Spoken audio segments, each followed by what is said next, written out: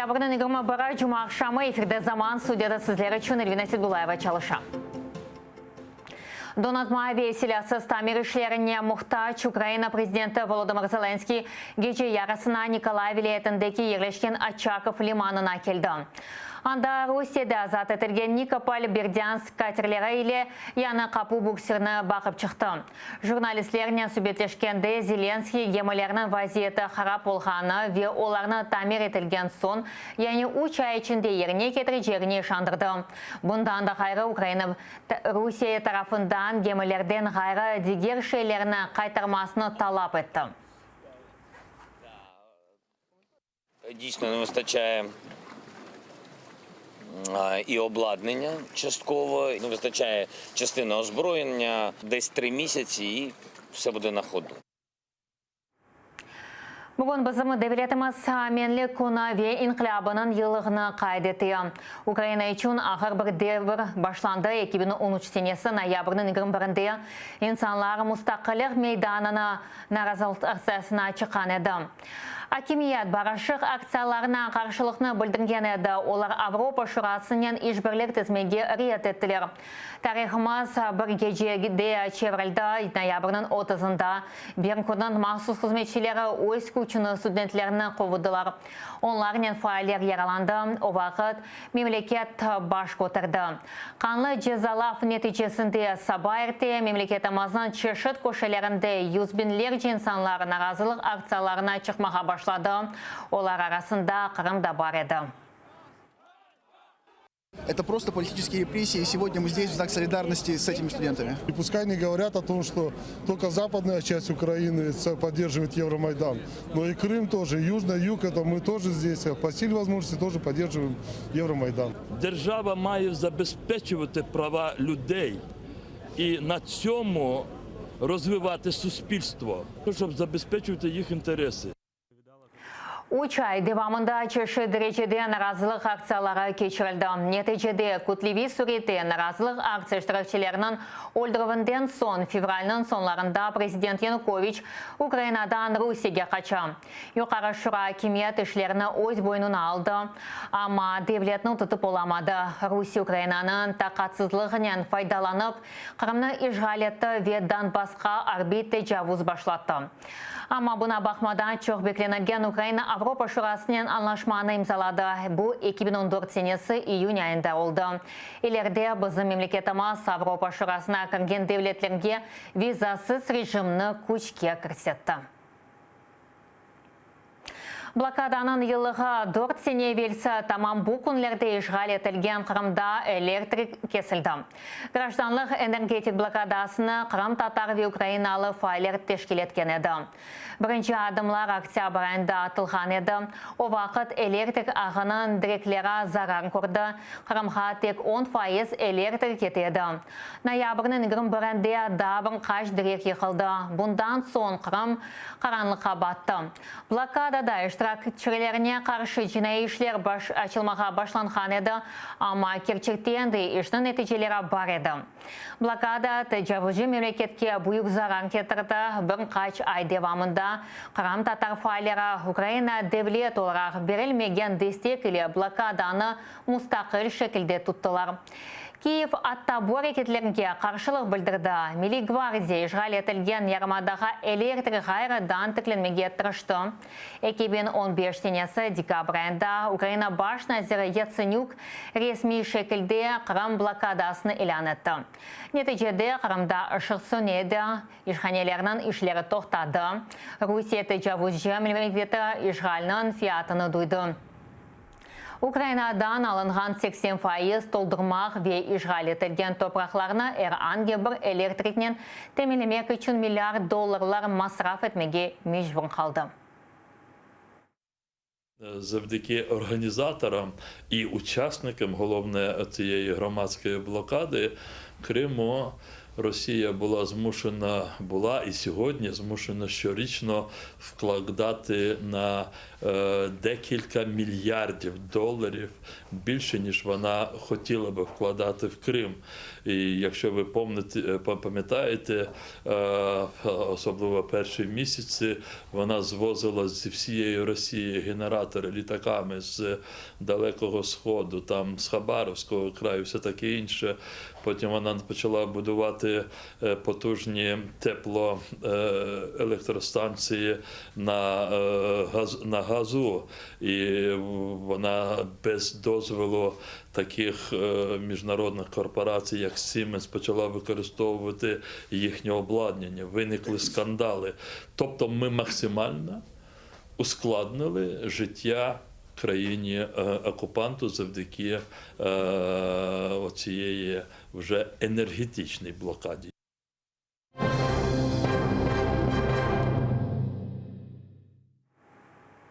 Адвокат Рифат Яхин ишгалетілген Харымдаки Ахмечет СИЗОсына қаршы даваны ачмаға талап етті. Себебі апесханедеки оның мұштыресіне, яғни саяси мобиус Джемил Гафаровға тиби ярдым көстерілмей. Қанузы тұтылған Қырым татары ученчі группа сақаты, оның бүрегі еле юрегі хаста, адвокат бірқач кере илешларыны берілмесі бұнен бірабер хастаханеге ятқызывы вет тиби бақынуына кечірілмесіні үшін мұраджат етті. Оның талаплары рет етті. Нәтижеде адвокат Рифат Яхин СИЗО мемориеті әрекетсізлік үшін Ахмечеттеки ишғалжы Демирел махкемесіне дава берді.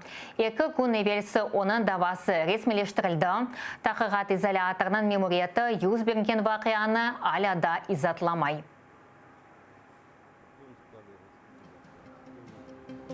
Шымдылық бұл хаберлерінен таныш етмеге еттіштірен бір сәттен сон меслікдішім Урен Есетумерова Украин тілінде сізлеріні тазе хаберлерінен палешачақ. Бештірдан сон есеянымызна Сейтумеров девам етер. Бұзылуыңыз.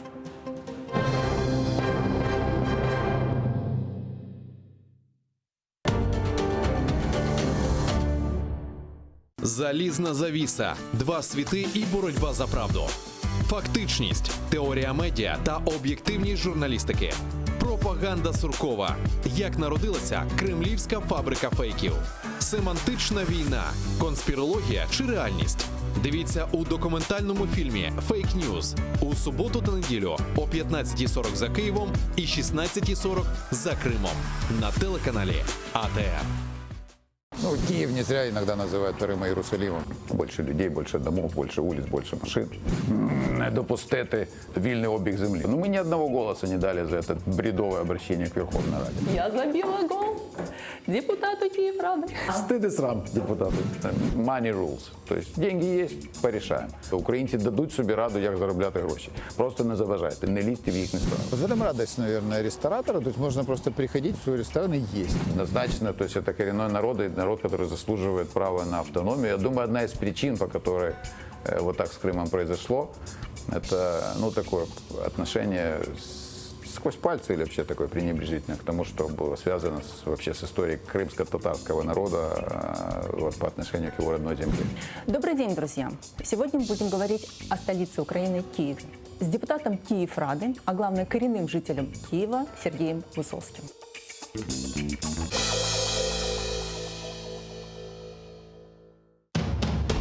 В 1521 году состоялся масштабный поход на Москву Мухаммеда Герая. Какие причины спровоцировали и кто поддержал хана в этой военной кампании? Как повел себя московский князь и на какие условия был согласен во имя примирения с крымским сюзереном? О походе на Московию скоро стало известно в литовских землях. Примечательно, что к этому походу пожелал присоединиться и казацкий староста Евстафий Дашкевич. Сегодня его считают первым в истории гетьманом. Смотрите в программе «Алтын Девир» в новом цикле «История династии Гераев». В эту субботу, 23 ноября в 17:35 на телеканале АТР. Мухаммед Герай I. Собиратель земель. Часть 4. Kırım'da Zemanevi bestekarların en korumlu vekillerinden biri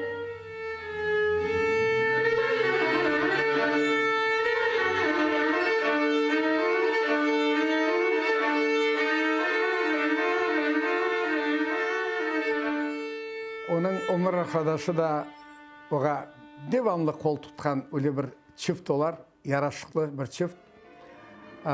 O oğa zil tuta piyaninoda Maya Hanım, Maya Kadyrova.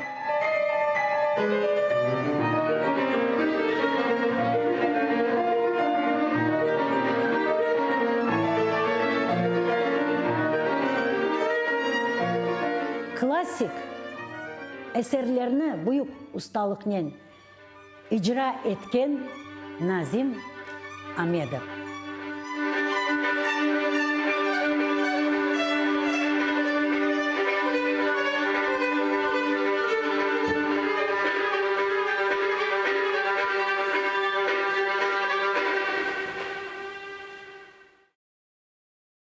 Айталар ки әрбір құш ювасында көргенні күтер.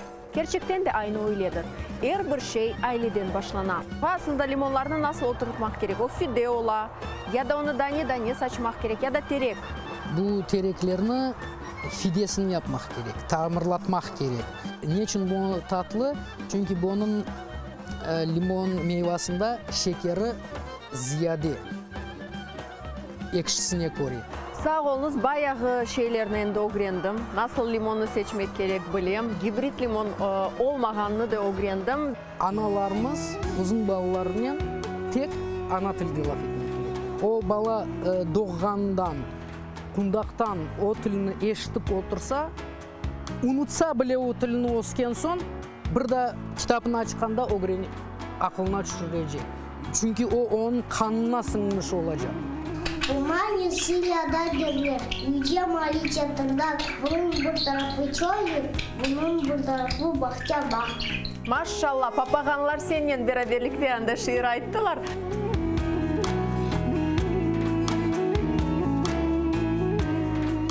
Tamırlarla kesilgen son elbette edebiyat tıfkareleşen. Men endi oca olgan son bu eserlerden tanış oldum. Tasavvur edesiz, biz pek az tercümege vakit ayırdık. Biz tercümenin aslı uğraşmadık.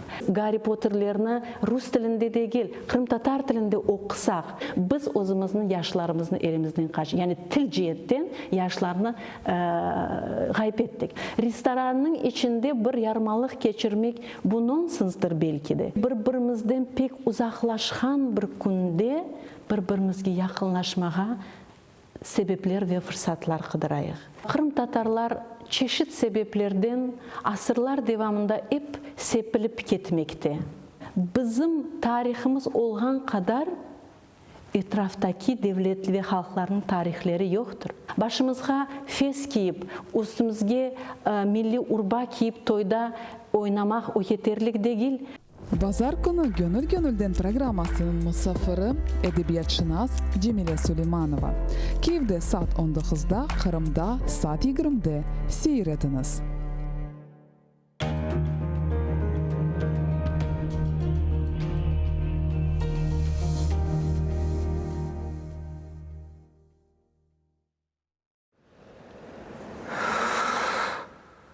Eşitesiniz mi?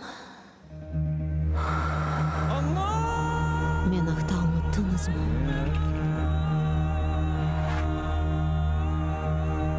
Men bundan. Bu mening toprog'im. Mening Qrimim.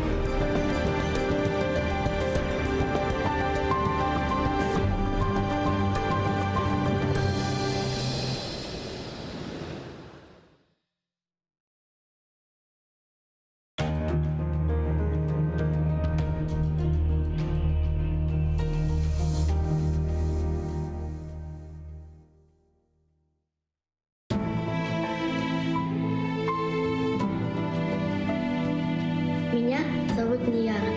Моя семья вынуждена была покинуть Крым. Это было утро после дня рождения моего двоюродного брата. После этого мы с ним больше не виделись. Я хочу знать, когда я еще смогу поиграть со своими братьями и сестрами.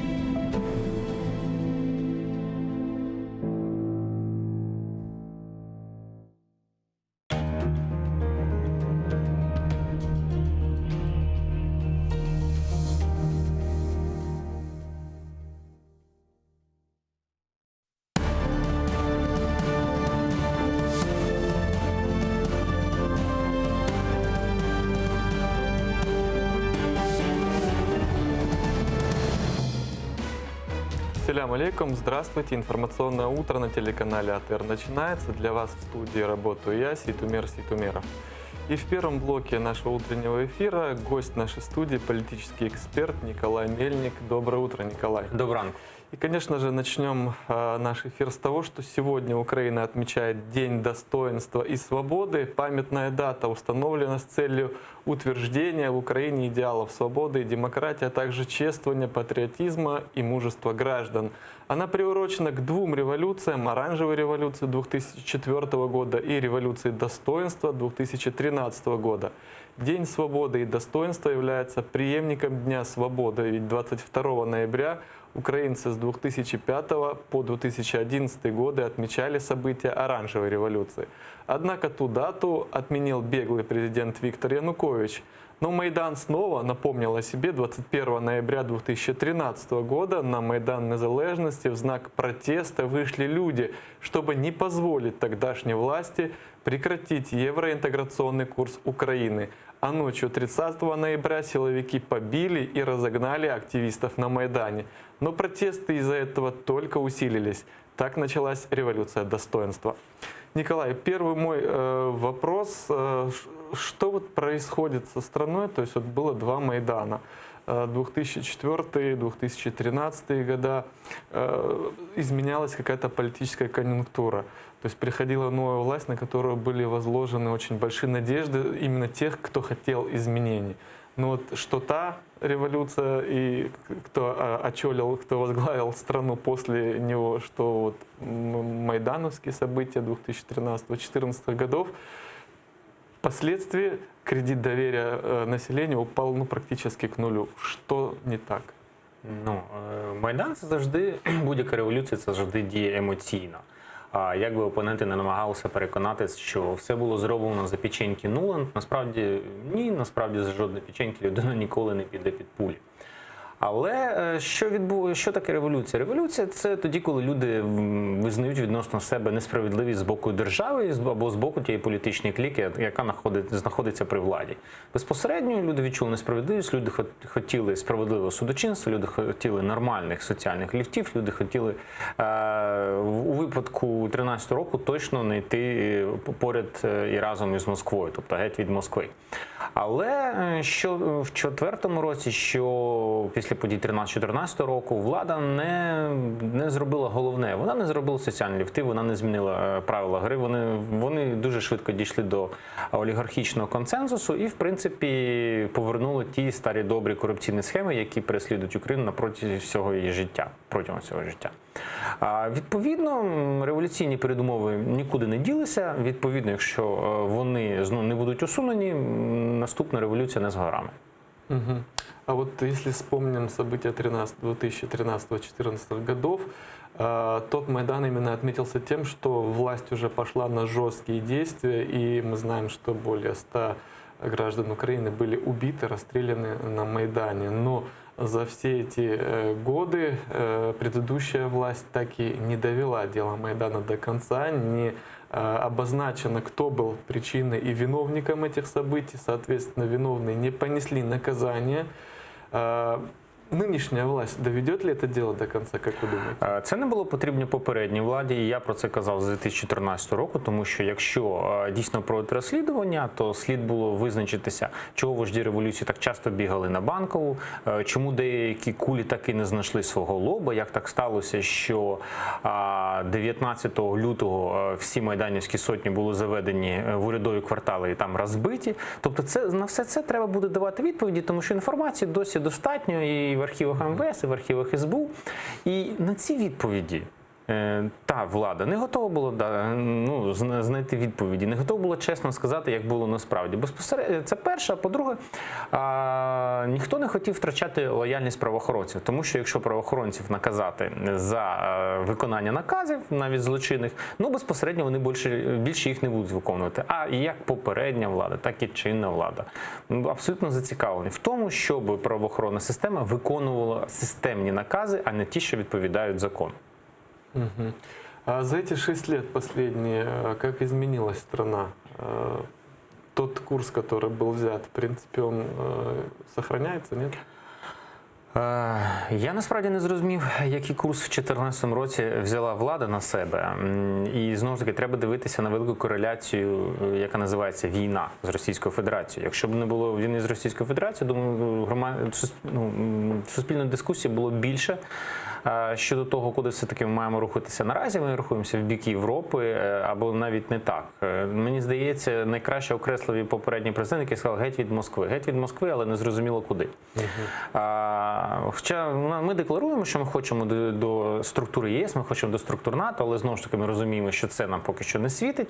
Тому Україна при попередньому президенті перебувала в такому перманентному стані, коли воювати все ж треба, але чи бажають нас бачити в Європі, не зрозуміло. Причому абсолютно забуваючи про внутрішній порядок денний, що насправді Майдан виник через несправедливість і через величезну корупцію. Тобто, залишаючи це все. Наразі ми маємо ситуацію, коли чинна вже влада не розуміє причин Майдану абсолютно. Вони взагалі не розуміє природи того, що відбувається на Сході, і безпосередньо особливо не збирається усувати ці передумови, і причому навіть вже не декларуючи те, що ми хочемо в Європу та в інституції НАТО. Тому зараз Україна знаходиться на дуже сильному розпуті, і дуже велика відповідальність лежить на цій владі, тому що треба давати вектор, треба все-таки усувати революційні передумови. А в целом сохраняется ли угроза того, что внешнеполитический курс Украины вновь развернется в сторону Москвы, так как некоторые высказывают, что новая власть чересчур как-то лояльно себя ведет? В сторону Москви він не може розвернутися, тому що для цього потрібна безпосередньо суспільна підтримка.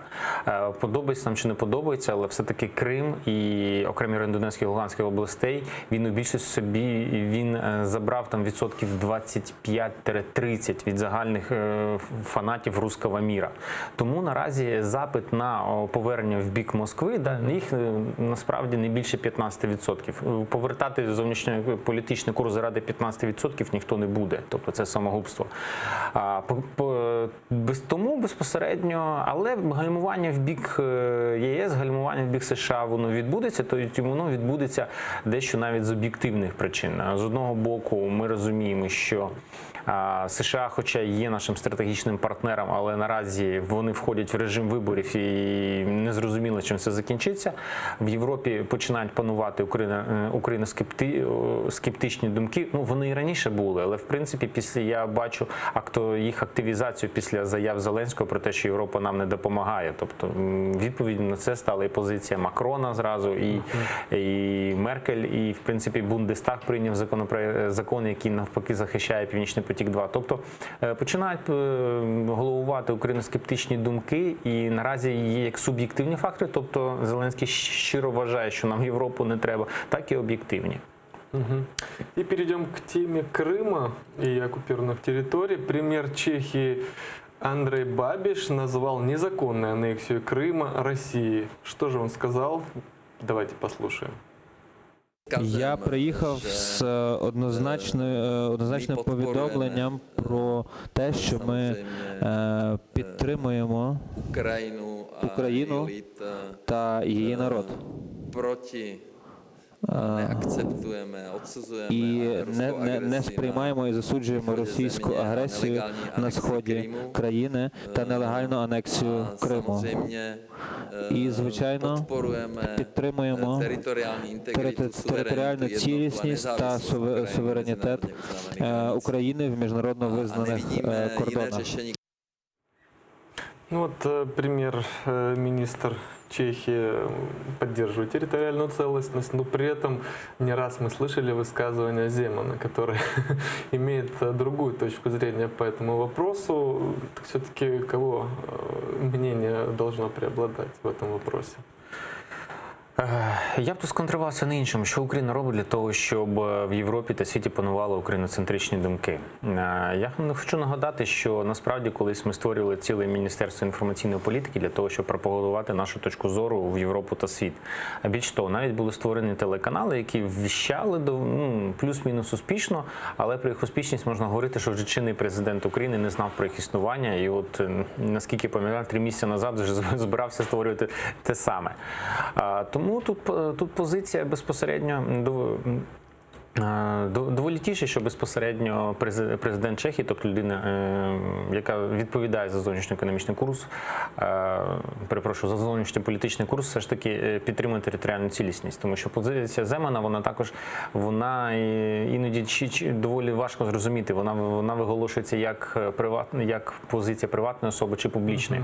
Але тим не менш, для України це доволі тривожні дзвіночки, тому що з одного боку ми бачимо все ж таки країни, які підтримують територіальну цілісність та суверенітет України. З іншого боку, ми бачимо, що є політики в Європі, такі як в Чехії, в Італії, у тій же Франції, які ставлять під питання те, що Крим – це Україна. І безпосередньо тут треба Україні більш активно працювати на цьому полі, використовуючи і наші діаспори в тому числі. Але поки президент України буде продавати вхідні квитки на свою зустріч з цими діаспорами, я думаю, ми в них активних союзників не побачимо. То есть Министерство информационной политики, на мой взгляд, недостаточно отработало свою функцію в этом? Я вважаю, що наразі вже стала доволі пасивна позиція українського МЗС. На жаль, вони не завжди встигають дуже швидко відреагувати на ту чи іншу заяву певного політика в дипломатичний манер. А з іншого боку, так, пропагандистська машина Російської Федерації працює набагато краще, ніж українська. І, звичайно, ми можемо сказати, що ресурси не співмірні, це правда. Але, знову ж таки, попередня влада зробила одну велику прогалину у роботі безпосередньо в інформаційному полі інших європейських країн, це безпосередньо залучення діаспор. Діаспори не були залучені в той мірі, які могли бути залучені. За великим рахунком, всі діаспори залучалися за свою проактивність. Тобто вони самі приходили, казали, давайте ми будемо щось робити, давайте ми будемо вносити якоїсь ціленаправленої державної програми по залученню діаспор в лобіюванні питань України не було зроблено. І, на жаль, це величезний потенціал, який ми не використали. І зараз я далекий від думки, що вже ця влада буде цим займатися, тому що коли ми об'єднуємо в одно міністерство спорт, культуру і інформаційну політику, значить ми все ж таки будемо займатися пропагандою на внутрішньому полі, як це було за старого доброго дідушки Геббельса, аніж все ж таки продукувати якісь думки назовні. Я дуже хочу помилятися, але виходячи з того, що я бачу, на жаль, посилення інформаційної позиції України в світі поки що не передбачається. На превеликий жаль. И, естественно, мы понимаем, оккупированный Крым экономически очень скован и налаживает экономические взаимоотношения с Сирийской Арабской Республикой. В оккупированном Крыму формируют партию зерна для поставки в Сирию. Об этом журналистам сообщил так называемый председатель оккупационного совета министров Республики Крым Юрий Гацанюк. Сейчас формируем партию зерна, которая будет поставлена на территорию Сирии. Объем порядка 5000 тонн. Думаю, в течение 2 месяцев поставка состоится, сказал Гацанюк. Кроме того, по его словам, Керченский металлургический завод подал заявку на участие в объявленном сирийскими властями тендере на закупку стрелочных переводов для железнодорожных путей. Ранее сообщалось, что в оккупированный Крым прибыла партия оливкового масла из Сирии объемом 46 тонн. Ну вот интересная ситуация. Сирийская Арабская республика, от которой весь мир практически отвернулся, так как она просто истребляет свой народ, и Крым, который не признан никем из цивилизованных стран, вот посредством, наверное, скорее всего, Кремля налаживают вот подобного рода отношения. Ну, я б сказав, що тут Україна їм доволі сильно допомагає. Чим іменно? Ну, тому що ми не заборонили господарську та підприємницьку діяльність на окупованих територіях. Ми визначили, що це має регулюватися окремим законом, і з 2014 року нічого з цим не зробили. Тому безпосередньо тут Україна також підіграє у пасивній ролі, але підіграє. А як може вона прийняти активне участь? Ну, по-перше, хоча б заборонити це. Ну, безпосередньо порушити кримінальні справи проти кожної особи, яка задіяна в цьому процесі, тому що поки що таких підстав немає.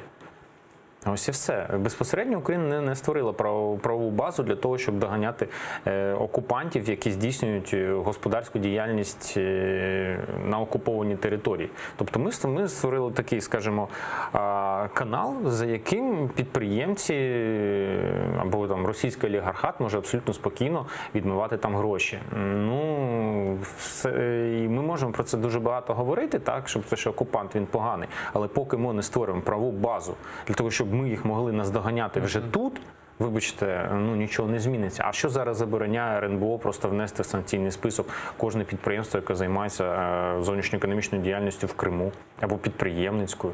Ну, нічого не забороняє. У нас є повноваження, але ми нічого не робимо. Угу.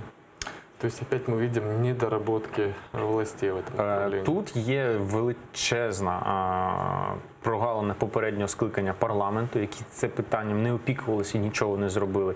І абсолютно пасивну позицію РНБО, яке зараз більше зацікавлено для того, скажімо так, насаджувати меседж про те, що ми всі браття, давайте замірятися, замість того, щоб дійсно боротися з окупантом. И оккупанты тем временем в Черном море проводят свои учения. В Черном море стартовали учения Черноморского флота с применением авиации, сообщает РИА Новости со ссылкой на пресс-службу флота. В планах моряков-черноморцев ракетные и артиллерийские стрельбы, отработка ведения морского боя, поиск и уничтожение подводной лодки, нанесение удара по береговому командному пункту, а также отражение авиаударов условного противника. В маневрах Черноморского флота задействованы более 10 кораблей, а также истребители Су-30СМ. Мы видим, что Россия постоянно, периодически проводит подобного рода учения в бассейне Черного моря. Это что, все-таки реальная подготовка к атаке, либо это все-таки бряцание оружием? Ні, не те, не інше. Це підготовка до того, що Чорне море рано чи пізно для України буде закрите. Тому що якщо подивитися зараз на карту військових навчань, вони поки що залишають коридори для проходження торгівельних суден в порти України. Але так буде не завжди. Абсолютно. І поки що Україна на це спокійно реагує, потім будуть припинення судоходження на півдоби, потім на добу, потім по окремим коридорам, по окремим датам. А потім вони скажуть, вибачте, тут наша труба, Південний потік, ми маємо захищати, тому що Україна там якась неадекватна. Це буде. Как такое возможно? Ведь есть определенные границы, законы регулирующие, даже если... Насправді однією з загроз, яку в собі несе Російська Федерація, яка безпосередньо лунала і на безпековому форумі, і на форумі ЄС була озвучена, те, що Росія абсолютно спокійно використовує міжнародне право задля здійснення своїх не завжди законних дій.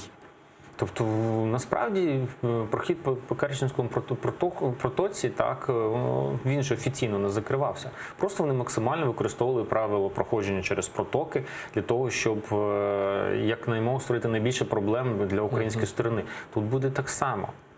Ось. І в перший раз європейська спільнота відреагує активно. другий раз менш активно. Третій раз вони скажуть, Україна, ну може ви якось домовитись, ну тому що, ну зрозуміти, ну турецький потік, у нас енергетична безпека. Так само, як буде відбуватися з вишками, перепрошую, зараз Чорноморськгазовидобування, якось так називалося. Чорноморнефтегаз. Дякую вам. Чорноморнефтегаз. Тобто в 2014 році російська сторона просто їх захопила, і причому вони знаходяться безпосередньо вже на території Одеського шельфу. І як Україна відреагувала, і як Європа, як світ відреагував? Ну тоді ще добре, тоді ще вводилися санкції. Але я нагадаю, що після 2016 року санкції вводить лише США, і то вона пов'язана не з Україною, а з тим, що вони борються за енергоринок ЄС. Все. І більше того, Україна досі не синхронізувала свої санкції з санкціями США. І тому, відповідаючи на ваше питання, це лише питання часу, коли Російська Федерація просто створить величезні проблеми для українського судоходства. А це, вибачте, будь ласка, це питання експорту. І воно може завдати дуже великої шкоди всій експортній інфраструктурі України. А що можна зробити зараз, щоб це предотвратити? Наразі нам треба, по-перше, більш агресивно реагувати на кожне таке навчання, тобто, вибачте за таке трошки брутальне, піднімати хай у міжнародній спільноті, тобто постійно зазначати, що це є загроза українського суверенітету, це є загроза правам судочинства, це є загроза безпосередньо міжнародній безпеці. Тому що акваторія Чорного моря, не слід забувати, що це також акваторія країн НАТО. І на це постійно треба звертати увагу і апелювати, тому що наразі Російська Федерація вона проводить мілітаризацію не тільки Чорного моря, і Балтійського моря. Україна має постійно звертати увагу, що дивіться, спочатку це буде в Чорному морі, але потім це стане проблемою Балтійського регіону. І якщо, в принципі, зараз це більше наші проблеми, то на Балтиці це стануть ваші проблеми. І, тобто постійно залучати до вирішення цих проблем іноземних партнерів. Поки що Україна занадто пасивно реагує на такі певні питання військових навчань у Чорноморському басейні. Хоча я вважаю, що це дуже легковажна позиція. И перейдем к оккупированному Донбассу. Президент Зеленский принял участие в открытии моста в станице Луганской. Правда, полностью функционировать новый мост еще не начал. А когда? Давайте послушаем. Два дні повністю буде все відкрито. Так, мені сказав голова обласної адміністрації. Тобто все готово. В чому тут? Тобто ми ж запускали як? Ми, по-перше, думали про людей. Тому ми розуміли, що будуватися міст буде упродовж 3-4 місяців. Ми дуже швидко побудували пішохідний міст. І тому, щоб зараз відкрити цей міст, треба розбирати цю конструкцію пішохідного мосту і відкрити цей міст. Тобто 2-3 дні. Все працює. 2-3 дня, но ситуация в целом, на ваш взгляд, какова? Вот станица Луганская, одно из тех мест, где происходило разведение, это первое место, где прошло разведение. Все это подготовка к нормандскому формату. Мост построился, но пока не функционирует. В целом, как охарактеризуете вот ту сложившуюся ситуацію зараз? Володимир Зеленський робить певні дії, які толерує безпосередньо його виборець. Подобається нам, вот что сейчас на экране у нас показывают, что уже люди ходят по мосту, ну, какие-то еще минимальные настройки остались. Створюється картинка «Я приніс вам мир». Тому що це його базовий електорат. Базовому електорату насправді не цікаво, його базовому електорату насправді не цікаво, хто переписується зі шльондрами під куполом Верховної Ради. Йому абсолютно не цікаво, що Зеленський призначив всіх своїх товаришів на ті посади, на які хотів, що він, в принципі, не виконує жодної своєї політичної обіцянки, окрім миру. То подобається чи не подобається, виборець не критичний, але виборцю потрібно створити картинку швидкого досягнення миру. Тому що якщо цього не буде, безпосередньо в нього почне падати рейтинг. Тому всі дії держави підкорені безпосередньо цьому. Насадження, дивіться, мир, він поряд, дивіться, я приніс мир в станицю Луганську, я приніс мир в станицю Золоте, і в принципі я готовий принести мир. І поки він буде відігравати цю роль, його рейтинг не буде падати. А в целом вот очень скептически относились, что разведение приведет к потере территории, что Россия ее захватит. Ну, это не произошло, по суті. А я досі скептично відношусь. Я нагадаю, що між розведенням військ безпосередньо в Республіці Абхазії і тоді тією датою, коли, в принципі, Грузія позбавилася своїх територій, там, в принципі, теж пройшло 7 років. Тобто там було декілька фаз гострих конфліктів. У 2002-му, там, здається, трошки призупинилося. В Грузії там залишилася маленька частина Абхазії. Ну нічого, це до 2008 року 6 рокив пройшло, і вони цього позбавилися. Тому я досі відношусь до того скептично. Тому що я не почув, що жодного військового, який сказав, та нормально все відбулося, наші нам там були ті позиції, оці позиції набагато кращі. Я не почув військової думки. Те, що зараз говорить Генштаб, ну він заполітизований, це проблема всіх генштабів в цій країні. Тобто, що скаже головнокомандувач, що він буде говорити. Наразі я хотів би нагадати лише одну річ, так, наразі в нас загинув, починаючи з 2014 року, перший комбриг 128-ї бригади. В день його смерті головнокомандувач ніяк не відреагував. Потім, зрозуміло, йому нагадали, то посмертно нагородили, але президент намагається не акцентуватися на питаннях війни, він намагається не акцентуватися на питаннях посилення обороноздатності країни. І це є загрозою. И перейдем к встрече в нормандском формате. Во время визита в Луганскую область Владимир Зеленский рассказал, чего ожидает от встречи лидеров нормандской четверки. Что же он сказал? Про цю зустріч, вона важлива для мене, перш за все, важливо, щоб ми досягли конкретних термінів повернення всіх українських полонених. Друге питання – не фейкове припинення вогню, не фейкове хлібне перемир'я. Таке, знаєте, тимчасово. 2-3 дні було перемир'я, а потім почали щось там пострілювати, а потім щось серйозне вже було і втрачаємо людей. Тобто серйозне перемир'я, серйозне припинення вогню. Третє питання – це контроль над кордоном.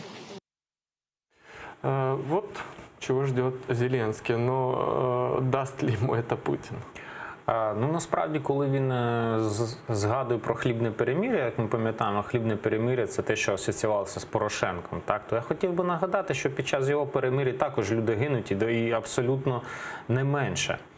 Тому, говорячи про фейкове перемир'я, пану президенту все ж таки треба на себе приміряти безпосередню відповідальність того, що відбувається. Тому що насправді винні всі, окрім нього. Там ворог, там стріляють, і знову ж таки незрозуміло, хто стріляє з логіки президента.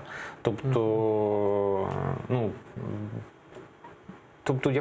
коли у нас президент транслює ідеї, що як тільки починається загострення, він дзвонить в Москву, просить вплинути на ту сторону, ну вибачте, будь ласка, це все одно, що ти будеш звертатися до бандита, який б'є тебе палкою, поговорити, розберись зі своєю палкою, вона мене б'є. Ну, будь-який лікар скаже, що це шизофренія, у нас це зовнішня політика. Безпосередньо позиції НАТО, перепрошую, мінських угод і нормандського формату. Президент наразі вводить за дужки питання виборів на окупованих територіях. І за великим рахунком це доволі правильно, тому що формули, яка б задовольнила всіх, в тому числі українське суспільство, поки що ніхто не вигадав. І тут президент знаходиться на доволі сильній розтяжці. Тому що за великим рахунком або він іде на буквальне виконання мінських угод, або нас чекає загострення на Сході. А він президент миру. Тобто це вдарить його по рейтингу. А перед місцевими виборами це йому невигідно. Тому, я думаю, він зараз дійсно щиро намагається знайти оптимальну формулу, але є одна проблема. Путіну не цікаві оптимальні формули. Йому цікава дестабілізована Україна. І якщо для цього потрібно, щоб російські танки знову почали носитися в українську територію, він на це піде. Але це буде означати повний обвал рейтингу Зеленського. Тому він буде йти на поступки. И вот давайте послушаем, что же думает Путин и чего ожидает от Зеленского. Президент России Владимир Путин считает неприемлемым и контрпродуктивным пересмотр Минских соглашений. А еще он рассказал, как относится к президенту Украины и чего от него ожидает. Мне кажется, что симпатичный человек и искренний. Он, на мой взгляд, реально хочет изменить ситуацию к лучшему, в том числе и на Донбассе. Насколько он в состоянии это сделать, я пока не знаю. Хотя определенные шаги позитивные все-таки были сделаны. Я имею в виду разведение сил и средств в 2 населенных пунктах. Хотя вот мне вчера еще военные докладывали, обстрелы с украинской стороны продолжаются. Но все-таки рассчитываю на то, что не будет возврата в эти серые зоны. Политика, в принципе, Кремля не меняется по отношению к минским переговорам, и по отношению к Зеленскому у него достаточно такая вот абстрактная позиция. То есть можно ли сказать, вот, что он дождался того, что вот Порошенко был неудобный для него переговорщик, Зеленский как бы тот, которого, в принципе, устраивает? По-перше, слід відзначити, що Путін чітко визначив, що його військові доповідають йому, що відбувається на Донбасі. Тобто людина абсолютно спокійно зазначає, що так, там є наші військові.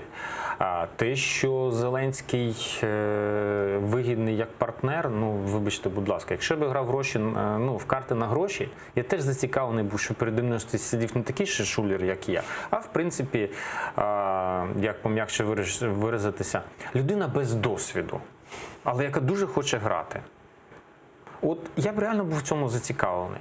Путін, я думаю, також людина розумна, і він прекрасно розуміє, кого він може розвести, кого він не може розвести. Подобається йому, що подобається. Я зараз не про війська. Тому, і знову ж таки, він окреслив те, що дійсно він переживає, це боротьба за сірі зони. Тому що Україна в боротьбі за сірі зони все ж таки в рамках локального конфлікту, де руських військ немає, перемагає. Подобається, не подобається. За минулий рік ми освободили достатню кількість населених пунктів в сірій зоні. Тобто ми її не звільнили, ми просто зайняли, і нас звідти вибити вже було доволі складно. Тому, звісно, людина аплодує пасивності українських Збройних сил. Це нормальна позиція ворога. Чому ми цим аплодуємо? Чому наша головнокомандуюча цього тішиться? Оце в мене, до речі, питання. Угу. И перейдем к Зеркаль. Зеркаль планирует уйти с должности заместителя министра иностранных дел. Мол, чиновница чувствует себя лишней из-за ориентации Банковой на мир с Россией. Об этом говорят наши коллеги из Bigус.Info, которому и дала интервью Елена Зеркаль. На цьому тижні я виконую своє останнє завдання. Проведу процесуальне слухання в Гаазі по новому арбітражу, що стосується наших кораблів військових, які були затримані рік тому росіянами і утримувались росіянами, і наших моряків. І все, як я і обіцяла. Зеркаль недовольна той политикой, которая идет сейчас власти, собирается уйти. Сейчас, то есть те этапы, которые она вот начала, она говорит, я их завершаю и ухожу. То есть вот опять человек, который подтверждает, что все-таки позиция новой власти к России неприемлема как минимум. Ну, я б не сказав, що вона щось завершає, вона просто йде. Тому що вона розуміє, чим це все закінчиться. Тому що коли ми отримуємо наші військові катери за кримінальним провадженням Російської Федерації щодо порушення територіальних кордонів, вибачте, будь ласка, що ми будемо доводити потім в Гаазі? Тому що я впевнений, що при передачі будь-яких віждоків, в принципі, відбуваються певні процесуальні дії, так, і ці процесуальні дії та протоколи будуть прекрасно презентовані в Гаазі. Тому пані Олена, як абсолютно розумна та притомна людина, розуміючи, чим це все закінчиться, йде з посади, тому що не хоче бути відповідальною за недолугі вчинки свого керівництва. Тобто тут вона просто демонструє притомність, принаймні. Тут же, але далі починаються проблеми України. І проблеми України наразі, вони навіть, знаєте, вони поки що навіть не окреслені остаточно. Тому що так, поки що у нас є певні сильні позиції в міжнародних арбітражах, поки що ми Росію наздоганяємо. Поки що навіть пані Олена впевнена, що ми вжаримо їх обов'язково ще й на гроші. Але виходячи з того, що зараз виробляє українська влада, в тому числі і в зовнішній політиці, я не готовий стверджувати, що ми дійсно всюди переможемо, а якщо вже переможемо, то дійсно зможемо якось, скажімо, якісь кошти звідти витягнути.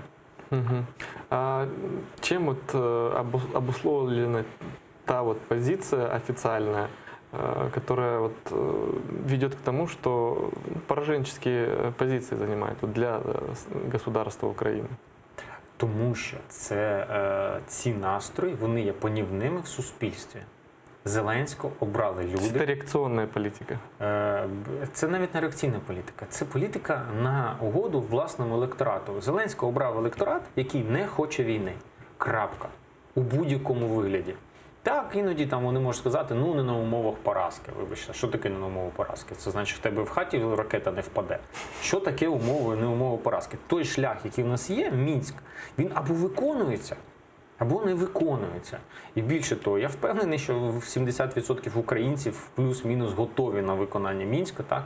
Тому що вони, ну, знаєте як, всі втомилися на війні, навіть не бачачи її в екранах телевізору. Тому Зеленський абсолютно прогодує ці ідеї, які його привели до влади. Тобто мир. А для цього потрібно, дискредитувати тих, хто там воював, б, насадити міф, що там наші люди, а третє, це взагалі посіяти комплекс вини серед українців за те, що ми там воювали.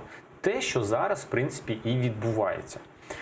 Тому і якоїсь сильної контртези наразі ми не бачимо, тому що сили, які опонують Зеленському, вони доволі сильно розобщені. Вони розобщені з одного боку, виходячи з певної політичної кон'юнктури, хтось орієнтується на пана Авакова, хтось орієнтується на пана Порошенка, а хтось не має ресурсу для презентації своєї позиції. Все. Тому Зеленський за великим рахунком не має перед собою сильних супротивників в цій інформаційній війні. З іншого боку, в нього є прекрасні, сильні і потужні телеканали, які завжди готові йому допомогти в його інформаційній боротьбі. И перейдем к внутренней политике. Президент Зеленский с женой сегодня пообщались со школьниками. Шутит, пора менять и новый парламент. Something fresh. Щось нове, щось дуже цікаво. Те заради, як я вже сказав, заради чого хочеться жити. Тому, будь ласка, Даша, підтягуйте таких, як ви, до Верховної Ради. Нікому не говоріть, але вже пора міняти і цих. Ну вот мы услышали от Зеленского уже, что пора менять уже и этих. Так у мене питання, на що ти їх робив депутатами? Ще 3 тижні тому, чи перепрошую, 4, на прес-марафоні людина зазначає, вони мені всі винні, тому що я їх привів до... Вони мають пам'ятати, хто їх привів. А тут він починає, вони, це не я. Я розумію, що є бажання сподобатися всім, особливо дітям, особливо діти в нас дуже чемні, дурного питання не зададуть, але якщо дійсно розбиратися в питанні, то нащо ти їх привів до влади? Нащо ти привів до влади людей, на які, в принципі, вже тавра нема де ставити, де йде скандал за скандалом? Тому це твоя політична відповідальність. Бери і тягни. А наразі ми бачимо, що Володимир Олександрович намагається просто скинути з себе будь-яку відповідальність. Такий, добрий актор, а я що? Ні, насправді українцям треба звертати увагу на те, що ти сам привів цих людей до влади, і тому не буває вони. Ти несеш відповідальність за все, що відбувається в країні. Ти вибудував вертикаль, Кабмін, Верховна Рада, Офіс Президента, силовики, судді. Раз вообще в історії України. Ні, партія регіонів в 12-й рік вона поспорила з вашою тезою. У них теж було 236 у фракції, і там ще позафракційні їм допомагали, іноді не позафракційні. Вороги по коаліції їм теж допомагали не слабо. Тому ось це твоя персональна відповідальність. Не треба себе вести як дитина, що в тебе щось починається не виходити, ой, це не я. Ні, це ти. І ти будеш нести політичну відповідальність, якщо не цього року, то наступного, якщо не наступного, то через наступного. Я розумію, що Зеленський зараз намагається скинути суспільний негатив, демонізуючи Верховну Раду. Але треба пам'ятати, що Верховна Рада – це Зеленський. Угу. И теперь перейдем к Кабмину. Председатель Верховной Рады Дмитрий Разумков рассказал в интервью «Украинской правде», видит ли предпосылки к изменениям в составе правительства. Чи можливі ротації в Кабміні після Нового року?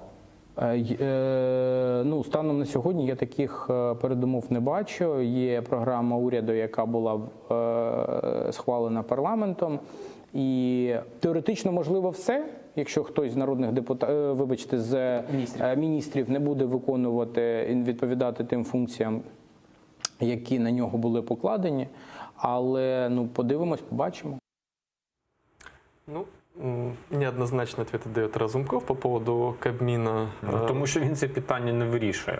Хоча це доволі дивно, якщо виходить, що у нас парламентська президентська республіка, але в той же час пан Дмитрий прекрасно розуміє, що від нього залежить в цій країні, і до цих залежностей формування Кабміну точно не відноситься. Угу. В целом у нас вот остается буквально минутка. Новая власть. Президент, начиная с президента избранного, как он любит подчеркивать, 73% голосов и тому подобное. Все рычаги власти в их руках, но мы видим, парламентом начинают быть недовольны, Кабмином начинают быть недовольны, как так складывается. Мене дуже дивує, чого президентом ще досі всі задоволені. Насправді президенту поки що вдається відмежовуватися від цього негативу, який відбувається. Але насправді я б його опонентам радив все ж таки більше звертати увагу населення на те, що відповідально ось там сидить на Банковій. Зараз те, що Кабміном незадоволені, парламентом незадоволені, це все наслідок. Наслідок того, що населення повелося на тезу «дайте нам сконцентрувати владу для того, щоб ми тут зробили покращення в цій країні». Ви сконцентрували. Де покращення? Тому і відповідь, і тут головна відповідальність має бути на Володимирі Олександровичу. Спасибо большое. Напомню, с нами в студии был политический эксперт Николай Мельник. Буквально через 5 минут эфир телеканала АТР продолжит Урьяния Сейтумерова с программой «Заман» на украинском языке. Я же с вами прощаюсь. Через 20 минут мы перейдем к нашему второму блоку. Оставайтесь с АТР.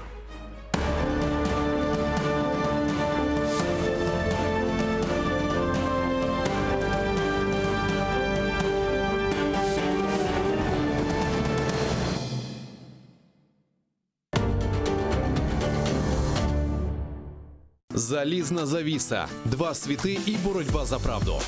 Фактичність, теорія медіа та об'єктивність журналістики. Пропаганда Суркова. Як народилася кремлівська фабрика фейків. Семантична війна, конспірологія чи реальність. Дивіться у документальному фільмі «Фейк Ньюз» у суботу та неділю о 15:40 за Києвом і 16:40 за Кримом на телеканалі АТР. Ну, Киев не зря иногда называют вторым Иерусалимом. Больше людей, больше домов, больше улиц, больше машин. Допустити вільний обіг землі. Ну, мы ни одного голоса не дали за это бредовое обращение к Верховной Раде. Я забила гол депутату Киеврады. Стыд и срам депутату. Money rules. То есть деньги есть, порешаем. Українці дадуть собі раду, як заробляти гроші. Просто не заважайте, не лізьте в їхні справи. Вот в этом радость, наверное, ресторатора. То есть можно просто приходить в свой ресторан и есть. Однозначно, то есть это коренной народ, и народ, который заслуживает права на автономию. Я думаю, одна из причин, по которой вот так с Крымом произошло, это, такое отношение сквозь пальцы или вообще такое пренебрежительное к тому, что было связано вообще с историей крымско-татарского народа по отношению к его родной земле. Добрый день, друзья! Сегодня мы будем говорить о столице Украины Киеве с депутатом Киеврады, а главное коренным жителем Киева Сергеем Высоцким.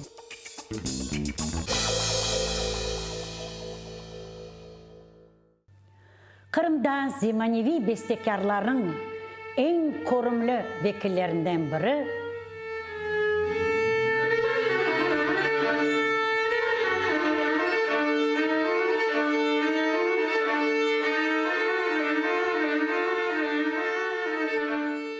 Onun Ömür arkadaşı da oğa devamlı kol tutkan öyle bir çift olar, yaraşıklı bir çift. O oğa zil tuta piyaninoda Maya Hanım, Maya Kadyrova.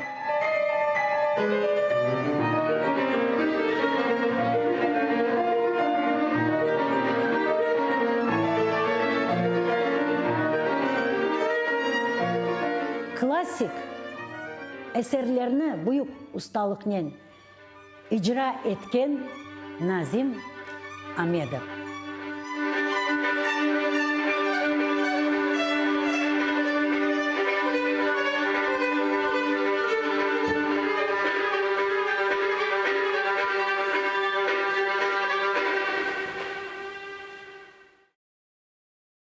Айталар ки эр бір куш ювасында көргенні күтер.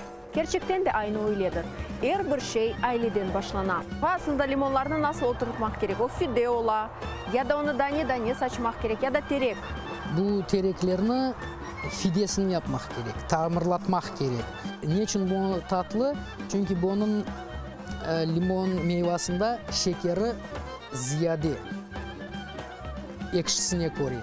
Sağ olunuz, bayağı şeylerini endi öğrendim. Nasıl limonu seçmek gerek bileyim. Hibrit limon olmaganını da öğrendim. Analarımız uzun balalarından tek ana tilde laf etmek gerek. O bala doğandan, kundaktan o tilini eşitip otursa, unutsa bile o tilini ösken son, bir de kitabını açkanda öğrenip akılına düşürecek.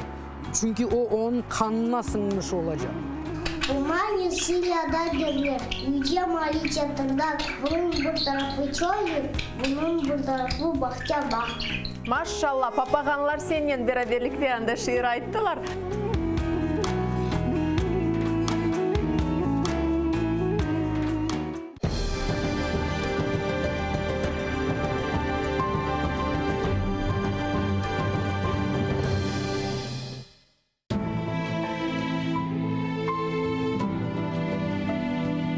Меня зовут Нияра. Моя семья вынуждена была покинуть Крым.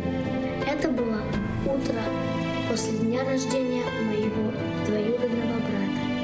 После этого мы с ним больше не виделись. Я хочу знать, когда я еще смогу поиграть со своими братьями и сестрами.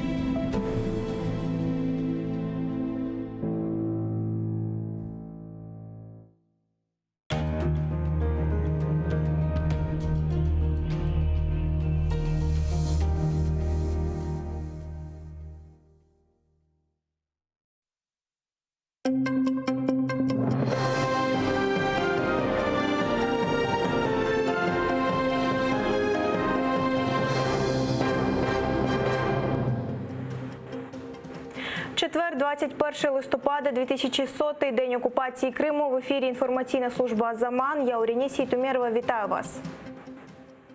Без обладнання та техніки, проте нарешті у рідній акваторії українські військові кораблі «Бердянськ», «Нікополь» та «Яникапу» напередодні ввечері дісталися узбережжя материкової України. Зустрічали техніку в Очакові. Пізно ввечері туди прибув і президент, аби оглянути стан кораблів. Рана Алієва докладніше про цей візит. Потребують ремонту без необхідного обладнання та озброєння. У такому стані віддали окупанти катери «Нікополь», «Бердянськ» та буксир «Яникапу». Зняли чимало, розповідає президент одразу після огляду катерів. Проте не розголошує, що саме. Та обіцяє терміново полагодити довгоочікувані кораблі. Ми говорили з адміралом, деякі речі я не можу сказати, не вистачає частини озброєння. Я побачив стан. Буде розслідування, ми побачимо всі деталі. Ми обов'язково звернемось до російської сторони, щоб нам повернули все, що там є. А між іншим, паралельно ми готові відремонтувати. Поговорили з паном Воронченка десь 3 місяці і все буде на ходу. Нагадаю, до Очакова на Миколаївщині Володимир Зеленський дістався із 4-годинним запізненням. В президента стались проблеми із літаком. Він вимушений був чекати на інший борт. Попри темряву, якою їхав з Миколаєва до Очакова, розгледів жалюгідний стан доріг в регіоні, за що роздав на горіхи місцевим урядникам. Доріг немає, та є мер. А чого немає доріг у нас? А коли вона буде? Ні, в зиму ніхто не кладе дороги, я ж розумію, так. Скільки треба вам терміну, щоб положити дорогу? Домовились? Ну, добре. Прокоментував Володимир Зеленський і скандал, який виник напередодні в його фракції. Нагадаю, в біографії одного з депутатів Романа Іванісова журналісти знайшли факт судимості за зґвалтування неповнолітньої. Зеленський подякував ЗМІ за пильність та пообіцяв належно відреагувати. Якщо завтра буде хоч один факт, хоч щось, вже 2 людини ми відправили, це буде, напевно, 3-я людина, якщо вона причетна. Рана Алієва, Заман, АТР. Компенсацію за фактичне знищення своїх кораблів Україна вимагатиме від Росії в Гаазькому трибуналі. Сьогодні там відбудуться перші слухання арбітражного суду ООН у справі щодо порушення Росією Міжнародної конвенції ООН з морського права. Команда українського МЗС збирається довести, що прохід 3 військово-морських суден – Бердянськ, Нікополь та Яникапу – у Керченській протоці 25 листопада минулого року був мирним і законним. Натомість Росія, наплювавши на міжнародні міжнародні норми, грубо порушила імунітет українських кораблів і 24 членів їхніх екіпажів. Нагадаю, ще в травні Міжнародний трибунал на запит України зобов'язав Москву негайно звільнити українських моряків та повернути Києву захоплені судна. Проте, як написала у Фейсбук заступниця очільника МЗС Олена Зеркаль, не це рішення є остаточною метою України. Наказ Міжнародного трибуналу не був і не є самоціллю. Наша мета – встановлення порушення права, відновлення його і отримання належної компенсації. Компенсації вимагатиме Україна від Росії і в Міжнародному суді ООН за фінансування Кремлем тероризму на сході України і расової дискримінації в окупованому Криму. Олена Зеркаль нагадала, що Міжнародна Феміда дала Кремлю рік на підготовку до справи «Україна проти Росії», тобто до грудня наступного року. А далі Україні треба добиватися переможного для себе рішення і ставити питання відшкодування збитків. Після цього рішення вже у України буде право ставити інші питання щодо компенсації. І не компенсації не тільки за фінансування тероризму, бо я більш ніж впевнена, що всі факти, які ми викладали в меморандумі щодо расової дискримінації в Криму, вони також знайдуть своє підтвердження і будуть прийняті судом як порушення.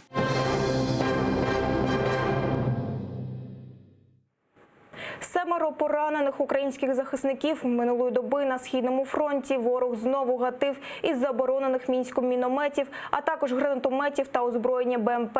Найзапекліші обстріли не вщухали в районі Світлодарської дуги. Саме там маємо 6 із 7 поранених. Всі вони нацгвардійці і 4 з них у дуже важкому стані. Відомо, що під час обстрілу українська сторона двічі просила режим тиші, аби надати допомогу пораненим. Окупанти нібито відповідали згодою, але відразу знову відкривали вогонь. День Гідності та річницю початку революції, з якої почався важкий для України шлях, відзначає сьогодні наша країна. Рівно 21 листопада 2013-го перші мітингувальники вийшли на Майдан Незалежності та мирною акцією намагалися протистояти намірам колишньої влади відмовитись від угоди про асоціацію з ЄС. Історію перевернула ніч проти 30 листопада. Тоді спецпризначенці Беркуту з силою розігнали студентів, десятки активістів отримали тілесні ушкодження, і вже тоді країна повстала.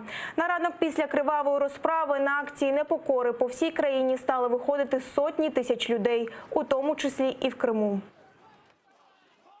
Это просто политические репрессии, и сегодня мы здесь в знак солидарности с этими студентами. И пускай не говорят о том, что только западная часть Украины поддерживает Евромайдан, но и Крым тоже, Южный Юг, это мы тоже здесь, по силе возможности тоже поддерживаем Евромайдан. Держава має забезпечувати права людей і на цьому розвивати суспільство, щоб забезпечувати їх інтереси.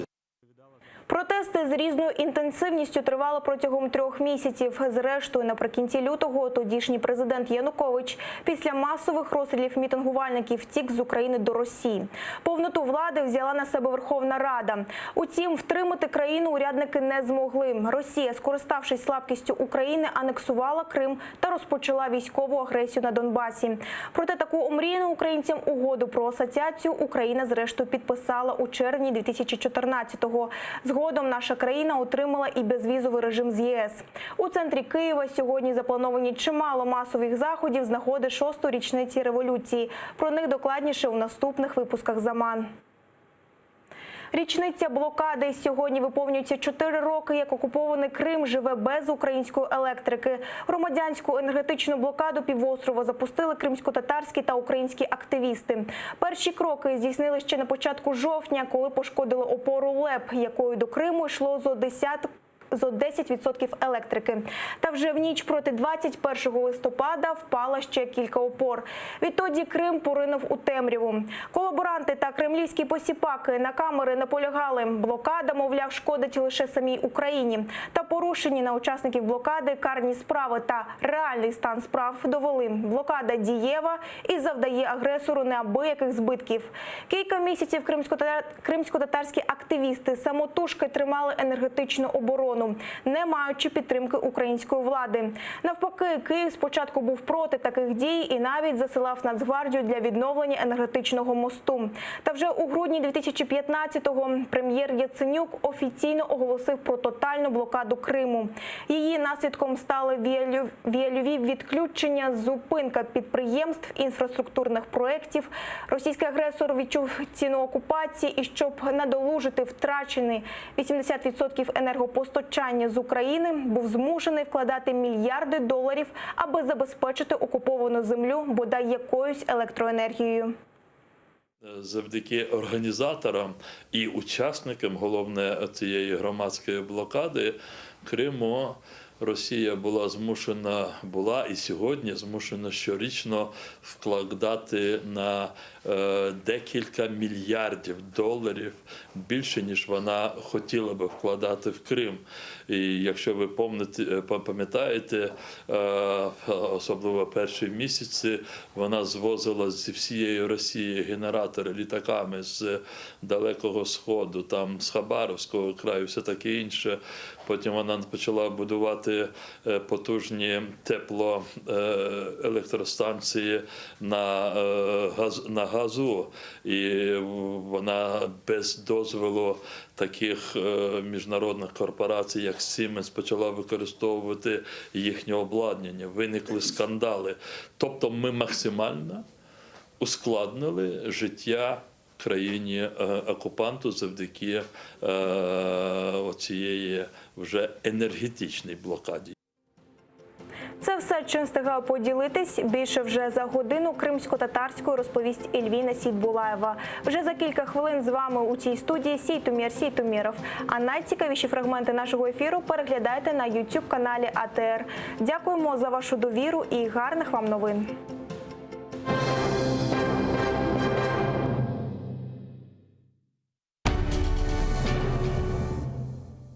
Всі ми різні. Стать, вік, Життєвий досвід.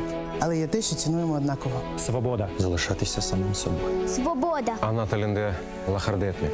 Воля. Ніколи не втрачати гідності. Свобода. Продовжувати боротись навіть у полоні. Свобода – це не те, що вам можуть дати. Це те, що ніхто ніколи не може забрати.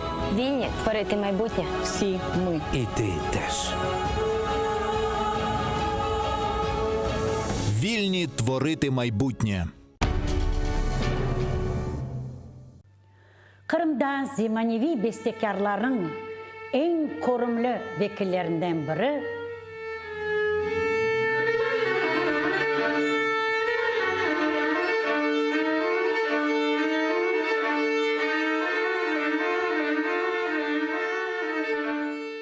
Onun Ömür arkadaşı da oğa devamlı kol tutkan öyle bir çift olar, yaraşıklı bir çift.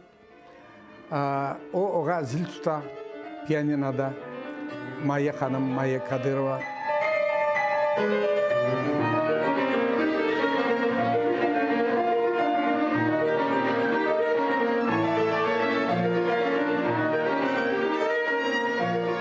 Klasik eserlerini büyük ustalıkla icra etken Nazim Amedov.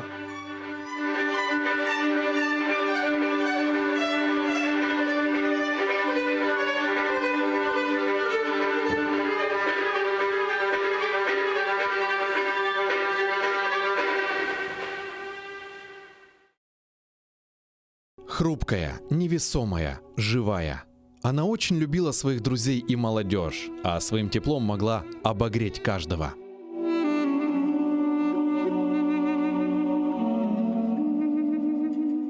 Я очень любил Виджи Абла и всегда целовал ей руки. Она меня пыталась обнять, но это практически было очень тяжело.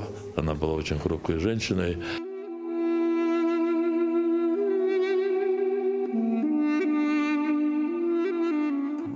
Она вообще просто иногда приходила вот просто посидеть. Мен келіп сізден бәрабер отырайын. Вот у нее была такая вот какая-то вот внутренняя потребность с нами побыть. Она жила, она очень скромно, но она отслеживала всем, кому плохо, особенно там семьям политзаключенных, тем, кто подвергался выселению, я имею в виду при советской власти. В ее судьбе отразилась трагическая судьба целого народа. 9-летнюю девочку под прицелами советских солдат и НКВДистов ее изгнали с родной земли. В молодости она вновь узнала, что такое произвол властей, только за то, что мечтала жить в Крыму. И завершилась ее жизнь столь же трагично, от рук новых сатрапов, ее единственной родины. Памяти Виджие Кашка в программе «Тарих Седасы» с Гульнарой Бекировой в субботу и воскресенье 23 и 24 ноября в 17:30 по Киеву и 18:30 по Крыму на телеканале АТР.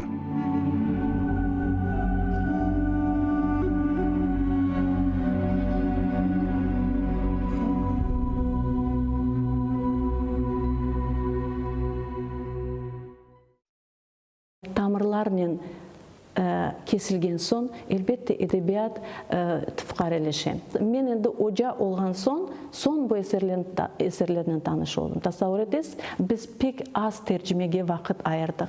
Biz tercümenin aslı uğraşmadık. Harry Potter'lerini Rus tilinde değil, Kırım Tatar tilinde okusak, biz özümüzün yaşlarımızın elimizden kaç, yani til cihetten yaşlarını gayb ettik.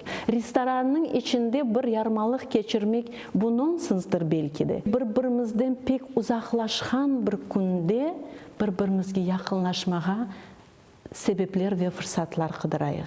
Kırım Tatarlar çeşit sebeplerden asırlar devamında hep sepilip ketmekte. Bizim tarihimiz olgan kadar etraftaki devletli ve halkların tarihleri yoktur. Başımızga fes giyip, üstümüzge milli urba giyip toyda oynamak o yeterlik değil. Bazar günü Gönül programmasının musafiri edebiyatşınas Cemile Süleymanova. Kiev'de saat 19'da, Kırım'da saat 20'de seyrediniz.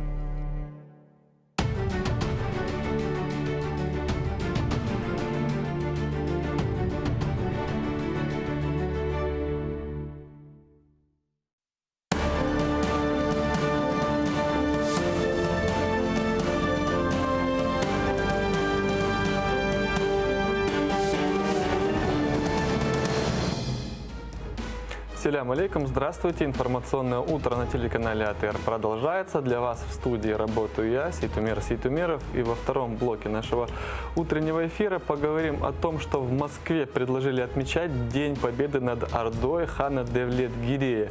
Кем же был Девлет-Гирей хан и почему победу якобы мистическую над этим ханом пытаются сделать праздником на государственном уровне? И эту тему мы сегодня будем обсуждать с нашей гостьей, историком Гульнарой Абдуллаевой. Селям алейкум, Гульнара ханым. Алейкум селям.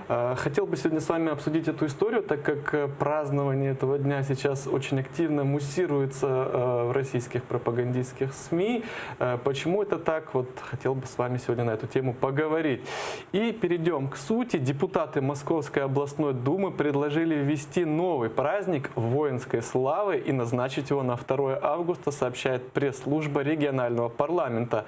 Обоснованием для такого решения может послужить значимость Молодинской битвы в контексте русской истории, а также установление памятной даты важно для Московской области, где проходило сражение, уточняет пресс-служба.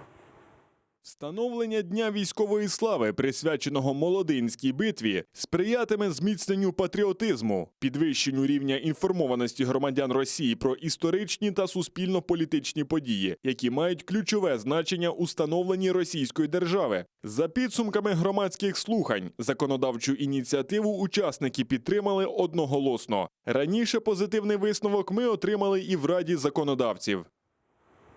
И это не единственный случай по инициативе празднования таких сомнительных дат. Так, недавно в России возникла дискуссия, праздновать ли день окончания татаро-монгольского ига.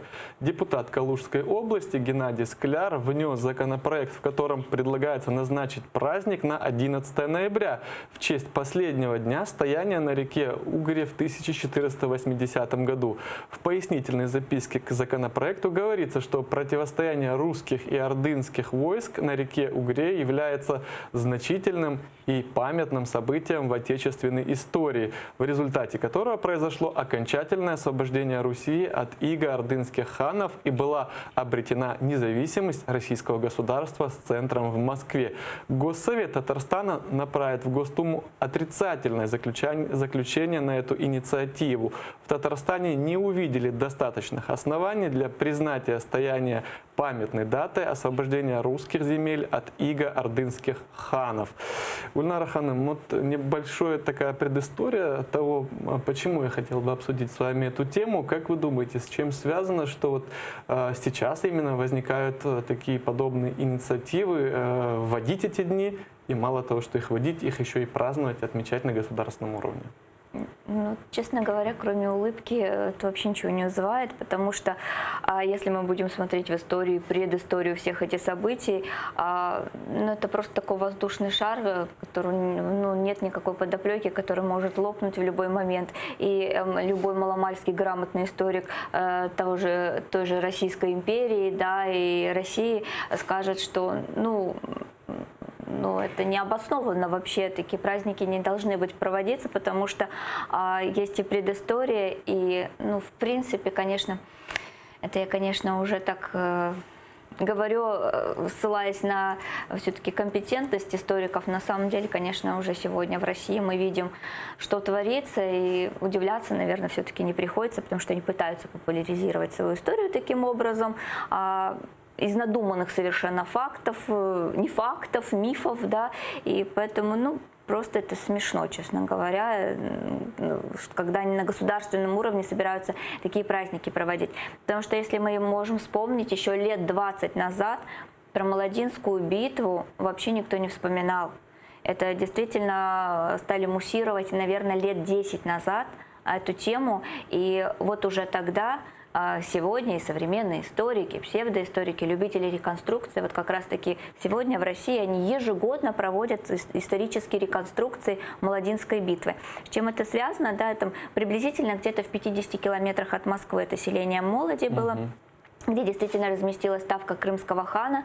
Но прежде чем говорить о Молодинском сражении и прежде чем говорить о том, а как вообще там оказался крымский хан, с какой целью, то нужно заглянуть еще на год вперед. Предыстория год вперед, но даже и не год вперед, когда мы знаем, что до Молодинского сражения, якобы сражения до Молодинских событий в 1571 году Девлет-Герай действительно подошел к Москве, и, как мы знаем, факт сожжения Москвы произошел, да, еще за 10 лет до этих событий, в 1561 году, нужно искать вот этот корень этих всех событий, потому что именно тогда Иван Грозный и князь Московский, он серьезно задумался над идеей провозгласить себя императором, наследником Византийской империи, императором Византии, а Москву объявить Третьим Римом. И для этого нужны были определенные документы, санкционированные собором, и тогда в Москве вспомнили, что есть еще Константинопольская митрополия, которая невольно оказалась в изоляции от всего христианского мира после падения Византийской империи. И вот тогда вспомнили об этом, снарядили богатое посольство с дарами, с денежными подношениями. Это было сделано все умышленно для того, чтобы подкупить патриарха Иосафата. И естественно, что нужная грамота была достаточно быстро получена, но здесь опять-таки факт, то ли она была в Константинополе действительно получена, и Иосафат, патриарх, не поставил в известность Вселенский собор, то ли эта грамота, этот документ был сфабрикован в самой Москве, что вполне и сходится к тому, как московские, в общем-то, духовные владыки этим грешили, и это факты налицо. В общем-то, в принципе, грамота была получена, и Иван IV, называя себя царем, причем тогда тоже титул царь не стоит воспринимать буквально, это не имело никакой юридической силы на тот момент, но как-то закрывали на это глаза, и тем более Ивану IV совершенно было неинтересно, он царь и все. Вот.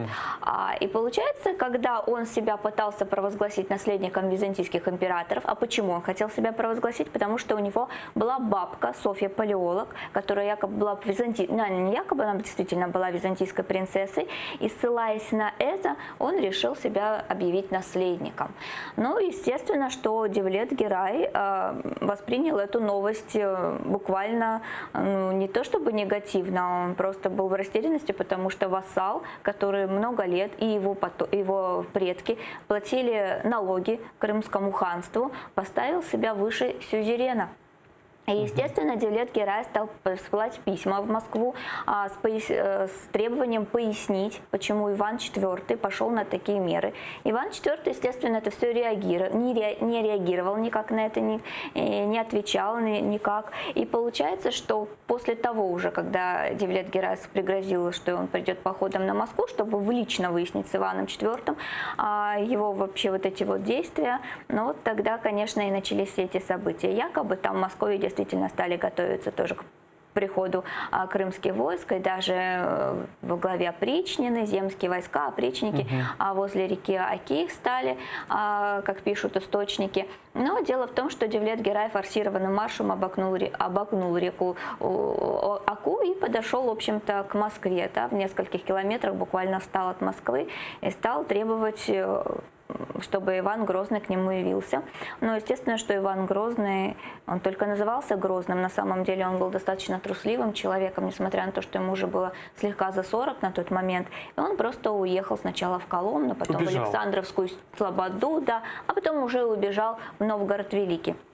Этот город, Новгород, это недалеко от города Ярославля сегодня находится, то есть это не Ростов-на-Дону, поэтому вот в этот Ростов Великий он уехал и, в общем-то, убежал, и там уже он ждал последних действий, что там происходит.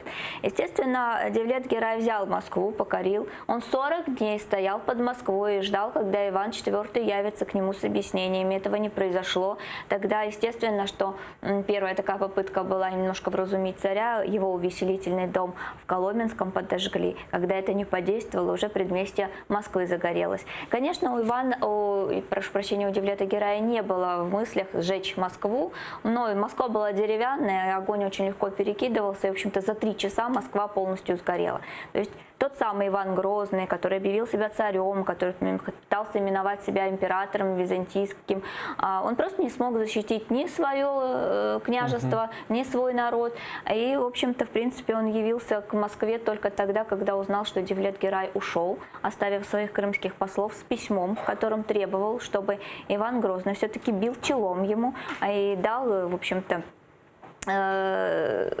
вот ту самую грамоту за себя, за детей, за внуков своих. Это говорилось о том, что он должен присягнуть опять и продолжать платить налоги Крымскому ханству. Ну, естественно, и объясниться по поводу всего этого, и сложить в себя все эти полномочия, которые он незаконно на себя возложил. И так как опять Иван Грозный никак не среагировал на все эти, я его уже так называю Грозный, потому что... Исторически так принято. Так исторически принято, потому что Грозным-то он на самом деле никем не был, он просто показал себя достаточно трусливым человеком. Во всей этой ситуации он никак не среагировал. Естественно, Девлет-Герай сказал, что если никаких попыток со стороны московского князя не будет, то, естественно, на следующий год ему придется повторить этот самый поход. И вот лето 1572 года Девлет-Герай действительно выступил с многочисленной конницей к Москве. И, в принципе, встал примерно, это произошло в 50 километрах от Москвы, в селение Молоди. И здесь он опять направил послание Ивану IV. И как раз-таки здесь идет речь о том, что ни Девлет-Герай, ни Иван IV, они не собирались вступать в военные действия. И действительно, и крымский хан, и московский князь, они принимали решение договориться без военных каких-то действий, то есть договориться каким-то мирным путем решить этот назревший конфликт между ними. Но здесь произошло непредвиденное. У Ивана Грозного была опричнина, как мы знаем, и это действительно была такая разрушительная сила, которая не щадили никого. Это такой даже нельзя было бы назвать спецназом, но это личные отряды, люди именно Ивана Грозного, которые и подчинялись ему, которые творили, действительно, на тот момент в Московском княжестве, и не только в Московском княжестве они творили большие преступления. И когда при слове опричнина всех буквально бросало в дрожь, потому что эти люди, они не знали ни жалости, ничего, то есть они могли буквально разграбить семью и тому подобное. Говорить не приходится, да, об опричниках. И дело в том, что вот эти самые опричники грозные, которые со своим народом грозные, они, естественно, так же, как и в свое время, год назад, убежали, то есть они не стали вступать в противодействие с крымскими татарами. И вот тут один из опричников, такой князь Михаил Воротынский, проявил инициативу. И когда в селении Подмолоди крымский хан со своей ставкой получается, что крымский хан стал лагерем со своими, с войском. Он, естественно, не ожидал того, что как бы к нему внедрятся, да. И получается, что тот самый Воротынский проявил сам инициативу. Он подошел, неожиданно напал ранним утром на крымско-татарские отряды. Естественно, что крымские татары не успели построиться для боя. Естественно, что они понесли потери. И в общем-то, это и говорится о том, что вот та самая Молодинская битва и произошла. То есть это получается, даже для 16 века на тот момент это было неэтичное нападение на противника, да, то есть без предупреждения, без боя, без чего-либо.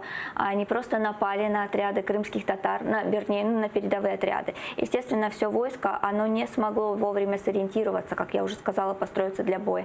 И вот как раз-таки вот это вероломное такое нападение, да, не в честном бою, как это могло бы быть, и в честном бою, может быть, совершенно другой исход битвы был бы. Вот и произошло вот это вот столкновение, и это преподносит как... Каков был результат этого? Вот все исторические данные, которые сейчас удалось мне почитать, это в большинстве своем российские источники, они пишут, что тотальный разгром, уничтожение всего войска и тому подобное. То есть было ли это, либо это все-таки была какая-то, скажем, своего рода тактическое поражение? Тактическое поражение со стороны крымцев, потому что они не смогли вовремя дать удар. Но естественно, что разгромить полностью 40-тысячное войско крымского хана, даже князю Воротынскому, который собрал там своих опричников и земское войско, они не смогли. Они просто, получается, что напали на спящий лагерь, и вот так они преподнесли битву. Но если бы тогда князь Воротынский знал, что он этими действиями сам себе подпишет смертный приговор, я думаю, что в истории такого, как Молодинское сражение или Молодинская битва, вообще бы не было. Потому что на самом деле он действовал несанкционированно, он не поставил в известность Ивана IV, который, естественно, не отдавал таких распоряжений. Он полностью повел себя достаточно самовольно, и это оказалось чревато для него самого. И чем это для него оказалось чревато? Девлет-Герай благополучно, в общем-то, вернулся назад. Естественно, что с небольшими потерями, в общем-то. Я не могу сказать, что это был разгром крымско-татарского войска, нет. Но как бы пришлось определенно, конечно, ретироваться крымским татарам на тот момент. Но, тем не менее, Воротынский буквально спустя несколько месяцев, вместо того, чтобы был награжден, он был арестован, и он подвергся пыткам. И при этих пытках лично присутствовал Иван Грозный, и он сам подбрасывал угли. То есть он просто умер. Иван просто его приговорил, в общем-то, к смертной казни за его самовольные действия. И князь Воротынский просто погиб. То есть, если можно ли так сказать, тот, скажем, кто спровоцировал эту так называемую Молодинскую битву, был казнен царем, правильно? Да. То есть и этот день они сегодня пытаются сделать каким-то национальным праздником. И они пытаются сделать его национальным праздником. Более того, чтобы как-то действительно уже сгладить вот эти все моменты, да, при молодях, то, что случилось перед Девлетом-Гераем, потому что Иван IV прекрасно понимал, что это не останется безнаказанным со стороны крымского сюзерена. И как раз-таки тогда Иван IV предпринял такой вот в истории известный масштабный момент. Это буквально на следующий год, как мы все знаем, он снял с себя все полномочия царя, естественно, византийского кесаря, царя московского, и передал, венчал на царство бывшего касимского хана Семена Бекбулатовича. Да? Это была не просто там прихоть царя, да, не просто вот там очередная блажь. Это было все дело сделано умышленно, что он показал своему крымскому сюзерену: вот посмотри, я иду к тебе на уступки, я действительно больше не посягаю ни на какую византийскую корону, я обычный московский князь. Он действительно принял титул московского царя, как и его предки, да, и, в общем-то, опять снарядил богатое посольство крымскому двору. В общем-то, в принципе, и снабдил письмами, дарами, деньгами, в общем-то, и чтобы крымский хан его помиловал за это. То есть он сгладил события Молодинского сражения тогда, в XVI веке. А сегодня у нас преподносится, что вот это были масштабные такие события. И да, Девлет-Герай, в принципе, простил своего сюзерена. Ему, конечно, пришлось дать опять клятвенную грамоту о том, что все его и потомки будут вассалами Крымского ханства. Но уже в 1577 году, когда Девлет-Герай умер, новый хан Мухаммед-Герай был на престоле, и тогда именно Иван IV, будучи московским князем, прислал опять дары Крымскому двору, чтобы заручиться поддержкой нового хана. Тогда была затяжная Ливонская война. И Я вас перебью, Гульнара, вот здесь я не пойму логику. То есть вот из вашего рассказа тех событий мы понимаем, что после даже той же битвы, то есть вассалитет Московии продолжал оставаться по отношению к крымскому ханству, но почему тогда именно этот день сейчас преподносят как какую-то победу? Вот мне непонятно. Я понимаю, если бы произошло, скажем, ослабление влияния крымского ханства, либо еще что-то. Либо действительно была бы победа над крымским ханством. Ну вот. Это какая-то недальновидность историков, либо это вот преподнесение желаемого за действительное, как это назвать?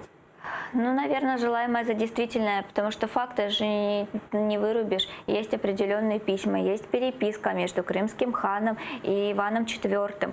Есть посольские книги, в которых четко писалось, с какой целью отправлялось очередное посольство в Крым. И главное, что самое интересное, никаких обострений до 1571 года между Московией и Крымом не было. Более того, почему-то историки не хотят упоминать тот факт, что тогда Иван Грозный вел затяжную Ливонскую войну. И тогда и Девлет-Герай помогал, кстати, Московии, своему вассалу, потому что раз это его вассал, значит, он должен оказывать ему поддержку. По правилам тех лет это и было, да, в принципе, это и сегодня, да, мы можем, так своеобразная НАТО тех лет, да, было оказывать это мы видим, условия. как сейчас Москва помогает своему... Ну, да, они переняли, видимо, просто традицию, только немножко ее извратив. Не немножко, а сильно ее извратив. Вот. И действительно тогда, почему-то российские историки сегодня об этом не говорят. И я хочу сказать, что после смерти Девлета-Герая тот же самый Мухаммед-Герай также помогал тому же Ивану IV в Ливонской войне. И вот здесь вот именно вот странно, почему сегодня, прекрасно зная те события, которые произошли при событиях приселения Молоди, и сегодня пытаются сделать из этого государственный праздник и преподнести, что это был такой разгром крымско-татарской многочисленной конницы. Но это немножко нелогично вообще. Вот читая и готовясь к сегодняшнему эфиру, не раз я встречал то, что вот российские современные историки все военные походы, которые проводились в те времена, называют набегами. То есть, читая других историков, ты читаешь, как они характеризуют, как военные походы, военная кампания там такого-то хана, военный поход такого-то хана. У них же набеги. Чем, собственно говоря, есть ли отличие между военным походом, либо военной кампанией и набегом? И почему сегодня они используют именно слова «набеги»? То есть... Ну, к сожалению, эту традицию переняли некоторые советские и украинские историки, к сожалению, потому что почему-то, когда московиты или казаки совершали походы, а крымцы обязательно должны были совершать набеги почему-то. Но, естественно, что могу сказать одно, что все походы с Крымского ханства, они все фиксировались, и все расписывалось, были причины каждого военного похода, который совершал хан, его наследник, его личное, по его личному распоряжению, то, что шло как от главы государства, не было ни одного набега. Были походы, и у этих походов были свои причины. Либо это усмирить вассала, который там не платил несколько лет уже, да, государственную казну, налоги, либо там были еще какие-либо другие причины. Причины были всегда. И поэтому говорить о набегах не приходится. Если какие-то, может быть, и были, там, ну, может быть, в приграничных районах, и то стычки, и то это не санкционированные и не согласованные с крымским ханом. Даже если посмотреть на лексическое значение этих слов, набег, то есть это вот что-то непредвиденное. То есть правильно, когда, грабеж, да, то есть когда тебя не ждали, и ты прибежал, скажем, и ограбил. То есть, ну, мне кажется, очевидно, что когда человек приходит с войском, отправляет гонца, там, как вы сейчас отмечали, 40 дней у стен Москвы ожидает, чтобы Иван Грозный, к примеру, явился, ну, наверное, это глупо, как минимум, называть подобные вещи набегами. То есть набег, если бы я понимаю, то есть Иван Грозный куда-то шел, по пути напали на него, ограбили, там, забрали имущество. Вот это, наверное, подходит под значение слова «набег». Но вот именно непосредственно такие военные кампании, все-таки это просто очевидная ложь и клевета. Ну, конечно, это то же самое можно сказать, как вот упомянули, это еще и стояние на реке Угре, там тоже они собираются сделать чуть ли не государственным праздником. И просто удивляешься вот фантазии вот этих вот людей, что они дальше придумают и какие будут еще праздники. На самом деле, но вот любят люди переписывать свою историю, любят настолько искажать, и настолько это в подкорке потом у многих сегодня даже, у так называемых крымчан, которые ратовали за пришествие России, да, когда они явно говорили, что Крым всегда чуть ли был там не российским, да, но это априори невозможно было так, да, чтобы это было. Но, тем не менее, они смогли выливать вот своим людям вот эту вот историю, и люди будут в это верить, к сожалению, и будут праздновать вот этот праздник, в кавычках, да, и это опять будет в ущерб крымским татарам, которые будут говорить сегодня, которые оказались, к сожалению, в оккупации, да, и это же будет определенный ущерб. Это опять, это идет психологическое давление на этот народ. Это опять идет о том, что у них нет той богатой истории, что они совершали только набеги, и вот мы такие прекрасные русские, мы все-таки могли дать им прекрасный отпор. Я просто не думаю, что Молодинской битвой, молодинскими событиями они ограничатся, они пойдут еще дальше. Не знаю, там лично моя субъективная точка зрения, но мне кажется, подобные вот попытки, они лишь очередной раз показывают нам какой-то, знаете, своего рода комплекс неполноценности, ну, что ли, вот российской власти по отношению к крымским татарам. То есть, ребята, вы уже около 3 столетий как оккупировали территорию, вы истребили огромное количество населения, в конечном итоге депортировали этот народ, но при этом до сих пор этот маленький народ, вот как кость в горле, и до сих пор подобные инициативы чувствуется, что как, наверное, 5 столетий назад вот был страх перед крымскими татарами, и вот до сих пор он остается у них. К сожалению, да, но это мы видим по всем событиям, которые сегодня происходят, и происходят в Крыму, то есть они до сих пор боятся, но к чему все эти аресты, обыски, да, которые мы сегодня видим, это тоже вот следствие того, их неполноценности, страха перед вот этим маленьким народом. И они будут его продолжать бояться, и это может быть и хорошо, потому что страх, он всегда убивает. И поэтому, ну, может быть, это очень громко сказано, но я надеюсь, что в будущем еще обратка у них произойдет с вот этими вот действиями, с этими праздниками. То есть это все обернется против них, и это будет на разрушение государства Московии, государства России. Естественно, это все и обернется, потому что никогда ничего безнаказанным не остается. Угу. И вот прямо сейчас мы на своих экранах видим, как президент принимает участие в мероприятиях к Дню достоинства. Давайте посмотрим, что сейчас происходит там. Мы к этому чуть позже вернемся, а мы же, Гульнара Ханым, продолжим с вами. Вот, как я уже отметил, Молодинская битва, ежегодно проходит реконструкция этих событий. А для чего вот делают, собственно говоря, реконструкции? То есть обычно реконструкции делают к чему-то вот важному для себя. То есть для них важно помнить, что они подлый народ. То есть вы уже писали, что они именно подло напали и этим самым какую-то часть там войск крымского хана перебили и этим вот гордятся. То есть напоминают себе лишний раз о своих методах. Да, конечно. Естественно, что им это льстит, что вот в какой-то веке раз они вот так вот смогли вероломно напасть на шатры крымцев и, в общем-то, нанести удар. И, естественно, это, наверное, им очень нравится. Я даже не знаю, я не могу психологию этих людей объяснить до конца. То есть, может быть, мы эту загадочную русскую душу не сможем никогда понять, да? Вот, поэтому, ну, делается, конечно, это все умышленно, это все делается специально. Доказать самим себе, что они готовы на большее, они могут доказать. И вот в истории у них тоже была такая страница. То есть они вероломное свое действие, они преподносят как победу, как одержание, то, что они смогли вот противостоять, не пустив к Москве крымского хана в очередной раз. А говоря вот о фальсификациях, мы их не раз встречаем. Для чего фальсифицируют?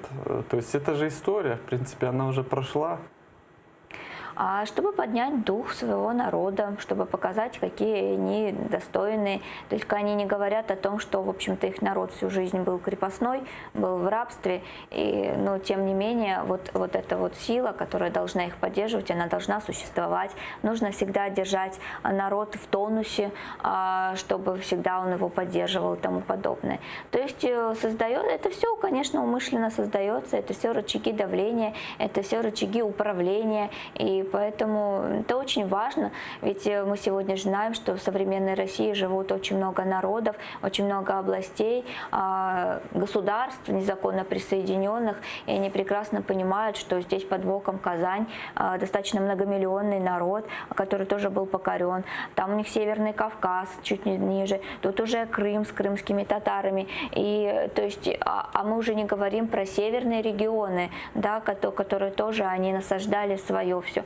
И, естественно, они прекрасно понимают, что нужно как-то в историческом плане это все удерживать, подавлять вот эти покоренные народы, принижать их историю, принижать их достоинство.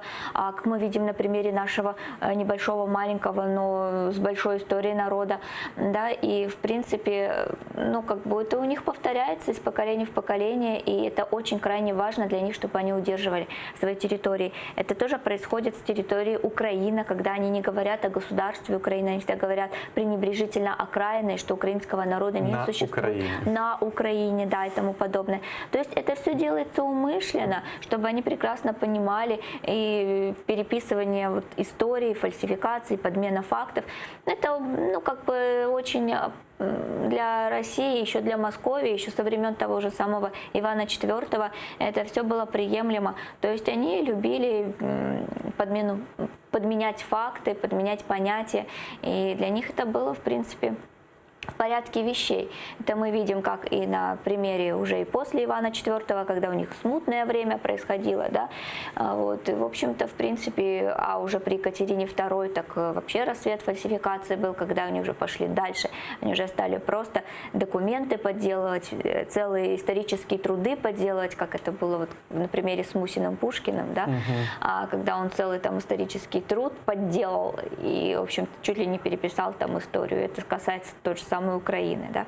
В общем, в принципе, ничего не меняется, они будут идти дальше и дальше, и, к сожалению, мы будем слышать еще больше, конечно, таких взрывных, конечно, моментов, но и даже не знаю, как это можно описать, как на это вообще можно реагировать, на такие вещи, но тем Что-то интересно, например, если мы вернемся к стоянию на реке Угре, которое тоже не пытаются преподнести как освобождение от монгольского ига.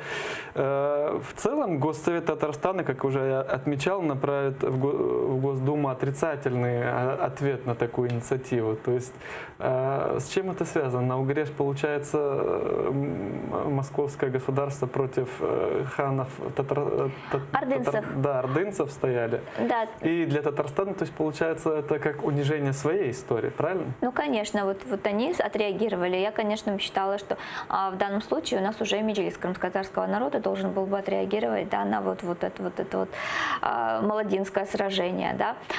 Но в данном случае Татарстан действительно молодцы, что они быстро отреагировали на это. На самом деле там никакого сражения вообще не было, если не исключать таких мелких перепалок, да, между. Тогда действительно хан, он потомок Чингизид был, хан Сейд Ахмед, поволжский хан, который действительно противостоял московским отрядом, да, на реке Угре. И действительно они простояли, просто разошлись, там зима помешала. И что самое парадоксальное, что на тот момент у московского князя в союзниках был Менглий-Герай, крымский хан, а у Сейд Ахмеда был в союзниках польский король. И, в принципе, ну, здесь мы же не можем отрицать историю, что такой факт на тот момент был, что были такие союзы, и что это тоже объясняет все прекрасно. Почему? Потому что для польского короля московское княжество всю жизнь было врагом. Естественно, он поддержал Сейд Ахмеда. Вот. И естественно, что Менглий-Герай, будучи сюзереном московского князя, он должен был поддержать московского князя в этом противостоянии, потому что и Сейд Ахмед был его врагом, и, в принципе, московское княжество было его вассалом, а он, как сюзерен, должен был его защищать. Но, в принципе, в данном случае на реке Угре не произошло противостояние между польским королевством и Крымским ханством, это другой факт, а произошло противостояние именно между московским княжеством и ханом Большой Орды, ханом Сейд Ахмедом. Вот. Но, в принципе, здесь тоже я не думаю, что здесь можно как-то это отмечать, и что это такое масштабное событие. Они говорят, что и Куликовская битва, которая, как мы знаем, не существовала, положила конец всем ордынским завоеваниям, а тут типа стояние на реке Угре прекратило все ордынские походы. Но этих походов не было. Москва в любом случае, Московия, она входила в состав Великого Джучьего улуса, Великой империи чингизитов. И здесь никаких таких глобальных завоеваний не было, никаких походов здесь и речи и не шло. Они вошли в эту империю. Поэтому и этот факт они тоже почему-то упускают из вида и не говорят об этом. И вот самое парадоксальное, до какого года московское государство было вассальной территорией крымского хана, то есть платили налоги и тому подобное? Да, можно сказать, что до самых последних дней Крымского ханства, до того, как было, к сожалению, Крымское ханство ликвидировано, но уже 18 век он более-менее такой был ослабленный для Московии. Естественно, что они прекратили, вот по всем документам, да, которые мы имеем и знаем, они прекратили присылать подарки, деньги в государственную казну. А последнее было в 1700 году. 1700. До 1700 Отмечу, что года это битва 1571 год. Конечно. То есть и, да, простите, 1572 год. Интересно то, что называя это победой над крымским ханом Девлет-Гиреем, как она может быть победой, если ты еще после этого около 130 лет продолжаешь регулярно платить? И подарки присылать, и платить налоги. И там была целая роспись, что вплоть до конюшева, главного конюшева крымского хана, они должны были присылать подарки соответствующие. Там полностью по списку было. То есть, не дай бог, меньше, а больше можно, меньше нельзя. Но дело в том, что буквально вот это молодинские события случились в 1572 году, а уже на следующий год московский князь таки прислал своих послов в Крым, чтобы примириться. Сейчас перебил вас, сейчас мне подсказывают, что будет выступать президент. Давайте послушаем его. Революції, коли голоси мільйонів громадян злились в єдиний голос нації, щоб твердо сказати, українці хочуть і будуть жити у вільній, демократичній та квітучій державі. Гідність та свобода – невід'ємні складові нашого ДНК. Саме тому українці не на словах, що важливо, знають, як захищати свою гідність та виборювати свободу на барикадах. У цій боротьбі, на жаль, ми заплатили найвищу можливу ціну. це людське життя.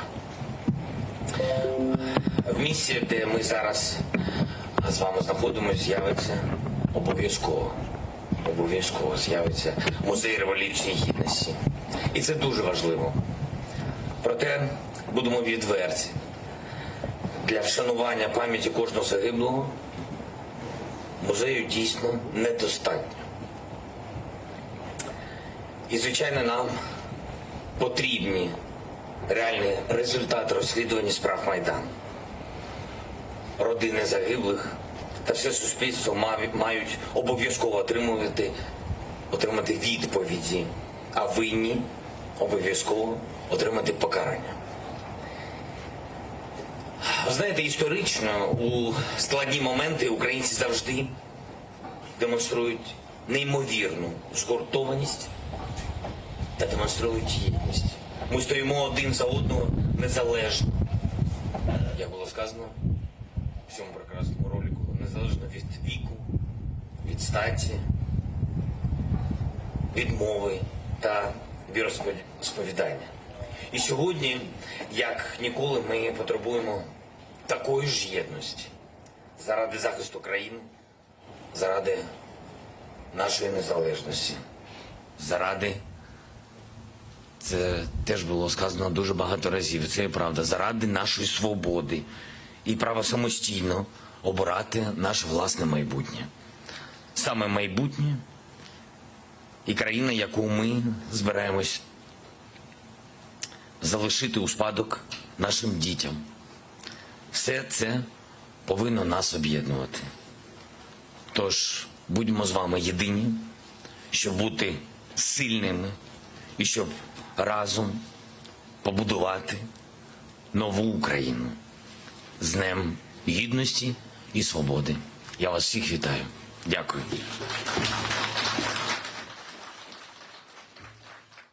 Ну вот мы послушали сейчас выступление президента, посвященное празднованию Дню Гідності. И у нас буквально остается 1 минутка, Гульнара Ханым. Короткий вопрос такой. Чтобы противостоять вот этим фальсификациям истории, что необходимо делать? Вот вы как историк.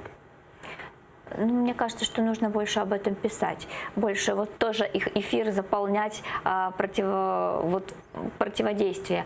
И, конечно, что больше должно появляться таких статей, публикаций, там, телепрограмм или там еще что-либо. Любые коммуникации мы должны действовать таким же образом, как и они, только мы должны говорить правдивую историю и не бояться этого, да, что было. Но мы же не боимся говорить о том, что да, вероломно напали на крымско-татарское войско, и оно ретировалось. Но это факт, это было, к сожалению, так случилось. Не смогли вовремя построить ряды. И поэтому, ну, как я считаю, что надо просто больше об этом говорить, и говорить именно и сегодня и украинским историкам, потому что это все-таки часть украинской истории, и крымско-татарским историкам тоже. Ну, в общем-то, в принципе, просто об этом больше расширять информацию. Çok sağ olun Гульнара Ханым. Напомню, сегодня на студии была Гульнара Абдуллаева, историк, и мы говорили о Молодинской битве, о ее значении и как сегодня Россия пытается из псевдопобеды сделать действительную победу для своего государства и якобы ослабление влияния Крымского ханства на Россию. Это все еще раз показывает комплекс неполноценности российского государства по отношению к крымским татарам. Мы это понимаем, мы это видим. Буквально через 5 минут эфир телеканала АТР продолжит программа «Заман», и ведущая Эльвина Сидбулаева расскажет самые последние новости. Я же вернусь в эту студию через 20 минут. Оставайтесь с АТР.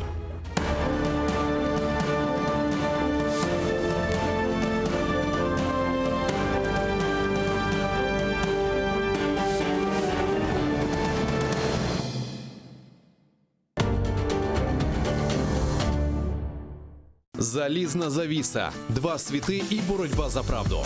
Фактичність, теорія медіа та об'єктивність журналістики. Пропаганда Суркова. Як народилася кремлівська фабрика фейків. Семантична війна, конспірологія чи реальність.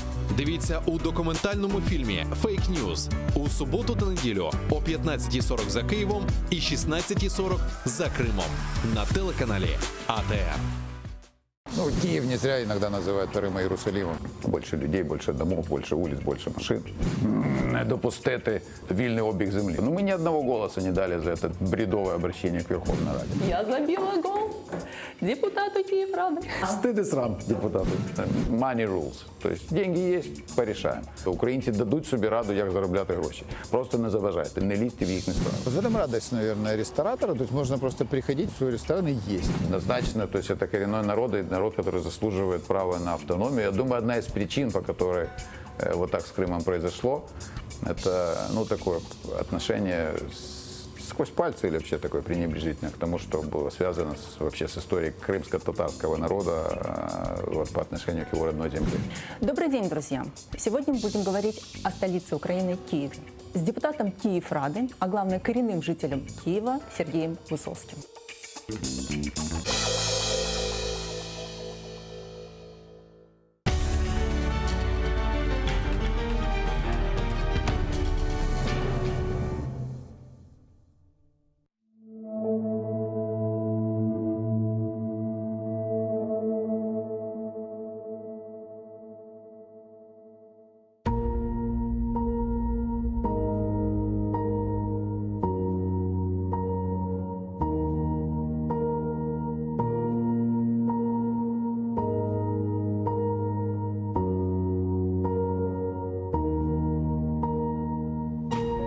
Тағдыр мераметсіз, шефқатсыз кәде. İnsanны çok şeyden ayıra bile.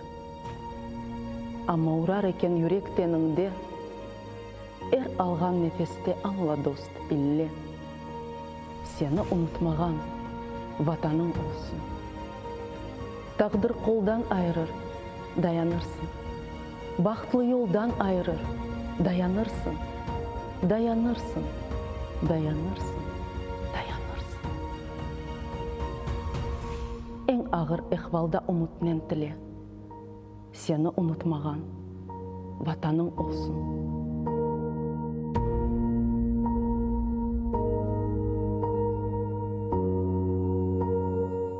Ayaksız yürgenler yok mu dünyada? Bebeksiz görgenler yok mu dünyada? Açlıktan ölgenler yok mu dünyada? Ama bahtlı olar vatanı ile. Seni unutmagan vatanın olsun. Kozumnun bebeği nursuzlanacak. Omur ne? Altın mı? Kırsızlanacak. Ebedi ne şöhret ne şan kalacak.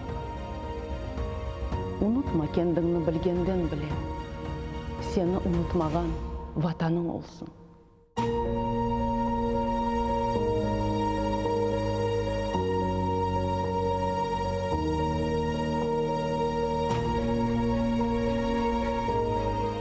Kaydadır jürükке minip çapsan da, dumanlar артында yolsuz kalsan da, ecnebi toprakta Allah olsan da, kozunun o günde tursun os kullen, seni unutmagan vatanım olsun.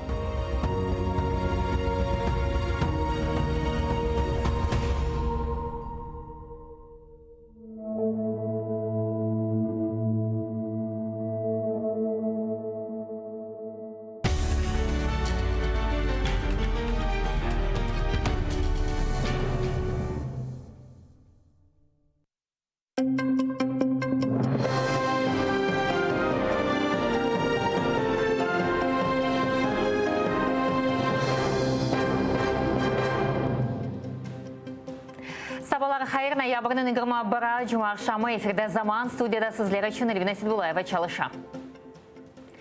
Donatma aviasilası tamir işlerine muhtaç Ukrayna prezidenti Volodymyr Zelenskiy gece yarısına Nikolay vilayetindeki yerleşken Achakov limanına geldi. Anda Rusiyada azat etilgen Nikopol Berdyansk katerleriyle yana kapı buksiri bakıp çıktı. Jurnalistlerle söhbetleşkende Zelenskiy gemilerinin vaziyeti harap olğanı ve onlarını tamir etilgenden son yani 3 ay içinde yerine getireceğini işandırdı. Bundan da gayrı Ukrayna Rusya tarafından gemilerden gayrı diğer şeylerini kaytarmasını talep etti. Дійсно не вистачає і обладнання частково. Не вистачає частини озброєння, десь 3 місяці і все буде на ходу. Блокаданын йылығы 4 сене версе, тамам бұл күнлерде işgal етілген Қырымда электриклер кесілді. Гражданлық энергетик блокадасының Қырым татар Украиналы файлера тешкіл еткен еді.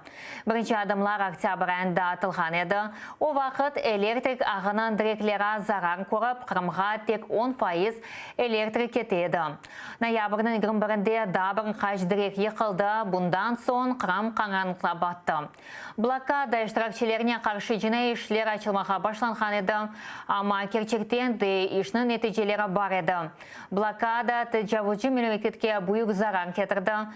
Бірқач ай девамында Қырым татар файлері Украина девлет оларға берілмеген дестек или блокаданы мұстақыл шекілді тұтты. Киев атта бұл әрекетлерге қаршылық білдірді. Милли гвардия işgal етілген ярымадағы электрикні ғайрыдан тікленуге тырышты. 2015 сенесі декабрь айында Украина башына Яценюк ресми шекілде Қырым блокадасыны илан етті. Нәтижеде Қырымда ышық сөнеді, ишханелерінің ішлері тоқтады. Русия тәжавүзчі мемлекеті işgalінің фиатыны дүйді. Украинадан алынған 80% толдырма ве işgal етілген топрақларыны әр-анге бір электрикнен темелемек үшін миллиард долларлар масраф етмеге мешбүр қалды. Завдяки організаторам і учасникам, головне, цієї громадської блокади Криму, Росія була і сьогодні змушена щорічно вкладати на декілька мільярдів доларів більше, ніж вона хотіла би вкладати в Крим. Тобто ми максимально ускладнили життя країні-окупанту завдяки цієї вже енергетичній блокаді. Бүгін бізім дәулетіміз менлік күні ве инқилабының йылығыны қайдеті. Украина үшін ағыр бір девар башланған еді. 2013 сенесі ноябрның 21-де инсанлар мұстақылық мейданына шығып наразылық акциясыны кечірділер. Акимиет барашық акцияларына қаршылықны білдірген еді. О Европа шурасынан ішбірлік тізмеге реттеті. Тарихымыз бір геджеде чеврілді. Ноябрның 30-ында Беркутның махсус қызметшілері өз күчінен студенттеріні қуылдылар. Онларнен файлер яраланды. О вақыт мемлекет баш көтерді. Қанлы жезалап нәтижесінде саба ерте мемлекетіміздің чешет көшелерінде юзбинлерже инсанлар наразылық акцияларына шықмаға башлады. Олар арасында Қырымда бар еді. Это просто политические репрессии, и сегодня мы здесь в знак солидарности с этими студентами. И пускай не говорят о том, что только западная часть Украины поддерживает Евромайдан, но и Крым тоже, Южный Юг, это мы тоже здесь, по силе возможности тоже поддерживаем Евромайдан. Держава має забезпечувати права людей і на цьому розвивати суспільство, щоб забезпечувати їх інтереси. Үч ай девамында чеші дәрежеде наразылық акцияларға кечірілді. Нәтижеде күтлеви суреті наразылық акция штиракчилерінің өлдірвінден сон. Февральның сонларында президент Янукович Украинадан Русияға қача. Юқары шура кемият ішлеріні өз бойынына алды, ама девлетіні тұтып оламады. Русия Украинаның тақатсызлығынан файдаланып, Қырымны işgal етті ве Донбасқа орбиты жавуз башлатты. Ама бұна бақмадан чоқ бекленілген Украина Европа шурасынан анлашманы имзалады. Bu 2014 senesi iyun ayında oldu. İleride bizim memleketimiz Европа шурасына кірген devletlerге vizasız rejimini күшке кірсетті. Бүгін инқилаб йылығына бағышланған тәдбірлері Киев шерінде olacak. Андан олған малюматларына илердeki zaman yaylarımızda итегеті жерміз. Сема юзы ғарманлары аллеясына милли хатыра абидесі оларақ сақламақ керек. Бұны итибар инқилабының иштиракчилері ве Сема юзы қараманларының ақрабалары талап етті. Оларынан білдіргеніне көре бұл ерде бақча тешкіл етмеге, яда мемориал құрмасына керегі жоқ, ершені олғаны кібі қалдырмақ керек. Файлер өлдірілген ерлерде тақиқат ішлері алып барылғанына бақмадан жинайет izlері ғайып ола. Мевзумыз мұхбірлеріміз девап етті. Бу Украина тарихында en қанлы олған фаджа ерадыр. Эвел бу институтска соқақайды. Шымдыси аллея Героев Небесной Сотни деп адландырыла. 2014 сенесі февралін 18-20 күнлер арасында бу ерде итибарын қылабының тахминен 100 иштиракчысы атып өлдірілді. 6 ел эвелсі олған вақиялар ақында бу демір конструкциясы хатырлата. Оны баррикада қалымтыларындан япқанлар. Бу соқақта февралін 18-інде Тамара Ханонын омырақадашы Виктор Швель атып өлдірілді. Қадыны Сема Юзу қараманлары атып өлдірілген ер бозылғаны ачывландыра. Оның сөздеріне көре ерше 2014-тене солғаны кібі қалмақ керек. Төшіме ташыны веттереклерге тимемеге чағыра, чүнки бу тарих. Всі знають, що це за місце, весь світ знає, воно в усьому світі впізнаване місце. Цей годинник весь схил мають вирізати. Посадити трошки вище липову алею. У нас в Києві дуже багато скверів, парків, насаджень, і навіть біля Жовтневого палацу там є хороша зелена зона. Для того, щоб знищити, багато розуму не треба. Треба розум для того, щоб вберегти історію для наших нащадків. Шымдылек аллея территориясы Баш прокуратура тарафындан апис етілді. Фаалер айтқанына көре тақиқат ішлері девам еткені вақыт, жинайет ерінден жинайет ізлері жойыла. Майдан фаалер Шымдыси Киев майранын меслячысы Игорь Луценко айтқанына көре, Сема Юзу қараманлары аллеясы тек ерлі абиде оларақ таныла. Оны те бұтын Украина абидесі оларақ танымақ керектір. Шымдылек есас проблема пара қытлығы. Виділені кошти лише на те, щоб там збудувати меморіал на місці пам'ятки. Пам'ятку знімається бульдозером, як вони почали це робити, і на цьому місці ставиться, значить, меморіал. Це незаконно. Тақатын 6-й йылығында тақыға тоқтатылacak Сема Юзу қараманлары қоранталарының адвокаты Евгения Закревская. Чүнки тақатчылар өз викелетлеріні жуя. Адвокатын айтқанына көре, Сема Юзу қараманлары атылышы давалары ДБРге берілмемек керек. Небезпечно, взагалі, враховуючи особу директора ДБР і наявність нього, як ми вважаємо, конфлікту інтересів з правами Майдану і вплив на нього сторонніх осіб, включно там з Андрієм Портновим і так далі, небезпечним передачу справ от в цей період до створення управління по Майдану, небезпечна передача справ в ДБР. Що справи не мають переходити в ДБР до того, як не буде прийнято цю поправку. Баш прокурор Руслан Рябошапка айтқанына көре, Баш прокуратура Майдан даваларына Девлет тақиқат бюросына берген. Жодна з цих справ, жодна з цих проваджень не буде втрачено. Всі провадження наразі впорядковуються, інвентаризуються. Для цього створена спеціальна комісія в рамках Генеральної прокуратури. До цієї інвентаризаційної комісії також включено представників громадськості, також представників Державного бюро розслідувань для того, щоб було забезпечено прозорість цього процесу. Сема Юзу қараманлары қоранталарының адвокатлары юқары шура невбеттен тыш сессияға топлашып, Майдандаки жинайетлер тақыт етілмесіні девам етірмелі. Елена Сытюка, Саны Минов, Заман, АТР.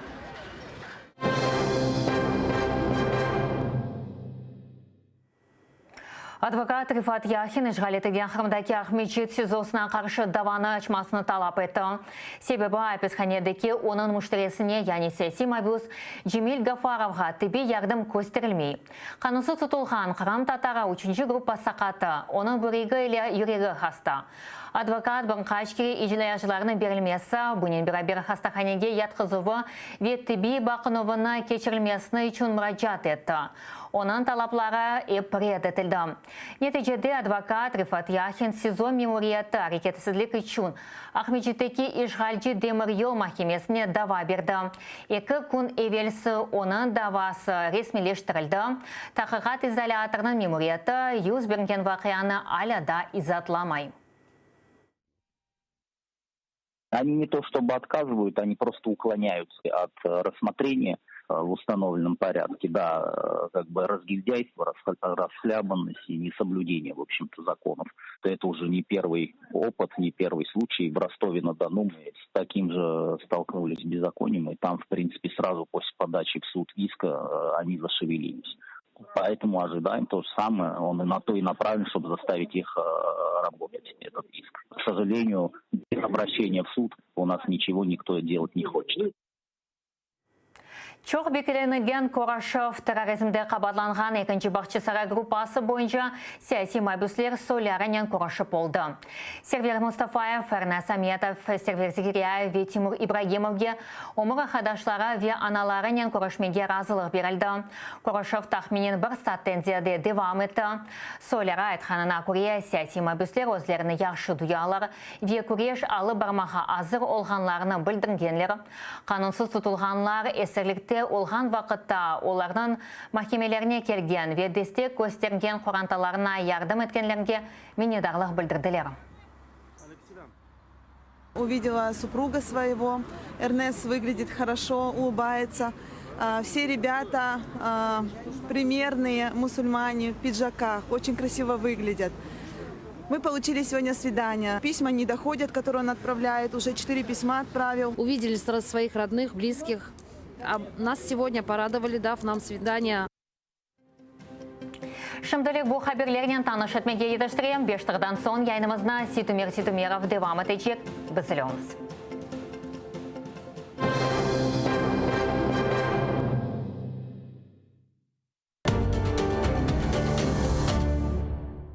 Залізна завіса, два світи і боротьба за правду. Фактичність, теорія медіа та об'єктивність журналістики. Пропаганда Суркова. Як народилася кремлівська фабрика фейків. Семантична війна, конспірологія чи реальність. Дивіться у документальному фільмі «Фейк Ньюз» у суботу та неділю о 15:40 за Києвом і 16:40 за Кримом на телеканалі АТР. Ну, Киев не зря иногда называют вторым Иерусалимом. Больше людей, больше домов, больше улиц, больше машин. Допустити вільний обіг землі. Ну, мы ни одного голоса не дали за это бредовое обращение к Верховной Раде. Я забила гол депутату Киеврады. Стыд и срам депутату. Money rules. То есть деньги есть, порешаем. Українці дадуть собі раду, як заробляти гроші. Просто не заважайте, не лізьте в їхні сторони. В этом радость, наверное, ресторатора. То есть можно просто приходить в свой ресторан и есть. Однозначно, то есть это коренной народ, и народ, который заслуживает права на автономию. Я думаю, одна из причин, по которой вот так с Крымом произошло, это, ну, такое отношение сквозь пальцы или вообще такое пренебрежительное к тому, что было связано вообще с историей крымско-татарского народа вот, по отношению к его родной земле. Добрый день, друзья! Сегодня мы будем говорить о столице Украины Киеве с депутатом Киеврады, а главное коренным жителем Киева Сергеем Высоцким.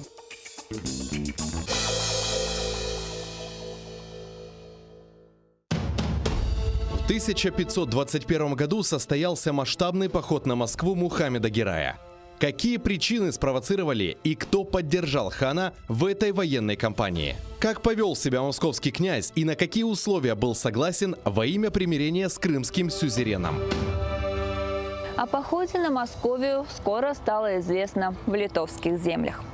Примечательно, что к этому походу пожелал присоединиться и казацкий староста Евстафий Дашкевич. Сегодня его считают первым в истории гетьманом. Смотрите в программе «Алтын Девир» в новом цикле «История династии Гераев». В эту субботу, 23 ноября в 17:35 на телеканале АТР. Мухаммед Герай I. Собиратель земель. Часть 4. Kırım'da Zemanevi bestekarların en korumlu vekillerinden biri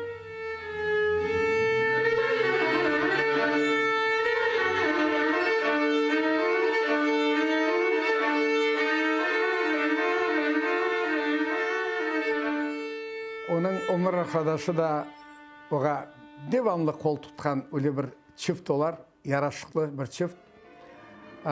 O oğa zil tuta, piyaninoda, Maya Hanım, Maya Kadyrova.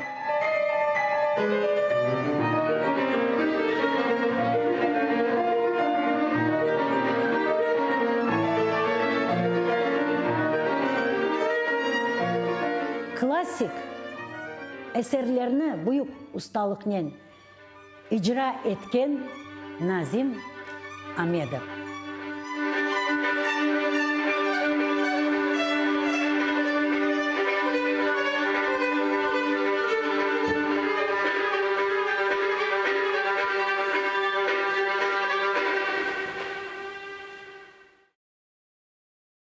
Айталар ки эр-бір куш ювасында көргенді күтер.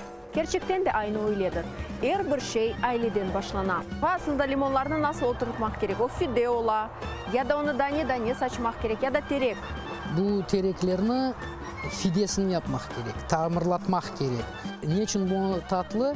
Çünkü bunun limon meyvasında şekeri ziyade ekşisine koruyor.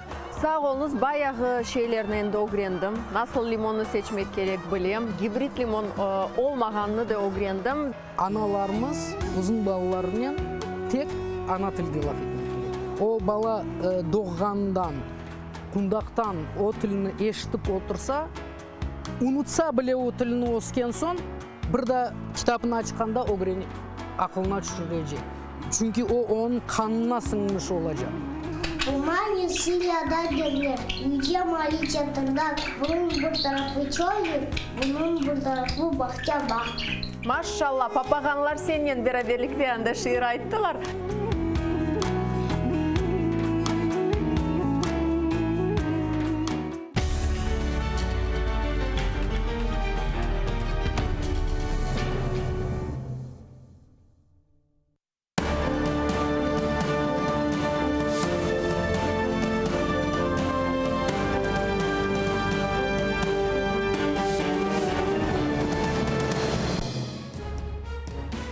Ассаляму алейкум, здравствуйте. Информационное утро на телеканале АТР продолжается. Для вас в студии работаю я, Сейтумер Сейтумеров. И в третьем нашем утреннем блоке наш гость, экс-лидер Автомайдана Дмитрий Булатов. Доброе утро, Дмитрий. Доброе утро. И сегодня мы поговорим о тех событиях, которые происходили в конце 2013 года, которые привели к тому, что власть бежала, что власть поменялась, и то, чего хотел народ, который выходил на протесты, получил ли этого или нет. И Украина, как я уже отметил, отмечает День достоинства и свободы. Памятная дата установлена с целью утверждения в Украине идеалов свободы и демократии, а также чествования патриотизма, мужества граждан. Она приурочена к двум революциям: оранжевой революции 2004 года и революции достоинства 2013 года. День достоинства и свободы является преемником Дня свободы, ведь 22 ноября украинцы с 2005 по 2011 годы отмечали события тех лет, и однако ту дату отменил беглый президент Виктор Янукович, но Майдан снова напомнил о себе 21 ноября 2013 года. На Майдан Незалежности в знак протеста вышли люди, чтобы не позволить тогдашней власти прекратить евроинтеграционный курс Украины. А ночью 30 ноября силовики побили и разогнали активистов на Майдане. Но протесты из-за этого только усилились. Так началась революция достоинства. И, как я уже отметил, Дмитрий, очень исторически важные события происходили в то время, и вы непосредственно были участником тех событий, вы выходили на Майдан. В какой момент вы для себя приняли решение, что хватит сидеть, что нужно выйти и делать действия для изменений? Кровь. Когда пролилась кровь. Евроинтеграция — это было то, что поддерживало много людей, особенно молодежь. И вот мое поколение, мне уже 41 год, но я, собственно говоря, уже человек там современный, прогрессивный, и много моих сверстников такие же. Мы уже успели увидеть, что такое мир, что такое Европа, понять разницу, понять, что такое rule of law и human rights. Да, два ключевых момента Европейского Союза, да и вообще цивилизованной страны. Права человека и верховенство права. Но это не вызывало такую прям вот, знаете, какую-то серьезную реакцию, которая могла бы сподвигнуть на какие-то там действия большие. Да? Не было столько мотивации. Не было той мотивации, чтобы зажечь большое количество людей вокруг. А вот кровь — это то, что возбудило очень сильно, и в том числе таких, как я. Нельзя бить детей. Вот что бы ни происходило в нашей стране. Мы и так жили достаточно, как на сленге это называли, как папуасы, да, применимо к цивилизованным странам. Ну и еще в этом состоянии побить детей, вот ничего хуже просто не может быть. Когда пролилась кровь, много людей воспалились и возбудились, и остановить нас уже было очень сложно. По той простой причине, что радикализм и насилие в адрес как раз мирных протестующих, оно продолжалось. И это разжигало очень сильно, уже где-то в арифметической, где-то в геометрической прогрессии это разжигало, собственно говоря, сами протесты. То есть точкой перелома стало те события, которые произошли именно избиение студентов, которые вышли с мирным протестом. Да, и это был очень сильный фактор, без которого, собственно говоря, революция достоинства, на мой взгляд, и не состоялась бы.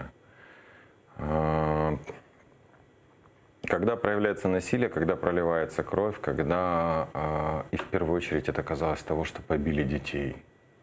Там была молодежь 16, 17, 18, 19, 20 лет, дети еще.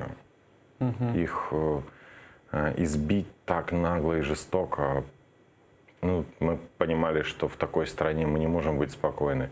У меня дети, они уже подросли, у меня уже сын взрослый, он студент, и я не могу себе представить, что такое произойдет с моими детьми.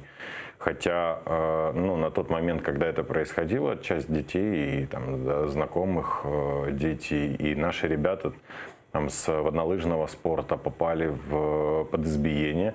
И в том числе часть ребят попали в милицию за то, что пытались, например, один тренер по вейкборду, Олесь, он пытался посадить скорую девушку, его за это забрали в милицию. Ну и вот был ряд таких случаев, которые, знаете, здравым умом понять было невозможно. Собственно говоря, мозг отказывался это делать. Ну и пролитая кровь, представьте, многим людям она просто голову заливала адреналином. И вот мы, допустим, организовали автомайдан, да, там другие люди собрались с разных регионов, с разных городов, из сел, поехали на Майдан просто потому, что это случилось. Вот вы как раз отметили, что что про автомайдан начали говорить. Вы были лидером этого движения. Расскажите, как оно появилось, для чего создавалось и изначально сколько было в нем участников? Смотрите, автомайдан — это самоорганизованное общественное движение, то есть оно организовывалось все по ходу. У нас не было ни инвентаризации количества участников. Мы не считали, мы не знали количество участников в тот или иной день. Более того, в автомайдане присутствовали все, в том числе представители полиции, спецслужб, те же люди, которые потом создавали нам проблемы. Они находились рядом с нами, записывали нас и прочее. Все происходило настолько быстро, все знакомились на улице, контактов каждый день было много, 200-300 контактов я записывал в телефон.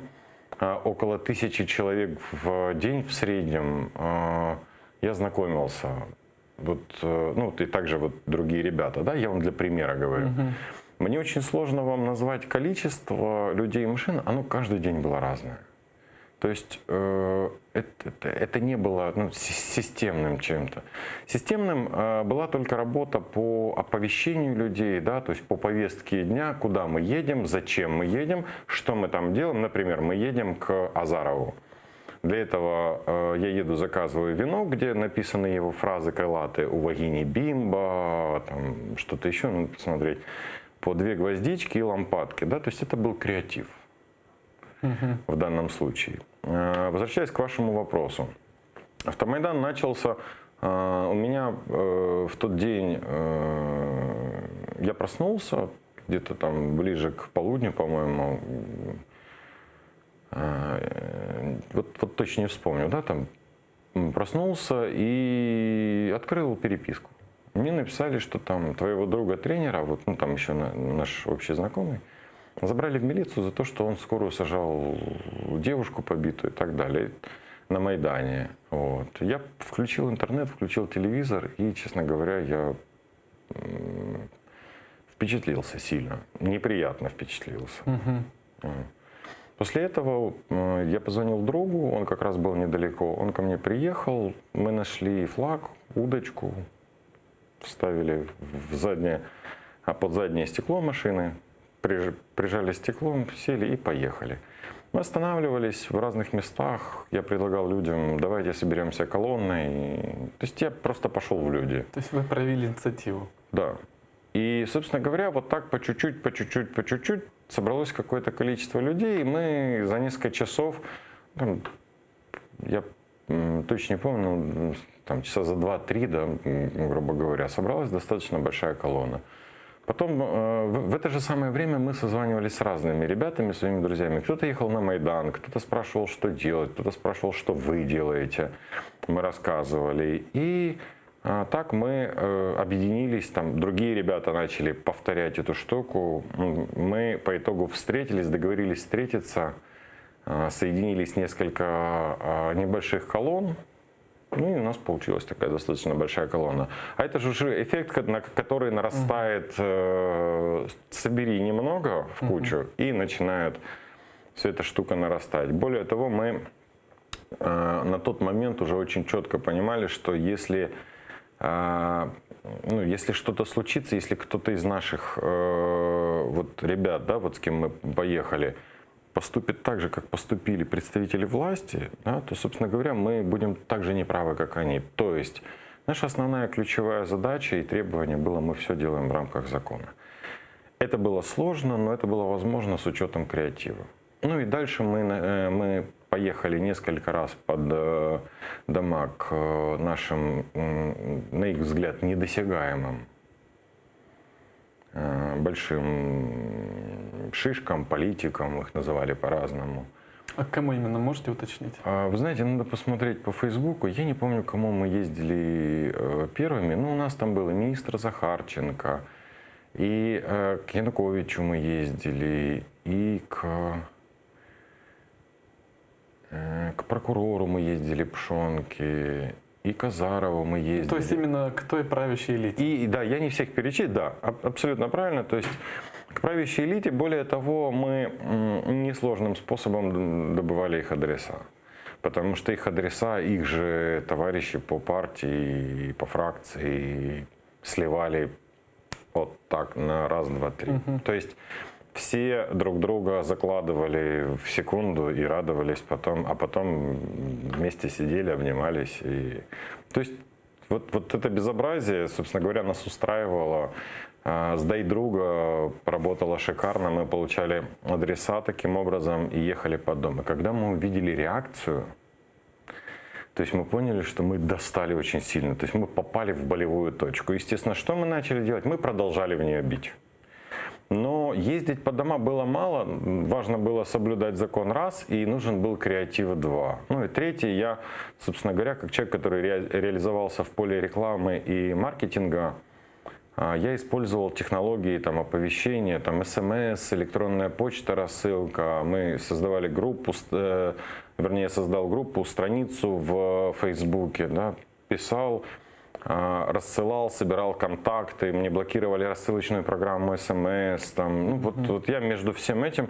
Почему? Потому что если ты людей не оповестишь, они не съедутся, они не знают. Кто-то читает Facebook, кто-то там прочитает СМС, кто-то прочитает электронную почту.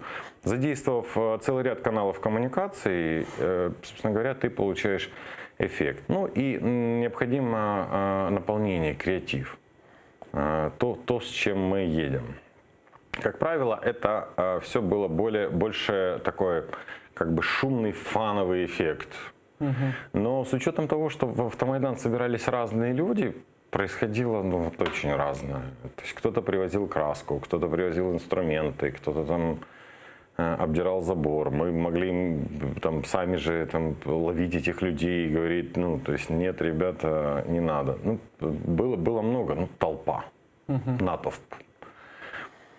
И толпа, она по большей части была все же управляемая. Ну, по той простой причине, что люди были против конкретных вот персоналей, персонажей. Там, например, министра Захарченко. Да, Пшонки. То есть вот министр Захарченко министр МВД Захарченко отдавал приказ, потому что сотрудники министерства МВД били людей. Да, и, соответственно, люди понимали, куда они едут и кого они раскачивают. Потом приезжал его представитель, например. А не страшно было, я вас перебью? Вот вы же понимали, что могли, едя к Захарченко, к тому же, и вы, и те, кто были с вами в колонии, что у вас могут быть проблемы появиться? Мы не просто это понимали, нам об этом сообщали. Нам повестки начали приходить буквально несколько дней, мы успели проехаться. А меня вызывали на допросы постоянно по той простой причине, что меня сразу быстро оформили как организатора. То есть, ты когда собираешься с активистами... А организатор в чем? Вы сейчас отмечаете, что вы действовали в рамках закона и не нарушали его? Да. Но когда мы останавливаемся на автомобилях, и у нас у всех вдруг поломались автомобили в одном месте, из-за этого случайно перекрыта дорога, когда все люди независимые, не знают друг друга, и у нас же нет организатора, но когда к ним подходит милиционер и говорит: а кто здесь главный? Они говорят: Булатов. То есть, собственно говоря, это люди, к этому надо было быть готовым, конечно. И точно так же, как за каждое интервью или пост в Фейсбуке меня вызывали на допрос и говорили: вот это интервью 8 лет. Спасибо моим адвокатам, которые помогли мне избежать, собственно говоря, тюремного срока, но мне предъявляли достаточно много претензий. И у нас все случайно так получилось. Мы, собственно, активисты, мы ничего плохого не делаем, никого не трогаем, никому не создаем проблем, ничего такого. Дмитрий, вот в те времена, я вас перебью, вас похитили и вас пытали. Что хотели от вас эти люди? Вы знаете, есть целый ряд мнений, и версий на эту тему. Я очень много времени провел с правоохранительными органами. Мы работали на предмет того, чтобы собрать, не хотя бы все то, что можно было собрать, мы собрали воедино в деле. У меня нет четких ответов на ваши вопросы, и я все же жду, что, возможно, рано или поздно результаты следствия нам покажут и найдут дополнительные вещи, так как не все я могу вам рассказать. Соответственно, лучшее, что мы можем сделать, это дождаться результатов следствия.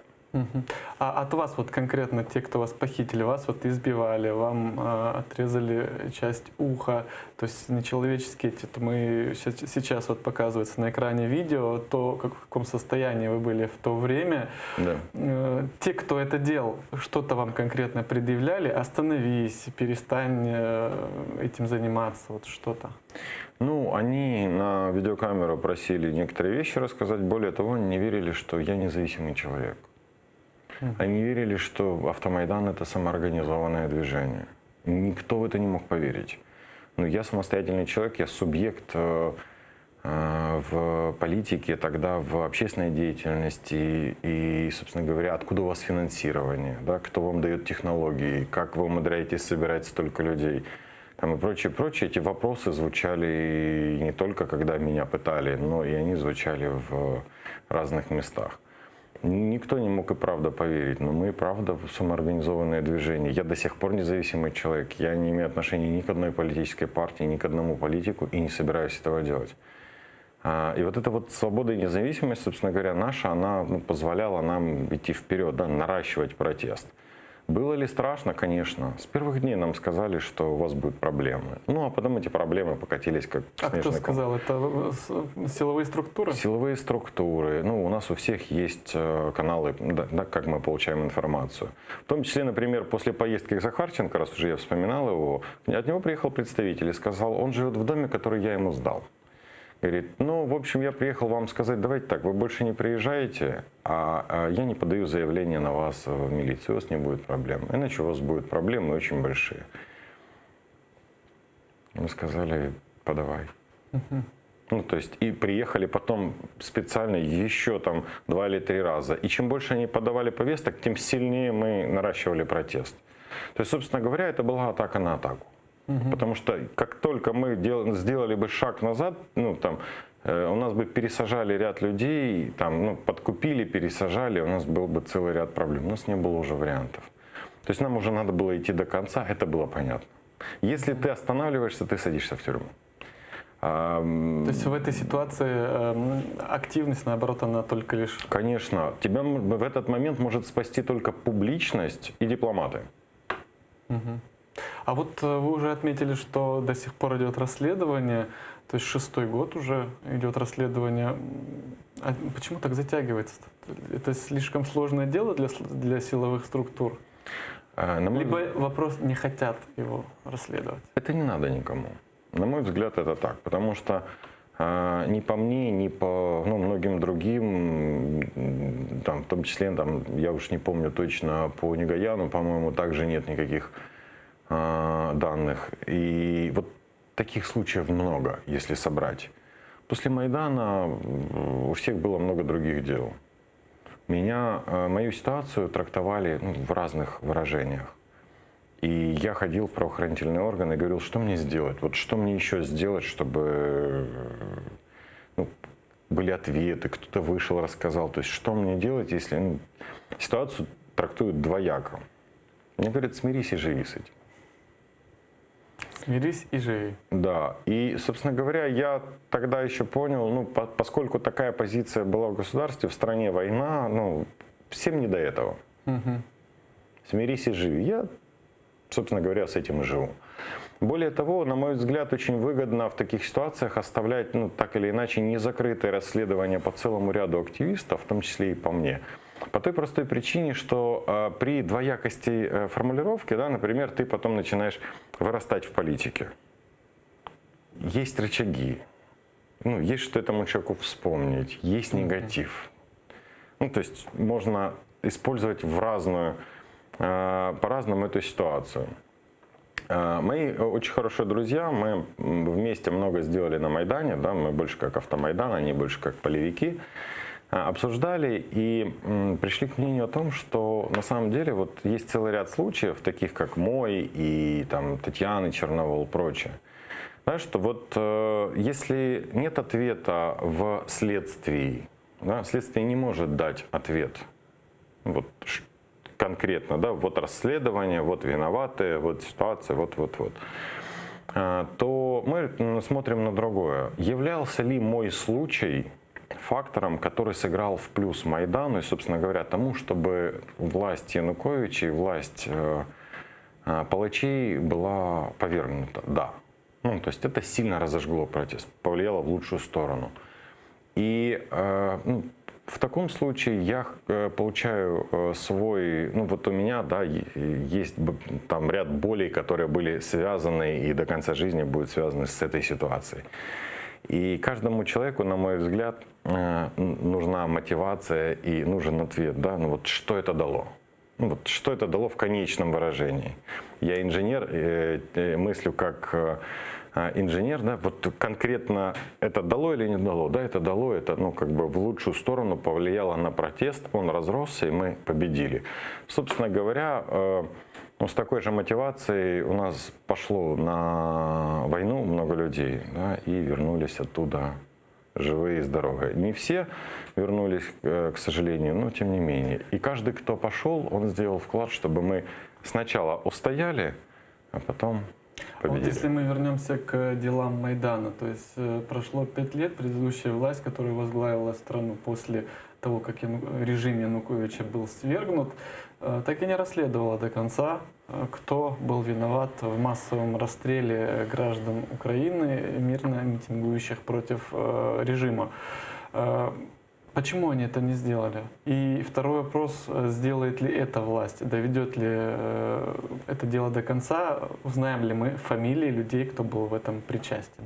Узнаем ли мы фамилии, кто причастен, и будут ли результаты расследования, по Станиславскому не верю. И как инженер не верю. Нет, у меня нет ни одной причины думать иначе. Теперь, отвечая на первый вопрос, это никому не надо. Если проходит определенный промежуток времени, вот 2014 год, если нет ответов, вероятность того, что они будут в последующем периоде, она стремительно приближается к уровню погрешности. Нас в Политехническом институте учили, что погрешность это до 5%. Я не питаю иллюзий. Я не верю в то, что будет расследование по большому количеству дел. Я не верю в то, что будут наказаны виновные. Почему не верю? Нет фактажа, нет никакой нет системной работы над этим. Если была системная работа, многих бы ребят вызывали, собирали бы какие-то группы, чертили бы схемы, работали бы там вечерами, днями. И на это было готово много людей. Но для этого должны быть модераторы процесса, а это правоохранительный орган. То есть, ну, каждый по-своему, да, вы собираете студию, модерируете.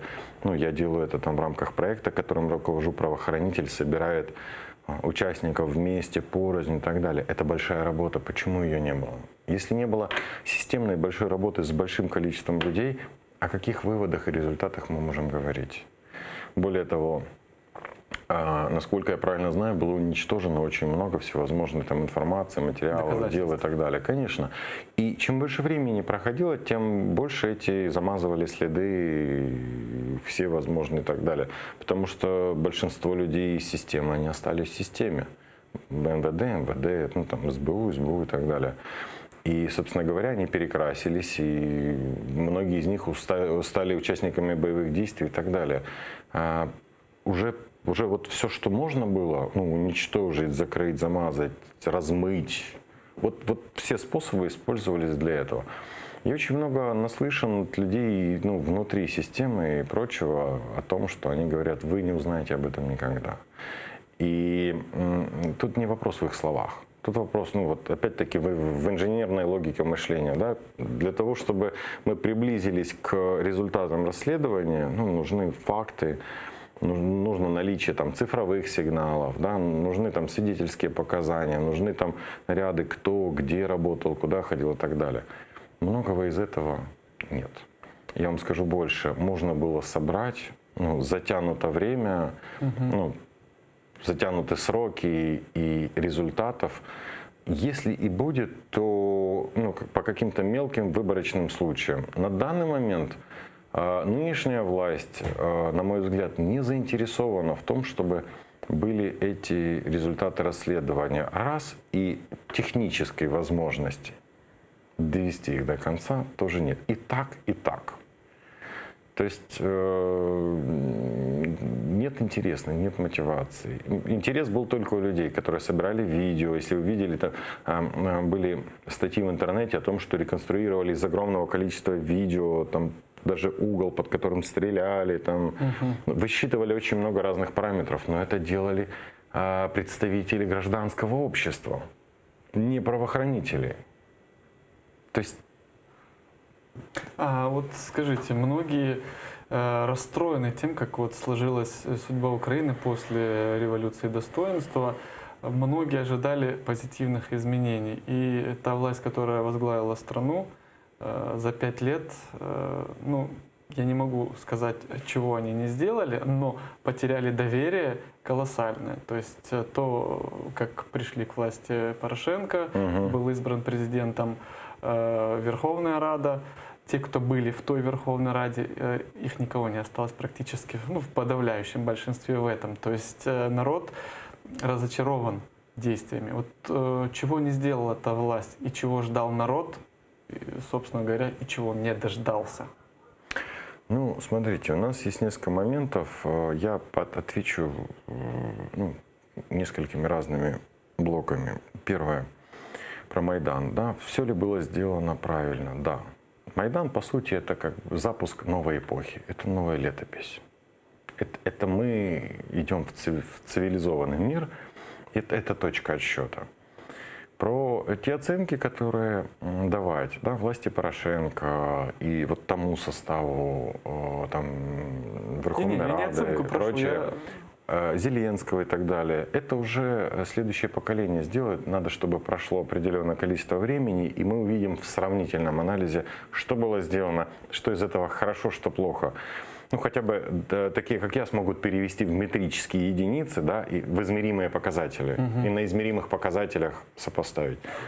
На текущий момент я могу сказать, что много ли сделано? Да. Достаточно ли? Нет.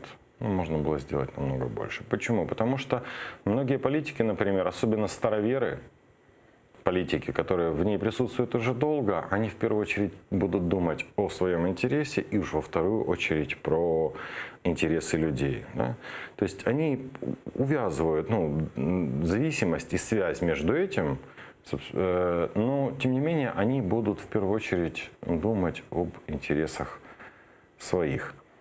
Если бы они больше думали об интересах людей, а все очень просто. Общество, вообще государство строится вокруг человека, армия строится вокруг солдата, а не наоборот. У нас почему-то привычно, что есть вот верхушка, да, и на верхушку работает те, кто ниже. В армии есть генерал, да, и на генерала, собственно говоря, выстраивается все равнение. Я вот в условных выражениях, буду интересно, спросите, я вам расскажу более детально. Но в цивилизованной стране зрелое общество, осознанное общество, про здравость — это когда вокруг человека все строится. Есть человек, есть люди, есть их потребности. От этого вырастает количество необходимых ведомств, министерств, бюджет. Вот вырастает все. Не сверху вниз, а снизу вверх. Точно так же и в армии. Главное — это солдат. И, от солдата рассчитывается, собственно говоря, вся армия. Те, кто сделали так, у них армии входят в топ-5 мировых. И, собственно говоря, общество живет счастливо. Рано или поздно мы к этому придем. Потому что все же молодежь и технологии съедает ржавчину под названием староверы. Я не могу сказать, что не было сделано много хорошего. Есть много хорошего. Но я не ассоциирую это с каким-то конкретным лидером. Да? Вот за предыдущие 5 лет президент Порошенко. И вот нам говорят, вот смотрите, без виз сделал Порошенко. Я говорю, не, ребята, вот вы помогали Майдану? Они говорят, мы не просто помогали, мы участвовали. Я говорю, это сделал каждый, кто пришел туда, потому что это прямая зависимость. Это ваша энергия, которую уже другие люди, получив мандаты, обязаны обеспечить. Это их обязанность. И сделали ли они хорошо и приложили ли они много усилий? Да. Но это та энергия, которую дали обычные люди. Это вот оттуда растет. Майдан — это собрание обычных людей. Когда я был в Германии, и после больницы я уехал в Литву, там лечился, и из Литвы поехал в Польшу, и дальше в Германию. Я давал там пресс-конференцию, и самое главное, что в чем надо было разобраться, в том, как видят они ситуацию, вообще происходящую в Украине. Так вот, на тот момент в Германии, например, видели себе так, что на Майдане происходит фашистское, нацистское, антисемитское движение. И что все, что называется Майдан, да, разные движения на нем, непосредственно на самом Майдане, автомайдан, как я называю, культуры и субкультуры, что это все проекты политиков. Нам удалось с моим другом Максимом Просоловым убедить немцев, и в том числе через пресс-конференцию, в том, что это неправда. В Украине Майдан делает гражданское общество, а не политики. И тот, кто был на Майдане, он видел, что роль гражданского общества реально была высокой, а политиков низкой. Политики просто использовали энергию Майдана, людей, в том числе пассионариев, да, их задача воевать, а политиков задача потом заходить в кресло и их делить. Получать дивиденды. И отдаляться от людей. Собственно говоря, так было. Это написано во многих методичках и учебниках политических, про развитие общественных движений и прочее. То есть просто стоит окунуть свою историю, посмотреть, как происходит. Потом, когда заканчиваются кресла, опять нужны пассионарии. Остается очень мало времени, буквально 5 минут. И вот 2 вопроса, которые бы хотел у вас спросить касательно нынешних событий, того, что происходит.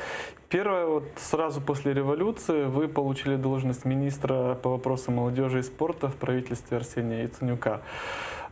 Проработали до декабря 2014 года, а затем были призваны в армию, воевали в АТО, где летом 2015 года получили ранения после обстрела украинских позиций в городе Счастье.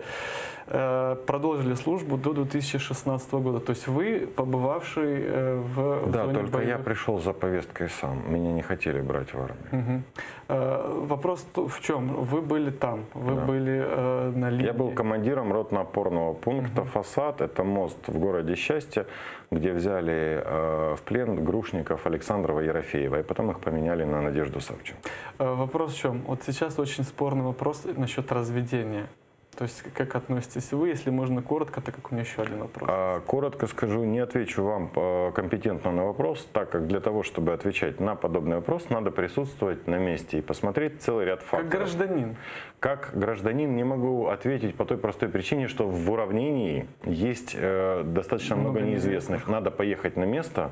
Политически это один взгляд, на месте другой. Из них складывается видение. В данном случае субъективную оценку я давать, простите, не буду. Касательно в целом позиции новой власти, вот такая вот агония, вот эта беготня для того, чтобы встретиться с Путиным. И вот эти разведения, и многие критикуют власть касательно того, что уступка за уступкой идет и может привести к капитуляции. Уже были несколько митингов, не капитуляции. Как оцениваете вот подобного рода действия власти? Смотрите, нынешняя власть работает по системе квиквинов, быстрых побед.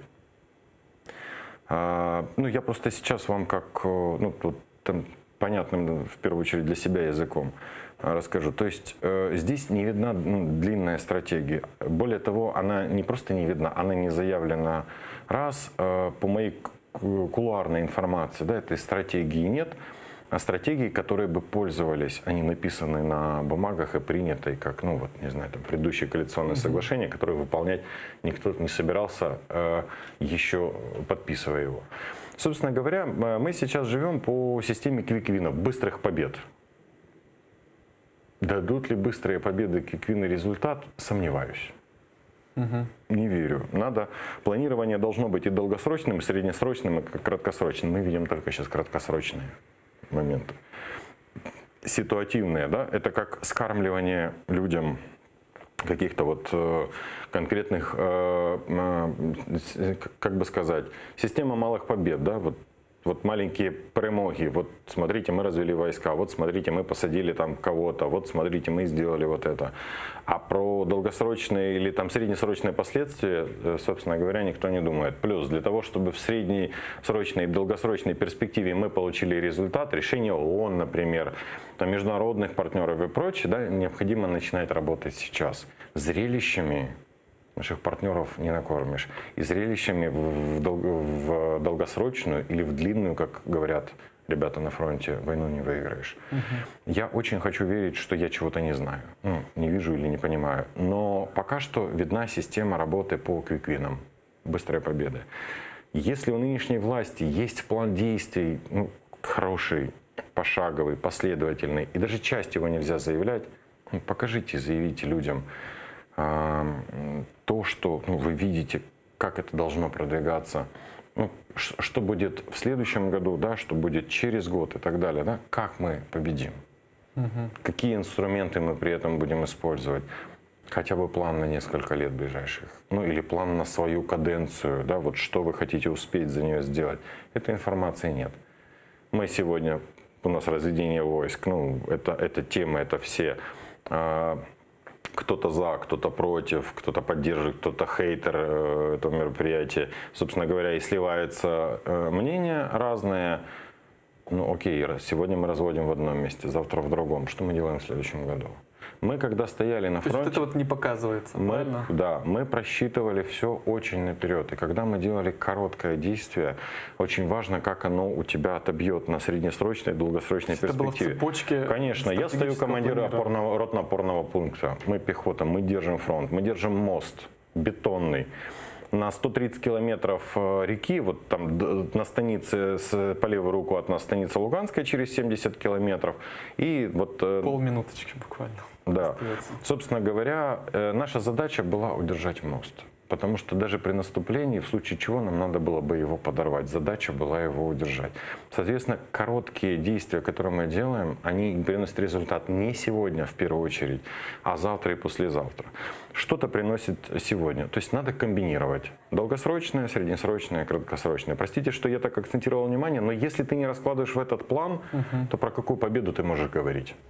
Спасибо большое. С нами нами в студии был экс-лидер Автомайдана Дмитрий Булатов. Спасибо, что пришли к нам в эфир. Дорогие телезрители, наша передача подходит к концу, но буквально через 5 минут эфир телеканала АТР продолжит Эльвина Сейтбулаева с программой «Заман». Желаю вам хорошего дня и только хороших новостей.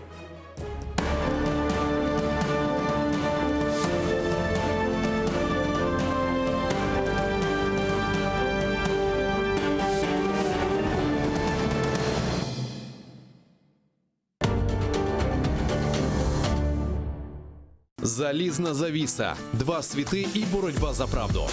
Фактичність, теорія медіа та об'єктивність журналістики. Пропаганда Суркова. Як народилася кремлівська фабрика фейків. Семантична війна, конспірологія чи реальність.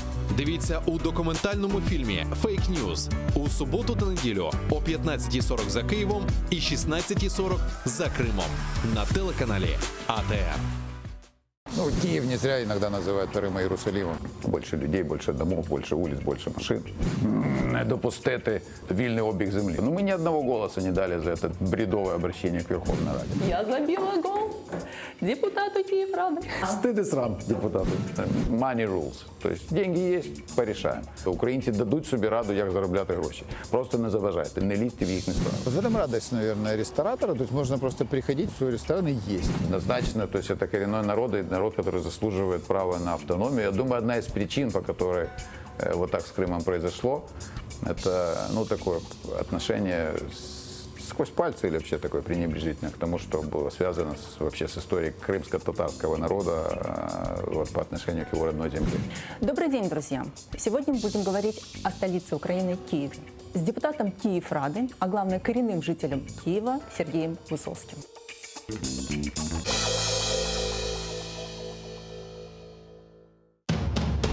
В 1521 году состоялся масштабный поход на Москву Мухаммеда Герая. Какие причины спровоцировали и кто поддержал хана в этой военной кампании? Как повел себя московский князь и на какие условия был согласен во имя примирения с крымским сюзереном?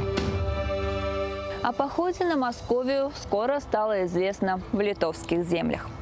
Примечательно, что к этому походу пожелал присоединиться и казацкий староста Евстафий Дашкевич. Сегодня его считают первым в истории гетьманом. Смотрите в программе «Алтын Девир» в новом цикле «История династии Гераев». В эту субботу, 23 ноября в 17:35 на телеканале АТР.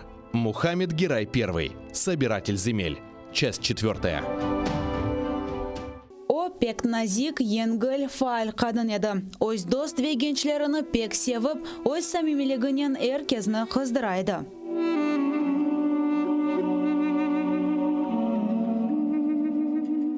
Я очень любил Лидия Абла и всегда целовал ей руки. Она меня пыталась обнять, но это практически было очень тяжело. Она была очень хрупкой женщиной.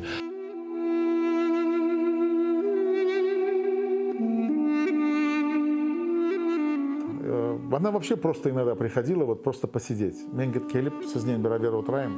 Вот у нее была такая вот какая-то вот внутренняя потребность с нами побыть. Она жила, она очень скромно, но она отслеживала всем, кому плохо, особенно там семьям политзаключенных и тем, кто подвергался выселению, я имею в виду при советской власти. Onun taqdirinde bütün halkının facialı taqdiri aks oluna. 9 yaşındaki kızını Sovet askerleri ve NKVD xadimleri tuğan toprağından surgun etti. Yaş olğanda o tek Kırımda yaşamağa arzu etkeni için Kenya hakimiyet zulümüne uğradı. Onun ömrü de facialı zamanlarda onun yekene vatanını zapt etkenlerinin ellerinde bitti. Veciye Kaşka hatırasına ATR telekanalında noyabr'nın 23-24 günleri Ukrayna vaxtına göre saat 17:30'da ve Kırım vaxtına göre saat 18:30'da Gulnara Bekirova ile Tarih Sedası programmasında seyrediniz.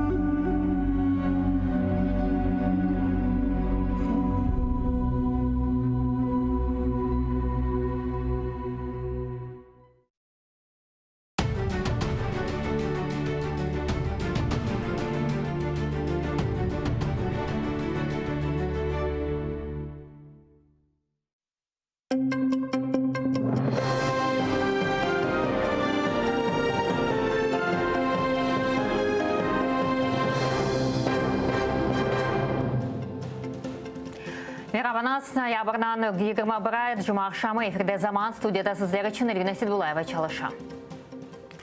Бүгін біздің девлетіміз менлік күнаве инқилабының елігіні қайдетті. Украина үшін ақыр бір девір башланған еді.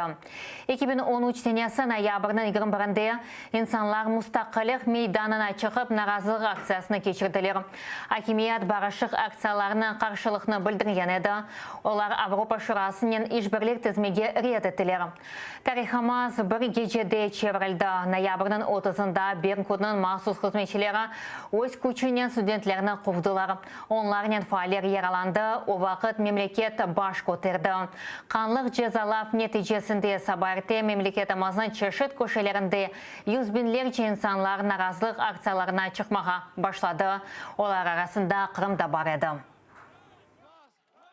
Это просто политические репрессии, и сегодня мы здесь в знак солидарности с этими студентами. И пускай не говорят о том, что только западная часть Украины поддерживает Евромайдан, но и Крым тоже, Южный Юг, это мы тоже здесь, по силе возможности тоже поддерживаем Евромайдан. Держава має забезпечувати права людей і на цьому розвивати суспільство, щоб забезпечувати їх інтереси. Учай девамында чеші дәрежеде наразылық акциялары кешірілді. Нәтижеде күтлеви сүреті наразылық акция штрафчилерінің өлдірвінден сон февральның сонларында президент Янукович Украинадан Русияге қача. Юқары шура акимият ішлеріні өз бойнына алды, ама девлетні тұтып оламады.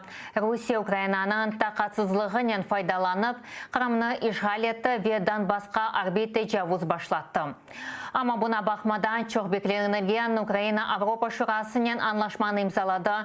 Бұл 2014 сенесі июнь айында олды. Илерде біздің мемлекетіміз Авропа шурасына керген девлетлер визасыз режиміні күчке кірсетті. Бүгін Киевде инқилаб елігіна бағышланған тәдбірлер өткерілмекте. Украина президенті Володимир Зеленский менлік инқилабы вақтында әлек олғанларына анды. О мұрахадашы олананен бері хач янындай чырақ яқып, қараманлар оғынде башларына ерді. Президент Семанын юз қараманлары милли музей құрылачағыны білдірді, ама оның қайдеткеніне көре бұл инқилабта жан берген сойлары ве жымачылық үшін yetersiz. Будемо відверті. Для вшанування пам'яті кожного загиблого музею дійсно недостатньо. І, звичайно, нам потрібні реальні результати розслідування справ Майдану. Родини загиблих та все суспільство мають обов'язково отримати відповіді, а винні обов'язково отримати покарання. Сема юзы қараманлары алиясана милли хатыра бедесі оларақ сақламақ керек. Бұны етибарын қлябының іштірікчелері ве сема юзы қараманларының ақрабалары талап еті. Оларның айтқанына көре бұл ерде бақча дәшкел етмеге яда мемориал құрылмаға керегі жоқ, ершейні олғаны кібі қалдырмақ керек. Файлер өлдірілген ерлерде тақиқат ішлері алып барылғаны бақмадан жинайет ізлері ғайып ола. Тәфсілерді жа левхамызда екеетілі. Бұл Украина тарихында ең қанлы олған фаджа ерадыр. Евел бұл институтска соқақайды. Шымдыйся аллея Героев Небесной Сотни деп адландырыла. 2014 сенесі февральның 18-20 күнлері арасында бұл ерде итибарын қылябының тақминен 100 іштіракчысы атып өлдірілді. 6 ел евелсі олған вақиялар ақында бұл демір конструкциясы қатырлата. Оны баррикада қалымтыларынан япқанлар. Бұл соқақта февральның 18-інде Тамара Ханонның омырақадашы Виктор Швель атып өлдірілді. Қадыны Сема юзу қараманлары атып өлдірілген әр бозылғаны ачыландыра. Оның сөздеріне көре әрше 2014 сене солғаны кібі қалмақ керек. Төшіме ташыны веттереклерге тимемеге чағыра, чүнки бұл тарих. Всі знають, що це за місце, весь світ знає, воно в усьому світі впізнаване місце. Цей годинник весь схил мають вирізати. Посадити трошки вище липову алею. У нас в Києві дуже багато скверів, парків, насаджень, і навіть біля Жовтневого палацу там є хороша зелена зона. Для того, щоб знищити, багато розуму не треба. Треба розум для того, щоб вберегти історію для наших нащадків. Шымдылык аллея территориясы Баш прокуратура тарафындан апис етілді. Фаалер айтқанына көрия тақиқат ішлері девам еткені вақыт, жинайет ерінден жинайет ізлері жойла. Майдан фаалер Шымды Киев майранын меслячысы Игорь Луценко айтқанына көрия, Сема юзу қараманлары аллеясы тек ерлі абиде оларақ таныла. Оны те бұтын Украина абидесі оларақ танымақ керектір. Шымдылык есас проблема пара қытлығы. Виділені кошти лише на те, щоб там збудувати меморіал на місці пам'ятки. Пам'ятку знімається бульдозером, як вони почали це робити, і на цьому місці ставиться, значить, меморіал. Це незаконно. Тақатын 6-й йылығында тақыға тоқтатылacak Сема юзу қараманлары қоранталарының адвокаты Евгения Закревская. Чүнки тақатчылар өз викелетлеріні жуя. Адвокатын айтқанына көрие, Сема юзу қараманлары атылышы давалара ДБРге берілмемек керек. Небезпечно, взагалі, враховуючи особу директора ДБР і наявність нього, як ми вважаємо, конфлікту інтересів з правами Майдану і вплив на нього сторонніх осіб, включно там з Андрієм Портновим і так далі, небезпечним передачу справ от в цей період до створення управління по Майдану, небезпечна передача справ в ДБР. Що справи не мають переходити в ДБР до того, як не буде прийнято цю поправку. Баш прокурор Руслан Рябошапка айтқанына көрия, Баш прокуратура Майдан даваларына Devlet тақиқат бюросына берген. Жодна з цих справ, жодна з цих проваджень не буде втрачено. Всі провадження наразі впорядковуються, інвентаризуються. Для цього створена спеціальна комісія в рамках Генеральної прокуратури. До цієї інвентаризаційної комісії також включено представників громадськості, також представників Державного бюро розслідувань для того, щоб було забезпечено прозорість цього процесу. Сема юзу қараманлары қоранталарының адвокатлары юқары шура невбеттен тыш сессияға топлашып, Майдандаки жинайетлері тақыт етілмесіні девам етірмелі. Елена Сытюка, Саны Минов, Заман, АТР. Блокаданың йылығы 4 сене версі тамам бұл күнлерде işgal етілген Қырымда электриклер кесілді. Гражданлық энергетик блокадасыны Қырым татар ve Украиналы фаалер тешкил еткен еді. Бірінші адымлар октябрь айында атылған еді. О вақыт электрик ағының диреклері зарар көріп, Қырымға тек 10% электрик кетеді. Ноябрьнің 21-де да бір ағач дирек йықылды. Бұндан сон Қырым қаранлыққа батты. Блокада iştirakçilerine қаршы жинай işler açılmaға башланған еді, ама керчектен де işнің нәтижелері бар еді. Блокада тәжавүжі мемлекетке бұйық зарар кетірді. Бірқач ай девамында Қырым татар фаалері Украина devlet olarak берілмеген дестек ile блокаданы мұстақыл шекілде тұтты. Киев атта бұл әрекетлерге қаршылық білдірді. Милли гвардия işgal етілген ярамадағы электрик ғайрыдан тікленмеге тырышты. 2015 сессия декабрь айында Украина баш назира Яценюк ресми шекілде Қырым блокадасыны илан етті. Нәтижеде Қырымда іші сөнеді, işханелерінің ішлері тоқтады. Русия тәжавүжі мемлекеті işгалінің фиатыны дұйды. Украинадан алынған 80% толдырмақ ве işgal етілген топрақларына herhangi bir электрикнен темелемек үшін $1 миллиард масраф етмеге мечбур қалды.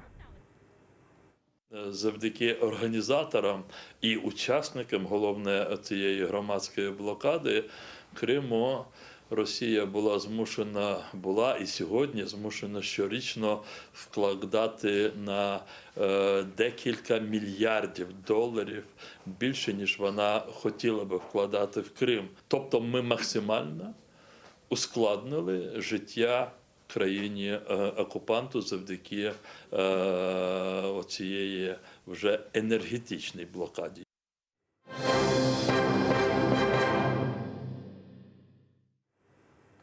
Донатма веселясы Тамир işlerine muhtaç Ukrayna президенті Volodymyr Zelenskiy gece yarısına Nikolay vilayetinde yerleşken Очаков limanına keldi.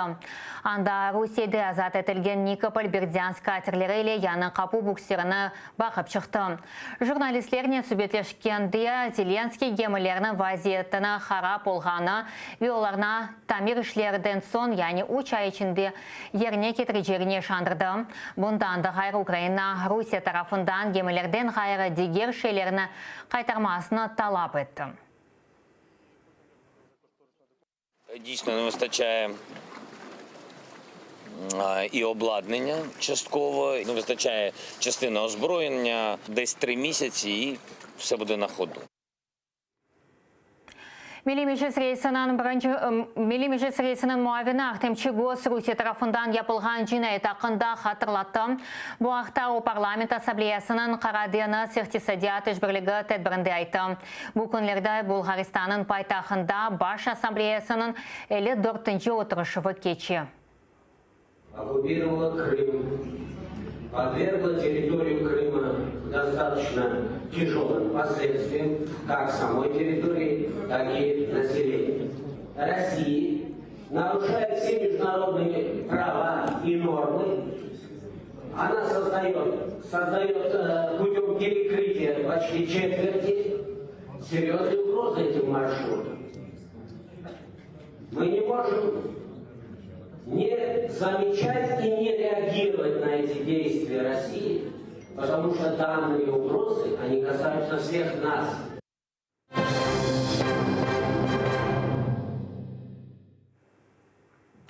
Advokat Rifat Yaxin işgal etilgen Kırımdaki Ahmetçit sizosuna karşı davаны açmağa talap etti. Sebebi hapishanedeki onun müşterisine yani siyasi mabus Cemil Gafarov'a tabi yardım gösterilmeyi. Kanunsuz tutulgan Kırım Tatara 3. grupa sakatı, onun buyruğu ile yüreği hasta. Advokat birkaç kere ilaçlarının verilmesi, bunun beraber hastahaneye yatkızıvı ve tabi bakınuvunu geçirilmesine için müracaat etti. Onun talapları hep red etildi. Neticede advokat Rifat Yaxin SIZO memuriyeti hareketsizlik için Ahmetçit'teki işgalci Demiryol Mahkemesi'ne dava verdi. 2 gün evvelsi onun davası resmileştirildi. Taqiqat izolatorunun memuriyeti yüz bergen vaqiyanı hala da izatlanmay. Они не то чтобы отказывают, они просто уклоняются от рассмотрения в установленном порядке. Да, как бы разгильдяйство, расхлябанность и несоблюдение, в общем-то, законов. Это уже не первый опыт, не первый случай. В Ростове-на-Дону мы с таким же столкнулись с беззаконием, и там, в принципе, сразу после подачи в суд иска они зашевелились. Поэтому ожидаем то же самое. Он и на то и направлен, чтобы заставить их работать, этот иск. К сожалению, без обращения в суд у нас ничего никто делать не хочет.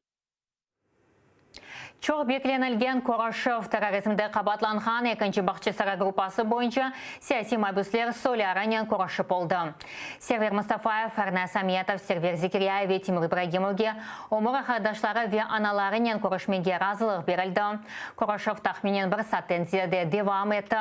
Solyara aytqanına göre siyasi mabuslar özlerini yaxşı duyarlar ve kureş alıp barmağa hazır olğanlarını bildirdiler. Kanunsuz tutulğanlar esirlikte olğan vaqtda onların mahkemelerine kelgen ve destek göstergen qorantalarına yardım etkenlerine minnetdarlıq bildirdiler. Увидела супруга своего. Эрнест выглядит хорошо, улыбается. Все ребята примерные мусульмане в пиджаках, очень красиво выглядят. Мы получили сегодня свидание. Письма не доходят, которые он отправляет. Уже 4 письма отправил. Увидели своих родных, близких. А нас сегодня порадовали, дав нам свидание. Şimdilik bu haberlerden tanış etmege yetiştiriyem. Bir saatten son meslektaşım Irina Situmerova Ukrayna tilinde taze haberlerden paylaşacak. Bizle olunuz.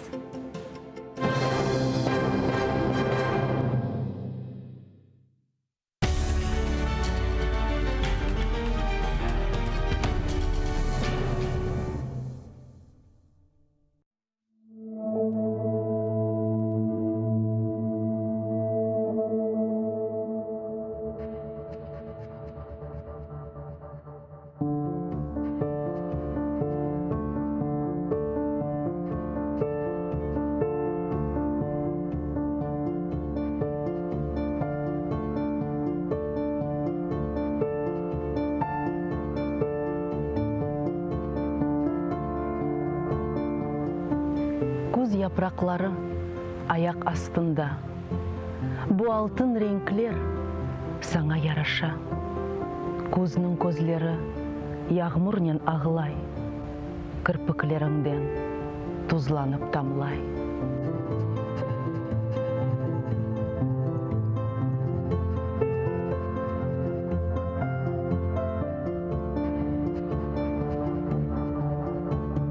ағылайсың сен? Аят ашыққа, көзде біраздан айланыр қышқа, әр бір шей бітер. Әр күнің башқа текрарланмай жақ. Омыр ғайырдан ешбір қатасыз башлана алмай жақ.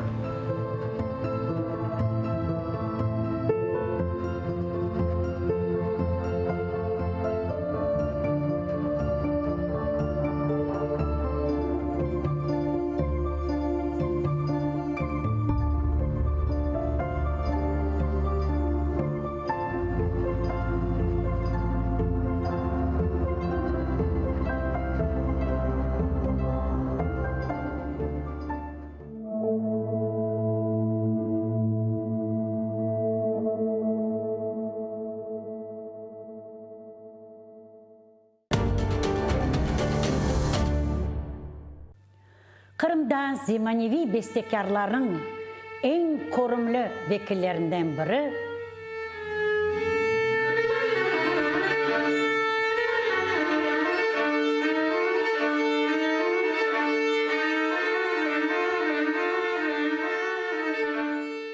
оның өмір қадашы да оға девамлы қол тұтқан өлі бір чифт олар, ярашықлы бір чифт. Оға зіл тұта пианинада Майя ханым, Майя Кадырова.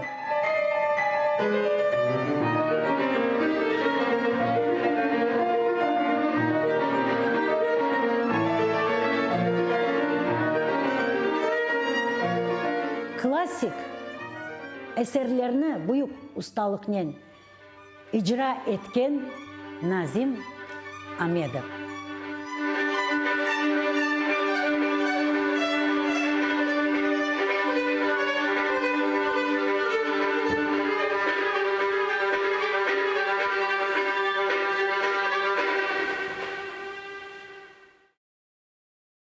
Айталар ки әрбір құш ювасында көргенні күтер. Керчектен де айны ойледір. Әрбір шей айледен башлана. Басында лимонларны насыл отыртмақ керек. О фидеола, я да оны дане сачмақ керек, я да терек. Бұл тереклерні фидесін yapmaq керек, тамырлатмақ керек. Не үшін бұл татлы? Çünkü бұның лимон мейвасында шекері зияде. Екшісіне көре. Sağ olunuz, bayağı şeylerden de öğrendim. Nasıl limonu seçmek gerek bileyim. Hibrit limon olmağanını da öğrendim. Analarımız uzun balalarından tek ana tilde laf etmek gerek. O bala doğandan, kundaktan o tilini eşitip otursa, unutsa bile o tilini osken son, bir de kitabını açkanda öğrenip akılına düşürecek. Çünkü o onun kanına sınmış olacak. Умани Сирияда дерлер, үйде мали чатырда, bunun bir tarafı çöl, bunun bir tarafı bahçe bak. Maşallah, papağanlar seninle beraberlikte anda şiir ayttılar.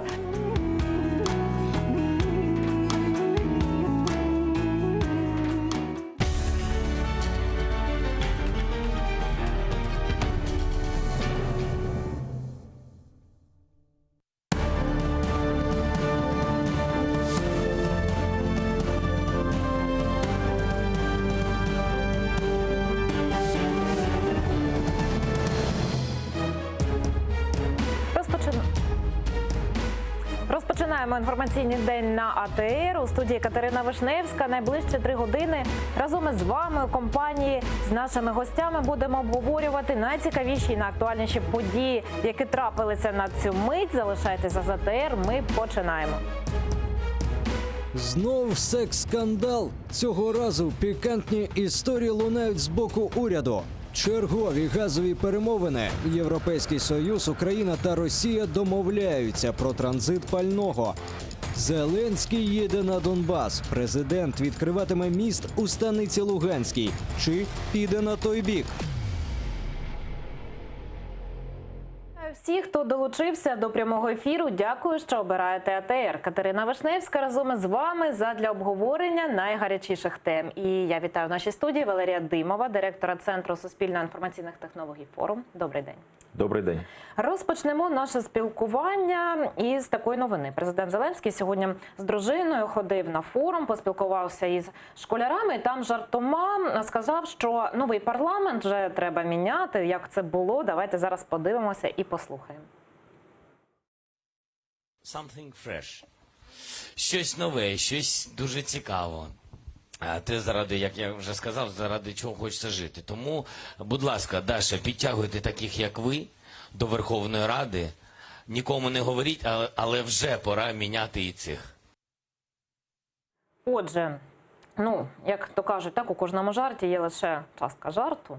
От щодо цієї заяви президента, чи дійсно вже пора замислюватися про зміну цього парламенту, адже бачимо, що так, є і дискредитація вже деяка цього скликання Верховної Ради, і президент все-таки теж відчуває певну якусь відповідальність за цю монобільшість. По-перше, він несе безпосередню відповідальність за цю монобільшість. Устами його представника Нікіти Потураєва, коли 254 депутати «Слуги народу» пили водичку в Трускавці, він сказав, що в політичному сенсі ви ніхто. Ви отримали свої мандати, завдячуючи президенту Зеленському. Президент Зеленський в прямому ефірі дає доручення спікеру парламенту. Президент Зеленський в прямому ефірі дає доручення прем'єр-міністрові, що є нонсенсом в демократичній парламентсько-президентській країні. Президент Зеленський проводить співбесіди з міністрами, і про це він говорить. Президент Зеленський призначає деяких людей на деякі посади, наприклад, того самого Абрамавичуса, який, до речі, нагадаю про це нашим глядачам, пішов у відставку, тому що йому нібито був дзвінок про те, щоб він когось посадив без конкурсу, але сам він іде без конкурсу. Так, Тимошенко він теж тролить. Зрозуміло, так. Тобто, насправді, президент Зеленський несе відповідальність. А те, що він прийшов до влади, знаходячи винних десь на боці, розколючи українського суспільства, насправді залишається цією його успішною практикою, бо іншої успішної практики він не має. Він намагається знайти крайнім невістку, чергове скликання Верховної Ради. Але знаєте, є таке прислів'я українське: раніше жив навпроти тюрми, тепер живу навпроти своєї хати. Він хоче поміняти, Даша підтягує свій під Верховну Раду, але я боюсь, що Даша може підтягнути свій під Верховну Раду, і Верховна Рада захоче поміняти президента Зеленського. Тому що можливості в парламентсько-президентській республіці набагато більше. І парламент у нас ухвалює ті рішення і закони, за які відповідальність в очах українських громадян несе президент Зеленський. Пам'ятаєте, коли Ющенко з Тимошенко сварилися, то людям було байдуже, чи має право той призначати. Вони сказали обоє-рябоє, проголосували, багато людей проголосували навіть за Януковича. Тому на сьогоднішній день, насправді, президент Зеленський несе в очах відповідальність за ті ухвалення, в тому числі за участю його монобільшовицької фракції у Верховній Раді. Вона почула, що їх треба міняти. І чому би оці перші Полякова і Скороход не стали першими ластівками, які насправді понесуть цю вісточку для других депутатів, а разом з конвертами, які ми побачили і почули в парламенті, напевно, і ті ресурси, які інші люди захочуть, скажімо так, підібрати під себе в українському парламенті. Тим не менш, щодо Полякової і Скороход, зокрема, то наприкінці минулого пленарного тижня спікер все ж таки не оголосив про їхній вихід із фракції. Зараз 2 тижні парламент не працює. І, взагалі, погодьтеся, що тут дуже велика спокуса зберегти, власне, цю монобільшість і більшість у парламенті. Чи легко взагалі буде це рішення ухвалювати щодо розпуску такої ради? Зручної, дійсно. Вони почули те, що вони почули. Це ж не Даша почула, це ж для нас з вами і набагато більшою мірою для тих депутатів. Ми ж з вами не залежимо від того. Зрозуміло. І це не перший раз. Він коли сказав, що він може розпустити цей парламент, він же цього не боїться.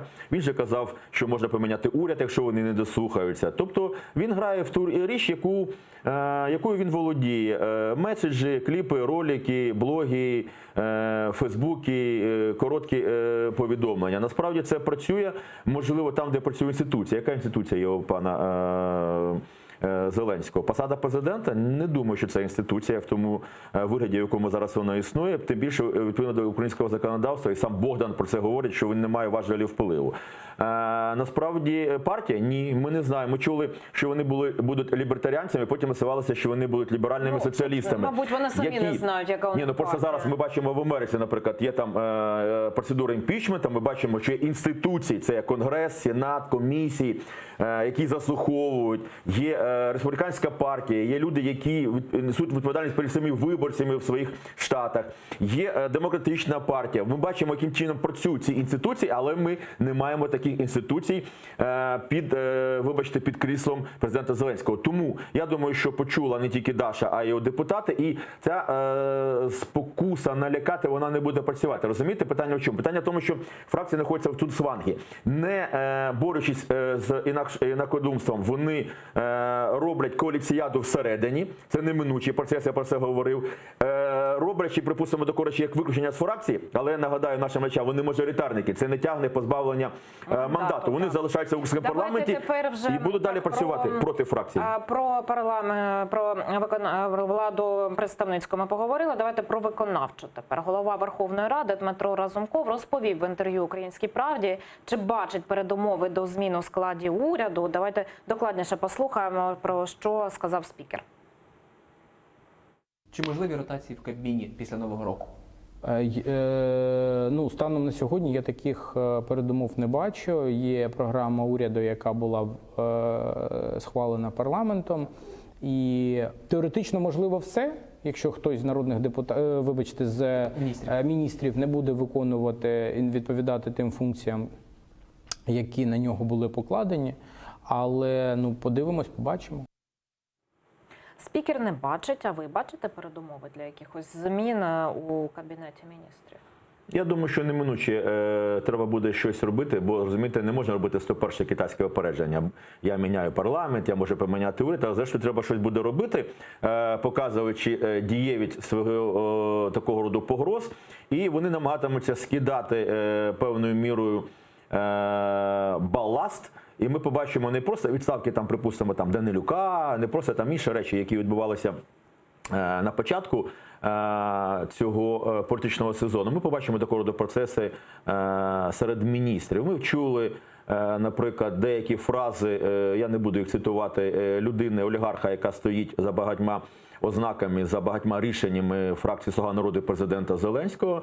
Ми чули, як він обзивав деяких міністрів, ми чули реакцію цих міністрів. Думаю, що насправді якраз цих міністрів Зеленському буде складно міняти, оскільки тоді він погодиться з тим, що Коломойський править його фракцію. А от інші міністри можуть бути позбавлені своїх посад, але там треба буде добратися у Верховній Раді. Так, перервемося, і брифінг прем'єр-міністра зараз відбувається. Україна, давайте послухаємо, про що там говорять. Торгівлю з Європейським Союзом, а також сприяє досягненню однієї з цілей, яку поставив перед собою уряд, забезпечити вільний рух між Європейським Союзом і Україною. Також було ухвалено рішення у сфері енергетичної ефективності, тому майже весь спектр тих питань, які належать зараз до пріоритетних наших стосунків з Євросоюзом, сьогодні були покриті.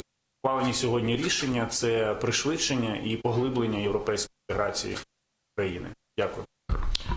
Простими словами, знову ж таки, це всі євроінтеграція, це про прості речі. Наприклад, мультимодальні перевезення – це що таке? Це коли ви купуєте квиток, але одразу купуєте квиток на всі види транспорту, які є необхідними в ідеалі для того, щоб добратися до точки, яка вам потрібна. Ви я не знаю, летите з умовної з умовного Мукачева до умовного Харкова, і вам система має показати, яким чином вам простіше це дістатися. Десь вона бронює вам автобус, десь показує літак, десь показує залізницю і все інше. Це стандарт взаємодії інформаційними між різними видами транспорту.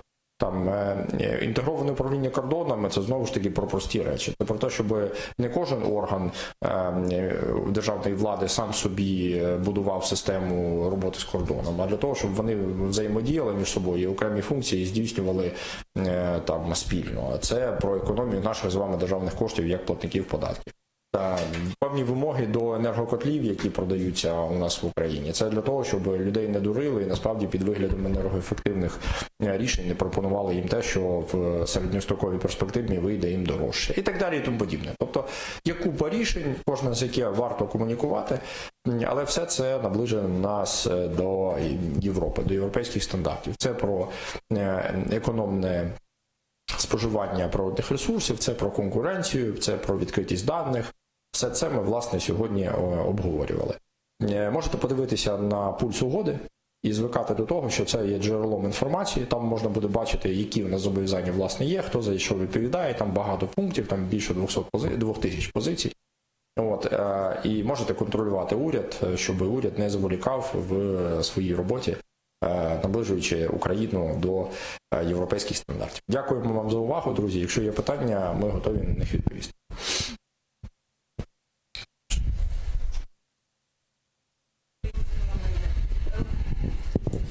Вікторина Конечна, Українські новини. В мене питання по кадрових рішеннях.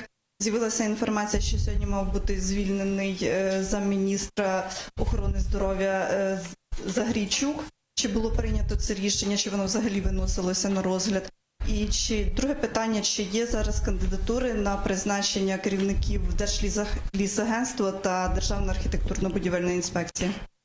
Дивіться, значить, по Михайлу Загорійчуку дійсно він подав заяву про звільнення, і міністр ініціювала розгляд цього питання на уряді. Ми дійсно прийняли рішення про те, щоб задовольнити заяву Михайла, і він там припиняє працювати в команді Зоряни, пані міністр. З приводу конкурсів на Державну архітектурно-будівельну інспекцію і Державне агентство лісових ресурсів, там є шорт-ліст переможців, кандидатів, які пройшли відповідні, значить, там процедури відсіювання. Рішення по них ще не прийнято. Тобто ще ми цих кандидатів дивимося, вивчаємо їх біографії, проводимо необхідні співбесіди, консультації для того, щоб переконатися в тому, що жоден з них не має якихось прихованих впливів і так далі. У нас яка практика? Дуже просто. Як тільки людина серйозна, порядна, професійна хоче кандидувати на якусь більш-менш там посаду, яка дає можливість впливати на корупційні потоки, на неї часто з'являються в відкритих джерелах, в інтернеті купа різного компромату, інформації про те, що вона там з кимось зв'язана, має насправді якісь корупційні інтереси і все інше. Для того, щоб перевірити всю цю інформацію, потрібен час. Тому іноді це, у нас це наставить в умови, коли ми змушені там хоча б тиждень-два уважніше передивлятися, перевіряти цю інформацію для того, щоб ні в кого не було сумніву, що люди, яких ми призначаємо, вони є чесними. В той же самий час ми сьогодні прийняли ряд кадрових рішень. Вони сьогодні будуть опубліковані на сайті. Це голова Укртрансбезпеки. У нас тепер нова людина буде очолювати структуру, яка слідкує за безпекою на дорогах. Це важливий напрямок роботи. Значить, окремий орган державної влади, який займається реалізацією інвестиційних проєктів, який знаходиться під Мінінфраструктури. Також там нова людина буде професійна, порядна. Також ми визначилися сьогодні з переможцем конкурсу на голову Держкомзему. Це важливий також крок, побачити, молода, амбітна людина. Будемо їм намагатися підтримувати. Кожному з цих кандидатів, з цих вже майже фактично людей, по яких прийнято рішення, ми поставимо випробувальний термін на 2 місяці. Якщо вони покажуть здатність приймати рішучі, в тому числі кадрові рішення всередині своїх структур, там принципово іншу якість роботи з точки зору відкриття даних, з точки зору швидкості виконання задач, які ми перед ними ставимо, тоді будемо працювати далі. Якщо ні, будемо прощатися. Нічого тут страшного немає, але зараз кредит довіри до цих людей у нас є.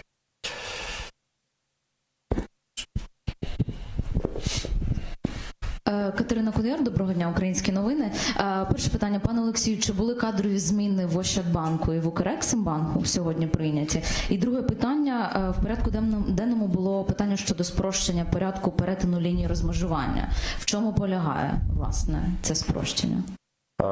Дивіться, значить, по Ощадбанку, Укрексімбанку, так, це правда, окремі рішення прийнято, подивитися в публічних джерелах, я на пам'ять всі прізвища не пам'ятаю, це сфера відповідальності Міністерства фінансів, які фактично реалізовують політику державну в сфері управління державними банками, як власник вони фактично представляють державу і з ними комунікують на цю тему.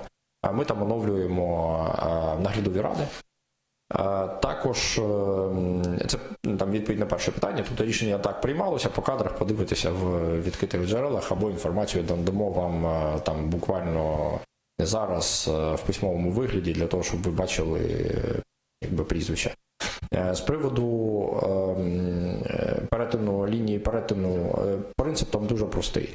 Якщо раніше визначався перелік того, що можна з собою провозити, то зараз принцип має бути змінено і змінено на те, що може, що не може, що заборонено до перевезення. Ну, тобто це значно розширює перелік того, що можна буде провозити через цю лінію. Детально цей проект ще має бути доопрацьований з Міністерством внутрішніх справ і з Державною прикордонною службою, тому я би там зараз в деталі не йшов, але так принципово уряд стоїть на тому, що замість того, щоб визначати вузький перелік того, що можна, потрібно навпаки змінити принцип і визначати лише те, що заборонено до перевезення. Ну, це, на нашу думку, розумний і правильний підхід. З приводу конкретних якихось, якби там, не конкретного переліку, нам потрібно ще пару днів для того, щоб відомства між собою безпекові узгодили деталі. Сергій Сидоренко, Європейська правда. У мене запитання, власне, по темі сьогоднішнього засідання. Відкрили пульс угоди. Ну, невелика несподіванка, що в ньому є чимало червоних секторів, тому що, власне, це декларувалося. Так, почули прем'єр-міністра, його брифінг зараз відбувається у будинку уряду. Пане Валерію, що скажете, власне, про позиції зараз прем'єр-міністра? От чи дійсно можна чекати якихось вже після Нового року кадрових рішень нових, чи буде все-таки у цьому складі наш Кабінет міністрів поки що працювати? Ну, я думаю, що на держмонополії, на держкомпанії будуть призначення. Це саме їх мав на увазі Гончарук. Ми ж бачили, як міняли Укравтодор, Укрзалізницю. Зараз є питання. Так, про Укрзалізницю ми зараз поговоримо докладніше. Нардеп від «Слуги народу» Антон Поляков опублікував уривок запису розмови між начебто депутатами від його фракції та начальником поліції Дніпропетровщини. У розмові, зокрема, є момент, який стосується безпосередньо заступниці Клітіної. Давайте подивимося, що це за розмова. Можно, пока женщина ушли, я покажу, какой у нас новый замминистра. Замминистра чего? Клитина Саша. Она просила, сильно хотела. Хорошая? Ого!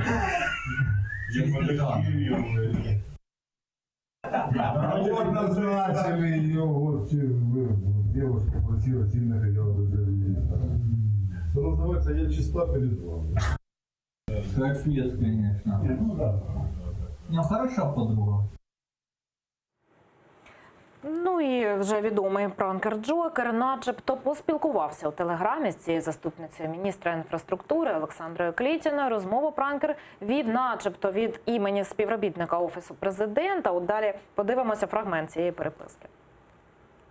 Меня он отодвинул, не хочет, чтобы я Укрзалезницей занималась. Там они что-то крутят, мутят с тендерами на локомотивы и так далее. Я пыталась бороться, но министр меня отстранил. Он, я так понимаю, вообще ноль. Только заработок интересует Влада. Видимо.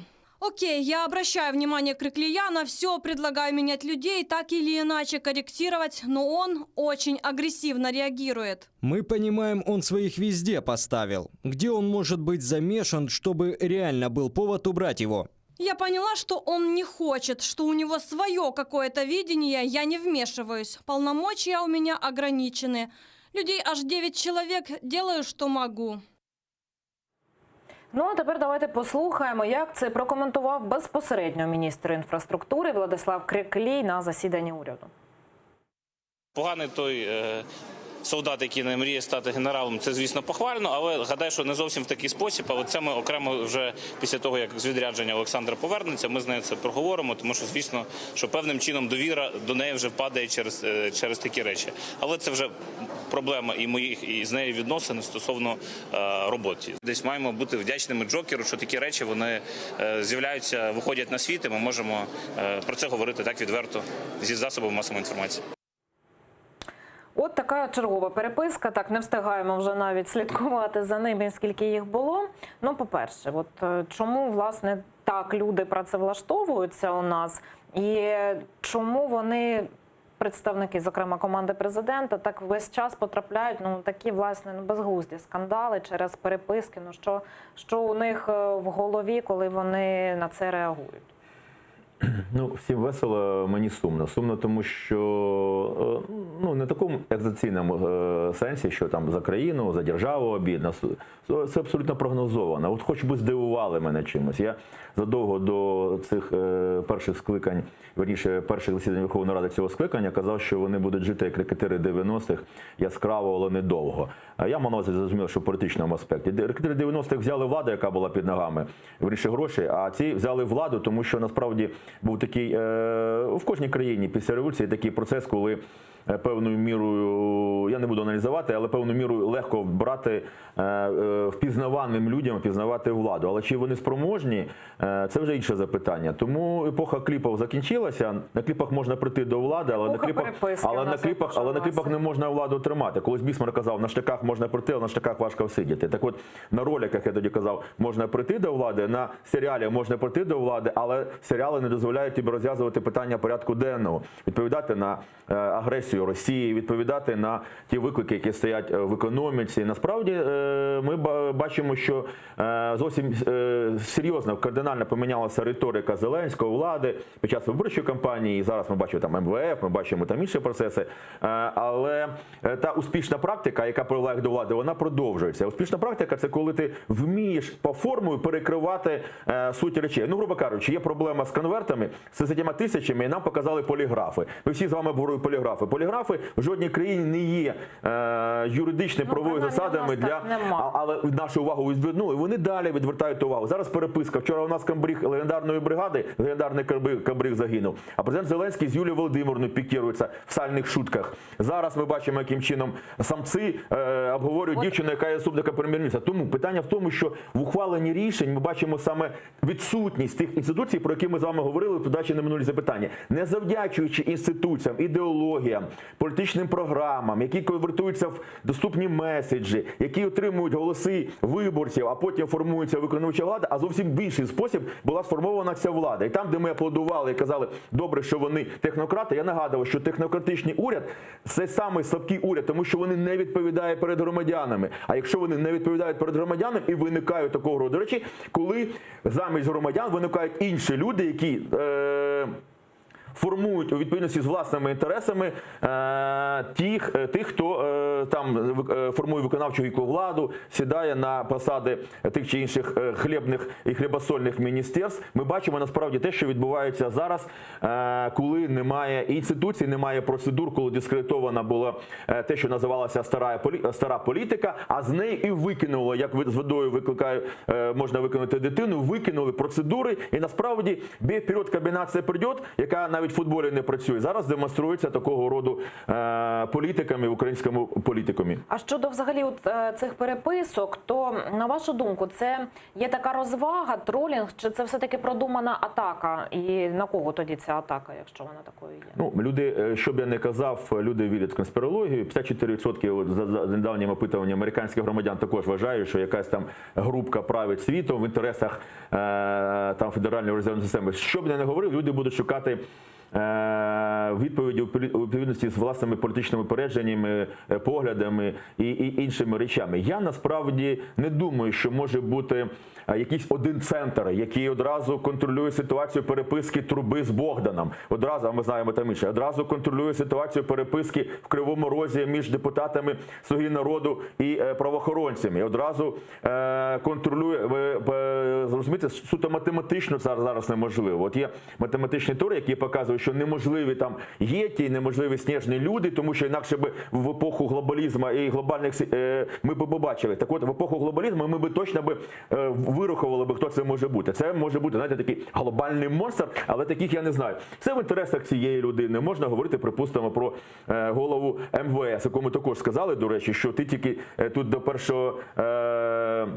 1 січня. Уявіть собі ситуацію, коли Аваков почув від Арахамії, що в тебе тільки до 2 місяці до 1 січня. Ну, Аваков і Арахамія. Яким чином він буде реагувати? Бачили, Разумков теж казав, що до Нового року не буде ніяких кадрових змін в уряді. Поживемо, побачимо. А от, наприклад, Олена Зеркаль, відома так дипломатка, вона планує піти з посади заступниці міністра закордонних справ. І, мовляв, урядовиця почуває себе зайвою через орієнтацію Банкової на мир з Росією.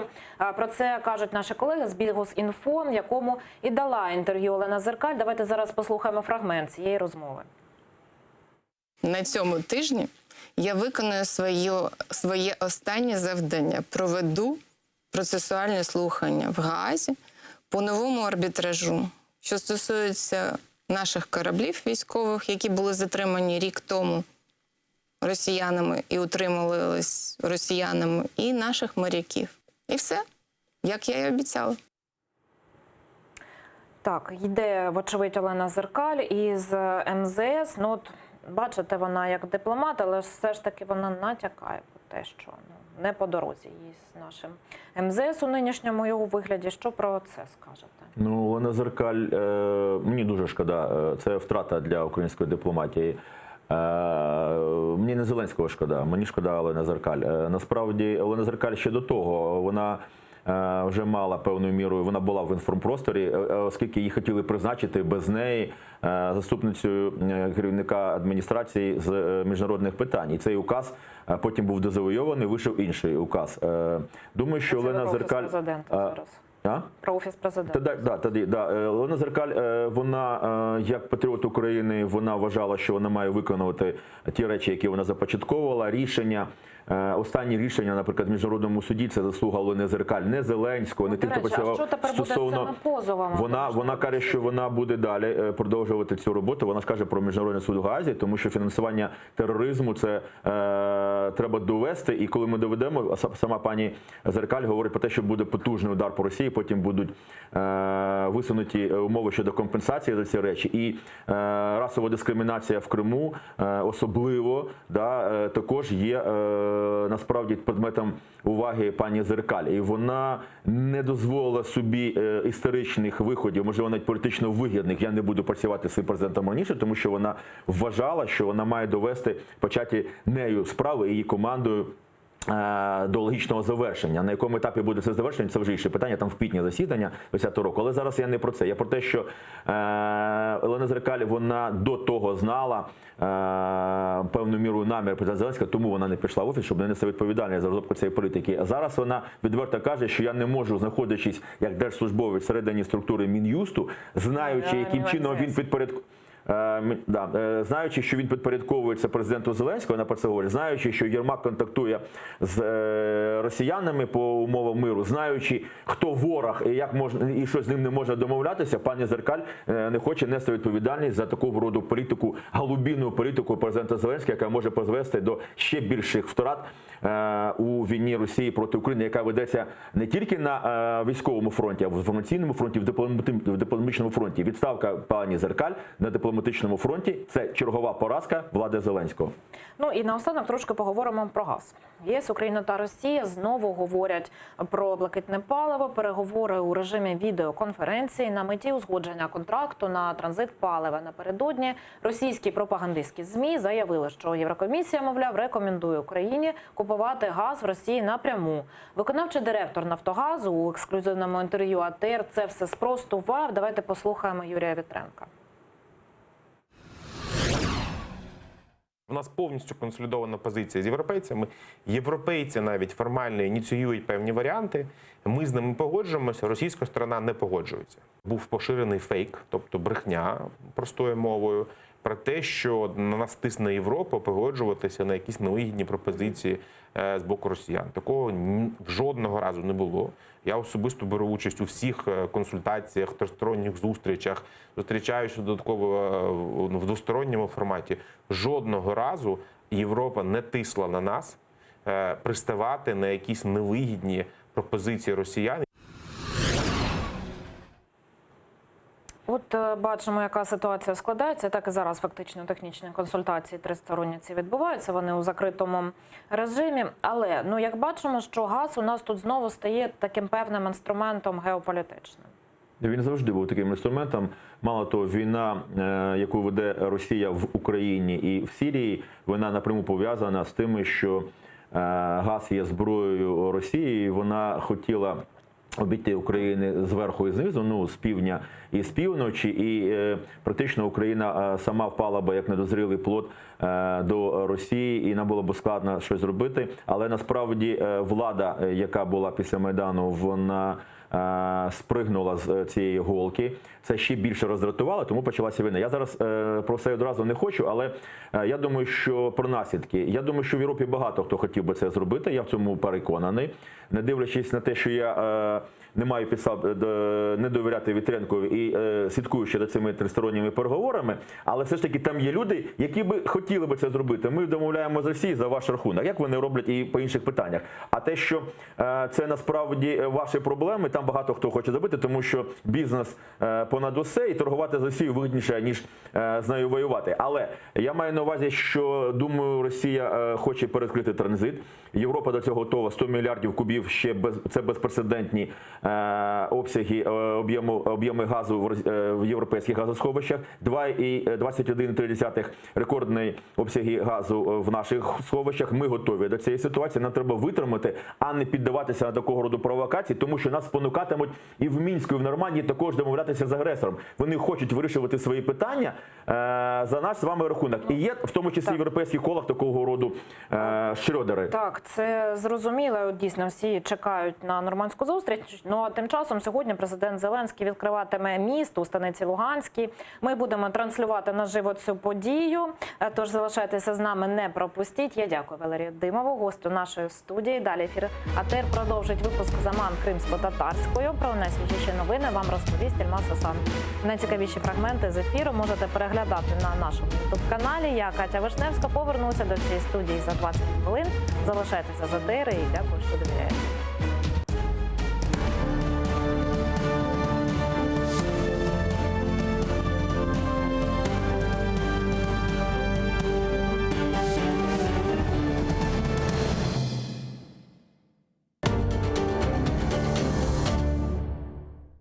Киев не зря иногда называют вторым Иерусалимом. Больше людей, больше домов, больше улиц, больше машин. Допустити вільний обіг землі. Мы ни одного голоса не дали за это бредовое обращение к Верховной Раде. Я забила гол депутату Киеврады. Стыд и срам депутату. Money rules. То есть деньги есть, порешаємо. Українці дадуть собі раду, як заробляти гроші. Просто не заважайте, не лізьте в їхні сторони. В этом радость, наверное, ресторатора. То есть можно просто приходить в свой ресторан и есть. Однозначно, то есть это коренной народ, и народ, который заслуживает права на автономию. Я думаю, одна из причин, по которой вот так с Крымом произошло, это, такое отношение сквозь пальцы или вообще такое пренебрежительное к тому, что было связано вообще с историей крымско-татарского народа по отношению к его родной земле. Добрый день, друзья! Сегодня мы будем говорить о столице Украины Киеве с депутатом Киеврады, а главное коренным жителем Киева Сергеем Высоцким.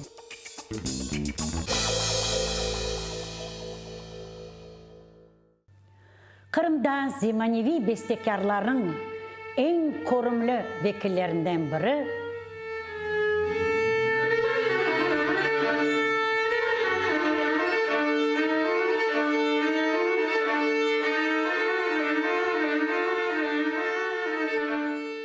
Onun Ömer arkadaşı da oğa devamlı kol tutkan öyle bir çift olar, yaraşıklı bir çift. O oğa zil tuta piyaninoda Maya Hanım, Maya Kadyrova.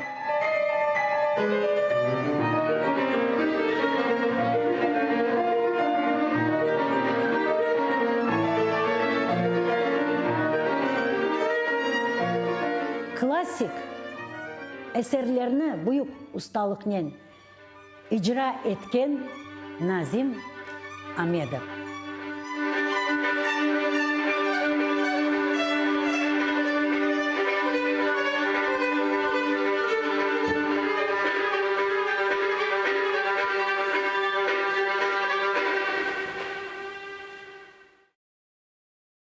Айталар ки әрбір құш ювасында көргенді күтер. Керчектен де айны ойледір. Әрбір шей айледен башлана. Басында лимонларны насыл отыртмақ керек. О фиде ола, я да оны дане сачмақ керек, я да терек. Бұл тереклерні фидесін yapmaq керек, тамырлатмақ керек. Не үшін бұл татлы? Çünkü бұның лимон мейвасында шекері зияде. Екшісіне көрі.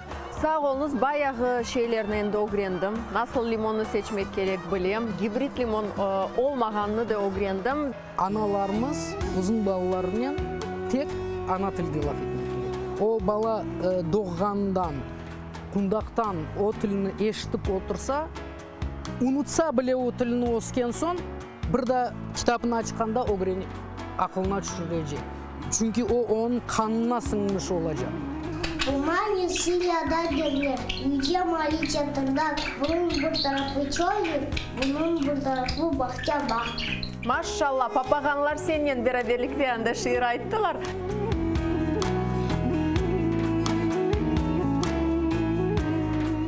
Хрупкая, невесомая, живая. Она очень любила своих друзей и молодежь, а своим теплом могла обогреть каждого.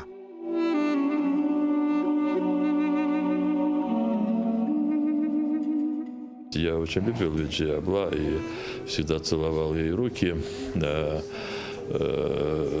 Она меня пыталась обнять, но это практически было очень тяжело. Она была очень хрупкой женщиной.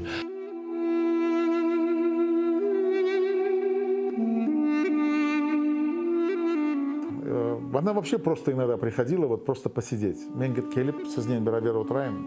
Вот у нее была такая вот какая-то вот внутренняя потребность с нами побыть. Она жила, она очень скромно, но она отслеживала всем, кому плохо, особенно там семьям политзаключенных, и тем, кто подвергался выселению, я имею в виду при советской власти. В ее судьбе отразилась трагическая судьба целого народа. 9-летнюю девочку под прицелами советских солдат и НКВДистов ее изгнали с родной земли. В молодости она вновь узнала, что такое произвол властей, только за то, что мечтала жить в Крыму. И завершилась ее жизнь столь же трагично, от рук новых сатрапов, ее единственной родины. Памяти Виджие Кашка в программе «Тарих Седасы» с Гульнарой Бекировой в субботу и воскресенье 23 и 24 ноября в 17:30 по Киеву и 18:30 по Крыму на телеканале АТР.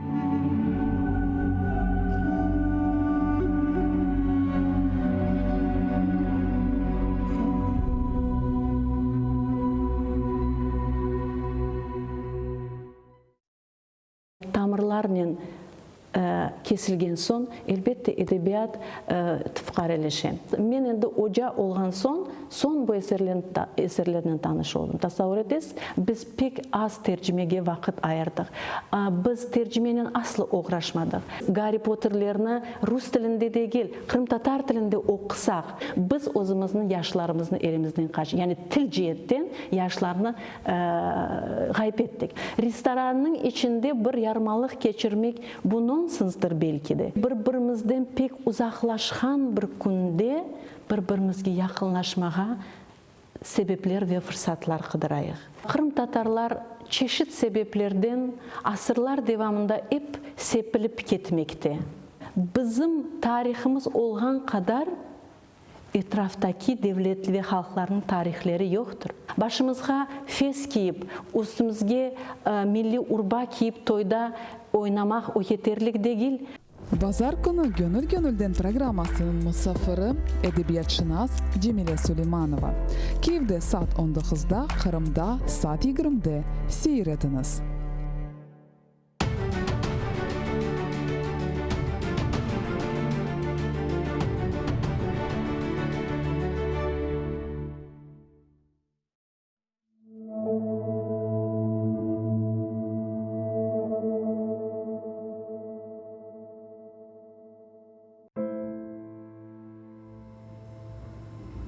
Meni kim qorchalar ekan bu dunyoda? Meni kim parchalar ekan bu dunyoda?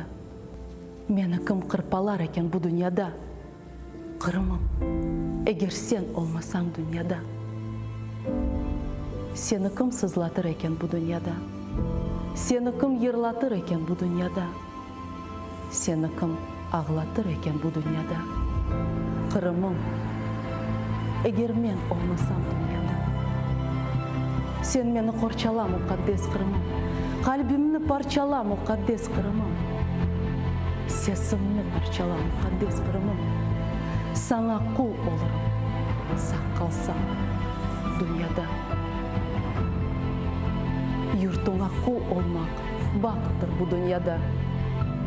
Vatanlı baxtsizlar yo'qdir bu dunyoda. Qirm, sen menim uchun taxtsin bu dunyoda. Sening uchun o'larim, sağ qalsam dunyoda.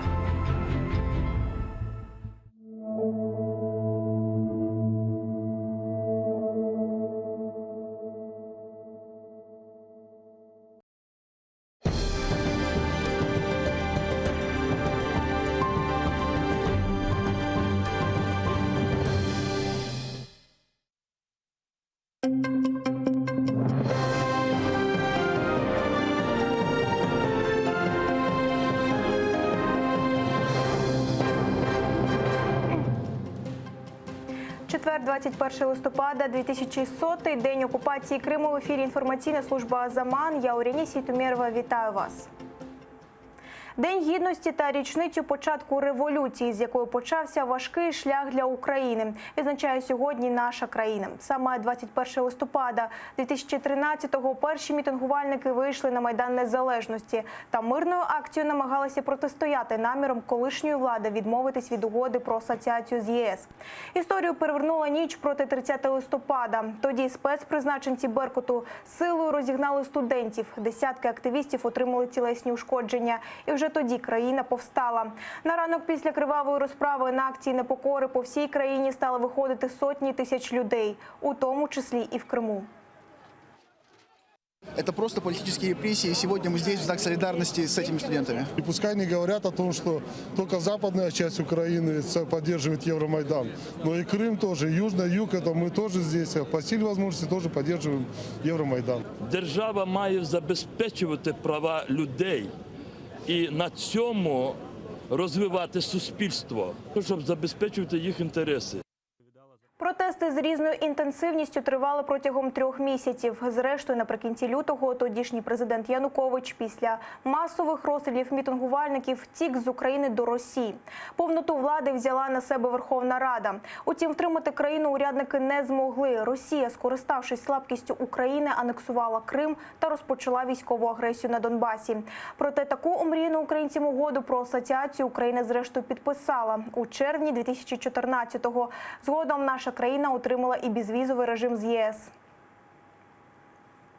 Президент України Володимир Зеленський вшанував загиблих під час Революції Гідності. Разом з дружиною Оленою та вищим керівництвом держави він запалив свічки під хрестом, що стоїть у центрі столиці, в пам'ять про загиблих та вклонився героям під звуки дзвонів.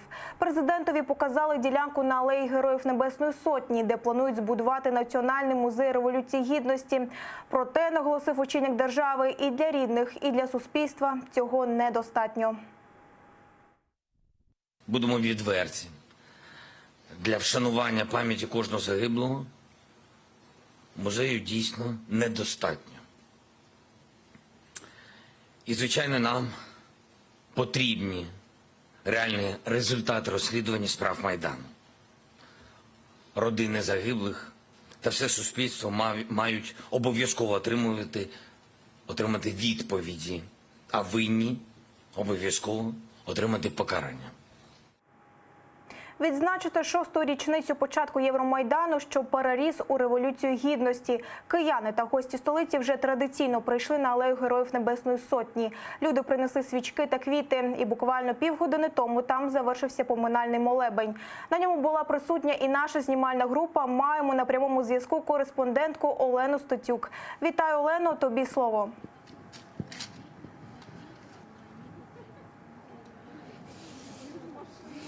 Хорошо.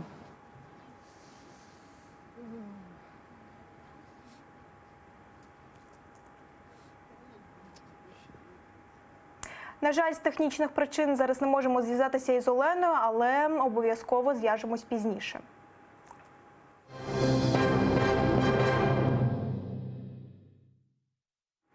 Річниця блокади. Сьогодні виповнюється 4 роки, як окупований Крим живе без української електрики. Енергетичну блокаду запустили кримськотатарські та українські активісти. Перші кроки здійснили ще на початку жовтня, коли пошкодили опору ЛЕП, якою до Криму йшло зо 10% електрики. А в ніч проти 21 листопада впало ще кілька опор. Відтоді Крим поринув у темряву. Кілька місяців кримськотатарські активісти тримали громадянську енергоблокаду без жодної підтримки влади. Навпаки, Київ навіть засилав Нацгвардію, аби відновити енергопостачання. Утім, вже в грудні 15-го прем'єр Яценюк офіційно оголосив про тотальну блокаду Криму. Її наслідком стали віялові підключення та зупинка підприємств. А російський агресор відчув ціну окупації. І щоб надолужити втрачений 80% енергопостачання, був змушений вкладати мільярди доларів в енергетику окупованого півострова. Завдяки організаторам і учасникам, головне, цієї громадської блокади Криму, Росія була і сьогодні змушена щорічно вкладати на декілька мільярдів доларів більше, ніж вона хотіла би вкладати в Крим. Тобто ми максимально ускладнили життя країні окупанту завдяки цієї вже енергетичній блокаді. І наразі маємо зв'язок із нашою кореспонденткою Оленою Стецюк, яка зараз працює у центрі столиці. Олена, вітаю, тобі слово.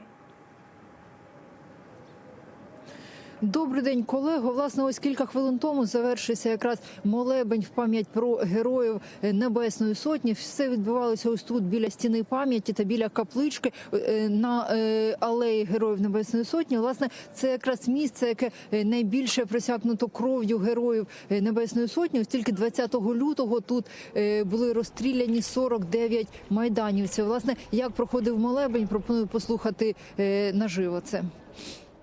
Душі рабів твої спасе, упокой, і збережи у блаженній житті. Присутні тут були і кілька родин Героїв Небесної Сотні. Вони кажуть, прикро, що за 6 років досі не покарані вбивці їхніх рідних. Проте вони говорять, що дуже важливо не зрадити пам'ять їхніх родичів, не зрадити ідеалів Майдану і залишатися, власне, гідними тих людей, які в 2013 році вийшли на Майдан. Давайте послухаємо сина Героя Небесної Сотні. В цей день почалась Революція Гідності, але як для нас, так і для більшості вас вона не закінчилась, вона продовжується, і ми маємо надію, що наша держава таки стане гідною і свободною. Мушу зізнатися, сьогодні людей трохи менше, ніж зазвичай у цей день кожен рік, але люди періодично підходять, моляться, стоять біля фотографій загиблих Героїв Небесної Сотні, покладають квіти. Власне, є тут і представники, якраз учасники Революції Гідності підходили, говорять, що зараз почуття у них змішані. Далі можемо послухати пряму мову. Між смутком, гордістю і болем, напевно. Напевно, так. І особливо в світлі останніх подій, що зараз твориться. Тобто, м'яко кажучи, я зовсім не задоволений, і мені навіть страшно. Я був учасником, я отримав кулю на інститутській теж, але вижив.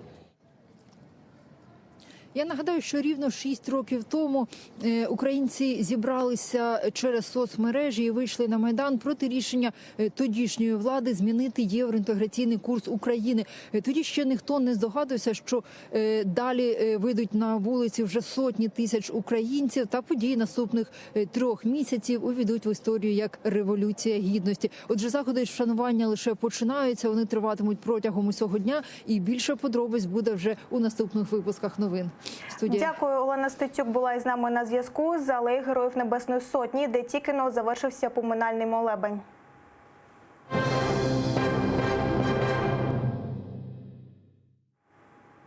7 поранених українських захисників минулої доби. На Східному фронті ворог знову гатив із заборонених Мінськом мінометів, а також гранатометів та озброєння БМП.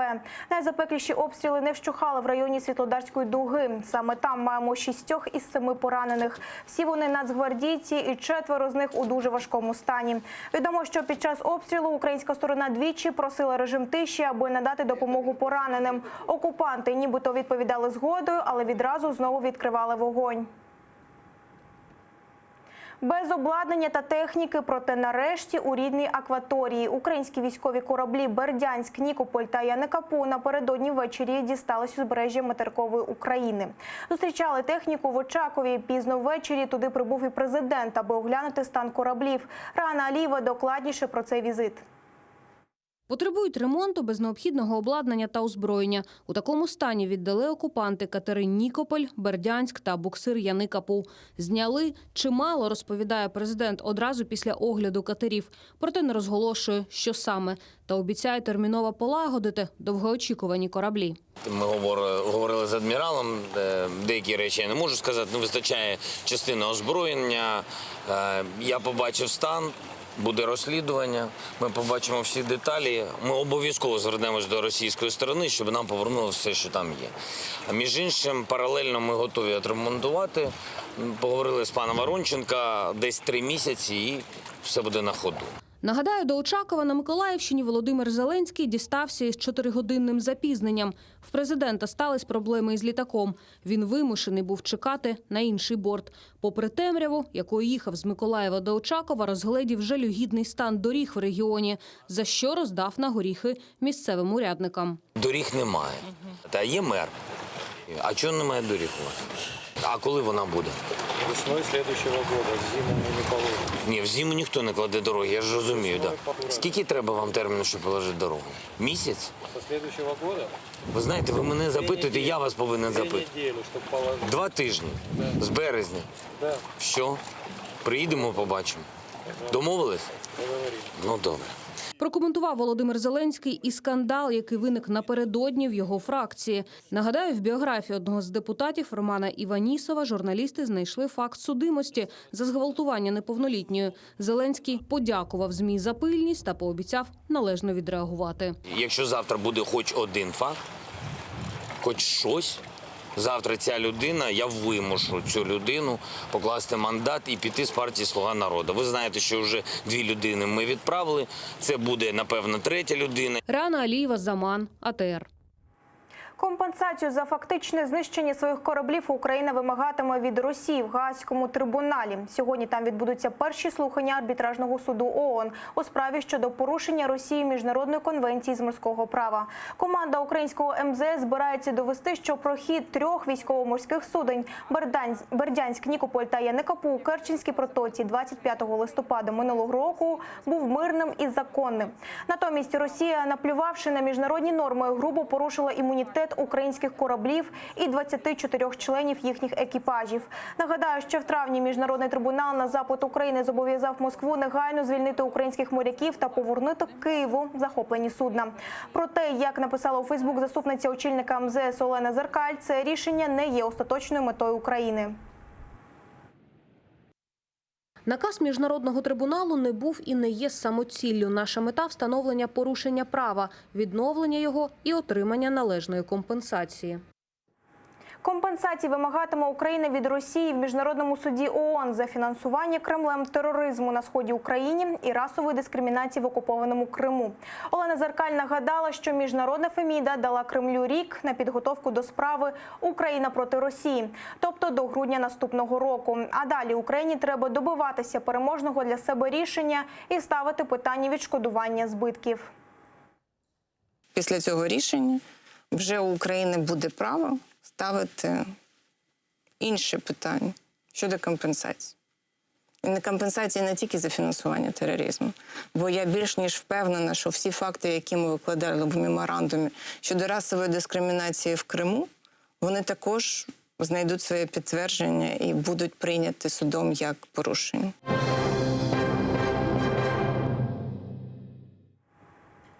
Позов Позов на Сімферопольське СІЗО подав кримський адвокат Ріфат Яхін. Причина – ігнорування адміністрацією виправного закладу численних прохань провести медичне обстеження його клієнту Джемілю Гафарову. Незаконно затриманий чоловік має 3-ю групу інвалідності, страждає на хронічні хвороби нирок та серця. Адвокат неодноразово клопотав про передачу ліків, шпиталізацію та медичне обстеження клієнта. Утім, щоразу отримував відмови. Зрештою, Ріфат Яхін подав позов до окупаційного залізничного суду Сімферополя на бездіяльність адміністрації СІЗО.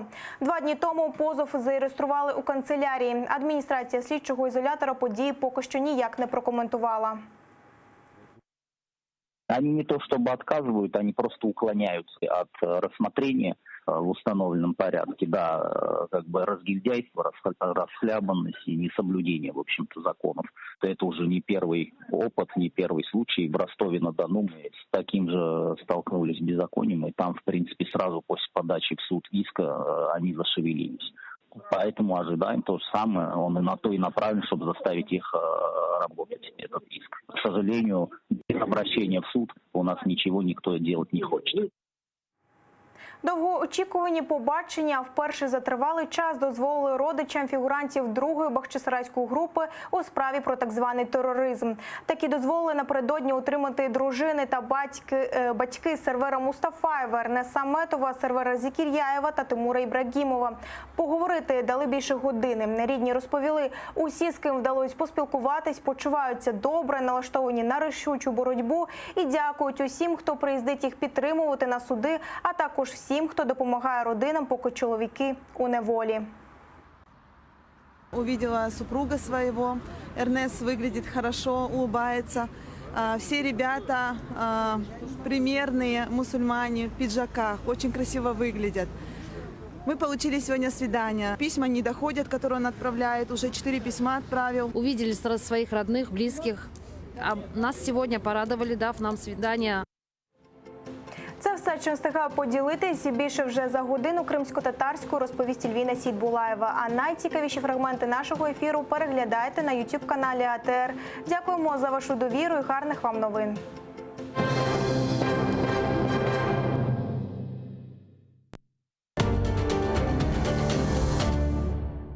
Залізна завіса, 2 світи і боротьба за правду. Фактичність, теорія медіа та об'єктивність журналістики. Пропаганда Суркова. Як народилася кремлівська фабрика фейків. Семантична війна. Конспірологія чи реальність. Дивіться у документальному фільмі «Фейк Ньюз» у суботу та неділю о 15:40 за Києвом і 16:40 за Кримом на телеканалі АТР. Ну, Киев не зря иногда называют вторым Иерусалимом. Больше людей, больше домов, больше улиц, больше машин. Допустити вільний обіг землі. Ну, мы ни одного голоса не дали за это бредовое обращение к Верховной Раде. Я забила гол депутату Киеврады. Стыд и срам депутату.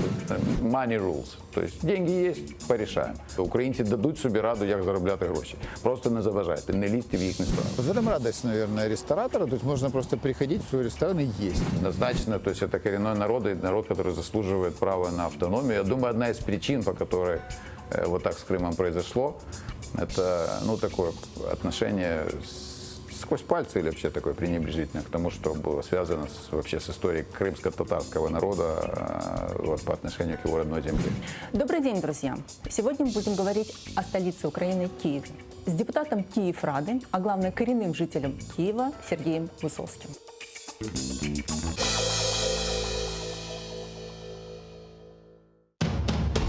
В 1521 году состоялся масштабный поход на Москву Мухаммеда Герая.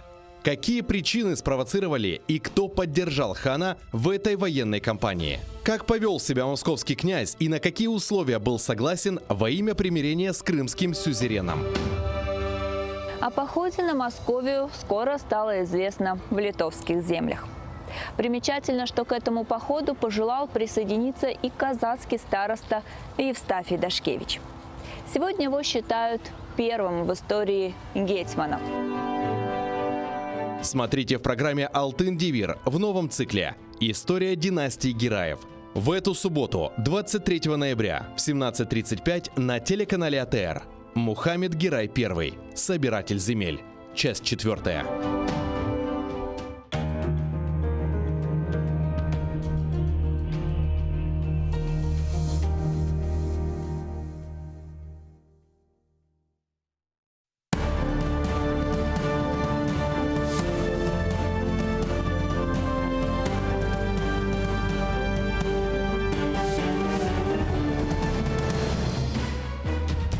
Ефір АТР триває. У студії Катя Вишневська. Найближчу годину разом із вами у компанії наших гостей будемо говорити про всі найгарячіші події. Залишайтеся з АТР, нам є про що розповісти. Зеленський приїхав на Донбас. Президент відкрив міст у сірій зоні. Чи пішов на той бік? Знов секс-скандал. Цього разу пікантні історії лунають з боку уряду. Чергові газові перемовини. Європейський Союз, Україна та Росія домовляються про транзит пального. Всі, хто долучився до прямого ефіру, дякую, що обираєте АТР. Катерина Вишневська разом із вами задля обговорення найактуальніших тем. І я вітаю в нашій студії Костянтина Матвієнка, політичного оглядача. Добрий вечір. Вітаю. Салям алейкум. Алейкум салям. Розпочнемо наше спілкування з того, що президент Зеленський відвідав Луганщину, взяв участь у відкритті мосту у станиці Луганській. Щоправда, повністю функціонувати він ще не почав, а коли? Давайте слухати. Він вже два дні повністю буде все відкрито. Так, мені сказав голова обласної адміністрації. Тобто все готово. В чому тут?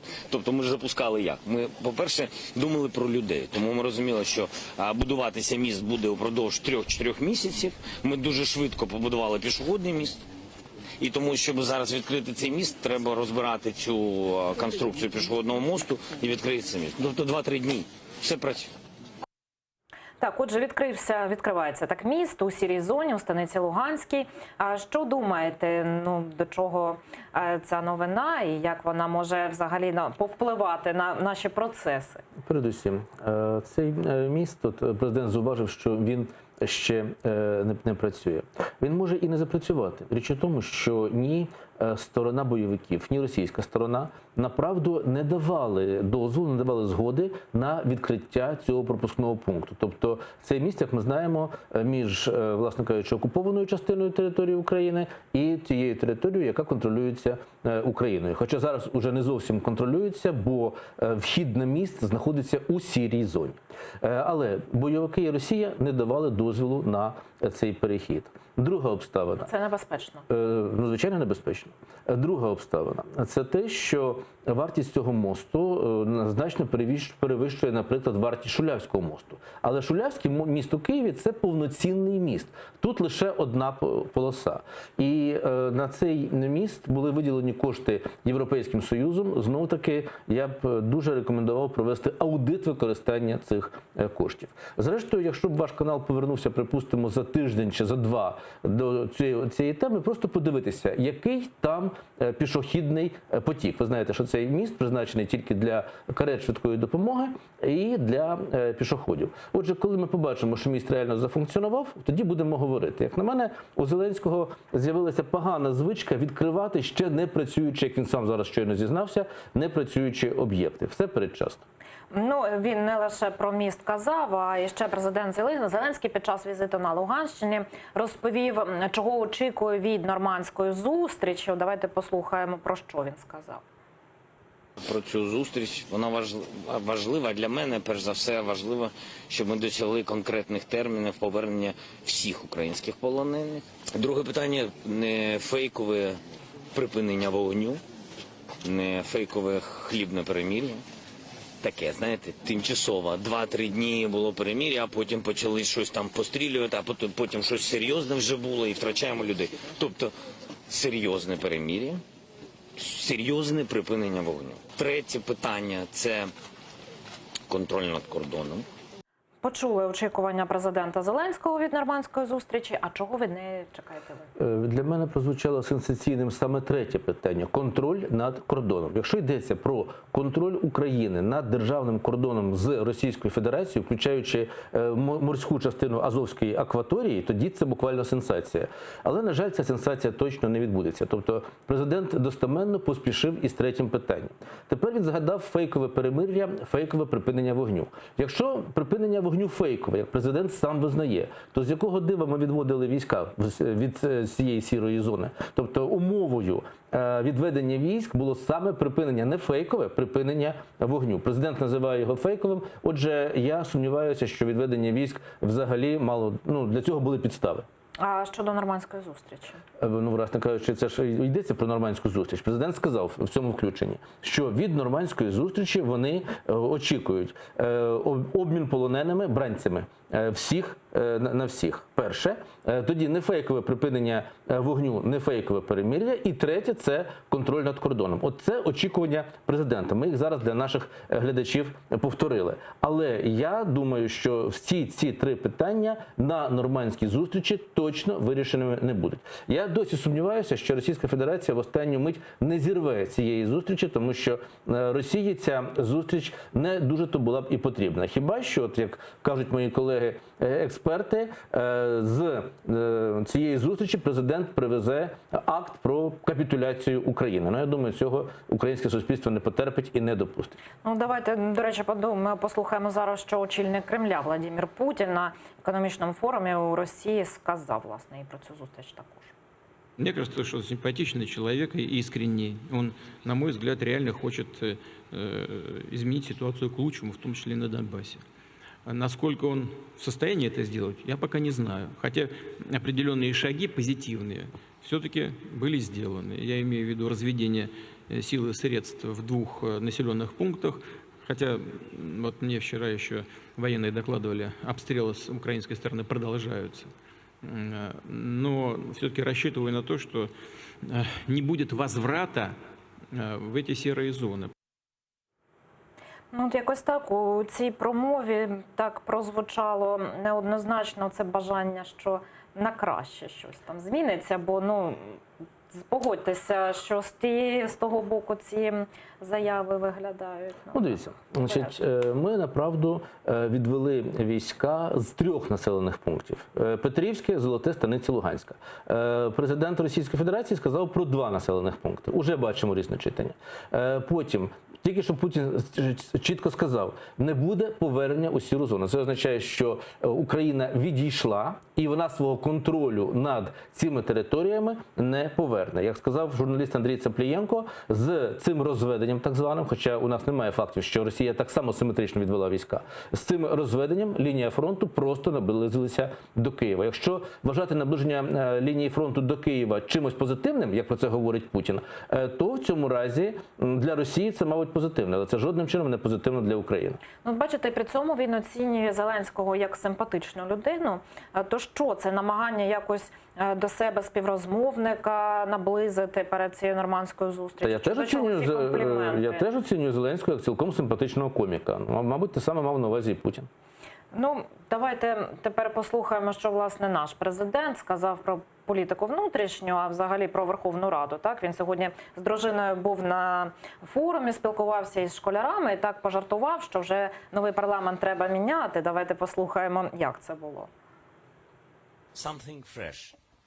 Щось нове, щось дуже цікаво. Те заради, як я вже сказав, заради чого хочеться жити. Тому, будь ласка, Даша, підтягуйте таких, як ви, до Верховної Ради. Нікому не говоріть, але вже пора міняти і цих. На вашу думку, пора міняти? Ну, дивіться, сьогодні ми прочитали в інтерв'ю «Українській правді» голови Верховної Ради Дмитра Разумкова, що немає підстав для розпуску парламенту. Президент, як ми почули, про уряд також казав. І про парламент, і про уряд, і про парламент. Тобто абсолютно чітко. В даному разі ви мені ставите питання про парламент, я відповідаю про парламент. Отже, від президента ми почули цілковито іншу, нехай в жартівливій формі, цілковито інший підхід. Пора уже і цих міняти. Ось тут я з президентом цілком солідаризуюся, тому що той обсяг скандалів від побутових до законодавчих, які вже натягла на себе Верховна Рада, це абсолютний рекорд. Такого не зробив жоден парламент. Але опускаємо побутові, говоримо лише про законодавчі. Лише одне ухвалення, навіть у першому читанні, закону про розпродаж, точніше, української землі, це уже цілковито достатня підстава для того, щоб люди поставили питання питання про дочасний розпуск цього парламенту, бо віри йому точно немає. 80% громадян проти розпуску землі. Якщо торкнутися уряду, то от сьогодні, можливо, не всі наші глядачі знають, Державний страховий фонд припинив оплату лікарняних, допомоги по вагітності і допомоги по народженню дитини. Якщо то гроші закінчилися, тобто це вже діяння цього уряду. Тут уже на попередників не треба звертати. Отже, це питання, от, як на мене, для екстреного засідання парламенту і для постановки питання, тому що, розумієте, що це означає не виплачувати лікарняних? Що означає, коли не виплачуються кошти для дітей? Це означає, що хворі і породілі буквально можуть голодувати. Це не жарти. З цим шуткувати вже не можна. Отже, це негайно має бути виправлено. Але я не бачу жодної реакції ні з боку парламенту, ні з боку уряду, щоб цю ситуацію терміново виправляти. Ну, тим не менш, так вже не перше лунає з вуст президента оця така погроза, хоча й жартома, що може поміняти Верховну Раду. Ну, багато хто цій Верховній Раді давав рік. Ви скільки дасте? Закон дає рік. Щонайменше рік, до речі, як уряду, так і парламенту. Протягом року, після того, як парламент був обраний, у президента немає можливості його розпустити. Але якщо раптом парламент створить до цього сам підстави, ну, припустимо, якщо всі слуги народу... До речі, які підстави мають для цього бути? Я скажу тільки, які реальні підстави. Припустимо, ми з вами хочемо розпустити парламент. Як це можна зробити? Всі слуги народу, а це більшість Верховної Ради, складають свої депутатські мандати, і ті, хто за ними в списку, так само відмовляються зареєструватися народними депутатами України. Тоді у парламенті немає більшості, навіть не те, що конституційної, взагалі більшості немає. Відтак парламент може бути розпущений. Ну, так, з огляду на те, що вже там почали якісь виключення, і така внутрішня видова боротьба у фракції, це виглядає цілком реальним, цей сценарій. Він виглядає реальним, але я думаю, не через те, що вони там виключили пару чоловік з фракції «Слуги народу». Вони ще навіть офіційно є у фракції, ще не оголосив спікер. Так, тобто це не та підстава. Підставою може бути це просто постановка питання українським суспільством. Коли люди... Це як ці вибори були оголошені попередньо? Ці вибори були оголошені дуже хитрим чином. Тобто ці вибори, на яких обрали поточно. Аргументували тим, що вимагає суспільство зміни. А юридичні підстави були такі, що, мовляв, немає правлячої коаліції. Хоча Парубій стверджував, що правляча коаліція є. Конституційний суд вирішив, що нехай сам український народ вирішує, була правляча коаліція чи не була. Так, і відправив парламент на дочасні вибори. Саме так. І відправив парламент на дочасні вибори. Тут зараз, я думаю, ситуація такою не буде, але те, що парламент стрімко втрачає суспільну довіру, це очевидний факт. Ну, але це є підставою законною, щоб оголосити дострокові вибори? Ні. Річ у тому, що суспільну довіру можуть поміряти соціологи. Ще немає того закону, припустимо, парламент можна було б відправити у відставку весь на референдумі.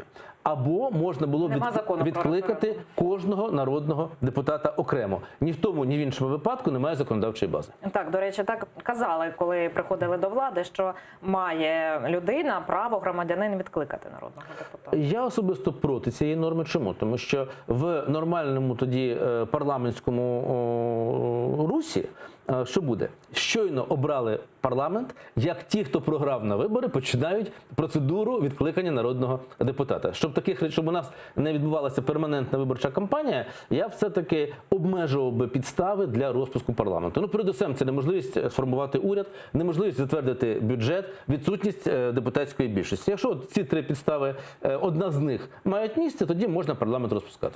Ну, а взагалі, чи є потреба у Зеленського розпускати цю раду? Бо, ну, дійсно, тут дуже велика спокуса, монобільшість. Це не кожного разу таке в нас в парламенті взагалі буває. У Зеленського немає жодної потреби розпускати цю раду, але може статися так, що у нього не буде інакшого виходу. Або йому самому доведеться йти відставку, або все звалити на поганих бояр і розпустити цю Боярську думу. Так от, зараз те, як поводиться українська влада і в питаннях війни і миру, і в питаннях соціальних, і в питаннях, що особливо важливо, продажу землі, енергетики, комунальних тарифів і багато інших питань, з якими влада вже очевидно не здатна впоратися. І може бути ситуація, за якою Зеленському доведеться все звалити на уряд і на парламент, і розігнати спочатку уряд, потім парламент, а потім йти на дочасні парламентські вибори. От згадували так це інтерв'ю Дмитра Разумкова. От давайте тепер послухаємо пряму мову голови Верховної Ради, його інтерв'ю «Українській правді». Чи бачить він передумови до змін складу у виконавчій владі, тобто в уряді?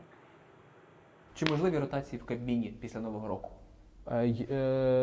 Ну, станом на сьогодні я таких передумов не бачу. Є програма уряду, яка була схвалена парламентом.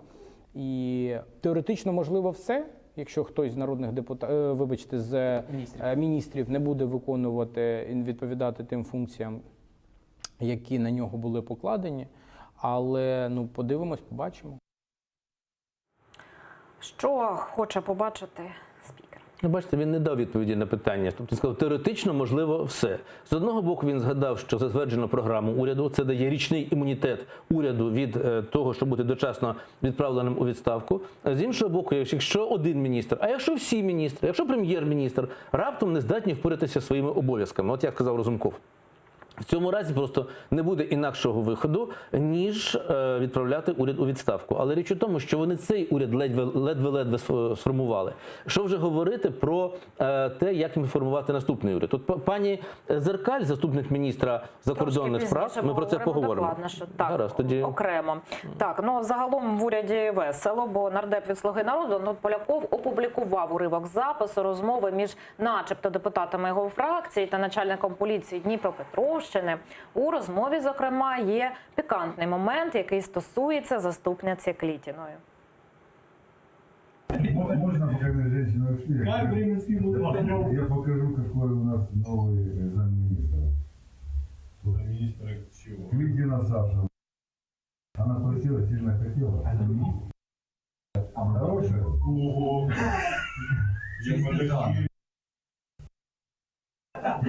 Вот назначили ее, вот девушка просила, сильно хотела быть замминистра. Что называется, я чиста перед вами. Капец, конечно. Ну да. Ну хорошо, подруга. Пранкер Джокер начебто поспілкувався у телеграмі з заступницею міністра інфраструктури Олександрою Клітіною. Розмову пранкер вів начебто від імені співробітника Офісу Президента. Зараз давайте подивимося на фрагмент цієї переписки. Меня он отодвинул, не хочет, чтобы я Укрзалезницей занималась. Там они что-то крутят, мутят с тендерами на локомотивы и так далее. Я пыталась бороться, но министр меня отстранил. Он, я так понимаю, вообще ноль. Только заработок интересует Влада. Видимо.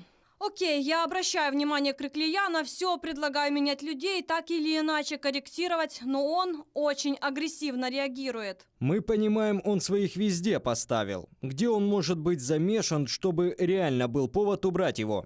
Я поняла, что он не хочет, что у него свое какое-то видение, я не вмешиваюсь. Полномочия у меня ограничены. Людей аж 9 человек, делаю, что могу. Ну і міністр інфраструктури Владислав Криклій прокоментував начебто переписку його заступниці. Далі його пряма мова.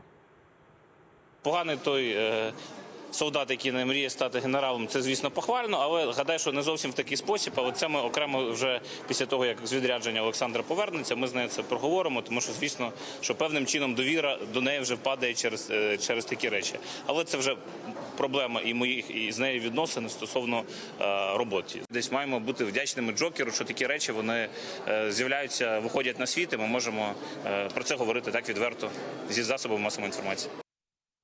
Так, ну як ви вважаєте, чи дійсно є оці переписки таким фактом, на який мають звертати увагу? І взагалі, от ну не знаю, у Трускавці нібито навчали народних депутатів, але вочевидь їм інстинкту самозбереження політичного такого там не привили.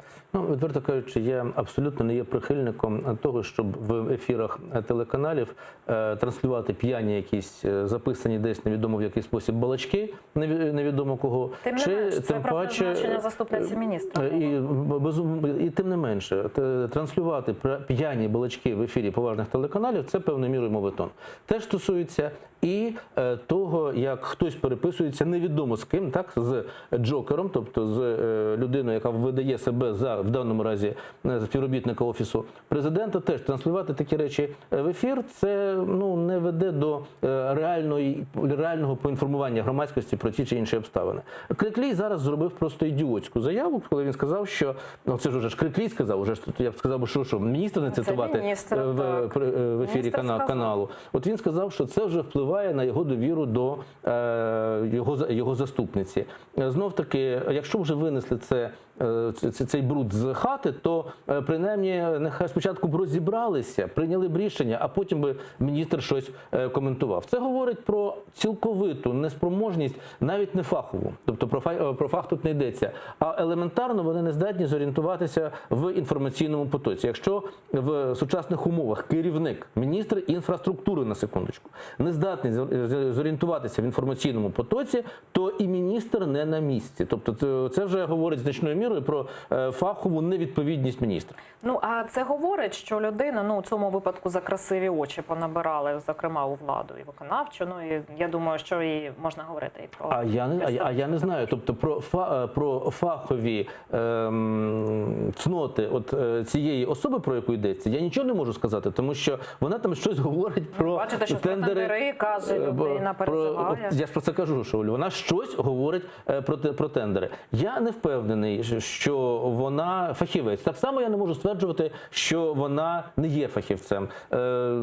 Взагалі, от я просто бачу, як сформована ця влада, і з тими, з ким мені доводиться спілкуватися на різних її рівнях, я бачу, що люди часто не розуміють предмету управління, який їм довірений. Це для мене очевидно. Тобто це абсолютно низької якості влада, і правильно треба ставити питання про те, що вона якомога швидше має бути змінена, але знов-таки лава запасних абсолютно порожня. От я знаю багато дуже фахівців в сфері фінансів, в сфері інфраструктури, в сфері культури, в сфері медицини, в сфері освіти, які справді знаються на тому, як слід управляти тими чи іншими напрямками народного господарства. Але ці люди на цю державну службу до цих ніколи не підуть. По конкурсу чи поза конкурсом вони просто себе поважають для того, щоб взагалі вступати в професійні взаємини з тими, хто зараз є начальниками. З цих начальників ну, абсолютно немає ніякого толку з точки зору саме якості управлінського процесу. Ну, та взагалі, так, ці зливи цих переписок, от, ну, на вашу думку, це розвага, чи все-таки це якась продумана атака на представників Ще влади? раз, палку закликаю всі телеканали. Припиніть транслювати зливи переписок. Будь ласка, ви запитали, чи це може бути атакою. Якщо це справді спрямована інформаційна атака на владу, тим паче слід припинити зливи цих переписок. Достатньо офіційних документів, офіційних заяв, офіційних промов. І там достатньо матеріалів для того, щоб розібратися, наскільки ця влада фейкова. Уже якось там включати оцих джокерів, які, ну, я на 90% впевнений... Тут безпека під загрозою, бо вони можуть вже злити... Я на 90% впевнений, що вони працюють від Російської Федерації чи з території Російської Федерації. Ну, елементарно, де вони взяли дублікат телефонного номеру Генерального прокурора? Ну, це жарти жартами, але от як от ми з вами... Питання до кіберполіції, мабуть, чи до СБУ? До СБУ 100%. Тільки я не знаю, чи СБУ взагалі взялося з'ясовувати цю обставину. От, до речі, мали відреагувати на це у Службі безпеки України? І в Службі безпеки, і в мобільному операторі, ну, яким користується в даному разі Генеральний прокурор. Я не знаю, яким він мобільним оператором користується, але мобільний оператор першим, ну там же ж висвітиться номер, так? Який мобільний оператор? Він першим мав зробити заяву, як це могло статися, або що цього не було. Ну, йдемо далі. Олена Зеркаль планує піти з посади заступниці міністра закордонних справ. Мовляв, урядовиця почуває себе зайвою через орієнтації Банкової на мир з Росією. Про це кажуть наші колеги з Bihus.info, якому і дала інтерв'ю Олена Зеркаль. Давайте подивимося фрагмент цієї розмови.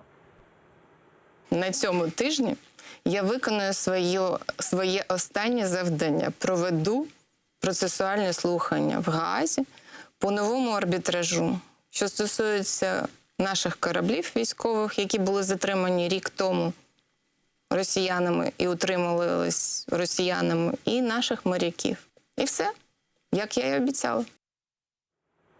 От, так сказала, так пані Зеркалі, ще вона натякала, так, на певний якийсь спротив.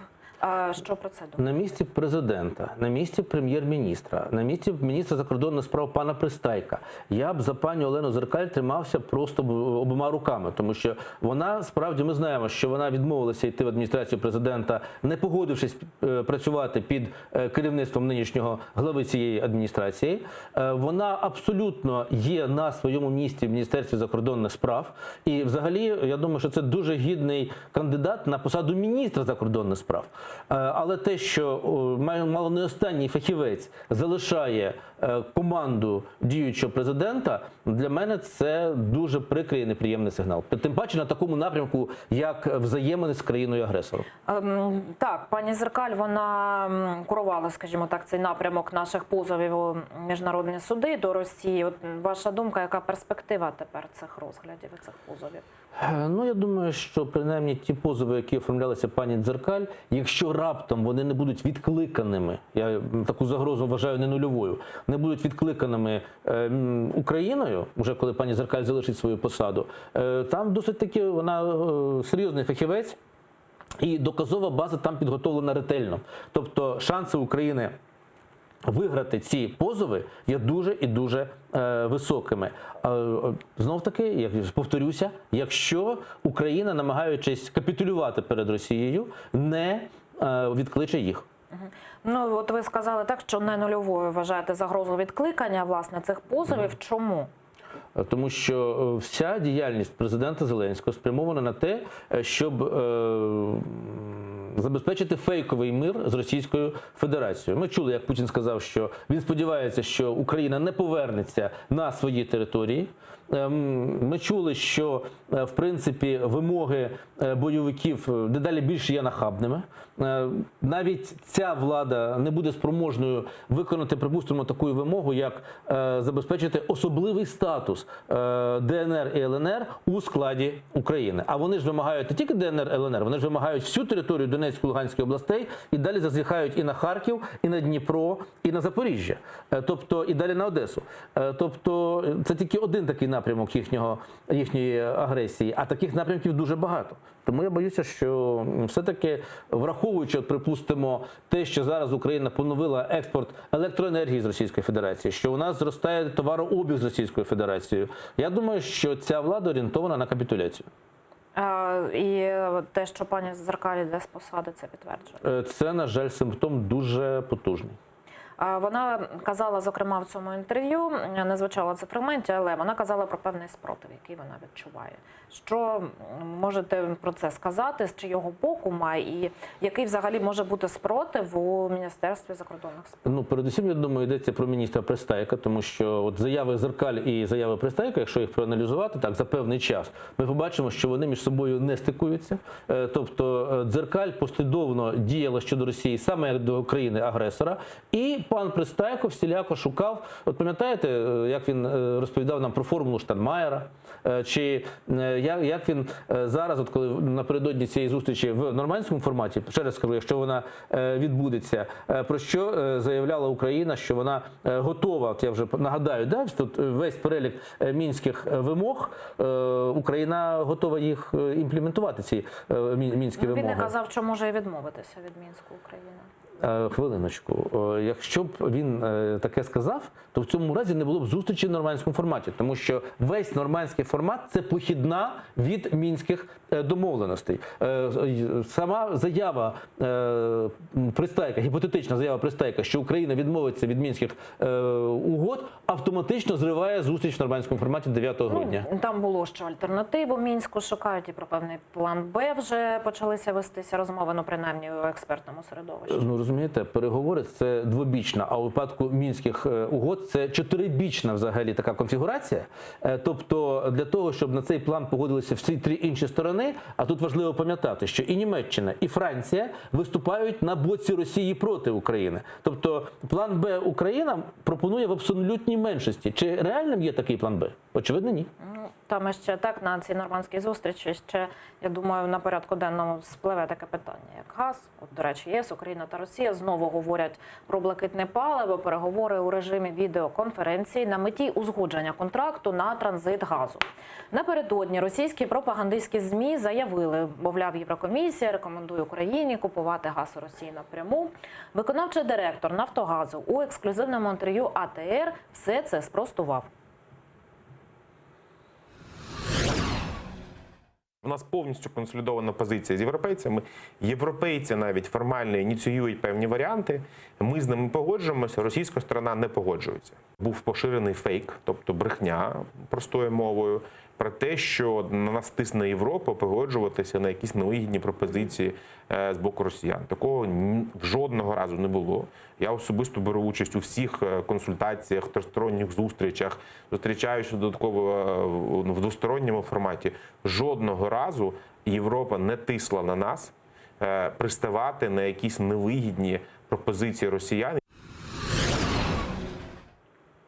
Так, бачимо, концентруються зараз у ці розмови про газ. І от, ну, дійсно, чи може це бути інструментом геополітичним? Формально в порядку денному зустрічі в нормандському форматі газової теми немає. Швидше за все, вона справді виникне. Чому? Тому що Північний потік-2 росіяни не встигають добудувати і вести в експлуатацію. А контракт про транзит треба поновлювати? Відтак, тому що Європі потрібний газ на опалювальний сезон, і там він настав навіть раніше, ніж в Україні, тому Європа зацікавлена зараз, принаймні на рік, подовжити цей контракт. Тобто це актуальніше для європейців? Та ні, для України це теж актуально, тому що попри те, що у нас в наших газосховищах, ну, за заявами уряду, достатньо газу для опалювального сезону, але ж, врешті-решт, цей закінчиться опалювальний сезон, почнеться через рік наступний. І все одно нам треба буде вирішувати це питання коли-небудь раз і назавжди, що називається. Тому я думаю, що зараз європейці вирішують тактичний момент, щоб пройти опалювальний сезон 19-20 років. З 20-21 року переговорна позиція України послабиться, тому що запрацює Північний потік-2, не дай Бог, прямо скажемо. Але все йде до того, що все-таки він запрацює. Я ж очевидно кажу, що він запрацює, тому що як технічно, ну, в тестовому режимі він запрацює, я думаю, ще на початку 2020 року. А на початку 2021 року він може вийти на проєктні потужності. Хоча тут треба пам'ятати, що 29 листопада спливає термін оскарження дозволу Данії на проходження її територіальними водами цієї нитки. І 29 листопада ще є час. От Польща подала свої зауваження до цього, які стосуються охорони довкілля. А Україна, чи яка-небудь інша країна, чи які-небудь громадські організації, чи інші суб'єкти таких позовів, таких заяв не робили. З цього я роблю висновок, що вони можуть грати, ті, хто не робили заяв, вони грають на боці Газпрому і Російської Федерації. Неприємний висновок. Але, повертаючись до нормандського формату, думаю, що на Зеленського будуть тиснути, і позаяк він, очевидно, не тримає удару, він фактично на все погоджується, що йому пропонують більш потужніші партнери, то очевидно, що і газова тема теж не буде на боці України. Ну, в такому разі, чи дійсно нам потрібна ця зустріч? Я не бачу порядку денного цієї зустрічі. Тобто росіяни не йдуть ні на що, тобто не йдеться навіть про початок відновлення контролю України за державним кордоном, що там не говорив Зеленський. Обстріли тривають, люди гинуть щодня, мінування нашої території диверсійними групами триває. Заява Путіна, що якщо Україна, як це заявляв і Пристайко, і Зеленський, в сіру зону введе підрозділи Національної гвардії, там, де розійшлися війська, станиця Луганська, Золоте, Петрівське. Тобто, якщо в цій території буде введена Українська Національна гвардія, Казав, що бойовики теж можуть зайти. Чи підрозділи української поліції, то з того боку зайдуть збройні формування. І це буде бійня. А знов тоді, чого варті заяви президента і заяви міністра закордонних справ в цьому форматі? Отже, вважаю, що зустріч в нормандському форматі для України є заздалегідь спрямованою на поразку. Ну, до речі, так планується, що вона буде у Парижі. От як взагалі місце так зустрічі може повпливати на її перебіг? Дивіться, не секрет, що на позицію Макрона значною мірою впливає загроза відновлення протестів так званих жовтих жилетів. Не є секретом, що... До речі, я чула, що 6 грудня планується напередодні саме нормандської зустрічі. Це, очевидно, для того, щоб тримати Макрона в тонусі. Не є секретом, що Російська Федерація впливає на жовті жилети, тому Париж. І не Берлін. Та я думаю, що взагалі це мало бути якесь маленьке гірське містечко, куди жовті жилети не встигнуть доїхати. Ну і все ж таки наостанок, давайте так підведемо риску. Газ з газовими питаннями дотиснуть?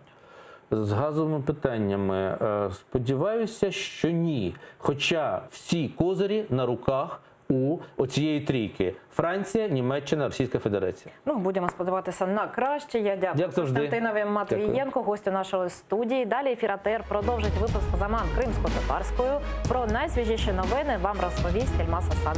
Я, Катерина Вишневська, прощаюся з вами. Передаю слово та інформаційну естафету моїй колезі Гульсум Халіловій. Залишайтеся з АТР і дякую, що довіряєте.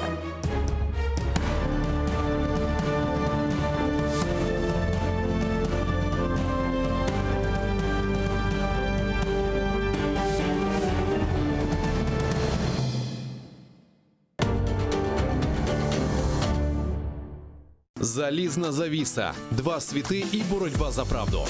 Фактичність, теорія медіа та об'єктивність журналістики. Пропаганда Суркова. Як народилася кремлівська фабрика фейків. Семантична війна, конспірологія чи реальність. Дивіться у документальному фільмі «Фейк Ньюз» у суботу та неділю о 15:40 за Києвом і 16:40 за Кримом на телеканалі АТР. Ну, Киев не зря иногда называют вторым Иерусалимом. Больше людей, больше домов, больше улиц, больше машин. Допустити вільний обіг землі. Ну, мы ни одного голоса не дали за это бредовое обращение к Верховной Раде. Я забила гол депутату Киеврады. Стыд и срам депутату. Money rules. То есть деньги есть, порешаем. Українці дадуть собі раду, як заробляти гроші. Просто не заважайте, не лізьте в їхні справи. В этом радость, наверное, ресторатора. То есть можно просто приходить в свой ресторан и есть. Однозначно, то есть это коренной народ, и народ, который заслуживает права на автономию. Я думаю, одна из причин, по которой вот так с Крымом произошло, это, ну, такое отношение сквозь пальцы или вообще такое пренебрежительное к тому, что было связано вообще с историей крымско-татарского народа вот, по отношению к его родной земле. Добрый день, друзья!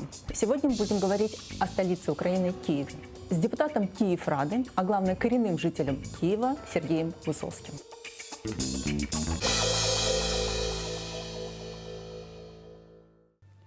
Kırım'da Zemanevi bestekarların en korumlu vekillerinden biri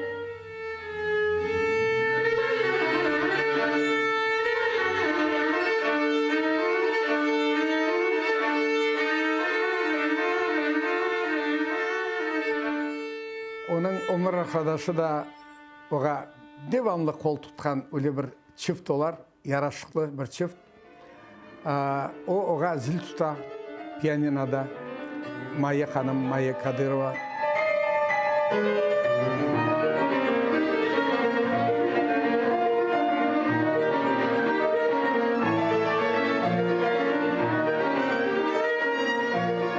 klasik eserlerini büyük ustalıkla icra etken Nazim Amedov.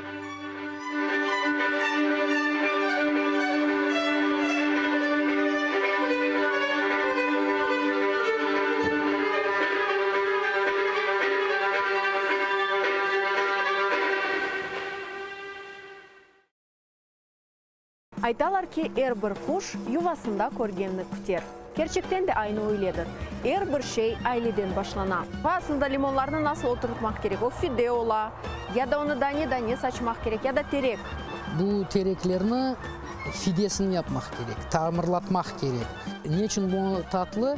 Çünkü bunun limon meyvasında şekeri ziyade ekşisine koruyor. Sağ olunuz, bayağı şeylerini de öğrendim. Nasıl limonu seçmek gerek bileyim. Hibrit limon olmaganını da öğrendim. Analarımız uzun balalarından tek ana tilde laf etmek gerek. O bala doğandan, kundaktan o tilini eşitip otursa, unutsa bile o tilini osken son, bir de kitabını açkanda öğrenip aklına düşürecek. Çünkü o onun kanına sınmış olacak. Бумаги сильно дерler. Yüce mali çatırdak. Bunun bir tarafı çöl, bunun bir tarafı bahçe bak. Maşallah, papaganlar seninle beraberlikte de şiir ayttılar.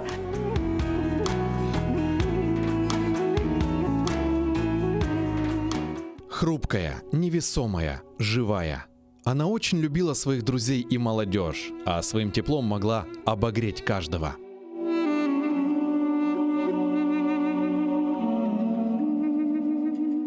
Я очень любил Виджи Абла и всегда целовал ей руки. Она меня пыталась обнять, но это практически было очень тяжело. Она была очень хрупкой женщиной.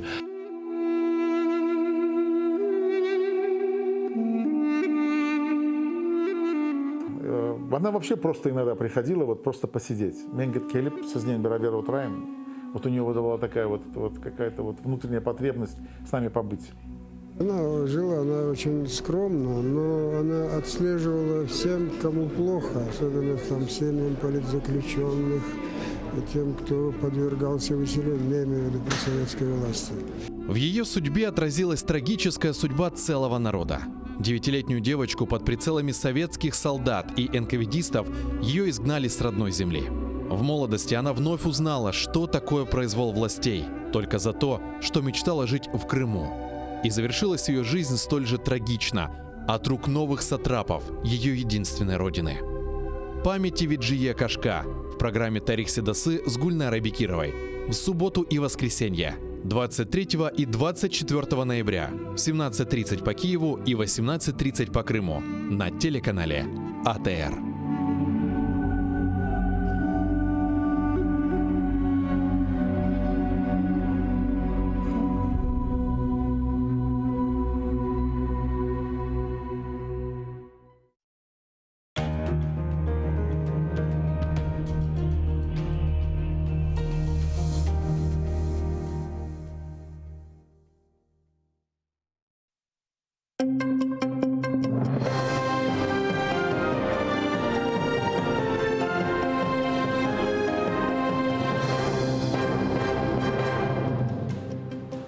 Merhaba, ноябрьнын 21 Cuma akşamı efirde zaman stüdyada sizler için Elvina Sidbulaeva çalışa. Bugün bizim devletimiz Milli Kuni ve İnqilabının yılını qaydeti Ukrayna için ağır bir devir başlanğan edi. 2013 senesi noyabr'nın 21'inde insanlar müstakil meydanına çıkıp narazılıq aksiyasını geçirdiler. Hakimiyet barışık aksiyalarına karşılık bildirdi. Onlar Avrupa Şurası'nın işbirlik tizimiga riayet ettiler. Tariximiz bir geceye çevrildi. Noyabr'nın 30'ında Berkut'un mahsus hizmetçileri öz küçüğünün studentlerini quvdilar, onlarla failler yaralandı. O vakit memleket baş ko'tardi. Qanlı cezalap neticesinde sabah erta memleketimizin çeşit köşelerinde yüz binlerce insanlar narazılıq aksiyalarına çıktı. Onlar arasında Kırım da var idi. Это просто политические репрессии. Сегодня мы здесь в знак солидарности с этими студентами. И пускай не говорят о том, что только западная часть Украины поддерживает Евромайдан, но и Крым тоже, и Южный Юг, это мы тоже здесь, по силе возможности тоже поддерживаем Евромайдан. Держава має забезпечувати права людей і на цьому розвивати суспільство, щоб забезпечувати їх інтереси. Учай девамында чеші дәрежеде наразылық акциялары кечірілді. Нәтижеде көтлеви суретте наразылық акция штыракчыларының олдырывынден сон. Февральның сонларында президент Янукович Украинадан Русияге қача. Юқары шура акимет ішлеріні өз бойнын алды, ама девлетіні тұтып оламады. Русия файдаланып, Украина тақатсызлығын файдаланып, қарамны işgal етті ве Донбассқа орбиты жавуз башлатты. Ама бұна бақмадан чоқ бекленілген Украина Авропа шурасының анлашманы имзалады. Бұл 2014 сенесі июнь айында олды. Елерде біздің мемлекетіміз Авропа шурасына кірген девлетлерге визасыз режимні күшке кірсетті. Бүгін Киевден қалапының елығына бағышланған тәдбірлер өткірілмекте. Украина президенті Володимир Зеленский мелік инхлябы вақтында әлек олғанларын анды. Омыра хадашы олананен бирабер хаш янында чырақ яғып, қараманлар оғынде башларыны ерді. Президент Семананы юз Қараманлық Милли музейінің құрылмасы ақында білдірді, амма оның қайдеткен өкіре бұл инхлябта жан берген соляра ве жымайчылық үшін буєтерсыздыр. Будемо відверті. Для вшанування пам'яті кожного загиблого музею дійсно недостатньо. І, звичайно, нам потрібні реальні результати розслідування справ Майдану. Родини загиблих та все суспільство мають обов'язково отримати відповіді, а винні обов'язково отримати покарання. Кондиваманда қараманларының ануф тәдбірлері кече пайтақтың мұсафірлерінен ерлі сәкінлер аняне оларақ чырақ ве гүлчемберлерін кетіріп қоялар. Келгенлер арасында менлік инқилабының іштіракчелері де бар. Инқилабының 6-й елі оларының юреклеріні қарашы дұйғаларыны толдырды деп қайдетелер. Між смутком, гордістю і болем, напевно. Напевно, так. І особливо в світлі останніх подій, що зараз твориться. Тобто, м'яко кажучи, я зовсім не задоволений, і мені навіть страшно. Я був учасником, я отримав кулю на інститутській теж, але вижив. Сема юзу қараманлары аллеясына мили хатыра бедесі оларақ сақламақ керек. Бұны итибарын қлябының іштіракшелері бе сема юзу қараманларының ақрабалары талап етейі. Оларының айтқанларына көре бұл ерде бақча тешкіл етмеге яда мемориал құрманын керегі жоқ. Ершені олғаны кібі қалдырмақ керек. Файлер өлдірген ерлерінде таққа тешлері алып барылғанына бақмадан жинайет ізлері ғайып ола. Мевзумыз мұхбірлеріміз девам етейі. Бұл Украина тарихында енханлы олған фаджа ерадыр. Эвел бұл институтска соқақайды. Шымдыйси аллея Героев Небесной Сотни деп адландырыла. 2014 сенесі февралінің 18-20 күнлері арасында бұл ерде итибарын қлябының тахминен 100 іштіракчысы атып өлдірілді. 6 ел евелсі олған вақиялар ақында бұл демір конструкциясы қатырлата. Оны баррикада қалымтыларындан япқанлар. Бұл соқақта февралін 18-інде Тамара Ханонның омыра хадашы Виктор Швель атып өлдірілді. Қадыны Сема юзу қараманлары атып өлдірілген ер бозылғаны ачыландыра. Оның сөздеріне көре ерше 2014 сене солғаны кібі қалмақ керек. Төшіме ташыны веттереклерге тимемеге чағыра, чүнки бұл тарих. Всі знають, що це за місце, весь світ знає, воно в усьому світі упізнаване місце. Цей годинник весь схил мають вирізати. Посадити трошки вище липову алею. У нас в Києві дуже багато скверів, парків, насаджень, і навіть біля Жовтневого палацу там є хороша зелена зона. Для того, щоб знищити, багато розуму не треба. Треба розум для того, щоб вберегти історію для наших нащадків. Шымдылек аллея территориясы баш прокуратура тарафындан апис етілді. Фаалер айтқанына көре тақиқат ішлері девам еткені вақыт, жинайет ерінден жинайет ізлері жойла. Майдан фаалер Шымдыйси Киев мэрінің меслячысы Игорь Луценко айтқанына көре, Сема юзу қараманлары аллеясы тек ерлі абиде оларақ таныла. Оны те бұтын Украина абидесі оларақ танымақ керектір. Шымдылек эсас проблема пара қытлығы. Виділені кошти лише на те, щоб там збудувати меморіал на місці пам'ятки. Пам'ятку знімається бульдозером, як вони почали це робити, і на цьому місці ставиться, значить, меморіал. Це незаконно. Тахатын 6-нчы йылығында тақыға тоқтатылачақ Дейсима юзу қараманлары қоранталарының адвокаты Евгения Закревская. Чүнки тақатчылар өз викелетлеріні жуя. Адвокатын айтқанына көре, Сима юзу қараманлары атылышы давалара ДБРге берілмеме керек. Небезпечно, взагалі, враховуючи особу директора ДБР і наявність нього, як ми вважаємо, конфлікту інтересів з справами Майдану і вплив на нього сторонніх осіб, включно там з Андрієм Портновим і так далі, небезпечним передачу справ от в цей період до створення управління по Майдану, небезпечна передача справ в ДБР. Що справи не мають переходити в ДБР до того, як не буде прийнято цю поправку. Баш прокурор Руслан Рябошапка айтқанына көре, Баш прокуратура Майдан даваларына Дәулет Тақиқат бюросына берген. Жодна з цих справ, жодна з цих проваджень не буде втрачено. Всі провадження наразі впорядковуються, інвентаризуються. Для цього створена спеціальна комісія в рамках Генеральної прокуратури. До цієї інвентаризаційної комісії також включено представників громадськості, також представників Державного бюро розслідувань для того, щоб було забезпечено прозорість цього процесу. Сима юзу қараманлары қоранталарының адвокатлары юқары шураннев беттен тыш сессияға топлашып, Майдандаки жинайетлері тақыт етілмесіні девам етірмелі. Елена Сытюка, Саны Минов, Заман, АТР. Блокаданын йылығы дөртсене версі тамам бұл күнлерде ешғал етілген Қырымда электриклер кесілді. Гражданлық энергетик блокадасына Қырымтатар Украиналы файлер тешкел еткен еді. Бірінші адымлар октябрь айында атылған еді, sonra ise ноябрның 21-де да бірқаш дірек еқылды.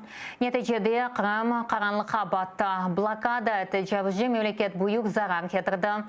Қытада базы Украин девлет векілері, хусусын Милли гвардия, ешғал етілген ярамадағы электрик қайрыдан тікленмеге тырышты, амма олмады. 2015-тенесі декабрь айында Украина баш назиры Яценюк ресми шекілде Қырым блокадасыны илан етті. Русия тәжавүзі мемлекеті ешғалының фиатыны дуйды. Завдяки організаторам і учасникам, головне, цієї громадської блокади Криму, Росія була і сьогодні змушена щорічно вкладати на декілька мільярдів доларів більше, ніж вона хотіла би вкладати в Крим. Тобто ми максимально ускладнили життя країні-окупанту завдяки оцієї вже енергетичній блокаді.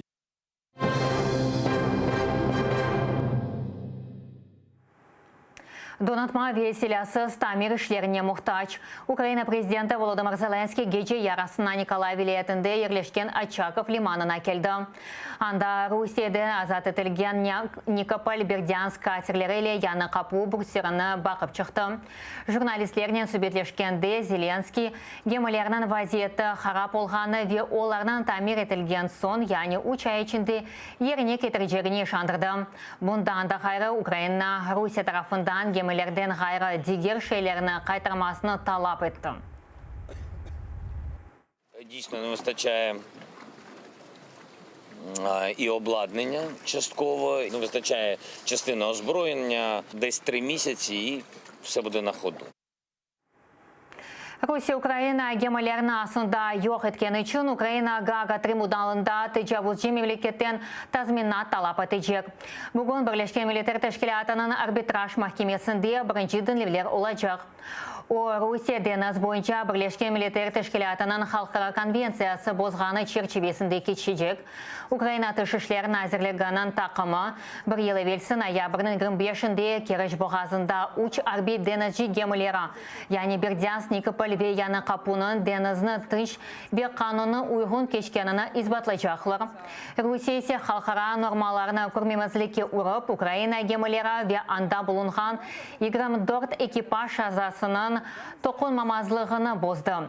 Хатырлатам ки май сайында Украина талабы ile халқара трибуналы Москваны тез вақытта әсірліке алынған Украина дінішілерінен гемілеріні қайтармасыны талап етті. Украина тышышлерін әзірінің мавина Елена Зеркаль өз Facebook сәйфесінде язғанына көре бұл қарар Украинаның esas мақсады дегіл. Наказ Міжнародного трибуналу не був і не є самоціллю. Наша мета – встановлення порушення права, відновлення його і отримання належної компенсації. Кремль Украина шарқында терроризм вежғал етілген қарымдаки ұрынқы дискриминациясыны паранен темін етілгі үшін Девлет Амас Бірлешкен Милитар Тәшкілатының халқара махкемесінде Русия тазминат талап етечек. Елена Зеркаль халқара Фемида Украина Русияге қаршы адлы ішіне азырламақ үшін бір ел бергені, яғни келечек сененің декабрь айына қадар олғанны қатырлатты. Ондан соң есе Украина она низбетен япылған зарарының одемесі ве махкемеде Галіп Чықмағнен орашма керек деп қайдетті. Після цього рішення вже у України буде право ставити інші питання щодо компенсації. І не компенсації не тільки за фінансування тероризму, бо я більш ніж впевнена, що всі факти, які ми викладали в меморандумі щодо расової дискримінації в Криму, вони також знайдуть своє підтвердження і будуть прийняті судом як порушення. Милли Мечес рейсінің муавина Ахтемчи Гос Русия тарапынан япылған жинайет ақында хатырлатты. Бұл ақтау парламент ассамблеясының қарадені сықтисадиат ішбірлігі тәдбірінде айтты. Бұл күнлері Бұлғаристанның пайтақында Баш ассамблеясының 54-ші отырышывы кечі.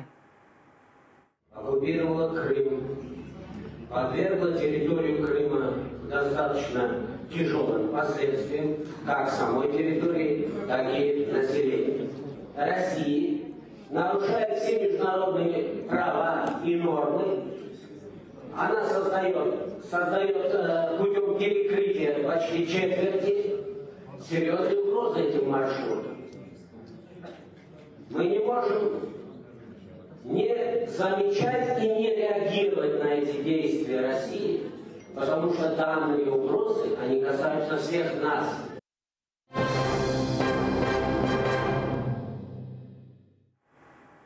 Адвокат Рифат Яхин ишғал етілген қырымдаки Ахмечи СИЗОсынан қаршы даваны açmasını талап етті. Себебі әпесханедеки оның мүштіресіне, яғни саяси мабюз Джемил Гафаровға тіби ярдым көстерілмей. Қанунсыз тұтылған Қырым татары үшінші группасы қаты, оның бүрегі юригі хаста. Адвокат бірқашкері илажларының берілмесі бұнен бірабер хастаханеге ятқызуы ве тіби бақынуыны кешірілмесіні үшін мұражат етті. Оның талаплары рет етілді. Нәтижеде адвокат Рифат Яхин СИЗО мемориеті әрекетсізлік үшін Ахмечиттегі ишғалжы Демирел махкемесіне дава берді.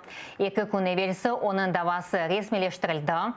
Тақиқат изоляторының мемориеті юз берген вақияны аляда изатламай. Они не то чтобы отказывают, они просто уклоняются от рассмотрения в установленном порядке. Да, как бы разгильдяйство, расхлябанность и несоблюдение, в общем-то, законов.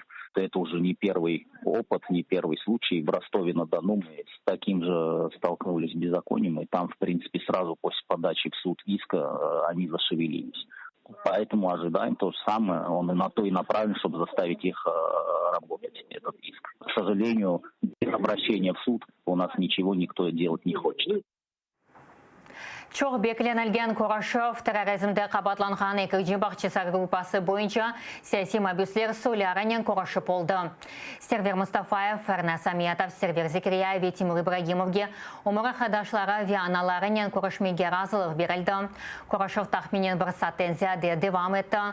Соляры айтқанларына көре саяси мабюслер өзлеріні яқшы дуялар ве көреш алы бармаға азыр олғанларына білдірділер. Қанунсыз тұтылғанлар естірліке олғаны вақыт оларына махкемелеріне келген ве дестек көстерген қоранталарына ярдым етелерге минедарлық білдірділер. Увидела супруга своего. Эрнест выглядит хорошо, улыбается. Все ребята примерные мусульмане в пиджаках, очень красиво выглядят. Мы получили сегодня свидание. Письма не доходят, которые он отправляет. Уже 4 письма отправил. Увидели своих родных, близких. А нас сегодня порадовали, дав нам свидание. Шамдалек бу хаберлернен яйнымызны екунлема сатыр нұқтайуа сайтында есе дазия де малюматларнен таныш ола білесіңіз, бізілеміз.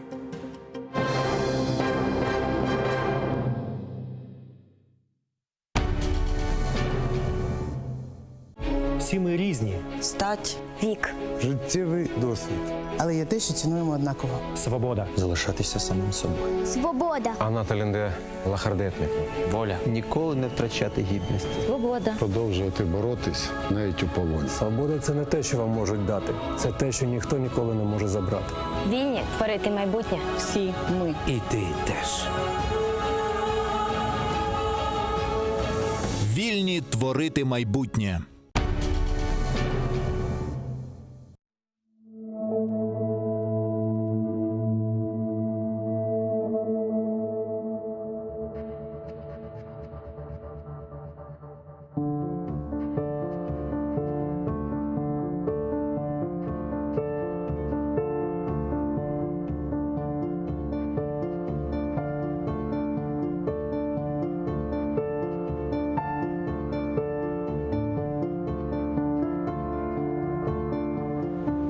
Күз япраклары аяк астында.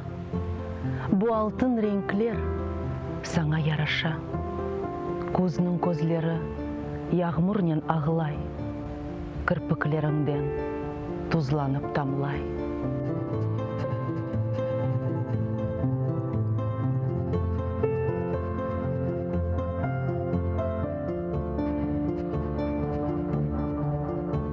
Не ағылайсың сен?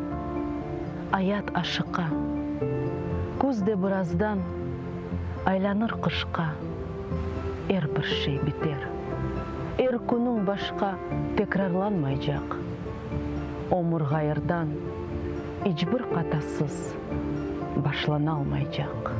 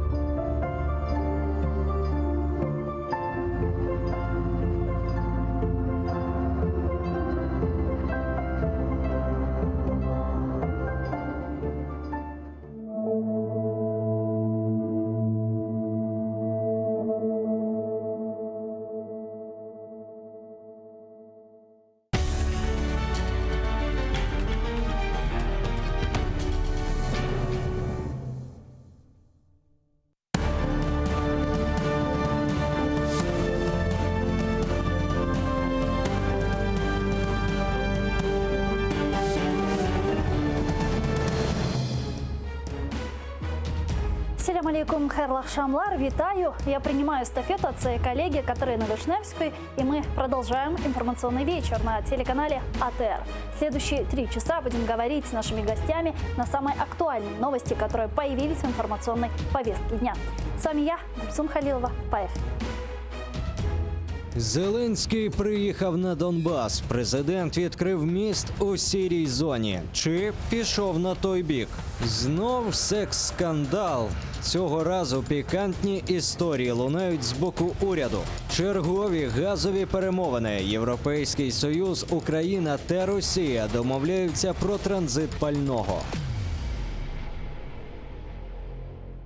Рада представить гостя нашей студии, журналист Сергей Бережной. Витаю. Ну что ж, нашу беседу мы с вами начнем с такого сообщения. Президент Владимир Зеленский принял участие в открытии моста в станице Луганской. Правда, полностью функционировать новый мост еще не начал. А когда начнет? Давайте слушать.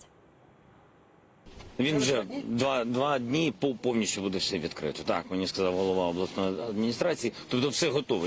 В чому тут? Тобто ми ж запускали як? Ми, по-перше, думали про людей. Тому ми розуміли, що будуватися міст буде упродовж 3-4 місяців. Ми дуже швидко побудували пішохідний міст. І тому, щоб зараз відкрити цей міст, треба розбирати цю конструкцію пішохідного мосту і відкрити цей міст. Тобто 2-3 дні. Все працює. Открытие моста в станице Луганской – это хорошая новость? Да, в общем, это хорошая новость. Офис президента реализует свою программу усиления связи, отстраивания инфраструктуры на линии разграничения для того, чтобы облегчить людям, которые там живут, перемещение, движение, вообще всю логистику. С другой стороны, поскольку там идут боевые действия по-прежнему, несмотря на то, что разведение и все такое, вот это налаживание инфраструктуры, оно имеет еще и военное значение на случай возобновления боевых действий. Ну вот поэтому и возникает вопрос, ведь некоторое время назад тоже говорили, что достаточно небезопасная история с этим мостом, потому что вот в свое время и оккупационная сторона, и мы, да, отказывались реконструировать мост. Сейчас трудно это как-то комментировать. Видимо, гуманитарные вопросы, они возобладали, и сейчас мост восстановлен. Я очень надеюсь, что расчеты на гуманитарное направление, они оправдаются, и в дальнейшем это будет развиваться. Но если нет, ну что ж поделаешь. Вот помимо открытия моста во время визита в Луганскую область, а вот сейчас в поле окне, кстати, мы видим, режиссера показывают открытый мост станицы Луганской, и мы вот точно знаем, что некоторое время назад там даже ходили уже люди. Но в любом случае Зеленский, да, сказал, что полностью, да, вот сейчас идут люди, но полностью начнет функционировать через 2 дня, сказал президент Владимир Зеленский. Также во время посещения Луганской области Зеленский рассказал, чего ожидает от встречи лидеров нормандской четверки. Давайте послушаем. Про цю зустріч, вона важлива для мене, перш за все, важливо, щоб ми досягли конкретних термінів повернення всіх українських полонених. Друге питання – не фейкове припинення вогню, не фейкове хлібне перемир'я. Таке, знаєте, тимчасово. 2-3 дні було перемир'я, а потім почали щось там пострілювати, а потім щось серйозне вже було і втрачаємо людей. Тобто серйозне перемир'я. Серйозне припинення вогню. Третє питання – це контроль над кордоном. Ну что ж, обмен пленными, серьезное перемирие и контроль над границей. Оправдаются ли ожидания президента Зеленского на нормандской встрече? Насчет контроля над границей я совершенно уверен, что, по крайней мере, в ближайшее время ничего такого Россия не дозволит. Обмен пленными, да, вполне возможно. Насчет полного обмена я, опять же, сильно сомневаюсь, но частичный возможен. Я знаю, что месяц назад примерно готовился обмен, но он был, опять же, сорван со стороны России. И там, кстати, была большая группа крымских заключенных в тех списках, насколько я помню. И что касается прекращения огня, это как раз тот самый вопрос, по которому, видимо, будут самые большие разговоры, самые длительные и сложные разговоры на нормандском формате. Я думаю, что соглашение об этом будет достигнуто в рамках нормандского формата, потому что в России такое соглашение, в принципе, выгодно, но соблюдать его Россия не будет. А вообще может ли быть такое, что Россия сорвет нормандскую встречу? Может быть, ей это не очень как-то выгодно, но Россия не действует, исходя из представлений логических о выгоде или невыгоде. Если России, руководству России покажется, что ее имиджу соглашение с Зеленским и с партнерами из Евросоюза чем-то вредит, то встречи не будет просто. Ну а вот в случае, если действительно встреча состоится, да, состоится нормандский формат, потому что многие эксперты говорят, что может случиться так, что против Зеленского будут сразу трое – Макрон, Меркель и Путин. Так что будет тогда? Не столкнемся ли мы с каким-то капитуляционным каким-то договором, который привезет Зеленский? Я думаю, что если капитуляционный договор будет каким-то образом оформлен, то Зеленскому уже незачем будет и возвращаться, потому что здесь его уже будут ждать. И вовсе не приветственные какие-то речи и не торжественная встреча, а совсем не торжественная. Поэтому, собственно, я не вижу предпосылок для того, чтобы был привезен какой-то капитулянский договор или будет заключено компромиссное соглашение о каких-то ближайших шагах в направлении деэскалации. В принципе, к этому все идет. Либо не будет заключено никакое соглашение вообще, и такой вариант, насколько я знаю, он тоже рассматривается как штатный. И в этом случае дальнейшие разговоры в нормандском формате по заявлению чиновников офиса президента, они просто не будут иметь смысла, и нормандский формат будет со стороны Украины сворачиваться. Даже несмотря на то, что на стороне Путина могут играть вот в этот раз представители Германии и Франции, просто потому, что у них уже не будет аргументов в пользу продолжения разговора. Если со стороны Украины были сделаны, Украина пошла на многие компромиссы, на которые раньше не шла. Россия не пошла ни на какие компромиссы, а те договоренности, которые были заключены и по перемирию, и по обмену, и по, кстати, возвращению кораблей, она фактически сорвала. Ну, нет аргументов в пользу того, чтобы продолжать Россию привлекать к переговорам, которые она игнорирует, где у нее позиция полностью деструктивная. Сегодня президент Российской Федерации Владимир Путин рассказал, как относится к президенту Украины и чего от него ожидает. Давайте его послушаем. Мне кажется, что симпатичный человек и искренний. Он, на мой взгляд, реально хочет изменить ситуацию к лучшему, в том числе и на Донбассе. Насколько он в состоянии это сделать, я пока не знаю. Хотя определенные шаги позитивные все-таки были сделаны. Я имею в виду разведение сил и средств в 2 населенных пунктах. Хотя вот мне вчера еще военные докладывали, обстрелы с украинской стороны продолжаются. Но все-таки рассчитываю на то, что не будет возврата в эти серые зоны. Симпатичным и искренним назвал Путин Зеленского. Чего это? Подражает Трампу? По-моему, это просто художественный свист. Трудно комментировать логически то, что, в общем, представляет из себя, песнь какую-то.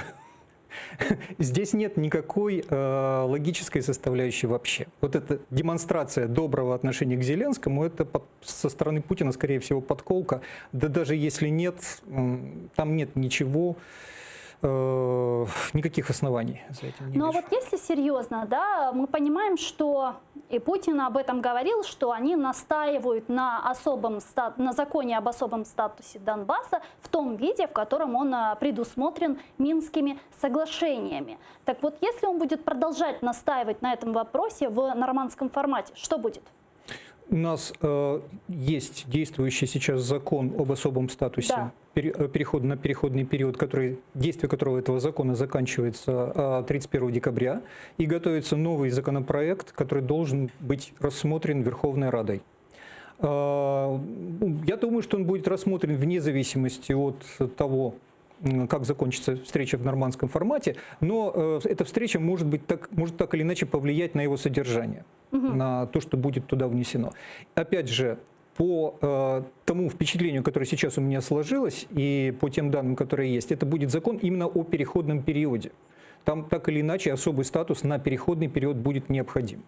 И никаких гарантий того, что какие-то особые права у деоккупированных территорий сохранятся после того, как они будут полностью интегрированы в Украину, нет. У них будут абсолютно такие же права, как у всех других территорий. Других вариантов просто нет. Не может быть конституционной цельности, если там будут какие-то совершенно особые условия, особые права. А вот скажите, вопрос, интересующий аудиторию из оккупированного Крыма, коренной народ Крыма в том числе. Крым в нормандском формате обсуждаться будет? Пока, насколько я знаю, нет. Пристайко достаточно внятно говорил, что несмотря на то, что вопрос Крыма с повестки дня, деоккупации Крыма с повестки дня не снимается, Россия категорически не будет его обсуждать, и в этом отношении ее поддерживают именно на эту встречу в нормандском формате, на ее повестку, поддерживают Меркель и Макрон.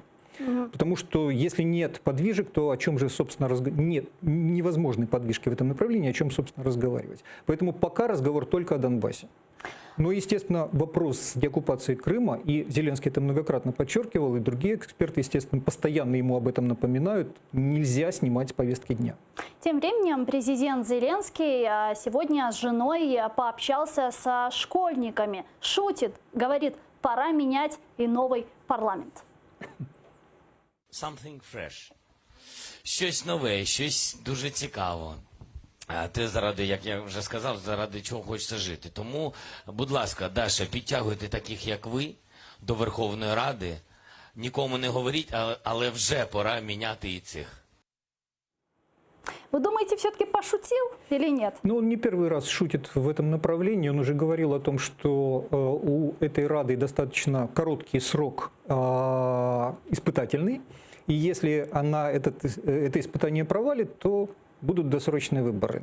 Насколько это позволяет закон? Посмотрим, как это все произойдет. Ну вот говорят, в каждой шутке есть доля правды. Вот в данном случае может ли действительно президент Владимир Зеленский распустить парламент? Я не уверен, что потребуется даже распуск, потому что те процессы, которые сейчас идут во фракции монобольшинства, во фракции «Слуги народа», они говорят о том, что фракция потихонечку, или может быть уже не потихонечку, разваливается, и монолитности больше нет. И процесс этот вряд ли удастся остановить теми экстренными мерами, которые могут быть сейчас спрогнозированы. Поэтому все идет к тому, что фракция просто станет одной из крупных фракций в парламенте. В этом случае может послужить основанием для этого? Просто выход какого-то количества депутатов из фракции, мажоритарщиков, например, которые не обязаны состоять в той фракции, под знаменем которой они избирались. Они могут создать собственное депутатское объединение, присоединиться к другим депутатским объединениям и так далее. В этом случае у «Слуги народа» будет, если я правильно считал, у них будет меньше, чем большинство. Полная. И возникнет необходимость создания коалиции. Тут очень сложный момент, потому что до сих пор в регламенте Верховной Рады не восстановлена глава, убранная при Януковиче, о принципах существования коалиции. Если она не будет восстановлена, мы опять окажемся в очень сложной ситуации, в какой оказалась предыдущая Рада. Она, собственно, и была распущена из-за того, что принципы существования коалиции не были возобновлены, устаканены, и существование коалиции не соответствовало закону. Ну а вообще, кому это выгодно? Потому что если посмотреть на монобольшинство, да, то для президента Владимира Зеленского как бы иметь монобольшинство в парламенте очень даже и выгодно. Выгодно иметь монобольшинство, которое работает. А если оно не в состоянии принимать решения, которые от него тот же президент, тот же офис президента ждет, то зачем оно тогда нужно?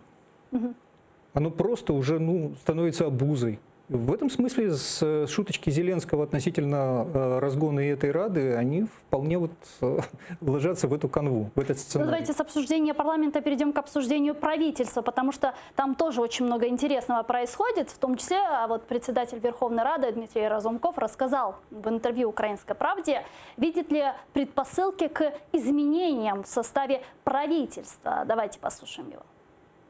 Чи можливі ротації в Кабміні після Нового року? Станом на сьогодні я таких передумов не бачу. Є програма уряду, яка була схвалена парламентом. І теоретично можливо все, якщо хтось з народних з міністрів не буде відповідати тим функціям, які на нього були покладені. Але подивимось, побачимо. Вот так, собственно, сказал Разумков. Как вы думаете, действительно ли есть какие-то предпосылки для распуска правительства? Или изменения кадровых кадров? Для изменения кадрового состава предпосылки появляются действительно именно тогда, когда люди перестают выполнять свои обязанности, перестают соответствовать тем задачам, которые перед ними ставят. В этом смысле формулировка Разумкова совершенно рациональная. Более того, я на самом деле жду, что отставки людей, которые проявляют себя, и не только в правительстве, это касается любых чиновников, это касается и депутатов, которые не оправдывают ожиданий или действуют вопреки обещаниям, которые они давали. Отставки таких людей и замена их на предположительно более квалифицированных, которые получат возможность себя проявить, это очень важный процесс. А вот есть уже какой-то перечень этих людей, или вам представляются вот эти люди, которых действительно нужно в правительстве заменить? Нет, у меня нет. Более того, я считаю, что даже Разумков, наверное, не настолько компетентен, чтобы об этом судить, хотя команда, конечно, у них небольшая и сплоченная, но все-таки лучше, пускай об этом судит премьер. Вот помните, Зеленский давал времени до Нового года, если я не ошибаюсь, Кабинету министров, чтобы они проявили себя. Вот по вашим наблюдениям, эффективно ли работает наше правительство?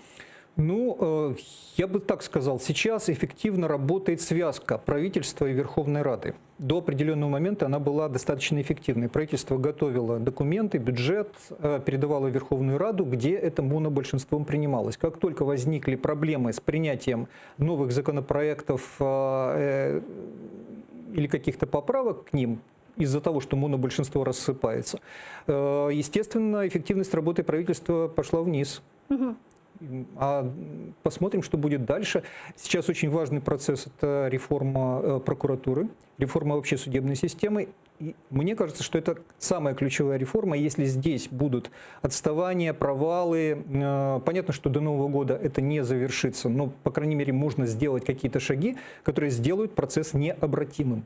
Вот этого бы очень хотелось. И я бы судил именно по этому направлению. Ну вот, продолжая и обсуждая тему правительства, хотелось бы перейти к следующему. Народный депутат от «Слуги народа» Антон Поляков опубликовал урывок записи разговора между якобы депутатами его фракции и начальником полиции Днепропетровской области.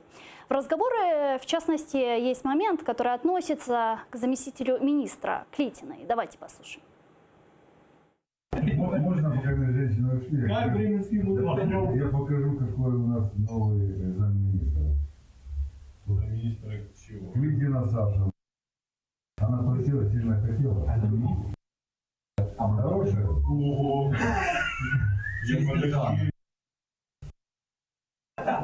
Вот назначили ее, вот девушка просила, сильно хотела быть замминистра. Что называется, я чиста перед вами. Капец, конечно. Ну да. Ну хорошо, подруга. Пранкер Джокер якобы пообщался в Телеграме с заместительницей министра инфраструктуры Александрой Клитиной. Разговор пранки вел якобы от имени сотрудника офиса президента. Далее фрагмент. Меня он отодвинул, не хочет, чтобы я Укрзалезницей занималась. Там они что-то крутят, мутят с тендерами на локомотивы и так далее. Я пыталась бороться, но министр меня отстранил. Он, я так понимаю, вообще ноль. Только заработок интересует Влада. Видимо.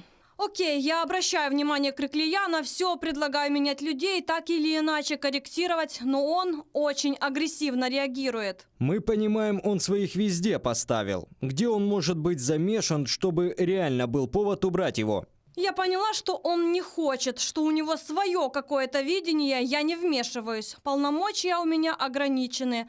Людей аж 9 человек, делаю, что могу. Министр инфраструктуры Владислав Криклий прокомментировал якобы переписку его заместительницы. Далее его прямая речь.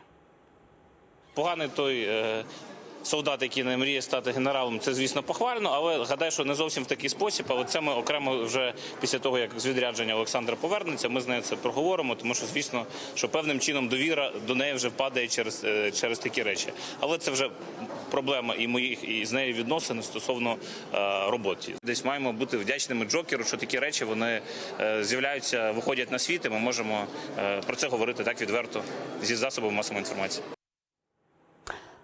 Один слуга народа сливает в сети компрометирующие аудиозаписи. Другие якобы принимают в ней участие. Джокер разводит героя торжества. Что происходит? Ну, идет обычная информационная война. Насколько я понимаю, Джокер – это один из таких российских креатур, одна из российских креатур. Решили вклиниться в эту политическую игру, расшатать немножечко. Ну, я не понимаю, мы обсуждаем сейчас вброс практически, да? Вброс практически, ну как, это же вопрос безопасности в том числе, да? Вот мы видим народные депутаты. Ну, в общем, это вопрос безопасности, да. А как вообще так получается, что народных депутатов, да, вот так вот какой-то пранкер может просто развести?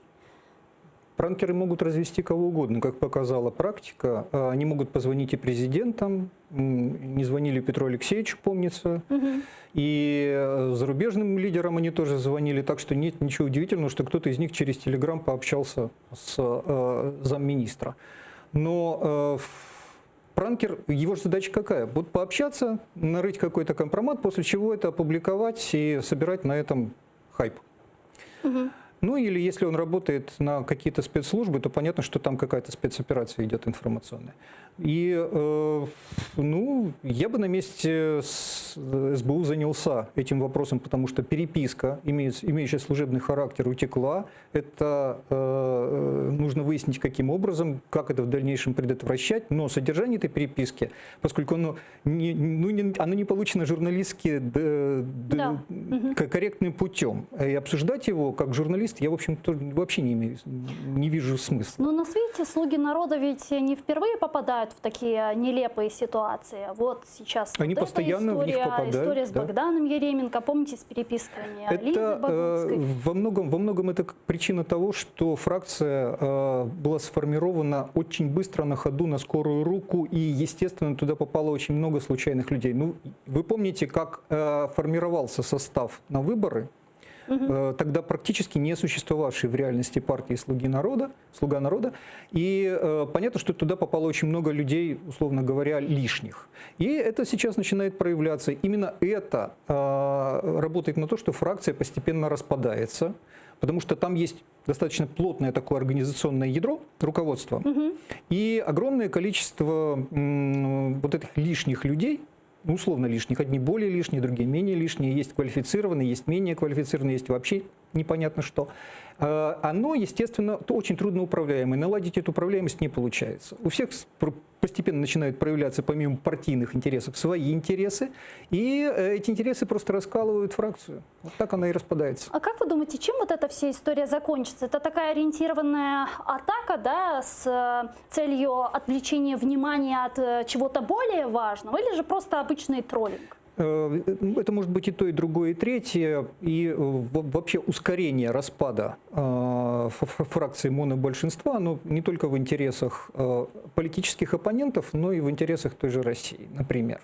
Если у Зеленского не будет поддержки, прямой поддержки, уверенной поддержки в парламенте, это ослабит его позиции. Но вот это все влияет все-таки на общественные мнения и рейтинги? Конечно, влияет, безусловно. Это и влияет именно на репутацию. Если у нас такой институт существует, он, правда, очень слабый, он не приводит к каким-то институциональным действиям.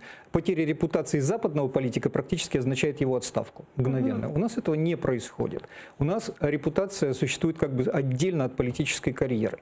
И то, что сейчас происходит, да, это урон репутации, но поскольку репутация не воспринимается огромным количеством политиков как нечто достойное внимания, оценки, она не лежит на общественных весах, то они это просто игнорируют. А публика, да, публика очень любит такие истории. В свою очередь, вот как стало известно, Олена Зеркаль планирует уйти с должности заместителя министра иностранных дел. Мол, чиновница чувствует себя лишней из-за ориентации Банковой на мир с Россией. Об этом говорят наши коллеги из Бігус.Інфо, которому она дала интервью. Давайте послушаем. На цьому тижні я виконую своє останнє завдання. Проведу процесуальне слухання в Гаазі по новому арбітражу, що стосується наших кораблів військових, які були затримані рік тому росіянами і утримувались росіянами, і наших моряків. І все, як я і обіцяла. Ну вот в фрагменте мы не услышали, но в интервью Олена Зеркаль намекала на какое-то сопротивление в Министерстве иностранных дел, то есть в позициях. Да? Вот ее уход из внешнеполитического ведомства – это плохой сигнал? Ну, в общем, да, это плохой сигнал, потому что она одна из, на мой взгляд, одна из наиболее квалифицированных дипломатов, которые работают в МЗС. Послужной список очень хороший, вы видите сами результаты. Это и участие в международных процессах, и участие в переговорах и проведение политики. Со времен Климкина она достаточно хорошо себя показала, и ее просили остаться. Это тоже хороший сигнал. Ее просили остаться после того, как она подала в отставку уже. Точнее, не согласилась принять пост советника в офисе президента по международным делам. Но вот что значит расходятся мнения в позициях мира с Россией? Как это воспринимать? По всей видимости, госпожа Зеркаль считает, что сейчас слишком примирительная позиция офиса президента. А вы это ощущаете? Да, я это тоже ощущаю. Я тоже считаю, что она, конечно, не слишком примирительная, но она рассчитана, вот все действия касательно нормандского формата, например, они рассчитаны на то, что от России можно ожидать конструктивного какого-то отклика. Я совершенно уверен, что такого отклика от России ожидать не стоит, и поэтому все эти действия, они, я бы предпочел другие стратегии. А как вы думаете, на что рассчитывает окружение президента Владимира Зеленского, которые думают, что если состоится встреча в нормандском формате, да, и встретиться с Путиным, которые думают, что вот это что-то может решить? Это несколько частных побед, которые на самом деле важные. Это и возвращение пленных, и удерживаемых лиц, как сейчас говорят. Это может быть прекращение огня и снижение потерь. И это какое-то продвижение в нормандском формате. Украина сейчас сделала очень много для того, чтобы свои позиции в переговорах в нормандском формате доказать свою приверженность вот этому направлению, мирному. Если это не будет встречено с пониманием нашими западными союзниками, значит, мы полностью проиграли Запад. Полностью. Запад готов будет в этом случае идти на поводу у России, несмотря на то, что Россия не продемонстрировала вообще никакого желания двигаться вперед.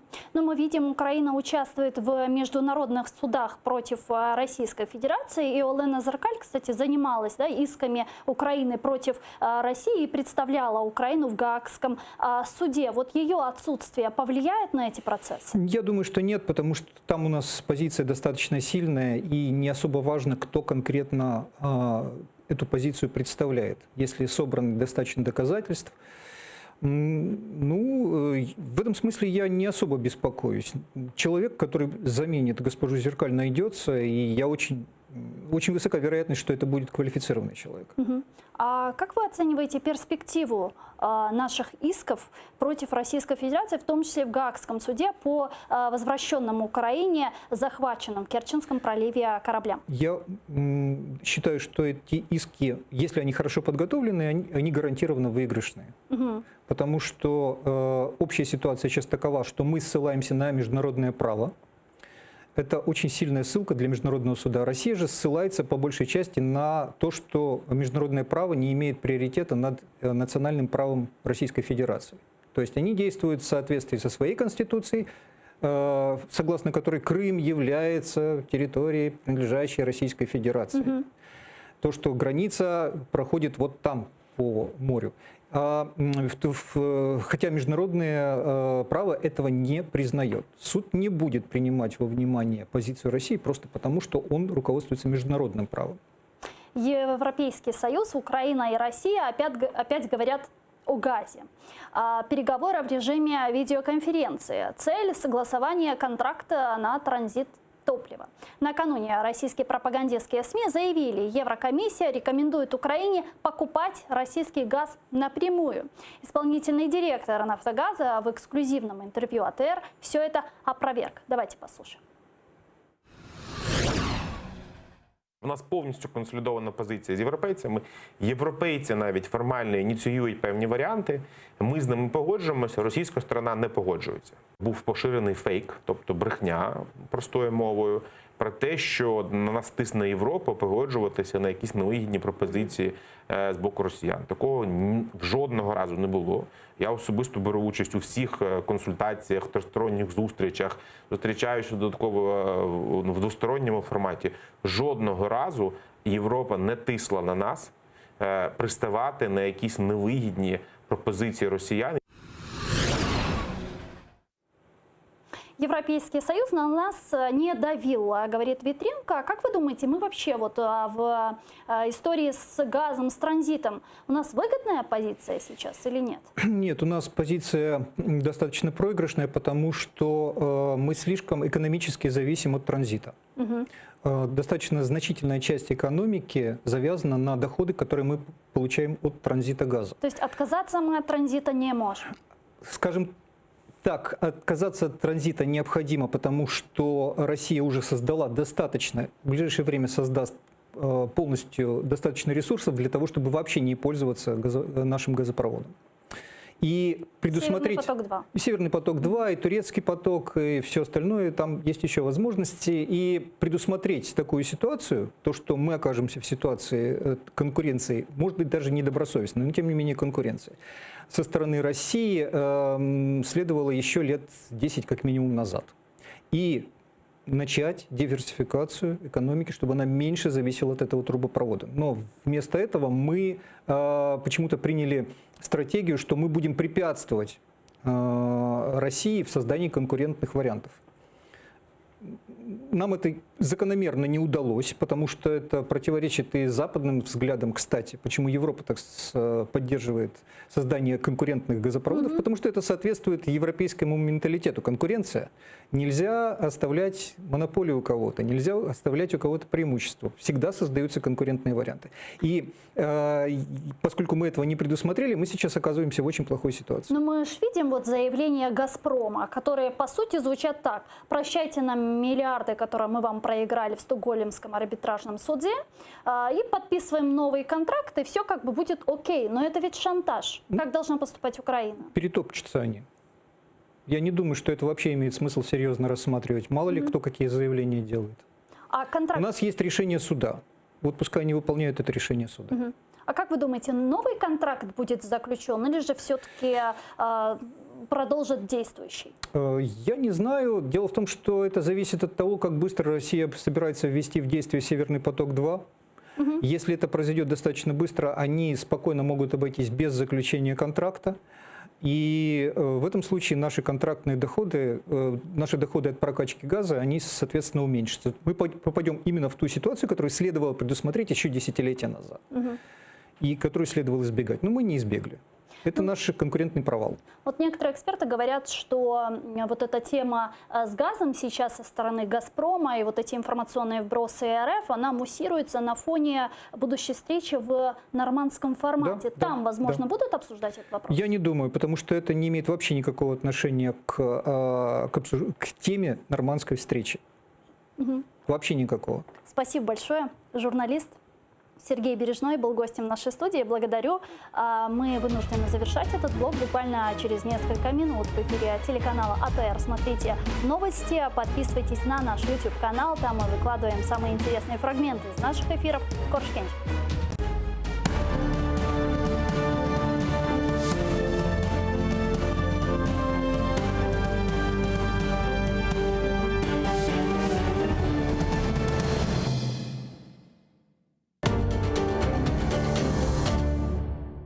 Залізна завіса, два світи і боротьба за правду. Фактичність, теорія медіа та об'єктивність журналістики. Пропаганда Суркова. Як народилася кремлівська фабрика фейків. Семантична війна, конспірологія чи реальність. Дивіться у документальному фільмі «Фейк Ньюз» у суботу та неділю о 15:40 за Києвом і 16:40 за Кримом на телеканалі АТР. Ну, Киев не зря иногда называют вторым Иерусалимом. Больше людей, больше домов, больше улиц, больше машин. Допустити вільний обіг землі. Ну, мы ни одного голоса не дали за это бредовое обращение к Верховной Раде. Я забила гол депутату Киеврады. Стыд и срам депутату. Money rules. То есть деньги есть, порешаем. Українці дадуть собі раду, як заробляти гроші. Просто не заважайте, не лізьте в їхні справи. В этом радость, наверное, ресторатора. То есть можно просто приходить в свой ресторан и есть. Однозначно, то есть это коренной народ, и народ, который заслуживает права на автономию. Я думаю, одна из причин, по которой вот так с Крымом произошло, это, ну, такое отношение сквозь пальцы или вообще такое пренебрежительное к тому, что было связано вообще с историей крымско-татарского народа вот, по отношению к его родной земле. Добрый день, друзья. Сегодня мы будем говорить о столице Украины Киеве с депутатом Киеврады, а главное коренным жителем Киева Сергеем Высоцким.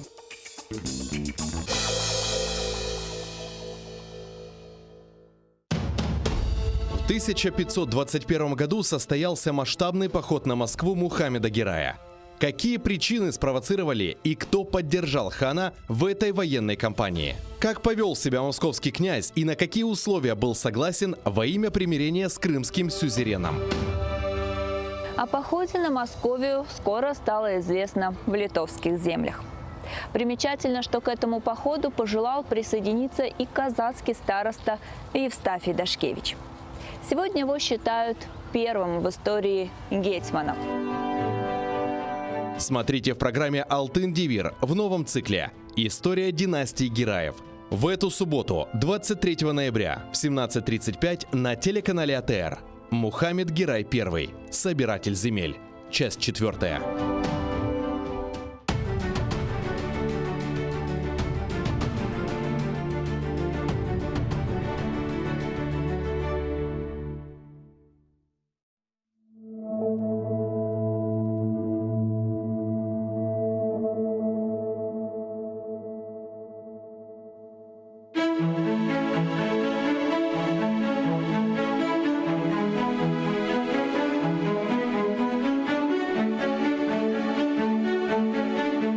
Адди бір чөл чечегіні қоқлап бақсан, онда да назик бір из дуярсың сен, диққатыңа қаршылық.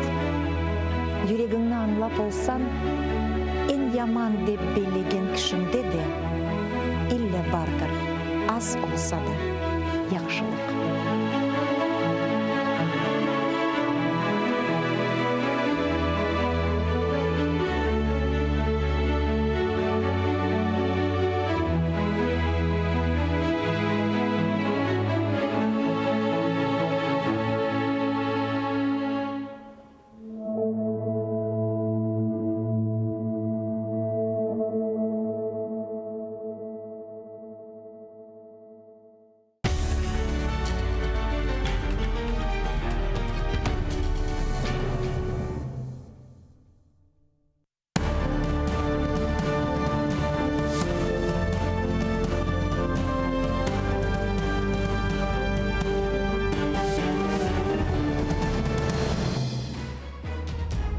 Assalamu alaikum, xayrlı akşamlar. Merhaba saygılı ATR телеканалының телесейіржілері. Бүгін программасыны сейретесіңіз. Студияда сізлер үшін мен Гүлсум Халилова çalışам ve yayınımızın musafirini takdim etmeye hazırım. Kırım Tatar Milli Meclis Reisi, Bütün Dünya Kırım Tatarlar Kongresi'nin prezidenti Rifat Beyçubarov. Selamun alaikum, hoş geldiniz. Hayırlı akşamlar. Rifat ağa, бүгін біз yayınımızda böyle бүгінгі peyda olған haberden başlayaq. Çünkü siz Milli Meclis adından böyle bir beyanatda bulundunuz ve tezden Prezident Vladimir Zelenskiy'nin Kırım Tatar muhtariyeti boyunca kanun leyhasını yukarı şurağa kırsetmege böyle bir talapta bulungan Milli Meclis çağırıpta bulungan. İşte keliniz dinleyip bu beyanatta ne yazılan. Меджліс кримсько-татарського народу знову підтверджує, невід'ємні природні права корінного кримсько-татарського народу визнані і гарантовані міжнародним правом, включаючи право на самовизначення на своїй історичній території Криму, який є невіддільною частиною території Української держави. Меджліс кримсько-татарського народу закликає президента України негайно подати до Верховної Ради законопроєкти про внесення змін до розділу 10 Конституції України Автономна Республіка Крим про статус кримсько-татарського народу, про корінні народи України. Uç kanun leyhası deb bildirilgan, yani bu pakette menim anlaganyma ko'ra men shuni suramaga isteyim. Böyle bir tezden negayno deb yazgan radikal bir çağıruvnun yani neyle bağlı bu ve ne için aynen şimdi bu beyanat peyda oldu? Bence bir sözge o kadar dikkat etmesi gereği yok. Kırım Tatarca acele. Rusya savaşına acele. Çünkü çok laf ettik bunun etrafında. Ama başından onu söylemeye isteyeyim ki geçen günleri Kırım Tatar Milli Meclisi'nin toplantısı ötkerildi. Ve meclis toplantısında bizler Kırım'la, ana vatanımızla, milletimizin durumla bağlı çok meseleleri bakıp çıktık. Ve aynı zamanda şimdi sonki haftalarda, aylarda aslı Kırım'ın etrafında ya da Rusya, Ukrayna bu savaşın etrafında çeşitli türlü fikirler yürü. Ve 9. dekabrde eğer bir türlü başka zorluklar çıkmasa Ukrayna Cumhurbaşkanı Zelenskiy ve Rusya Cumhurbaşkanı Putin ve aynı zamanda Fransa Macron ve Merkel, Almanya kansleri konuşmalarını ötkirecekler ve Kanada işte bütün bu meydandaki olgan endi 5 seneden ziyade meselelere bakıp çıkacaklar. Biz de tavsiyetle bunu laf etermiz. İşte ben onu söylediğim sebebine işte bu bizim beyanatımız işte tek bu Prezident Zelenski'nin bu leyhalarını verilmesi değil de aslı orada esas beyanatımızdaki fikirler Kırım Tatar milletinin hakları var ve bu haklarsız birisi Kırım'ı ne konuşur ne de Kırım'la bağlı ya da Karadeniz'le Azak Deniz'le bağlı kararlar kendilerine almazlar deyip işte böyle biz beyanat kabul ettik ve bugün meclis adından ben bunu dağıttım. Bu toplaşuvda kabul edilgen beyanat. Bu toplaşuvda kabul edildi. Sizin düşüncenize göre Zelenskiy ya da onun komandası bir cevap verecek mi? Şimdi bakınız ben şimdi onun cevabı ya da bilmeyin bizim esas şimdi yapkanlarımız ya da beklediklerimiz şimdi 9. dekabrde bu konuşuya vardığı vakit orada Kırım'ı mutlak ansın da ve Kırım'la bağlı sualleri orada seslendirsin. En azı Kırım Ukrayna toprağının bir kısmı ve Kırım da Ukrayna'ya geri kaytarılışı gerek ve orada Kırım Tatarlar yaşadıklarını seslendirişi gerek.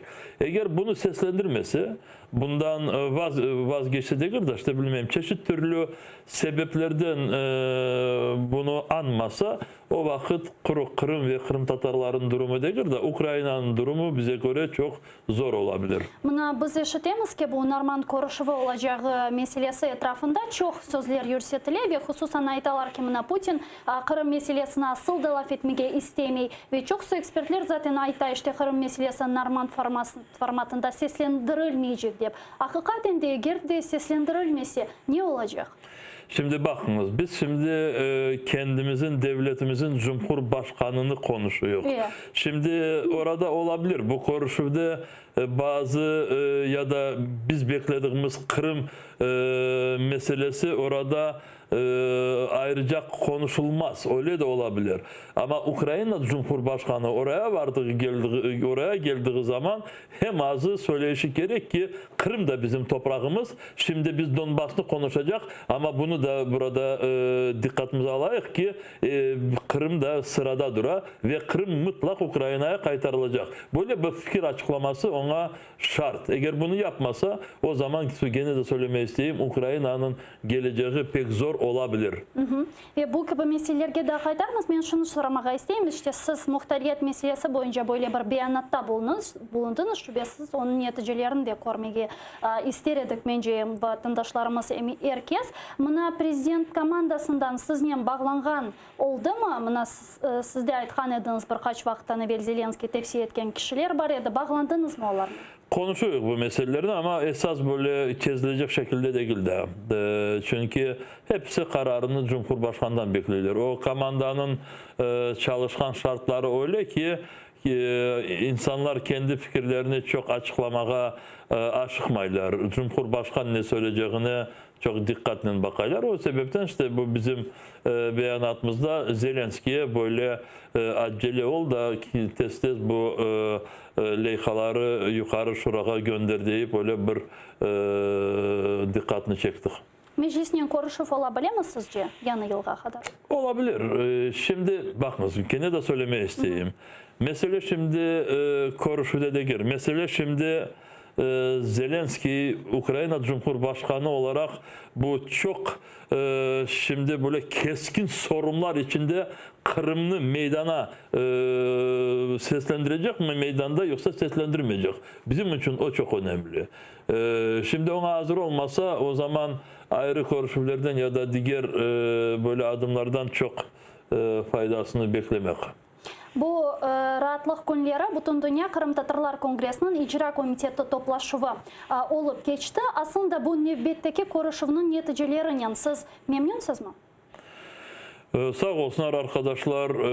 Çok ülkelerden geldiler. Polonya, Litvanya, Romanya, Türkiye, Almanya ve Amerika'daki arkadaşlarımız Skype'den bağlandılar.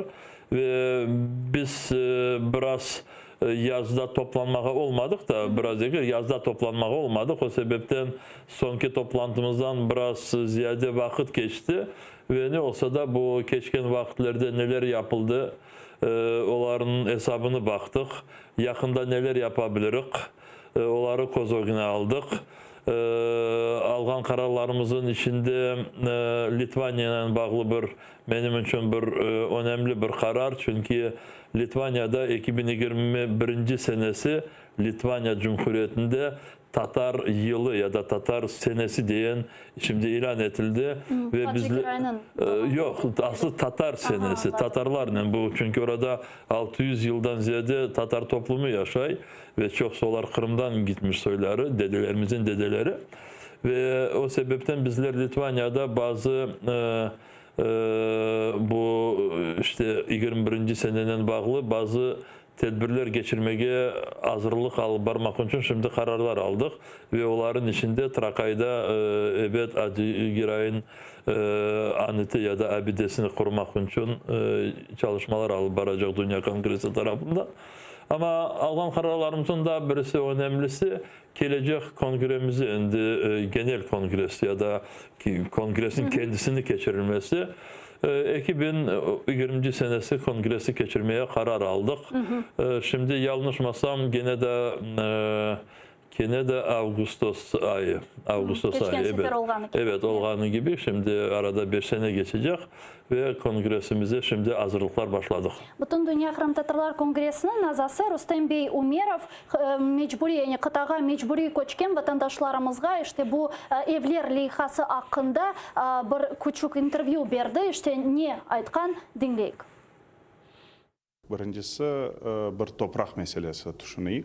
Eğer toprak alınsa kvartiralar yapılacak. Alınmasa bekim satın alınacak. Yani bu iki konsept meselesinde müzakereler alıp varıla.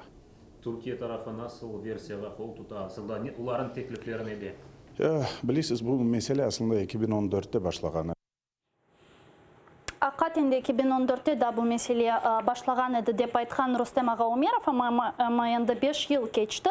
Bu kayda problem? Toprakta mı, toprak satın almasında mı, nede problem aslında? Bu dünyada çok problemler var para tarafından ola. Çünkü böyle evler kurulacak ya da satın alınacak olduğu vakit, o vakit birinciden nasıl kaynaktan kim para ayıracak? O sebepten ben de bu mevzunun etrafında çok bile derince konuşmaz edim. Böyle niyetlendik edik. Türkiye devleti tarafından yardımcı oluruz deyip bizim niyetlerimizge böyle sözler verildi edi. Ama da böyle bir praktik basamağına çıkmasına da becerilmedi. Çeşitli sebeplerden bunları belki söylemesi de şimdi çok böyle önemli değildir. Türkiye'nin bazı meseleleri vardır. Burada işte Rüstem Bey söylediği gibi toprak meselesi. Ama bizim toplumumuzda da bu projeye böyle farklı bakış var. Ve bu farklı bakışların da manalarını çok yaxşı anlamaya gerek. Ve bizim arkadaşlarımız bazıları evet milletle beraber Kırım'da yaşayan arkadaşlarımız diyorlar ki siz orada evler kurup burada ne insanlarımızı oraya çekmeyi istiyorsunuz mu? Kırım'da kim kalacak deyip böyle sorayanları da var. Burada cevabını böyle söylemeye gerek. Allah versin de bu projemiz başlanmış gibi olsun. Biz Kırım'dan bir kişini buraya almak. Ama burada onu da anlamaya gerek. Burada bayağı vatandaşlarımız var. Ve kendileri öyle isteğinle oradan göçüp gelgenleri değil de işte işle ya da millete hizmet etmek için işgalcilerinden çalışmaya olmayan kendileri de gir. Böyle kolektiflerle, takımla beraber. Misal için ATR'ni alayıq.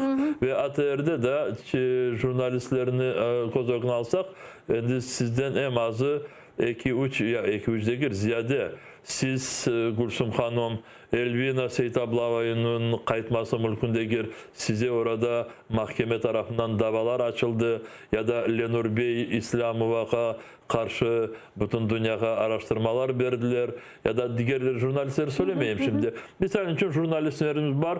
Açıktan açık milletke hizmet ettikleri vakit, açıktan açık milletke hizmet ettikleri vakit, açıktan açık Kırım'da ne olganını söyleyirler, anlatarlar ve bu sebepten onlara endi Kırım'da yaşamak değil de varıp ana babalarını bile görmek mümkündür. 5 sene geçti. Bu kişiler nerede yaşayacaklar? Ya da bilmeyeyim hapisten çıkan kişilerimiz var. Yasalangan kişilerimiz var. İşte bu kişilerin meseleleri bu esas Ukrayna'da bir şekilde çözülüşü gerek. Çünkü insanlar sokaklarda yaşamazlar. Ama çözülüp ne kadar vakit alabilir sizce? Eğer ki sadece Gülsüm Hanım, ben şimdi bakınız, bu bütün çözülecek meselelerin faktörleri bizden bağlı olmadığı sebebinden ben şimdi bunu söylemeye olmam. Ne kadar olabilir?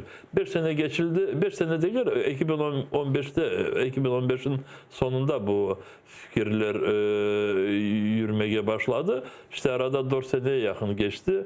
Meseleye yakınlaşmadık. Onun için burada İşte Kırım kaytarılmasından evvel ümit etem ki Kırım öyle tez kaytarılır ki katında buna acıt bile kalmaz. Ama Jens Stoltenberg çok meraklı böyle bir beyanatta bulundu geçenlere. Aytkanına göre Şimali Atlantik Alyans da bir kere Kırım gibi Odessa'nın tekrarlanmamasına yol vermeyecek. Tekrarlanmasına yol vermeyecek ve bu hafta onlar işte böyle bir beyanatta bulundular. Kelini sonu dinleyik. Biz sınırlarımızda harbiy bölüklerini NATO memleketinin birde-birinde Kırım gibi vaziyet olmasına yol vermeyeceğimizni göstermek için yerleştirdik. Bu bir signaldır. Eğer NATO azası olgan birde-bir memleketke uçum etilse, bütün alyans cevap verecek. İşte ne için şimdi mesele olarak böyle hadiseler ve böyle beyanatlar peyda oldu? Ya 2014 senesi korçalamağa mümkün değil edelim mi Kırım'ı? Şimdi bunun ya da bir kifayetini veriyorlar. Bu şimdi bu NATO'nun genel sekreteri ne sebepten bu sözlerini söylediğinin manasını anlamaya gerek de ya da durumunu anlamak gerek. Şimdi NATO'nun içinde belki böyle diskusyonlar varlar. Mesela için Macron ve onun gibi söyleri şimdi Avrupa ülkeleri kendi kendilerini korçalayabilirler deyip böyle fikirlerin etrafında sahip çıktılar. Dersin ki Amerikasız Batı Avrupa ülkeleri kendileri böyle bir asker ordusunu kurabilirler ve kendilerini korçalarlar. Stoltenberg söylediği yok dedi. NATO'suz bir şey yapılmaz ve NATO'nun en böyle önemli bir kısmı Amerika koşma ştatları. Çünkü Amerikasız NATO'nun gücü o kadar yeterli olmaz ve anlatmaya tırıştı. Dedi ki işte ben bu Stoltenberg'in intervüsünü bütün bu İspanyalı gazetede tercümesini bakıp çıktım tolu olarak ve orada anlattığı sebebi 2014 senesi Kırım NATO'da degil edildi. Kırım NATO'da degil edildiğini Ukrayna degil edildi NATO'da. İşte o sebepten korçalamaya bizde böyle hukuk taraftan faktörler ya sebebi yok edi gibi söylemeye istey ve ama şimdi de hepiniz biliniz de Kırım'ın başına gelgenini NATO ülkelerin başına hiç gelmez ve biz her bir NATO ülkeni korçalar eğer böyle olacak gibi olsa ve aynı zamanda da Rusya 2014. sene 2. Dünya Savaşı'ndan sonra işte devlet olarak bütün bu neler işte hukukunu böyle yıktırıp Kırım'ı zapt etkenini anlata. Çünkü 2. Dünya Savaşı'ndan sonra bir devlet 2. devletin toprağını böyle açıktan basıp almadı. Rusya bunu birinci yaptı deyip onu anlata. Şu arada da o interviewde Stoltenberg Batı ülkeleri ve NATO'ların içinde Ukrayna'ya silah tarafından daha çok ziyade yardım etişleri gerek deyip onu da anlattı. Orada çok farklı fikirler var ve tek grup bu fikri şimdi oradan böyle alıp da onun etrafında böyle çok yeni neticeler kurması doğru değil. Ama burada ben de orada böyle bir çalımsızlık ya zayıflık gibi bir şeyler gördüm de ve ben Facebook'ta yazmıştım orada, belki onu görmüştürsünüz. Dedim ki kim orada Stoltenberg'e yakın olsa anlatınız ki şimdi kendilerini korçalamak için bu yeni baskınlardan korçalamak değil de yapılgan adaletsizliğini şimdi silmeye gerek de ve şimdi eğer Rusya'nı gene de bu halkara hukuk çizgilerini kayıtmağa eğer mecburi Rusya edilmese ve Kırım'ı azat etmese Rusya, o zaman biliniz ki siz korkan ağırlıklar başınıza ille gelebilir deyip böyle ben bir seslendim işte bu söyledim. Ben okudum ona. Mende bilesiz böyle sual peyda oldu. Rusya'da ne yapmak gerek ki NATO ve Batı ülkeleri anlasın? İşte ticaret falan filan bu gibi anlaşılmazlıklar, anlaşmalar Rusya'nın mümkün değil. Çünkü oyunda yapmağını şey kalmadı. Da ne yapmalı? Şimdi biz çok şeyler söyleyebiliriz ama Batı ülkelerinde de siyasetçiler var, onların rehberleri var, orada da generaller var ve 2014. senesini alsak o vakit şimdi çok kısadan söyleyecek olsak NATO ve Batı ülkelerin liderleri bu Rusya tarafından yapılgan bu haksızlıklara hiç hazır değil ediler. Şok oldular ve savaşa da böyle savaşa hazır değil demeye de çok yaxşı değildir ama savaşı da işte tek bu Kırım'la bağlı Rusya tarafından yapılan baskınlarga savaş başlamağa da elbet sebep görmediler. Ama Rusya'nı böyle yumuşakla diyalog şeklinde konuşup Rusya akılını toplar deyip kendi kendilerini senelerinden aldattılar. Ve o vakit yapan baskınları, ben savaş demeyeyim, cenk başladıklarını ben de istemem.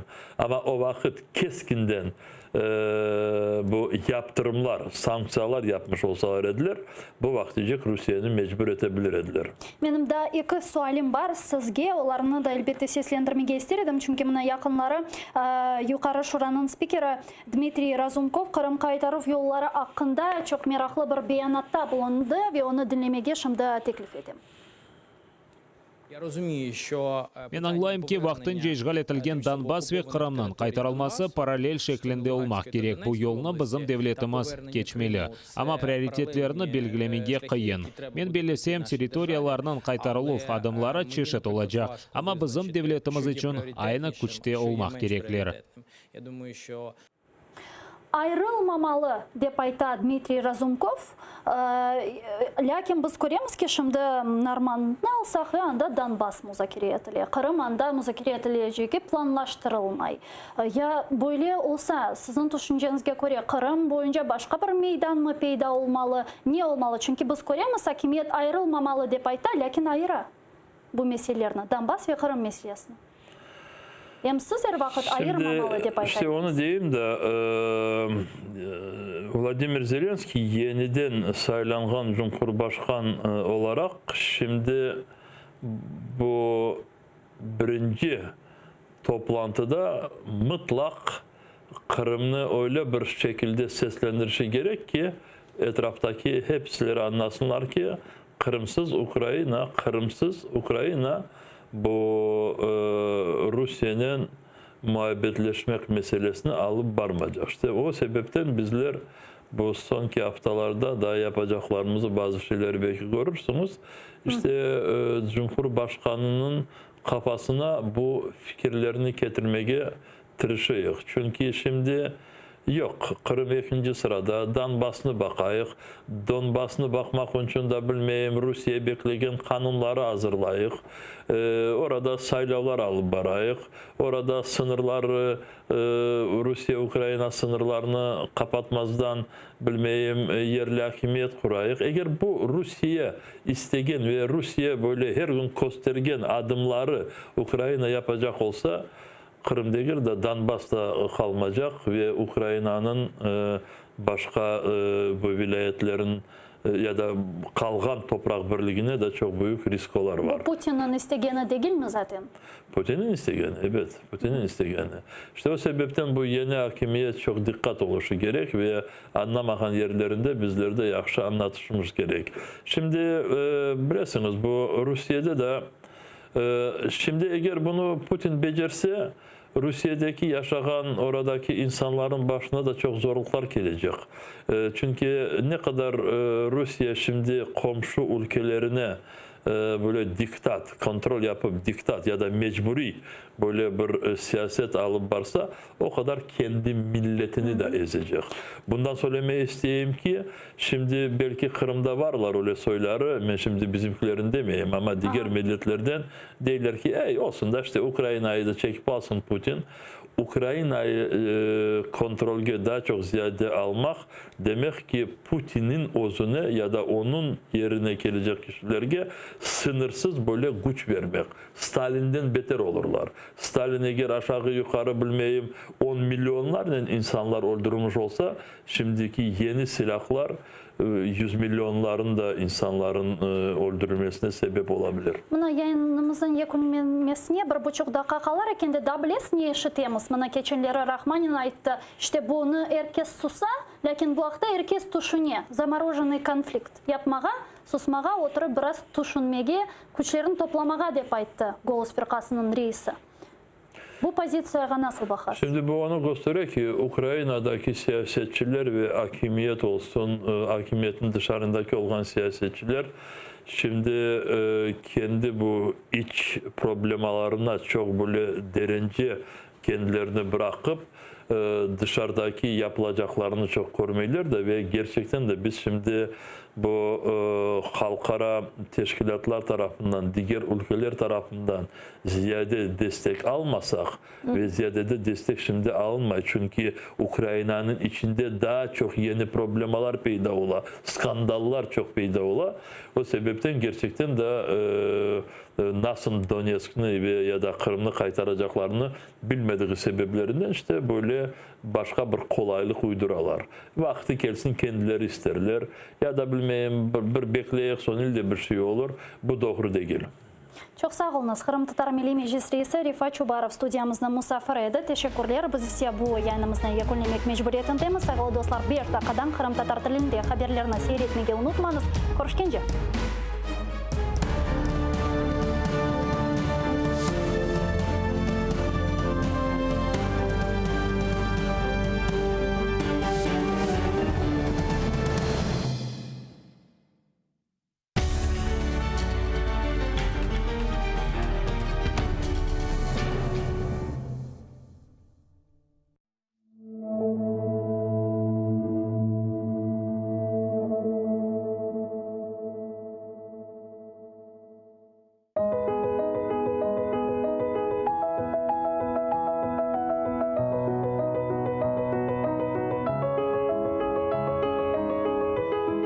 Kırım degenimde yüreğim açılır. Yağmur olup buluttan güller saçılır. Dağ, çöller, denizden tebessüm yayılır. Kalbimnin melyemiz, ey ana vatan.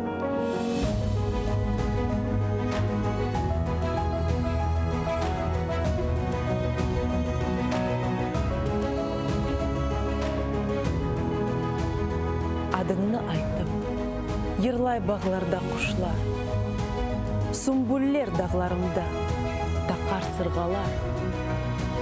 Denizinin tılsımı, ruhumnu sıyla, gönlümün tacısın, ey ana vatan.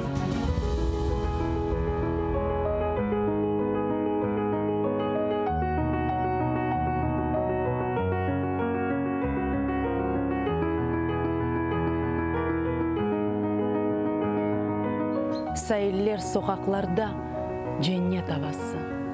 Бақча бағлар қалқың чун, дертлер девасы. Будыр асыл инсанның омур сефасы. Көзімнің нұрысың, эй ана ватан.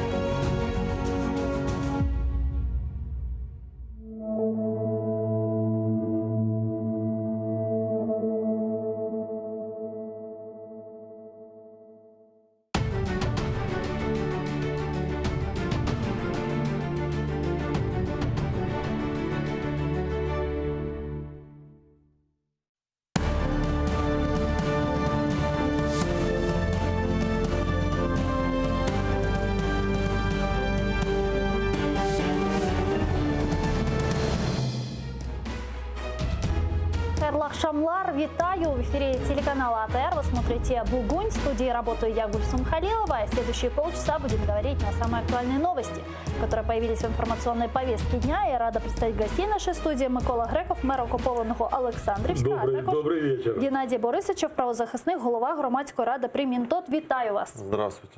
Давайте нашу беседу начнем со следующего информационного сообщения. Президент Владимир Зеленский принял участие в открытии моста в станице Луганской. Правда, полностью функционировать новый мост еще не начал. Ну а когда? Давайте слушать.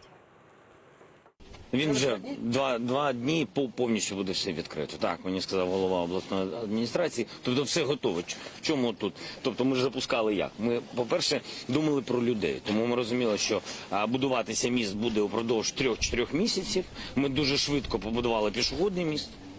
І тому, щоб зараз відкрити цей міст, треба розбирати цю конструкцію пішохідного мосту і відкрити цей міст. Тобто 2-3 дні. Все працює. Открытие моста в станице Луганская – это хороший знак, это хорошая новость? Ну, знаете, в моем понимании это вообще преступление правительства Украины. Почему? Потому что за украинские деньги мы строим какие-то мосты для оккупанта. Второй вопрос. Я, конечно, удивлен, что Владимир Зеленский, который так сильно во время избирательной кампании высмеивал и критиковал Петра Порошенко за то, что он ездил по стране и открывал всякого рода объекты, предприятия, там смеялись до того, что скоро он будет открывать туалеты.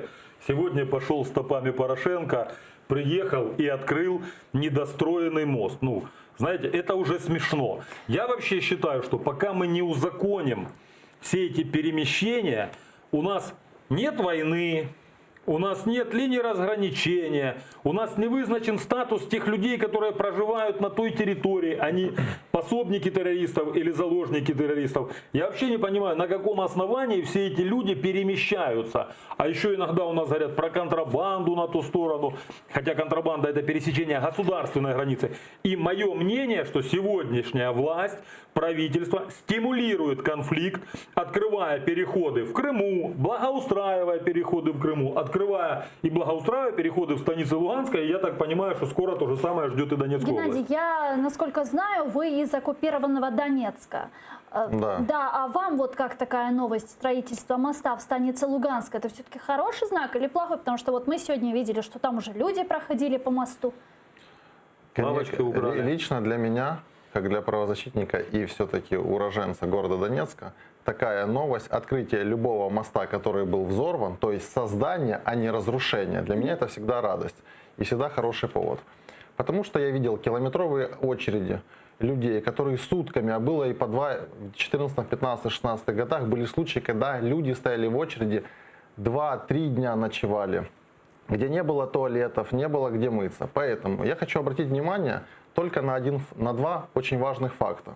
Дьявол, как говорится, кроется в мелочах. Во-первых, это радость, но не слишком большая. Почему? Потому что все-таки нужно обратить внимание, что мост пешеходный, а не автомобильный. Далее, это первый момент. Второй важный момент.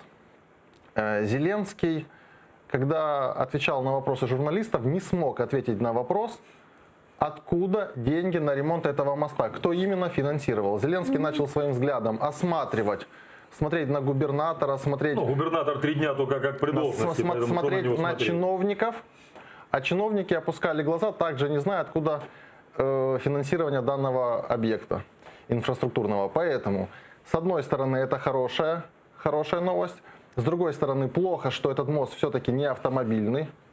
Он не разгрузит направление на блокпостах в Донецкой области. Это Луганская область, Геннадий. Я знаю, это вы имеете в виду, да. А я наоборот считаю, что хорошо, что нет сообщения между Луганской областью. Все в Луганск перебираются в основном... Но там же наши люди. Ничего, подождите, наши люди нас убивают, наши люди в нас стреляют, наши люди стали гражданами России, получают 2 пенсии. Какие они наши люди? Пусть Верховная Рада вызначит статус этих людей на законодательном уровне. Пусть Верховная Рада внесе зміни про судочинство на той территории людей, которые выехали. Пусть внесет изменения в закон о местном самоуправлении. Я думаю, Геннадий со мной согласится. И как правозащитник, я думаю, Геннадий со мной согласится, что пока мы не определим статус и не сделаем реестр людей, вы мне скажите, всі працівники місцевого самоврядування і державних органів влади, які перейшли на ту територію, вони хто? Зрадники чи ні? Вони злочинці чи громадяни України? У нас, вы видели, дети позавчера сдали донецкого преподавателя, Ген, он тебя не учил, сдали его в МГБ свою, да, заявляют, что это ж дети. Да подождите, это Павлики Морозовы 3-го тысячелетия. И эти дети скоро приедут к нам учиться. Геннадий, и перейдем к следующему. Давайте я все-таки закончу. То, что открылся мост, это хорошо. Для людей в любом случае это облегчение. По Конституции Украины и по всем нормативно-правовым документам человек, его жизнь, свобода является наивысшей ценностью для нашего государства. Иначе нам государство Вы не это нужно. скажите власти. А можно я сейчас... почему оно не думает за нас? Можно вами, я сейчас Геннадий? сначала закончу? Хорошо. Вот, а потом вы будете уже вставлять свои реплики. Поэтому, но то, что мост пешеходный, конечно же, плохо, что не автомобильный. Кроме того, очень меня расстроил факт, что все-таки президент и его команда не знают, за что финансировалось строительство этого моста.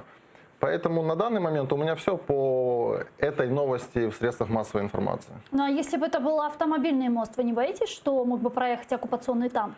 Это, сейчас скажу, по поводу оккупационного танка, который мог бы проехать. Ранее об этом говорил Петр Алексеевич Порошенко. Очень жаль, что Владимир Зеленский, будучи президентом, повторил на открытии этого моста те же самые слова. Пошутил, мол, танки здесь точно не пройдут.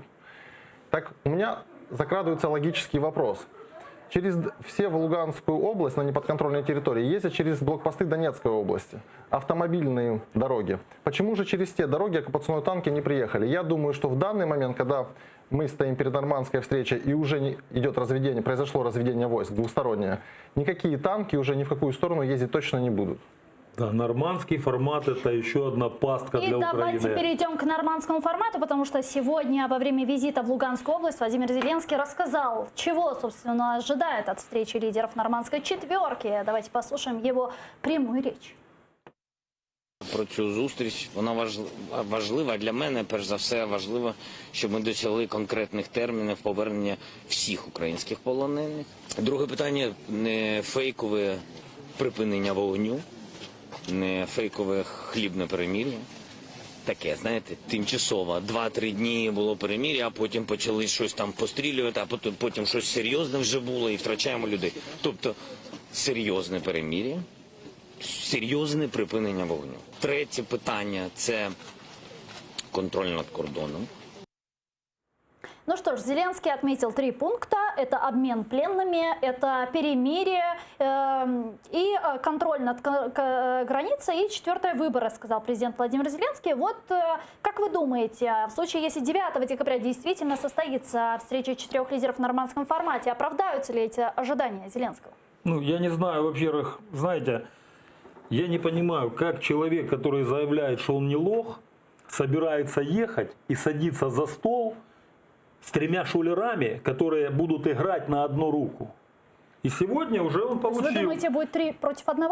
А подождите, ну это бизнес-партнеры, это политические партнеры, это старые хорошие знакомые. И они будут играть на одну руки, а у них одни интересы. Поэтому мне жаль, что наш президент повелся на такой разводняк, и я ничего хорошего от этого не ожидаю. Что касается выборов, я хочу сказать, о каких выборах можно говорить, по каким законам. Сейчас я нахожусь в вашей студии, я действующий мэр оккупированного города.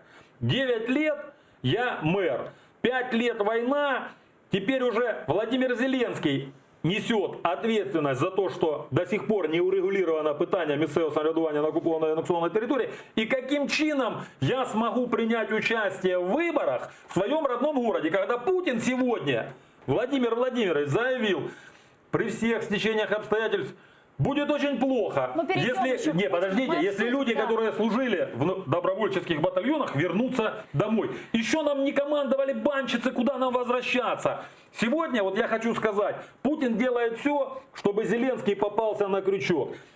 Он хочет показать, что Украина слаба, Украина ничего не решает, что он в любой момент может вот так вот взять и повторить это снова, отымея весь народ Украины, куда он захочет. А наш президент, к сожалению, на это соглашается. Мы должны четко и жестко наказать всех виновных в данном конфликте. И неважно, это граждане Украины или не граждане. А нам говорят, да не, подождите, мы проведем выборы. Один народный депутат, Максим Ткаченко, заявляет, что в правительстве ОРДЛО есть порядочные люди. Я не понимаю. Я понимаю, что он действующий депутат Жовтневого районного совета города Луганска от партии регионов, мой однопартиец. И они такое заявляют. О каких выборах? Ну, да, пусть поговорят о припинении огня и пусть обменяют ребят пленных наконец-то. Но не надо нести ахинею и затягивать в петлю Украину. Геннадий, вы также негативно относитесь к нормандскому формату и думаете, что он ничего не решит?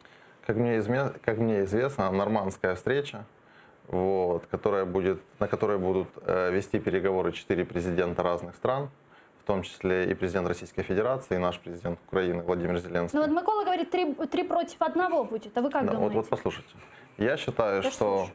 То есть, еще раз, просто вы меня перебиваете, прошу не перебивать. Как я отношусь к нормандской встрече? С моей точки зрения, это, несомненно, позитив. И есть и негатив, и о них я расскажу сразу.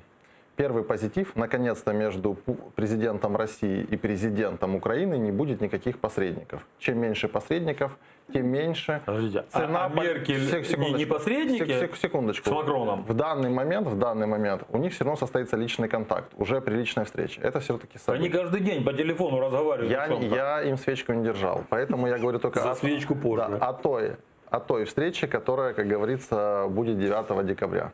Поэтому это позитив, конечно. Чем меньше посредников, тем дешевле обойдется, тем более дешевой ценой обойдется мир на Донбассе.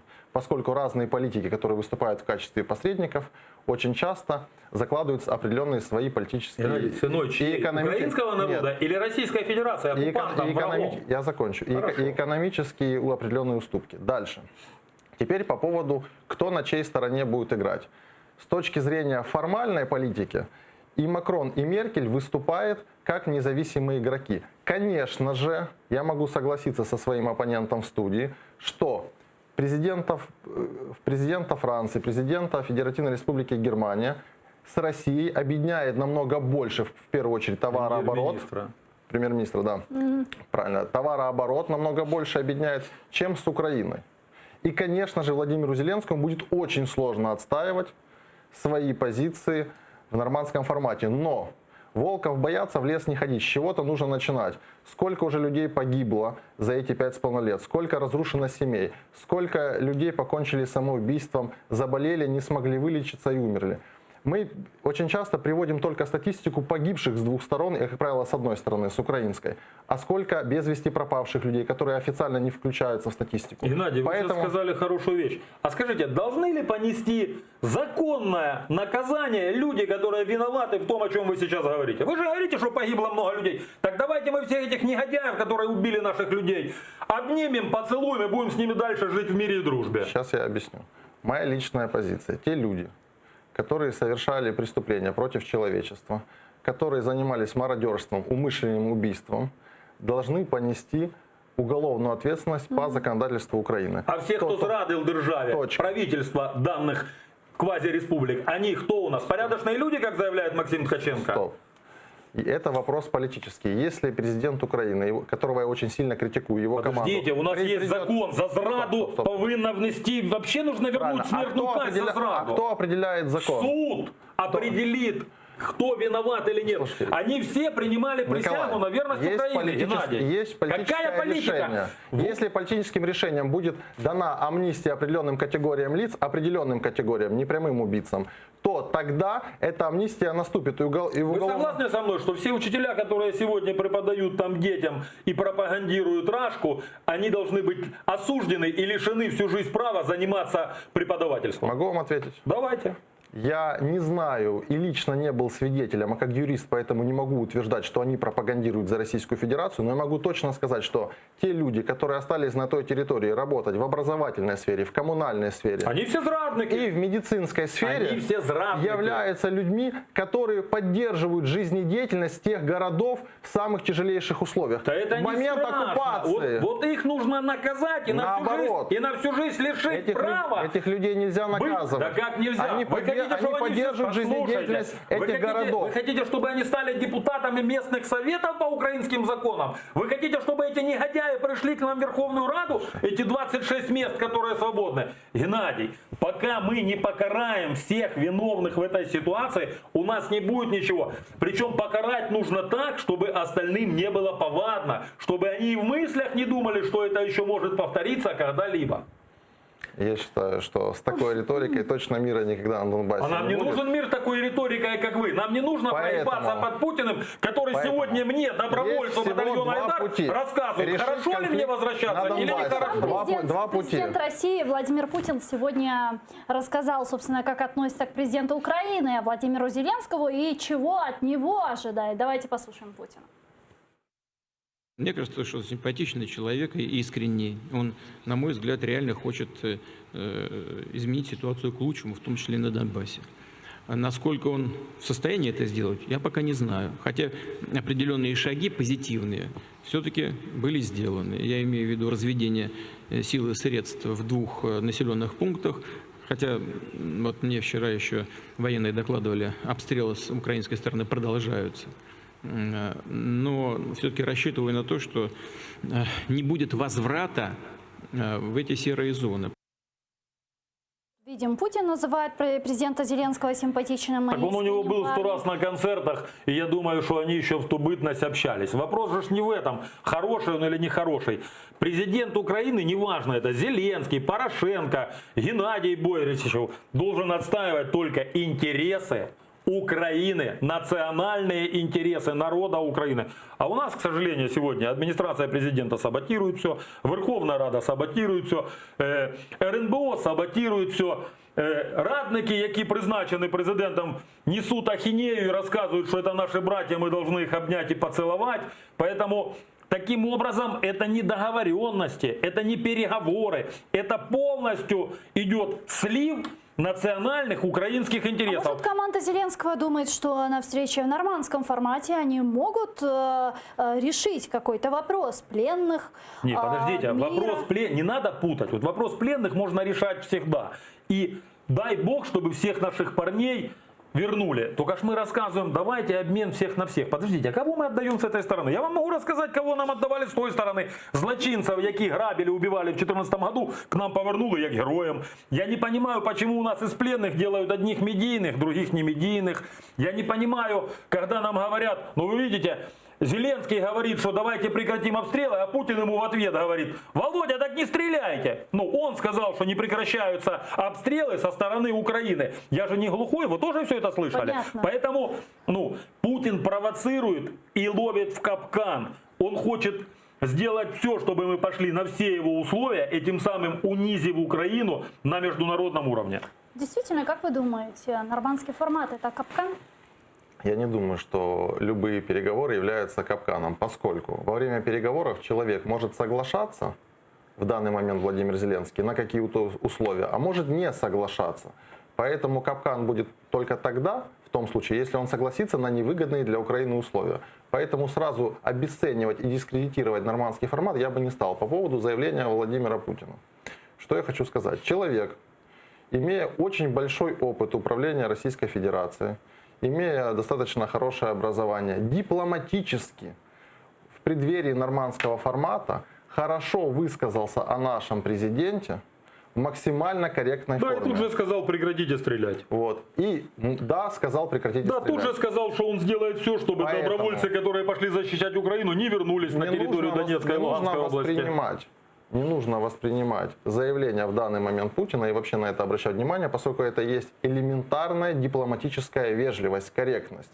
Он сказал, сделал комплимент, и да, действительно, я согласен с Николаем, под этот комплимент дал определенный политический посыл перед нормандским форматом. Но не нужно к этому, на эти информационные шумы обращать внимание. Правильно. И президент Украины не должен вестись на эти капканы Владимира Владимировича Путина.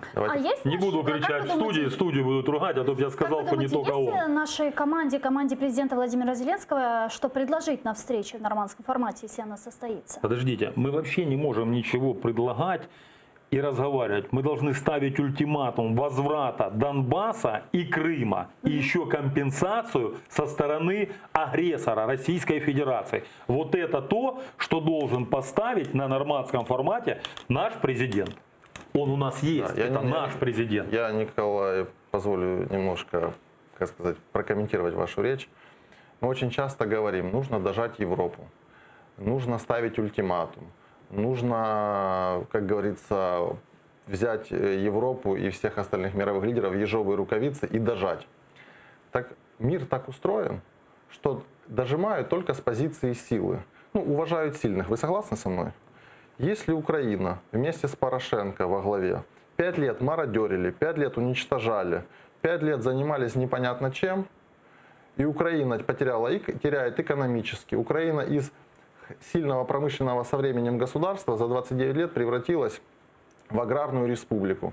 Чем мы будем европейцев дожимать? России есть что предложить. 5 месяцев президентом является Зеленский. Если вы все, что сказали, я не увидел ни одной посадки. Я против того, за что закрыли Пашинского. Я против того, что предъявили Ляшку. Почему? Если у нас выпустили этого...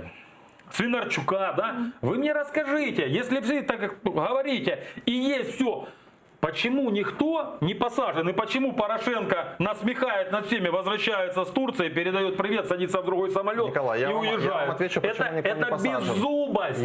И все окружение Зеленского работает против Зеленского. Сейчас я вам объясню. По поводу окружения Зеленского, если Николай упомянул эту тему, я тоже согласен, что большинство из окружения Зеленского являются непрофессионалами, авантюристами и действительно работают против его рейтинга. По поводу, почему нет никаких посадок.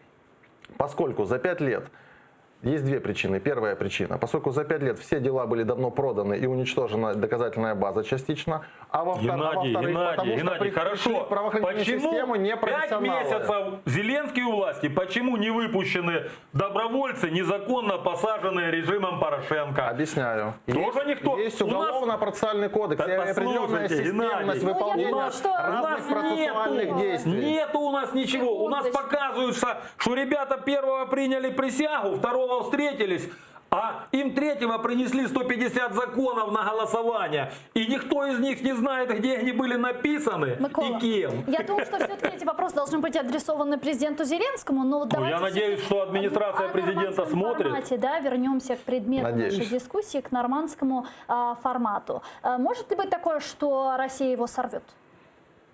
Подождите, что значит сорвет Россия?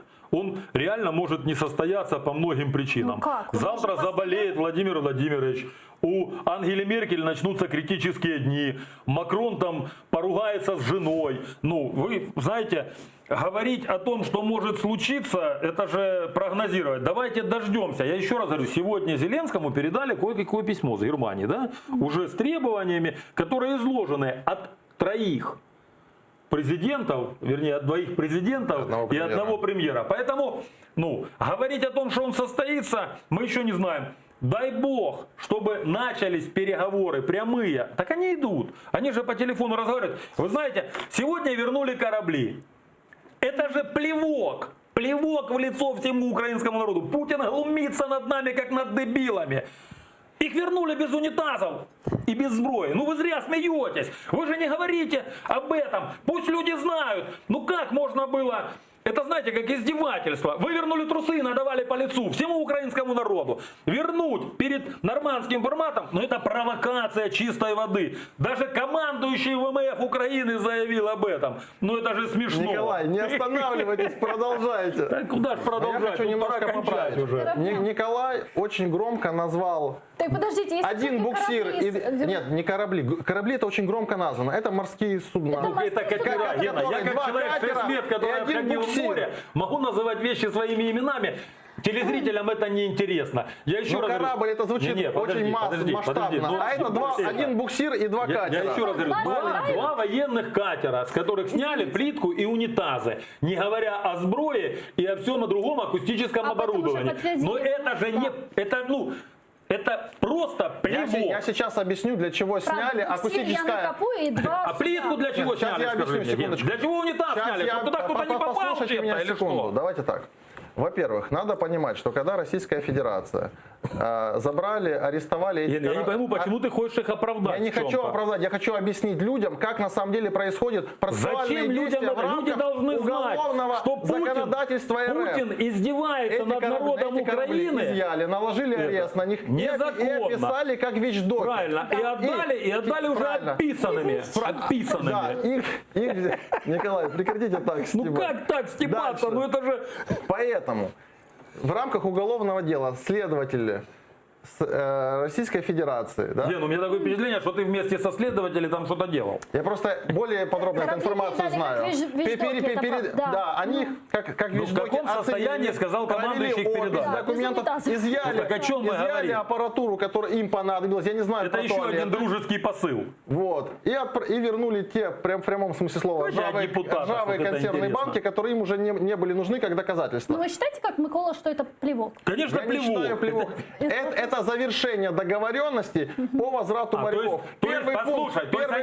Получается, что Зеленский договорился с Путиным, что у нас арестовали катера, а вернут нам, не будем называть вещи своими именами. Уголовное производство. Они тоже не могут переплюнуть через уголовное производство. Есть Они плевали на страну, они плевали на международные нормы. Они плевают на то, что погибают люди, а ты говоришь о каком-то Потому что у них есть развитая экономика, ядерное оружие, поэтому они плюют. А мы все, извините за выражение, просрали. Не мы, а мы знаем кто. И я считаю, что все предшественники президента, военные злочинцы, которые должны ответить перед народом Украины по законам военного времени. И нужно вернуть смертную казнь.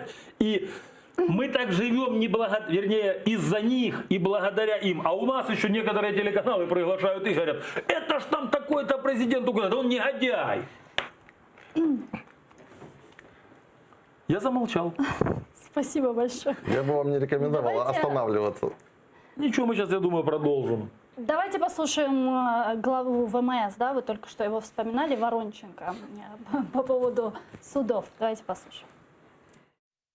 От на даний час вони тільки підходять до територіальних вод. 16 годин десь вони підійдуть. Це йде буксировка.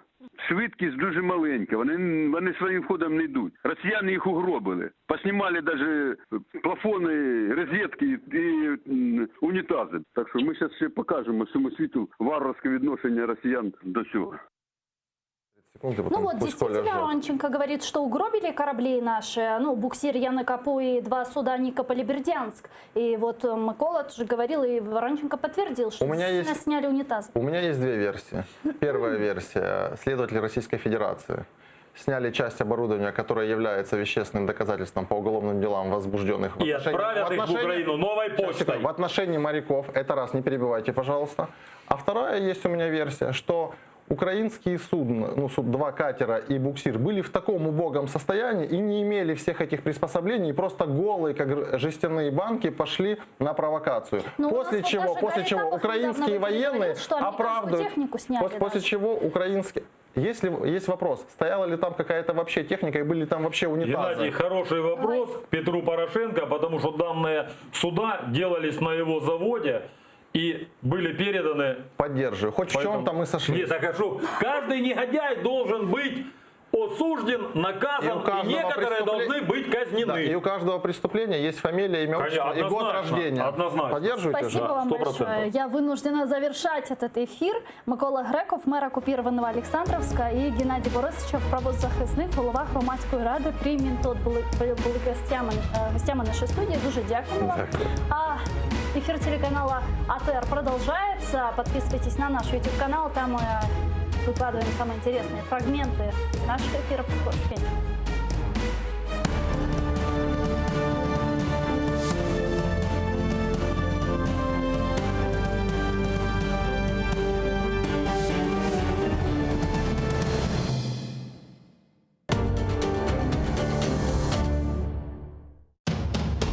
В 1521 году состоялся масштабный поход на Москву Мухаммеда Герая. Какие причины спровоцировали и кто поддержал хана в этой военной кампании? Как повел себя московский князь и на какие условия был согласен во имя примирения с крымским сюзереном? О походе на Московию скоро стало известно в литовских землях. Примечательно, что к этому походу пожелал присоединиться и казацкий староста Евстафий Дашкевич. Сегодня его считают первым в истории гетьманом. Смотрите в программе «Алтын Девир» в новом цикле «История династии Гераев». В эту субботу, 23 ноября в 17:35 на телеканале АТР. Мухаммед Герай I. Собиратель земель. Часть 4. Kırım'da Zimanevi bestekarların en korumlu vekillerinden biri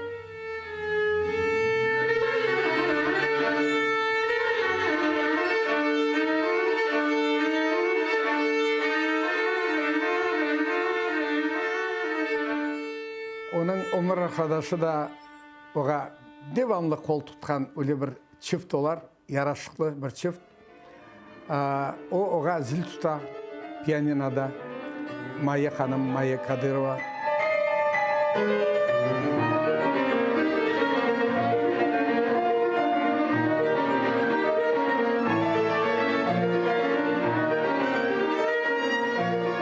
klasik eserlerini büyük ustalıkla icra etken Nazim Amedov.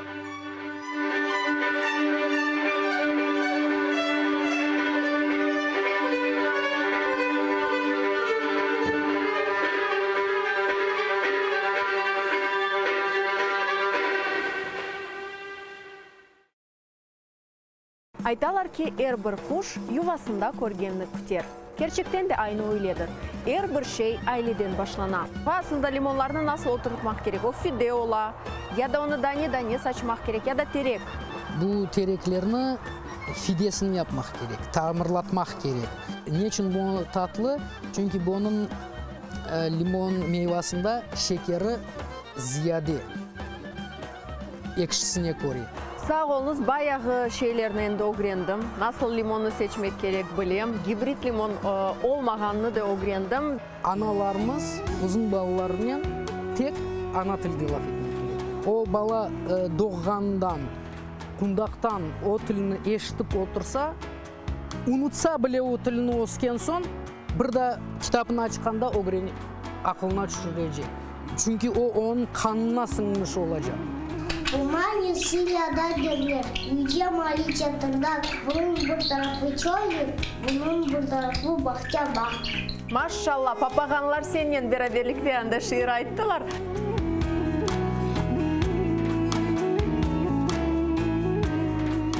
Хрупкая, невесомая, живая.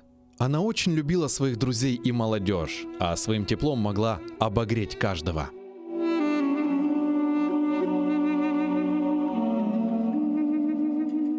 Я очень любил Лидию Абла и всегда целовал ей руки. Она меня пыталась обнять, но это практически было очень тяжело. Она была очень хрупкой женщиной.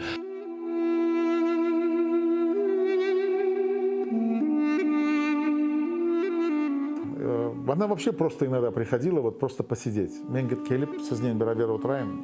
Вот у нее была такая вот какая-то вот внутренняя потребность с нами побыть. Она жила, она очень скромно, но она отслеживала всем, кому плохо, особенно там семьям политзаключенных, и тем, кто подвергался выселению, я имею в виду при советской власти. В ее судьбе отразилась трагическая судьба целого народа. 9-летнюю девочку под прицелами советских солдат и НКВДистов ее изгнали с родной земли. В молодости она вновь узнала, что такое произвол властей, только за то, что мечтала жить в Крыму. И завершилась ее жизнь столь же трагично, от рук новых сатрапов, ее единственной родины. Памяти Виджие Кашка в программе «Тарих Седасы» с Гульнарой Бекировой в субботу и воскресенье 23 и 24 ноября в 17:30 по Киеву и 18:30 по Крыму на телеканале АТР.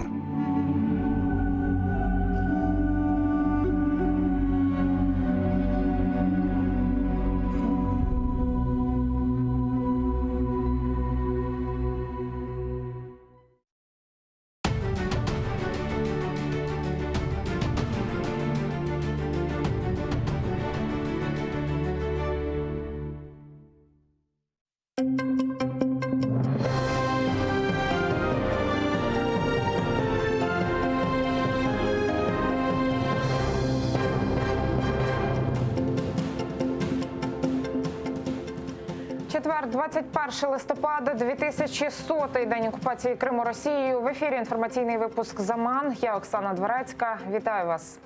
День гідності та свободи і річницю початку революції, яка змінила долю України, відзначаємо сьогодні. 21 листопада 2013 року на Майдані Незалежності зібралася перша акція протесту.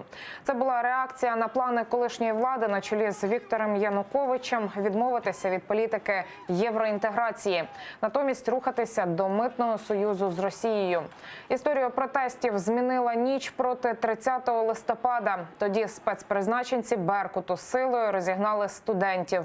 Десятки активістів отримали тілесні ушкодження. І вже після цього країна повстала масово. На ранок після кривавої розправи на акції непокори по всій Україні вийшли сотні тисяч людей, у тому числі і в Криму. Это просто политические репрессии, и сегодня мы здесь в знак солидарности с этими студентами. И пускай не говорят о том, что только западная часть Украины поддерживает Евромайдан, но и Крым тоже, Южный Юг, это мы тоже здесь, по силе возможности тоже поддерживаем Евромайдан. Держава має забезпечувати права людей і на цьому розвивати суспільство, щоб забезпечувати їх інтереси. Протести з різною інтенсивністю тривали протягом 3 місяців. Зрештою, наприкінці лютого тодішній президент Янукович після масових розстрілів мітингувальників втік з України до Росії. Владу на себе перебрала Верховна Рада. Тим часом Росія, скориставшись слабкістю України, анексувала Крим і розпочала війну на Донбасі. Омріяну українцями угоду про асоціацію з ЄС Україна зрештою підписала у червні 2014-го. Згодом наша країна отримала і безвізовий режим з Євросоюзом. Президент Володимир Зеленський вшанував загиблих під час Революції Гідності. Разом з дружиною та вищим керівництвом держави він запалив свічки біля хреста, який встановили у центрі Києва в пам'ять про загиблих. Президентові показали ділянку на алеї Героїв Небесної Сотні, де планують збудувати Національний музей Революції Гідності. Проте, наголосив очільник держави, і для рідних, і для суспільства цього недостатньо. Будемо відверті. Для вшанування пам'яті кожного загиблого музею дійсно недостатньо. І, звичайно, нам потрібні реальні результати розслідування справ Майдану. Родини загиблих та все суспільство мають обов'язково отримати відповіді, а винні обов'язково отримати покарання. На алеї Героїв Небесної Сотні сьогодні зранку відправили поминальний молебен. Кияни та гості столиці вже традиційно принесли свічки і квіти. Серед тих, хто прийшов, були й безпосередні учасники Революції Гідності. Кажуть, через 6 років після тих подій їх переповнюють змішані почуття. Цей день почалась Революція Гідності, але як для нас, так і для більшості вас, вона не закінчилась, вона продовжується, і ми маємо надію, що наша держава таки стане гідною і свободною.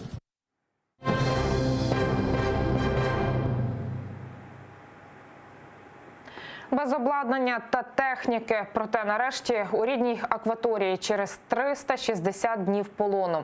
Напередодні надвечір в порт Очакова прибули звільнені українські кораблі.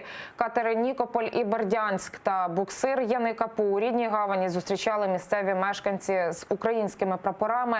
А пізно увечері, попри поламку літака, в Очаків прилетів президент Володимир Зеленський. В якому стані росіяни повернули наші кораблі, захоплені рік тому поблизу Керченської протоки. Далі в сюжеті. 16:03. В порт Очакова заходить український броньований катер «Нікополь». Ще через півгодини Бердянськ і буксир «Яникапу». На березі їх зустрічають місцеві жителі із українськими прапорами в руках. О 20-й до людей мав доєднатися глава держави Володимир Зеленський, але через несправність двигуна президентський борт сів в аеропорту Миколаєва із двогодинним запізненням. Тож оглядати звільнені кораблі гарантові довелося в напівтемряві. Ми говорили з адміралом, деякі речі я не можу сказати, не вистачає частини озброєння. Я побачив стан, буде розслідування, ми побачимо всі деталі. Ми обов'язково звернемось до російської сторони, щоб нам повернули все, що там є. А між іншим, паралельно ми готові відремонтувати. Поговорили з паном Воронченка десь 3 місяці і все буде на ходу.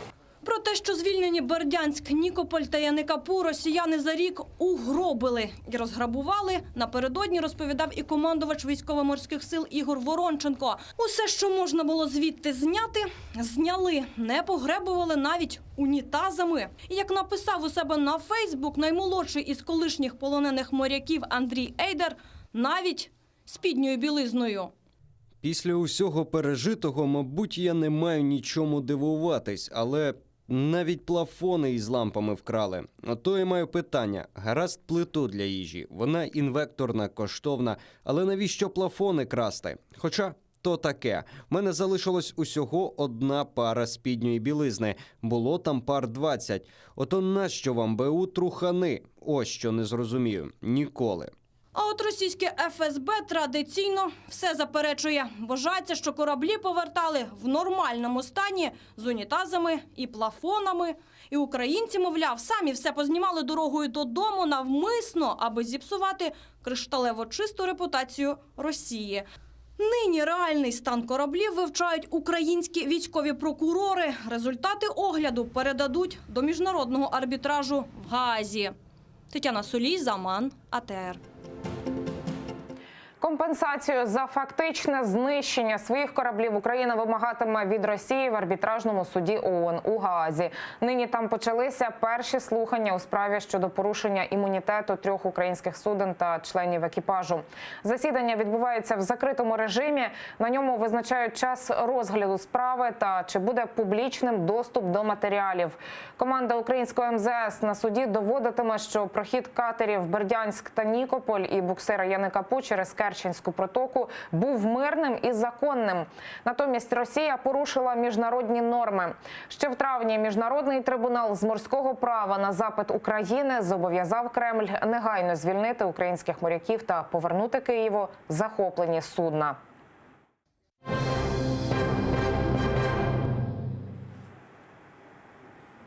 Нардепа від «Слуги народу» Романа Іванісова можуть повернути у фракцію, якщо з'ясується, що він не судимий за зґвалтування неповнолітньої. Про це заявив голова фракції «Слуга народу» Давид Арахамія. Скандали з нібито судимістю Іванісова розгорівся цього понеділка. Екс-радикал Ігор Мосійчук опублікував фото з довідками про судимість нардепа від «Слуги народу». А напередодні генпрокурор Рябошапка розповів журналістам, що Роман Іванісов і справді має погашену судимість. Давид Арахамія закликав депутата вийти з фракції на час перевірки, і той погодився. Але божиться, що в його біографії взагалі не було криміналу, і на нього зводять наклеп через його розслідування корупційних бурштинових справ. його представник їде до Маріупольської колонії ВВК, там, де його звинувачують, щоб там на відео записати всі журнали, щоб побачити, що там немає ніяких записів. Дивіться, у нас позиція проста. Якщо це було, йому не місце в партії та фракції. Якщо цього не було, тоді ми його заберемо назад. 4 роки без електроенергії з материка. Восени 2015-го окупований Крим поринув у темряву. Почалися віялові відключення. Такий блекаут виник, бо на Херсонщині невідомі підірвали електроопори. Тоді кримськотатарські активісти виступили проти відновлення електропостачання, бо таким чином Україна фактично допомагала Росії анексувати свій півострів. Українська влада, яка спершу тиснула на активістів і прагнула відновити електропостачання, згодом визнала доцільність блекауту. Як все відбувалося? Далі в сюжеті. Осінь 2015-го. 1,5 роки війни з Росією і окупації Криму, а Україна все ще постачає на окупований півострів 80% всієї електрики. І нею, по суті, живляться російські військові бази, бо для потреб людей достатньо і потужностей місцевих станцій. Залишок великої електроенергії, він максимально йшов на укріплення військової сфери окупантів. Це ж десятки гарнізонів, це десятки зенітно-ракетних сучасних комплексів. Це Севастополь зі всією тією сферою, інфраструктурою військовою. Починається громадянська блокада. Падає перша опора ЛЕП, Мелітополь, Джанкой. Згодом виводять з ладу решту електроліній.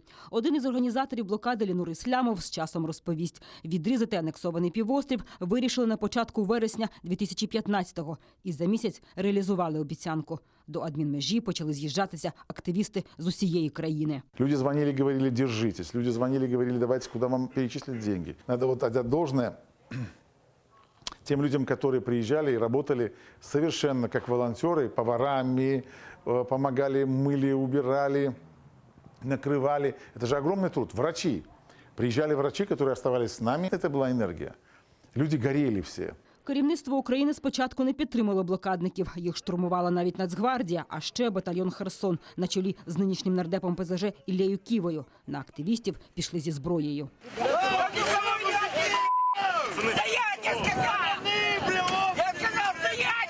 Позиція влади змінюється в грудні 2015-го. Росії ставить ультиматум. Буде постачання, якщо вона визнає Крим українським. Агресор каже ні. І прем'єр Арсеній Яценюк оголошує про тотальну блокаду Криму. І товарів, і енергії. С политической точки зрения, наверное, это были верные шаги, потому что, у нас отобрали целую республику автономную, а мы будем, скажем так, обеспечивать там светлое будущее. В окупованому Криму без української енергії починаються віялові відключення, зупинка підприємств, транспорту, інфраструктурних об'єктів. Окупант, який бравурно заявляв, що проживе без української енергії, починає хаотично шукати, як підживити півострів. Перші місяці вона звозила зі всієї Росії генератори літаками з Далекого Сходу, там з Хабаровського краю. Потім вона почала будувати потужні теплоелектростанції на газу. І вона без дозволу таких міжнародних корпорацій, як Siemens, почала використовувати їхнє обладнання. Виникли скандали. Тобто ми максимально ускладнили життя країні-окупанту. Аби вирішити ситуацію, окупанти беруться зводити енергоміст, на який витрачають шалені кошти. В 2017-му до 45 мільярдів рублів, наступного року удвічі більше. Сам переход, кабельний переход з Таманського полуострова до Керчи стоило 12 миллиардов рублей. Они 3 нитки этих пустили. Допустим, перестройка и модернизация энергосистемы юга России, там, где там в Краснодарском крае, еще 22 миллиарда рублей. Развитие сети в Крыму в самом 56 миллиардов рублей. Выяснилось, что, конечно, этих денег мало. Енергоміст проблеми не вирішив. Блекаути трапляються і донині. Військові бази на півострові зростають і тягнуть енергію. А в аномальну спеку потужності енергомосту не витримують навантаження. Окупанти починають тиснути на нелюдяність української влади, яка буцімто не жаліє кримчан. Были много спекуляций относительно того, что Вот, дескать, прекращать поставку электроэнергии, воды, продуктов питания. Это негуманно, ибо там наши граждане. Я хотел бы напомнить, что в соответствии с международными нормами всю ответственность за социальное, политическое, правовое положение людей в оккупированной территории полностью несет оккупант. Окупований Крим стає тягарем – фінансовим та політичним – для російського агресора та кримської влади колаборантів. І поки агресор не вийде з півострова, ситуація для нього гіршатиме. Бо Україна ніколи не визнає Крим російським і не дасть про це забути цивілізованому світу. Жодний правитель України, хоч це президент, чи прем'єр-міністр, чи політики, народні депутати, жодний з них не осмілиться настільки, скажімо, знаєте, поставити хрест на майбутньому України. 6 років окупації Криму показали – солодкі обіцянки агресора обернулись бідою. Блекаути і перепади напруги, пустують залізничні та автовокзали. Без дніпровської води виходять з ладу систему меліорації. Постійна посуха знищує будь-які перспективи сільського господарства. Ще максимум 10 років окупації, і Крим повернеться до того ж жалюгідного стану, яким його передали Україні у березні 1954 року. Ріана Алієва, Олена Стецюк, Заман, АТР. Такі новини цього випуску. Більше розкажу вже о 16-й за Києвом. Прямий ефір триває, тож не перемикайтеся. А найцікавіші фрагменти нашого ефіру дивіться на YouTube-каналі АТР. Дякую вам за увагу і до зустрічі.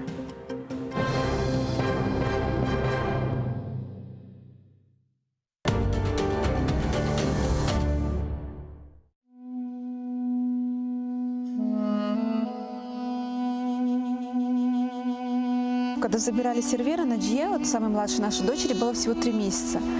Когда они к нам пришли вот в масках, это для детей же какой шок.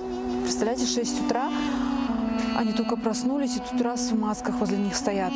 Можно сказать, я его только увидела, сервера, последний раз. Это было последнее апелляционное заседание было. Всегда все вот отзывались, да, и отзываются до сих пор только с хорошей стороны. Все говорят, спасибо вам за такого сына. На свидании видимся с сервером, он говорит нам, мы должны это время пережить гордо и достойно. Документальный фильм «Бойсун Маган. Непокоренный» о жизни узника Кремля, сервера Мустафаева и его семьи. В эту субботу в 16:10 по Киеву и в 17:10 по Крыму на телеканале АТР. Ну, Киев не зря иногда называют вторым Иерусалимом. Больше людей, больше домов, больше улиц, больше машин.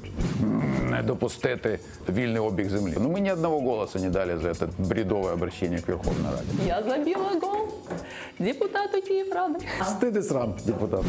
Money rules. Тобто деньги є, порішаємо. Українці дадуть собі раду, як заробляти гроші. Просто не заважайте, не лізьте в їхні справи. В этом радость, наверное, ресторатора. То есть можно просто приходить в свой ресторан и есть. Однозначно, то есть это коренной народ, и народ, который заслуживает права на автономию. Я думаю, одна из причин, по которой вот так с Крымом произошло, это, ну, такое отношение сквозь пальцы или вообще такое пренебрежительное к тому, что было связано вообще с историей крымско-татарского народа вот, по отношению к его родной земле. Добрый день, друзья! Сегодня мы будем говорить о столице Украины Киеве с депутатом Киеврады, а главное коренным жителем Киева Сергеем Высоцким.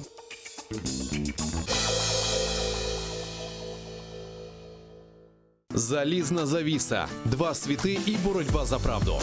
Фактичність, теорія медіа та об'єктивність журналістики. Пропаганда Суркова. Як народилася кремлівська фабрика фейків. Семантична війна, конспірологія чи реальність. Дивіться у документальному фільмі «Фейк Ньюз» у суботу та неділю о 15:40 за Києвом і 16:40 за Кримом на телеканалі АТР. Привет всем любителям русского мира и из Одессы мамы. Командующий военно-морскими силами Украины адмирал Игорь Воронченко объявил, что стратегические бомбардировщики Российской Федерации Ту-22М3 провели отработку нанесения ракетного удара по Одессе в рамках учения, которые прошли этим летом. Пока вы на пляже лежали, за креветочки торговались и листики на нос клеили, братья на нас наводили ракеты. Что это? если не доказательство безграничной любви России к своему исконно русскому городу? Тамырларнен kesilgen son elbette edebiyat tıfkareleşen. Men endi oca olgan son bu eserlerden tanış oldum. Tasavvur edesiz, biz pek az tercümege vakit ayırdık. Biz tercümenin aslı uğraşmadık. Harry Potter'lerini Rus tilinde değil, Kırım Tatar tilinde okusak, biz özümüzün yaşlarımızın elimizden kaçın. Yani til cihetten yaşlarını kaybettik. Restoranın içinde bir yarmalık geçirmek bunun sınızdır belki de. Bir-birimizden pek uzaklaşan bir günde bir-birimizge yakınlaşmağa sebepler ve fırsatlar kıdırayıq. Kırım Tatarlar çeşit sebeplerden asırlar devamında hep sepilip ketmekte. Bizim tarihimiz olgan kadar etraftaki devletli ve halkların tarihleri yoktur. Başımızga fes kiyip, üstümüzge milli urba kiyip toyda oynamak o yeterlik değil. Bazar günü Gönül Gönül'den programmasının musafiri edebiyatşınas Cemile Süleymanova. Kiev'de saat 19'da, Kırım'da saat 20'de seyrediniz.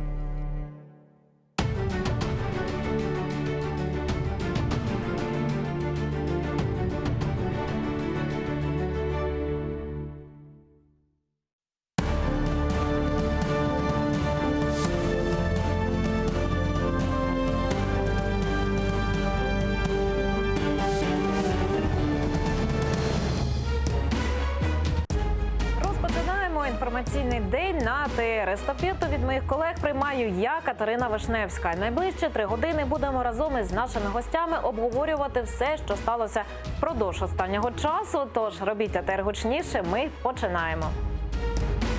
Країна відзначає День Гідності та Свободи. Зеленський обіцяє реальні результати розслідування справ Майдану. Судна Бердянськ, Нікополь і Яник Капу повернулись додому. Президент обіцяє, за 3 місяці будуть на ходу. Скандал навколо судимості «Слуги народу» триває. Голова фракції сказав, що робитимуть із нардепом. Вітаю всіх, хто долучився до прямого ефіру. Дякую, що обрали АТР. Катерина Вишневська разом із вами задля обговорення найгарячіших тем. І я вітаю в нашій студії Олександра Москаляка, експерта з конституційного права. Добрий день. Доброго дня.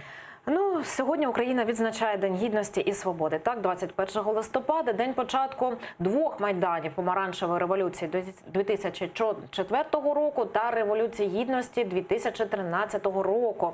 Давайте зараз подивимося на ролик, який було знято до цих дат.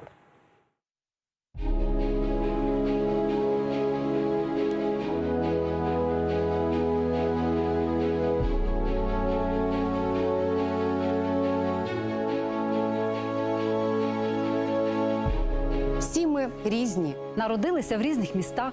Черкаси. Київ. Одеса. Село Карапеші. Дніпро. Київ. Джанкой. Львів. Первомайськ. Капустин Яр. Янгіюль. Це в Узбекистані.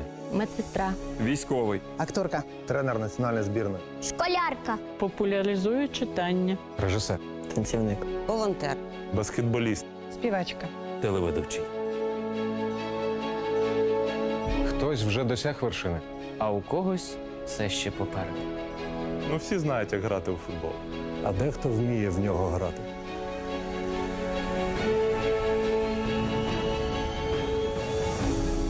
Так, ми різні. Стать. Вік. Життєвий досвід.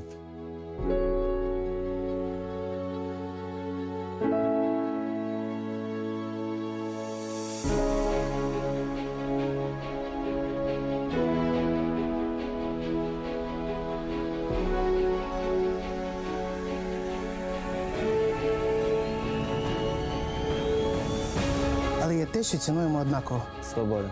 Свобода. Свобода. Воля. Свобода. Залишатися самим собою. Свобода. Анна Талінде лахардетникна. Свобода. Не приховувати своє коріння. Свобода. Не боятися казати правду. Свобода. Самому обирати своє майбутнє. Свобода. Продовжувати боротись навіть у полоні. Свобода. Пишатися кольорами своєї збірної. Свобода. Берегти пам'ять про те, ким ми є. Свобода. Ніколи не втрачати гідності. Єдність. Взаємодопомога. Честь. Мир. Свобода – це не те, що вам можуть дати. Це те, що ніхто ніколи не може забрати. Вільні творити майбутнє. Всі ми. І ти теж.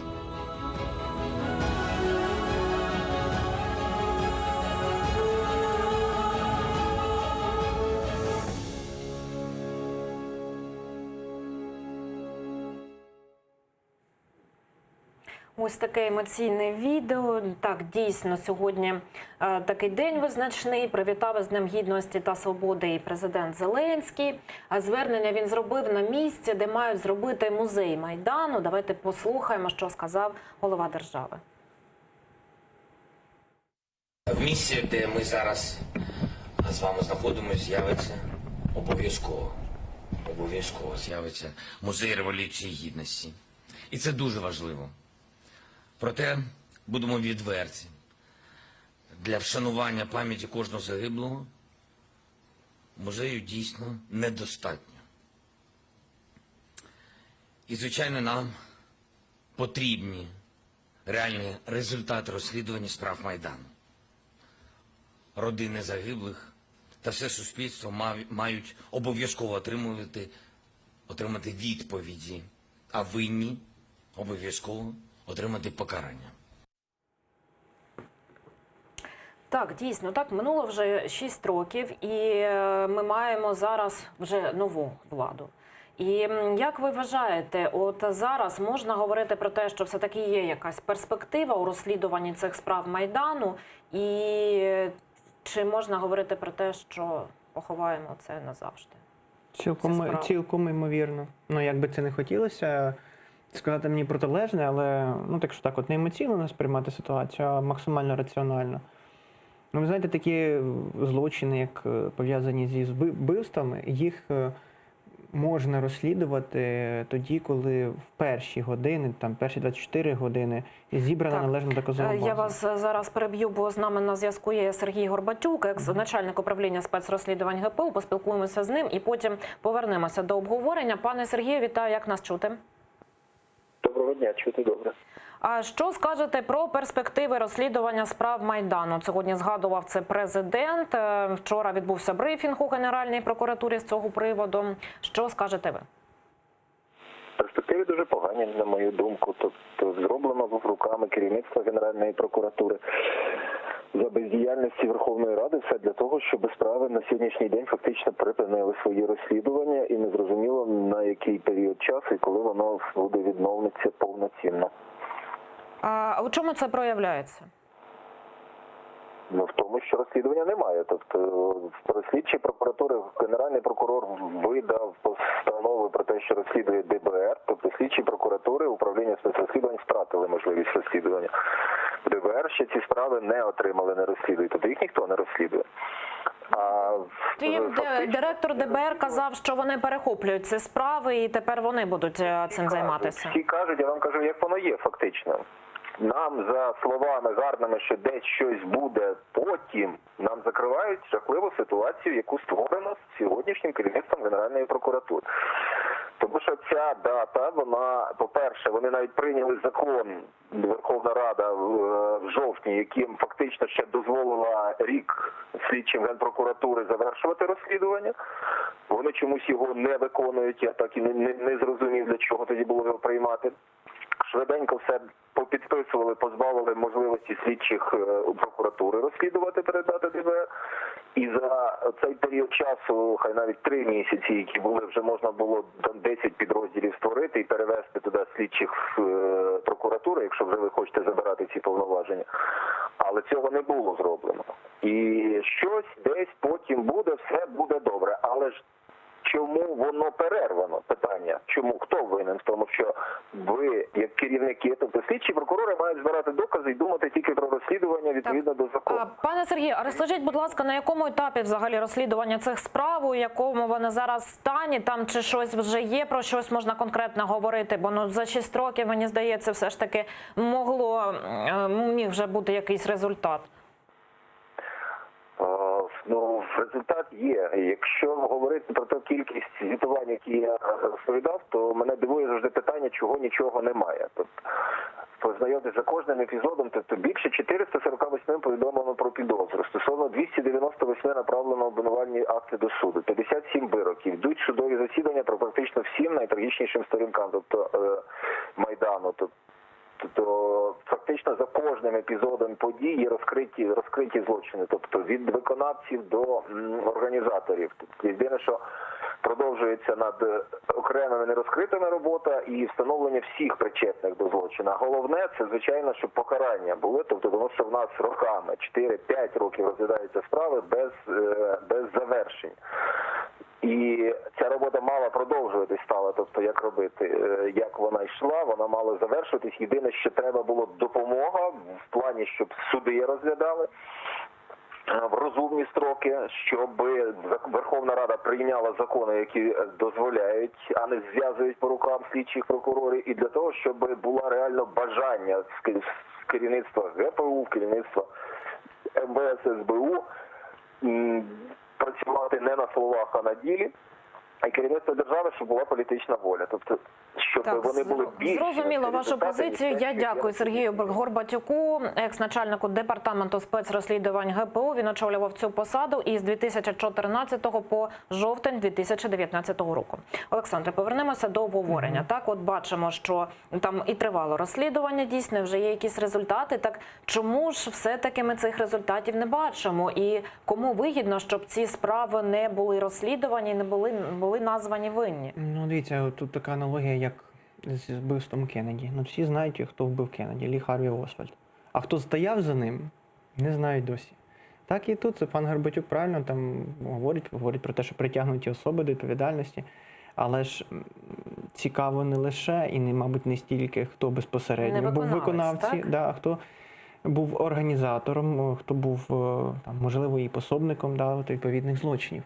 А чому це складно встановити? Ну, в силу різних обставин. І в тому числі те, що пан Горбатюк абсолютно правильно сказав, коли, знаєте, ну, давайте таку аналогію переведемо. От є чашка, в ній є вода, температура 100 градусів.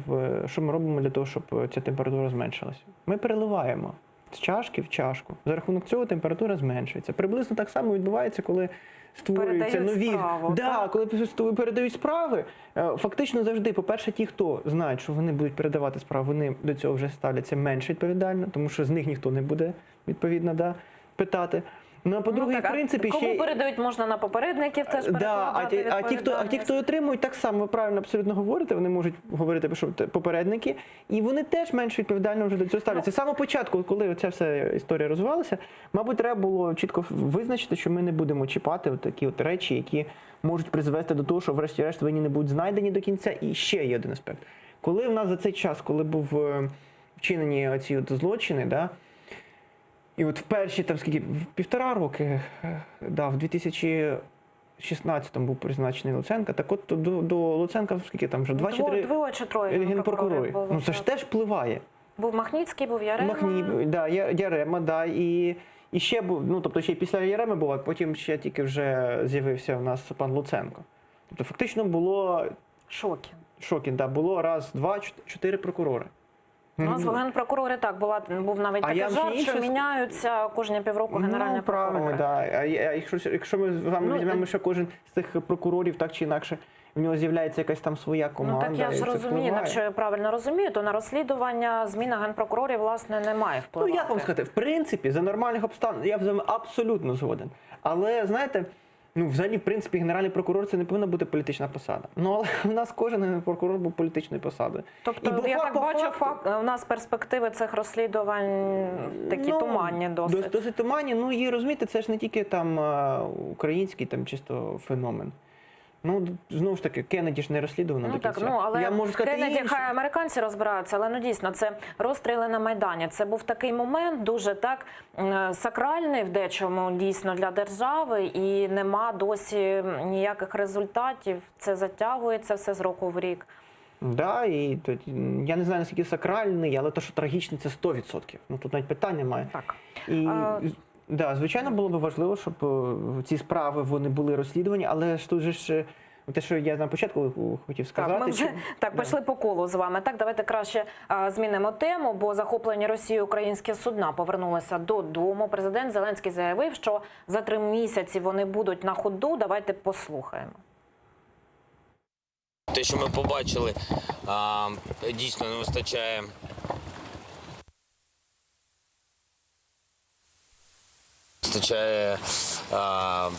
Ми говорили з адміралом, деякі речі я не можу сказати, не вистачає частини озброєння. Я побачив стан, буде розслідування, ми побачимо всі деталі. Ми обов'язково звернемось до російської сторони, щоб нам повернули все, що там є. А між іншим, паралельно ми готові відремонтувати. Поговорили з паном Воронченка, десь 3 місяці і все буде на ходу. Ну, у свою чергу, Росія заявляє, що віддала кораблі цілими, унітази є на місці. Окупанти навіть виклали відео, на якому, цитую, «добре видно, що катери і буксири передані українській стороні у нормальному стані і зі справною сантехнікою». Ну, щодо взагалі відео так від ФСБ РФ, наскільки можна довіряти таким джерелам? Та ні, ну, знаєте, безумовно, що тут говорити, на те воно і ФСБ РФ. Ну, тобто, все для мене очевидно, але питання в іншому. От Зеленський, мені здається, робить ту помилку, яку робив Порошенко. Оце гіперполізація оцих от символічних дій. От передали ці кораблі. Не може було краще взагалі тоді від них відмовитися? І сказати, що вони нам не треба. Розумієте, тим паче, що от далі, якщо ми навіть подивимося, ця картинка, коли Зеленський каже, що я не буду голитися до тих пір, доки ці кораблі не будуть отримані. Я не знаю, я, звичайно, не спеціаліст, це треба в тих людей, які займаються цим питанням займатися, але, по-моєму, він все-таки голився. Ну, тому що аж занадто в нього хайна ця борода виглядала для того, щоб можна було говорити, що він не голився. І оце от бажання, знаєте, на всьому отримувати якісь там політичні дивіденди і бажання, ну це для політика, так само для актора абсолютно природні, але, мені здається, тут в якійсь мірі перегравання відбувається. Подобатися всім, піаритися на всьому, це те, що мене, наприклад, от в цій ситуації більше всього дратує. А щодо стану, так, дійсно, казали, що випотрошені ці кораблі, і ще коли навіть вони не дійшли до порту, то багато експертів, військових, адміралів, вони припускали, що з них познімають обладнання. Тобто, я так наскільки розумію, так, це як от Росія, так, ви хотіли нати вам кораблі, але вона їх віддає вже неповноцінними. Що хоче показати цим жестом Російська Федерація? Я не знаю особливо, розумієте, може це така психологічна чиста тема. Ну, от ми вам формально, ну, насправді, знаєте, як хуліган, так, поламані, але хочете Росія досить часто такі символічні речі робить, не символічні, формальні.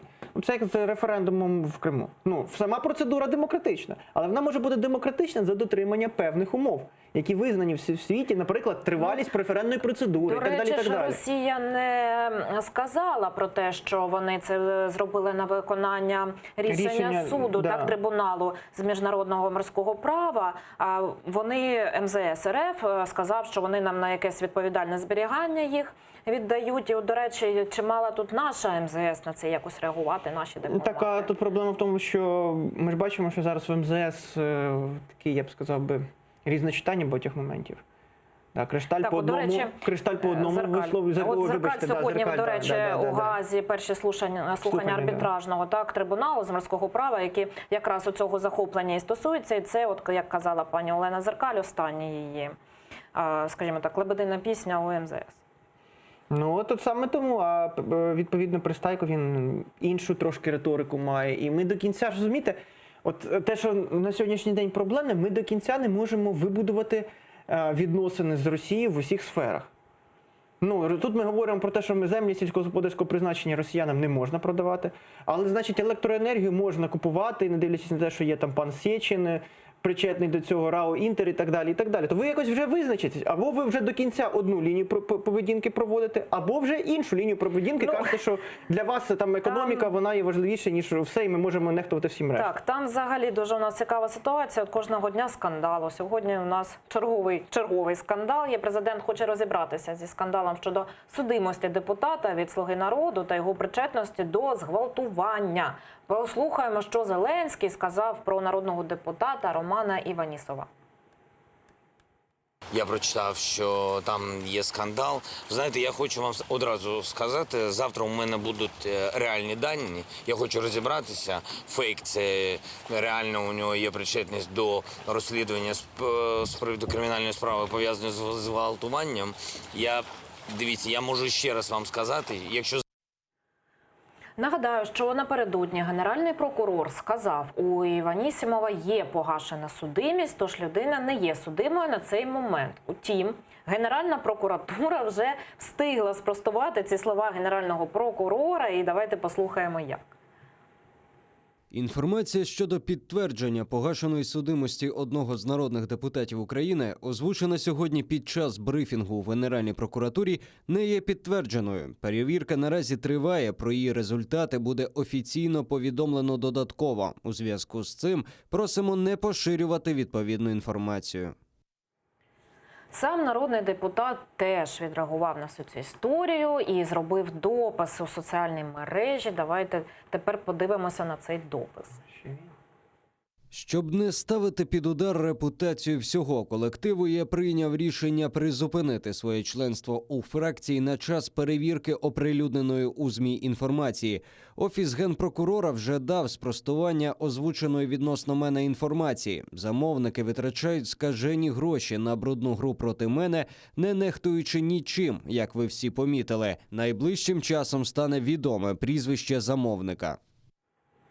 Так, я лише зазначу, що цю інформацію розмістив у Фейсбуці народний депутат і у кращих традиціях фракції згодом видалив цей допис. В той же час голова фракції «Слуга народу» Давид Арахамія розповів, що робитимуть з цим народним депутатом.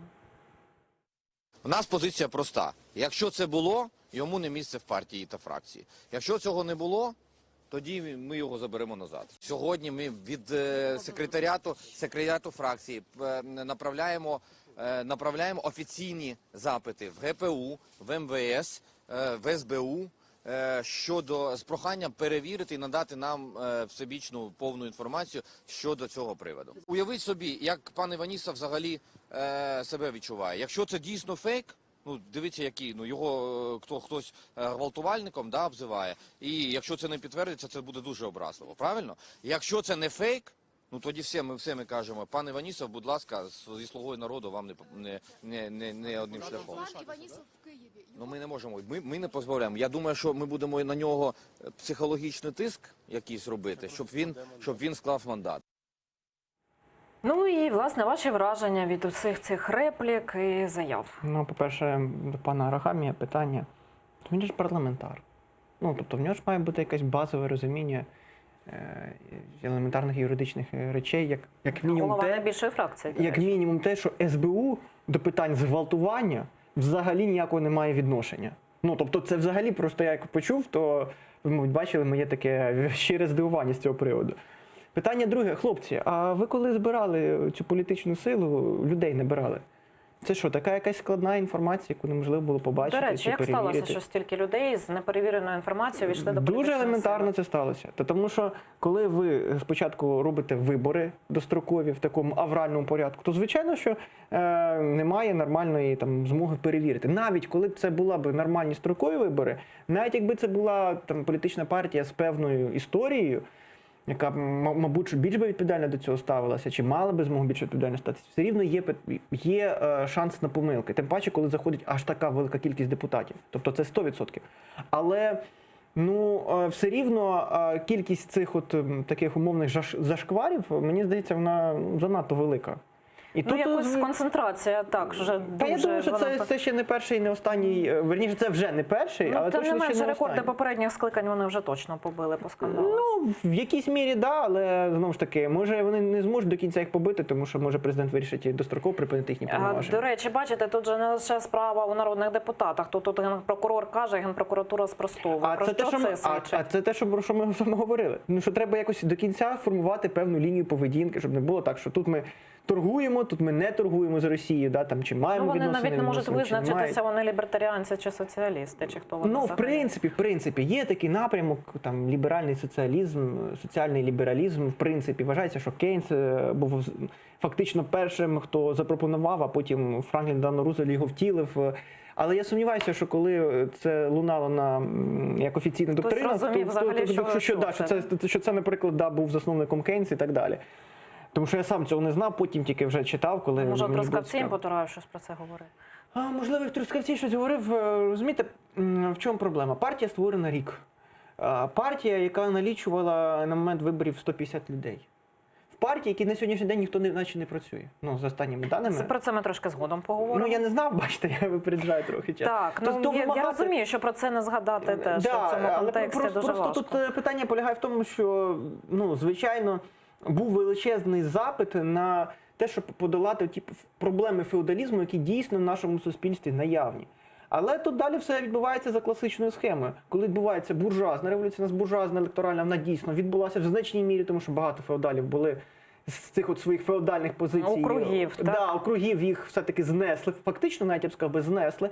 Але потім ті, хто приходять, далі за всіма правилами, вони користуються цими плодами далеко не завжди на користь суспільству і, по суті, самі досить часто стають тими самими феодалами. Ну, французька буржуазна революція, на чому вона? Як вона розвивалася? Да, відбулася революція буржуазна, потім низка перипетій, потім 1794 рік приходить директорат, і директорія, і ці люди... І це ще не було Фейсбуку тоді. Да, і ці люди, вони, власне, почали бути тими самими феодалами, з тими самими зловживаннями. На вашу думку, можна вже говорити про те, що фракція, власне, сиплеться? Я б сказав би так, знаєте, вона обсипається. Розсипеться, це коли повністю. Але я думаю, що якась частина дійсно, ці люди, вони фактично будуть втрачати своє членство в фракції, але питання в тому, яка це буде кількість. Тобто я думаю, що десь це може, як тільки це стане менше, ніж там 226, звичайно, що це вже буде мати суттєве значення.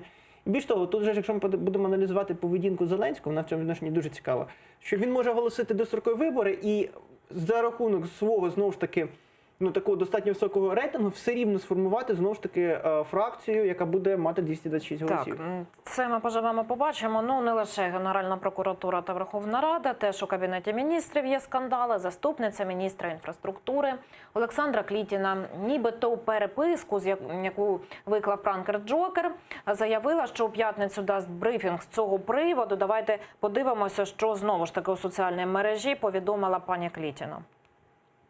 Я дуже прошу усіх, і особливо ЗМІ, не розповсюджувати сексистські закиди і фейки щодо мене. Зараз знаходжуся у відрядженні з робочим візитом і не маю змоги активно реагувати на все це. У п'ятницю буду готова відповісти на всі запитання преси і зробити брифінг. Під час візиту президента до Очакова журналісти спитали, чи читає він Джокера, і ось що почули у відповідь. Я не знаю, хто це просто. Мені складно. Зараз стільки фейків в інтернеті про все пишуть. Пам'ятаєте, коли у мене була президентська кампанія, що тільки про мене не писали? Все це неправда, ви бачите. Тому я не знаю. Я не знаю, хто такий Джокер. Може, він серед нас навіть зараз.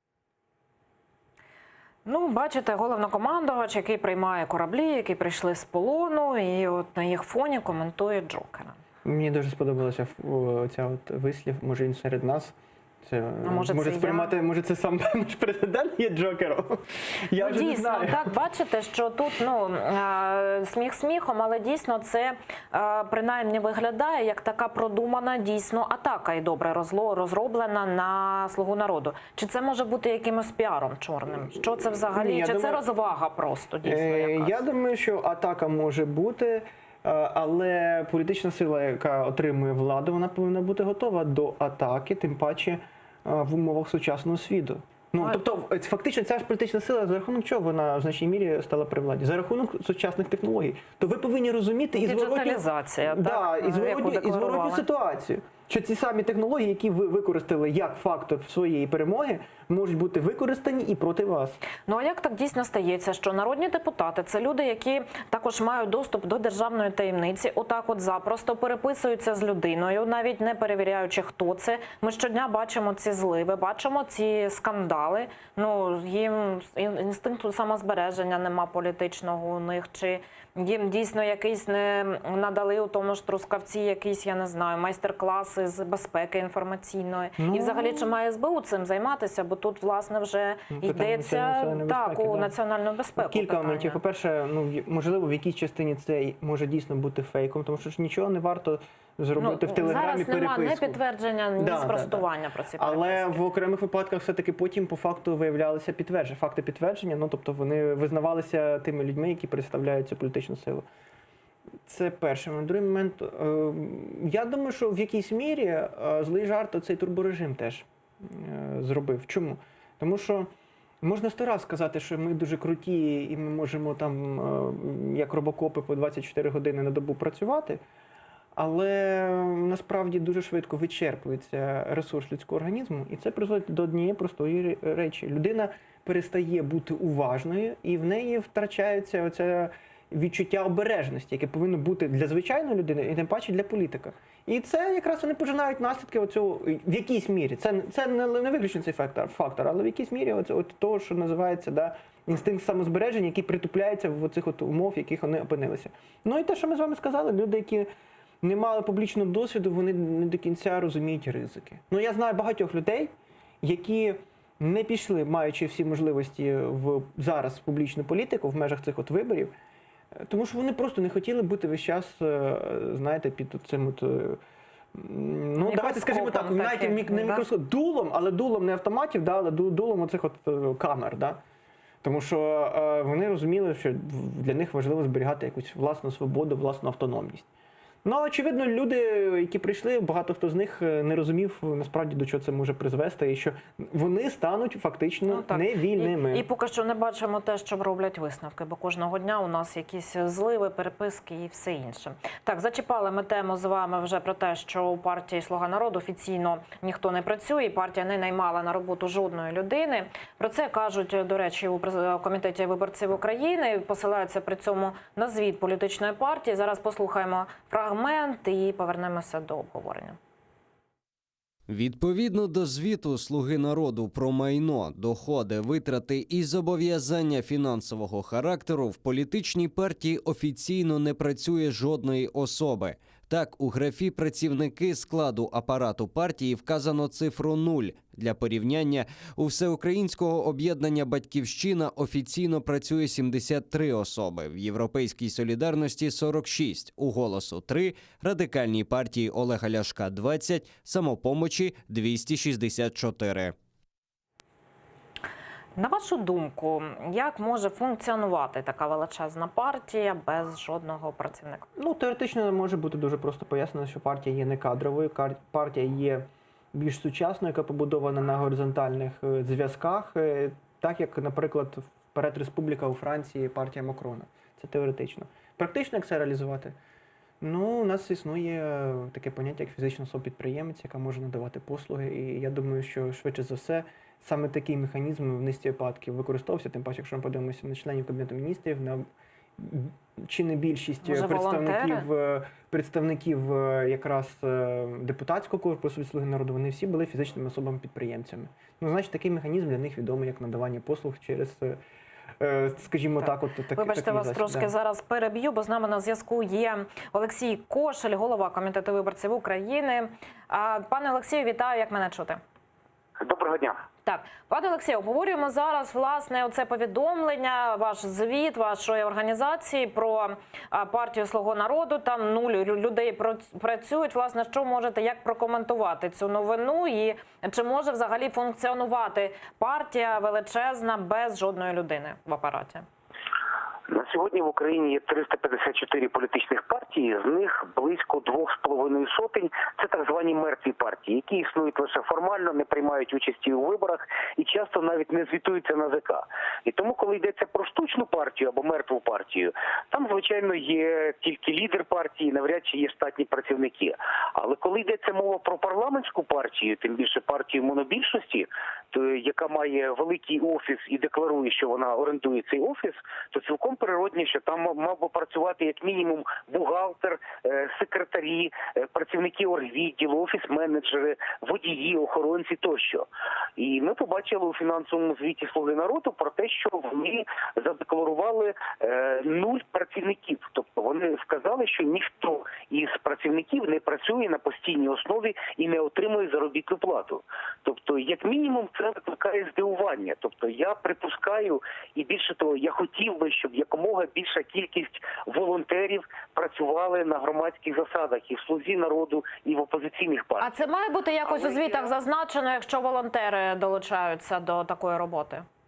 У звіті не може бути зазначено, але я навіть теоретично не можу припустити, що всі без виключення посади обіймають волонтери. Ну, от, до прикладу, партія «Європейська солідарність» декларує, що в них працює більше 40 людей, «Батьківщина» – більше 70 людей. Тобто це реальні цифри. Це означає, що ці партії платять легальну заробітну плату. І коли ми бачимо нульові показники, то в мене є цілком обґрунтовані підозри, що офіс, який наповнений штатними працівниками, зарплати фінансуються у конверті.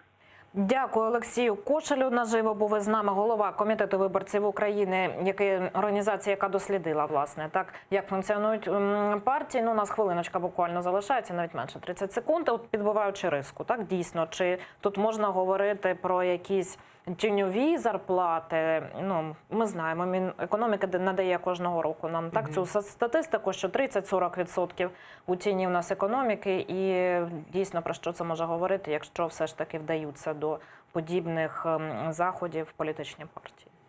Ну, знову ж таки, я от ще раз, давайте повернемося до того, що я казав. Ми можемо подивитися. Дмитро Разумков був фізично собою підприємцем. Нинішній президент України Зеленський так само. І по інших всіх лідерах вони теж були фізичними особами-підприємцями. І більш того, була така інформація, лунала, що саме цей механізм використовується для оплати. Інше питання, що це не завжди правильно, це вже інша історія.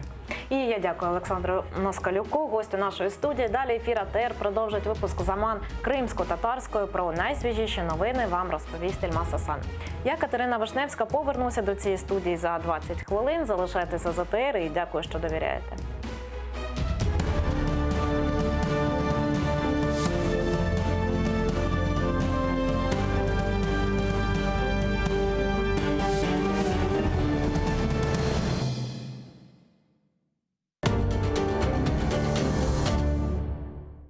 Сьогодні у Прайм Борисов Василь Вірастюк, український силач, володар титулів «Найсильніша людина України» та «Найсильніша людина світу». Як спорт допоможе зробити з українців ще сильнішу націю? Чого не вистачає політикам у високих кабінетах, аби об'єднати країну? Та чи збирається він у політику? Дивіться сьогодні ексклюзивне інтерв'ю із заслуженим майстром спорту України Василем Вірастюком. О 20-й за Києвом та 21-й за Кримом на телеканалі АТР.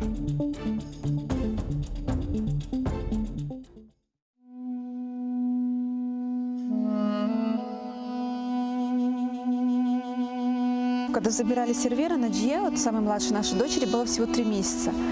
Когда они к нам пришли вот в масках, это для детей же какой шок. Представляете, 6 утра, они только проснулись, и тут раз в масках возле них стоят.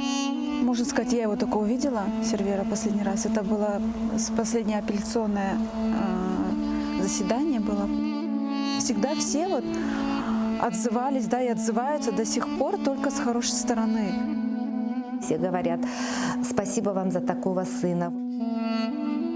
На свидании видимся с Сервером, он говорит нам: мы должны это время пережить гордо и достойно. Документальный фильм «Бойсун Маган. Непокоренный» о жизни узника Кремля Сервера Мустафаева и его семье. В эту субботу в 16:10 по Киеву и в 17:10 по Крыму на телеканале АТР. Айталар ки әрбір құш ювасында көргенді күтер. Gerçekten de aynı öyledir. Her bir şey aileden başlanar. Aslında limonlarını nasıl oturtmak gerek? O fideola ya da onu dane saçmak gerek ya da terek. Bu tereklerini fidesini yapmak gerek, tamırlatmak gerek. Niçin bu tatlı? Çünkü bunun limon meyvasında şekeri ziyade ekşisine koruyor. Sağ olunuz, bayağı şeylerden de öğrendim. Nasıl limonu seçmek gerek bileyim. Hibrit limon olmaganını da öğrendim. Analarımız uzun balalarından tek ana tilde laf etmek gerek. O bala doğandan, kundaktan o tilini eşitip otursa, unutsa bile o tilini ösken son, bir de kitabını açkanda öğrenip aklına düşürecek. Çünkü o onun kanına sınmış olacak. Бумаги Сирияда görülür. Yüce Mali çatırda bunun bir tarafı çöl, bunun bir tarafı bahçe bağ. Maşallah, papaganlar seninle beraberlik bir anda şiir ayttılar.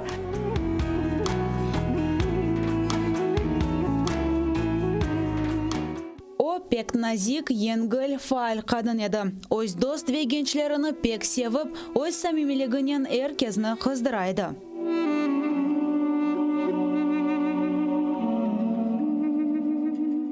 Я очень любил Виджи Абла и всегда целовал ей руки. Она меня пыталась обнять, но это практически было очень тяжело. Она была очень хрупкой женщиной.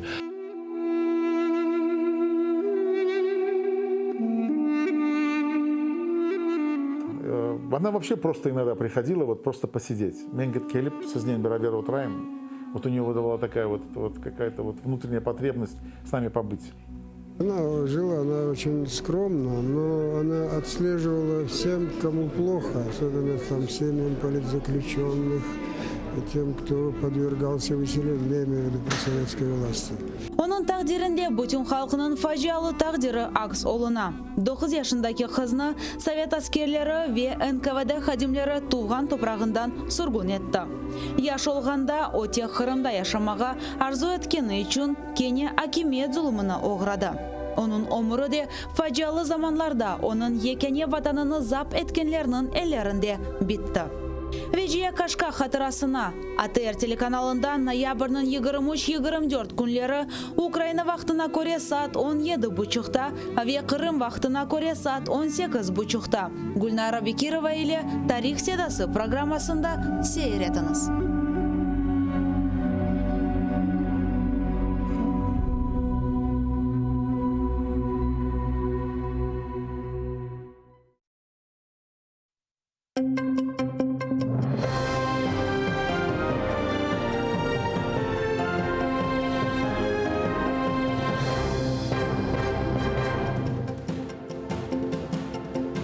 Assalamu alaikum, efirde zaman bugün noyabr'ın 21'i studiyada sizler için men Elmaz Hasan çalışam. Bugün Ukrayna Minlik Günü ve İnhilap'nın yılığını hayt etti. Ukrayna için ağır bir devir başlandı. 2013 senesi noyabr'ın 21'inde insanlar Hakimiyet Avrupa Birliği ile anlaşma imzalamağa ret etkeninden son müstahillik meydanına narazılık gösterip çıkan ediler. Hakimiyet barışık aksiyaları iştirakçilerine güç kullandı. Tarihimiz bir gece çevrildi. Noyabr'ın 30'unda Berkut'un hadimleri studentlerini Kuchnin quvdi. Onlarning faaller yaralandı. O vaqt memleket baş ko'tardi. Qanlı cezalav neticesinde sabah erte memleketimizin çeşit koşelerinde yüz binlerce insanlar narazılık aksiyalarına çıkıp başladı. Ular arasında Kırım da var idi.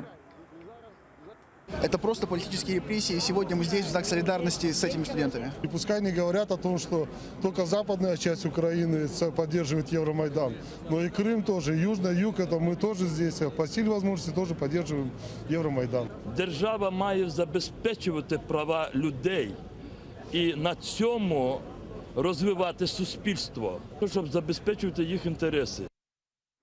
Наразылыклар тахминин 3 ай девам этти. Нетижеде Майданда наразчылар атылган сон президент Янукович Русияге качты. Русия Украинанын зайыфлыгынан файдаланып Кырымны ишгал этип, Украина шархында женг башлатты. Украинлар арзу эткен Авропа Бирлиги ассоциациясы 2014 сенеси июнь айында ЭППР имзаланды. Sonra ise Украина Авропа Бирлиги devletlerinin визасыз режимге иришти. Президент Владимир Зеленский итибар инхилябы девамында эляк олганларына анды. Омыр арқадашы ве девлетнің дигер елбашчыларының эляк олганларының хатырасына қойылған хач янда чирақ яқып чансесіне тыз чөкті. Президентке Сема юзу хараманлары аллеясында итибар инхилябы музейі құрылacak ерні көстерділер. Ама президент қайт еткенне көре бұл жематчылық әмді эляк олганларының айлелері үшін етерлі. Дегіль. Будемо відверті. Для вшанування пам'яті кожного загиблого музею дійсно недостатньо. І, звичайно, нам потрібні реальні результати розслідування справ Майдану. Родини загиблих та все суспільство мають обов'язково отримати відповіді, а винні обов'язково отримати покарання.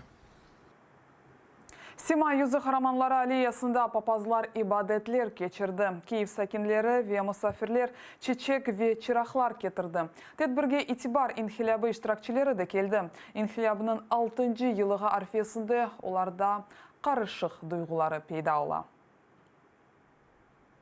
Між смутком, гордістю і болем, напевно. Напевно, так.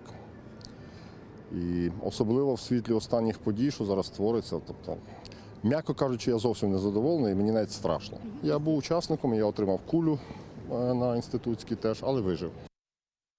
Сема юзы хараманлары аллеясыны милли хатыра абидесі оларақ сақламақ керек. Бұны итибар инхилябының иштиракчилері ве Сема юзы хараманларының ахрабалары талап еті. Оларының білдіргеніне көре бұл ерде бақча тешкіл етмеге яда мемориал құрмақының керегі жоқ. Шені олғаны кеби қалдырмақ керек. Файлер өлдірілген ерлерде тақиқат ишлері алып, барылғана бақмадан жинайет излері ғайып ола. Мевзуны мұхберлеріміз девам еті.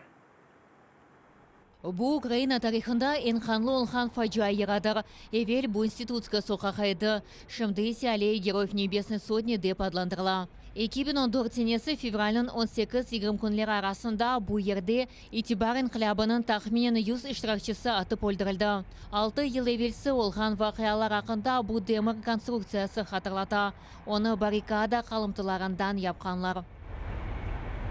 Бұл соқақта февралін 18-інде Тамара Ханонның омырақадашы Виктор Швель атып өлдірілді. Қадына Сема юзу қараманлары атып өлдірілген бозылғаны ачывландыра. Оның сөздеріне көре ерше 2014 сене солғаны кібі қалмақ керек. Төшіме ташыны веттереклерге тимемеге чағыра, чүнки бұл тарих. Всі знають, що це за місце, весь світ знає, воно в усьому світі впізнаване місце. Цей годинник весь схил мають вирізати.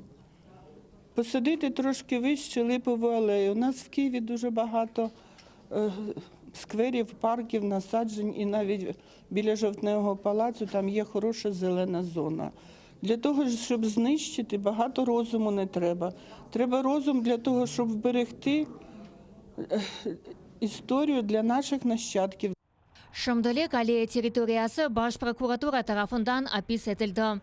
Файлер айтқанына көре тақиқат ішлері девам еткені вақыт, жинайет ерінден жинайет ізлері жойла. Майдан файлер Шымдыйсе Киев майранын меслячысы Игорь Луценко айтқанына көре, Сема юзу қараманлары аллеясы тек ерлі абиде оларақ таныла. Оны есе бұтын Украина абидесі оларақ танымақ керектір. Шымдылек есас проблема пара қытлығы. Виділені кошти лише на те, щоб там збудувати меморіал на місці пам'ятки. Пам'ятку знімається бульдозером, як вони почали це робити, і на цьому місці ставиться, значить, меморіал. Це незаконно. Тақатын 6-cı yılığında taqıға toxtatılacaq Сима Юзу қараманлары қоранталарының адвокаты Евгения Закревская. Чүнки тақатчылар өз викелетлеріні жуя. Адвокатын айтқанына көре, Сима Юзу қараманлары атылышы давалара ДБРге берілмемек керек. Небезпечно, взагалі, враховуючи особу директора ДБР і наявність нього, як ми вважаємо, конфлікту інтересів з правами Майдану і вплив на нього сторонніх осіб, включно там з Андрієм Портновим і так далі, небезпечним передачу справ от в цей період до створення управління по Майдану, небезпечна передача справ в ДБР. Що справи не мають переходити в ДБР до того, як не буде прийнято цю поправку. Баш прокурор Руслан Рябошапка айтқанына көре, Баш прокуратура Майдан даваларына Devlet Тақиқат бюросына берген. Жодна з цих справ, жодна з цих проваджень не буде втрачено. Всі провадження наразі впорядковуються, інвентаризуються. Для цього створена спеціальна комісія в рамках Генеральної прокуратури. До цієї інвентаризаційної комісії також включено представників громадськості, також представників Державного бюро розслідувань для того, щоб було забезпечено прозорість цього процесу. Сима Юзу қараманлары қоранталарының адвокатлары юқары шура невбеттен тыш сессияға топлашып, Майдандаки жинайетлер тақыт етілмесіні девам етірмелі. Елена Сытюка, Саны Минов, Заман, АТР.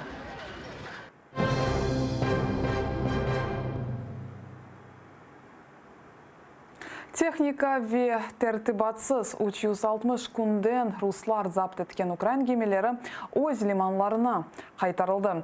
Азат етілген Украин арби катерлері Никополь ве Бердянск яны хапу буксері Тнеунақшам Николай вилаятыны Очаков лиманына кірді.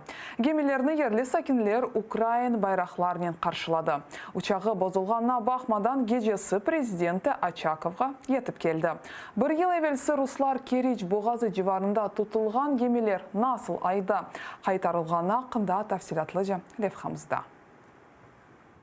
Очаков лиманына бірінші оларақ Никополя зырхлы катері көре. Ярым саттан Бердянск катері ве яны қапу буксері көре. Ялыда оларны ерлі сакинлер Украин байрақларынан қаршылай. Saat 8'de Ukrayna prezidenti de kelmek gerekedi. Ama prezidentinin uçağı bozulganın sebebinden o tek saat 10'ga yakın kelip oldu. Serbest olgan gemilerini prezident karanlıkta korup oldu. Ми говорили з адміралом, деякі речі я не можу сказати, не вистачає частини озброєння. Я побачив стан, буде розслідування, ми побачимо всі деталі. Ми обов'язково звернемось до російської сторони, щоб нам повернули все, що там є. А між іншим, паралельно ми готові отремонтувати. Поговорили з паном Воронченка десь 3 місяці і все буде на ходу. Кайтарылған Бердянск, Никополь катерлері ве яны қапу буксеріні руслар бір ел ішінде мушкул алға кетірді.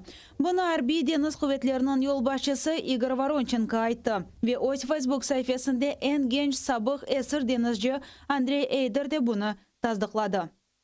Після усього пережитого, мабуть, я не маю нічому дивуватись, але навіть плафони із лампами вкрали. Ото і маю питання. Гаразд плиту для їжі. Вона інвекторна, коштовна. Але навіщо плафони красти? Хоча то таке. В мене залишилось усього 1 пара спідньої білизни. Було там пар 20. Ото нащо вам БУ трухани? Ось що не зрозумію. Ніколи. Русияның ФСБ-сы ise әр шейні рет ете. Гемелерні яқшы алда қайтардық дейлер. Унитаз ве плафонларнен. Украинлілер yol boyu өзлері гемелерні бозды деп қайдетелер. Санки дерсін Русияның итибарыны түшірмек кечун. Шымды қайтарылған арби гемелерінің алыны арби прокуратура хадимлері огрене. Тақиқат нетижелеріні Гаагадaki арбитраж mahkemesine yollayacaklar. Татьяна Сулей, Заман, АТР. 4 yıldan beri Ukrayna elektrikası 2015 senesi kuzda işgal etilgen Kırım karanlıkka daldı. Sakinlerge elektrika nevbet boyunca berili başlandı. İşhaneler işini toxtattı. Noyabr'ın 21'den 22'sine keçer gece Xerson vilayetinde Kırımga elektrik alıp ketken elektrik direkleri yıktırıldı. O vakit Kırım Tatar failleri yıkılgan direklerini tamirlep, yarımadaga işşik bermege ruhsat bermedi. Evvelden faillerge baskı etken Ukrayna kimiyeti birazdan energetik Хамачевға қол тұтты. 2015 senesi kuz. Rusya ile 1,5 yıl cenk devam etti. Kırım işgaldi. Ukrayna ise işgal etilgen yarımadaga elektrika bermege devam etti. 80%'ını Ukrayna temin etti. Esas elektrika harbi bölükler ve işhaneler temin etilmesine kullanılı. Ali için ise Kırım işlep çıkargan ışık yeterli. Залишок великої електроенергії він максимально йшов на укріплення військової сфери окупантів. Це ж десятки гарнізонів, це десятки зенітно-ракетних сучасних комплексів. Це Севастополь зі всією тією сферою, інфраструктурою військовою. Ярымада блокадасы башлана. Бірінші olarak Melitopol Jankoy ағынан дерегі yıkıla. Sonra digер екі электрик ағы іштен çıqa. Qamachav teşkilatçılarından biri Lenur Islamov hatırlағанына көре Qamachav 2015 senesi sentyabr ayında başlandı. Noyabr ayında Kırım tolusunен Qamachavda, Kırımның Memuri sınırında Ukrainanın çeşit көшелерінден faaller toplaşa. Люди звонили, говорили, держитесь. Люди звонили, говорили, давайте, куда вам перечислить деньги. Надо вот отдать должное тем людям, которые приезжали и работали совершенно как волонтеры, поварами, помогали, мыли, убирали, накрывали. Это же огромный труд. Врачи. Приезжали врачи, которые оставались с нами. Это была энергия.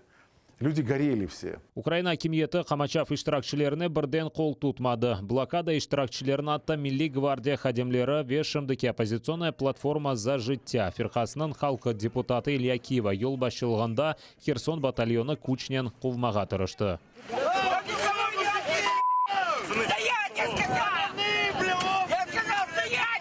Hakimiyet pozitsiyasını 2015 senesi dekabr ayında dеңіштірді. Rusiyaga şart qo'yila. Elektrika anlaşmada Kırım Ukraina territoriyasi olarak tanılsa berilecek. Tecavüzcü devlet yok dey. Baş nazir Arsen Yatsenyuk resmi şekilde Kırım Qamachavını başlata. Yarmadaga mal taşımasını ve elektrika beriluvini resmi şekilde toxtata. С политической точки зрения, наверное, это были верные шаги, потому что, у нас отобрали целую республику автономную, а мы будем, скажем так, обеспечивать там светлое будущее. İşgal etilgen Kırımda ışık kunde tek bir kaç saatqa berili. Cemaat nakliyatı ve işhanelerinin işi toxtatıla. İşgalciler Ukrayin elektroenergiyasız da kun korerek degenine bakmadan yanı elektrika menbasını qıdırı başlay. Перші місяці вона звозила зі всієї Росії генератори літаками з Далекого Сходу, там з Хабаровського краю. Потім вона почала будувати потужні теплоелектростанції на газу. І вона без дозволу таких міжнародних корпорацій, як Siemens, почала використовувати їхнє обладнання. Виникли скандали. Тобто ми максимально ускладнили життя країні-окупанту. Vaziyetni çözmek için işgalciler Krasnodar bölgesinden energokopor kurulmasını başlata. Milyardlarının para sarf etilir. 2017 senesi 45 milyard рубль. Gelecek sene da 2 kat ziyade. Сам переход, кабельный переход с Таманского полуострова до Керчи стоило 12 миллиардов рублей. Они 3 нитки этих пустили. Допустим, перестройка и модернизация энергосистемы юга России, там, где там в Краснодарском крае, еще 22 миллиарда рублей. Развитие сети в Крыму в самом 56 миллиардов рублей. Выяснилось, что, конечно, этих денег мало.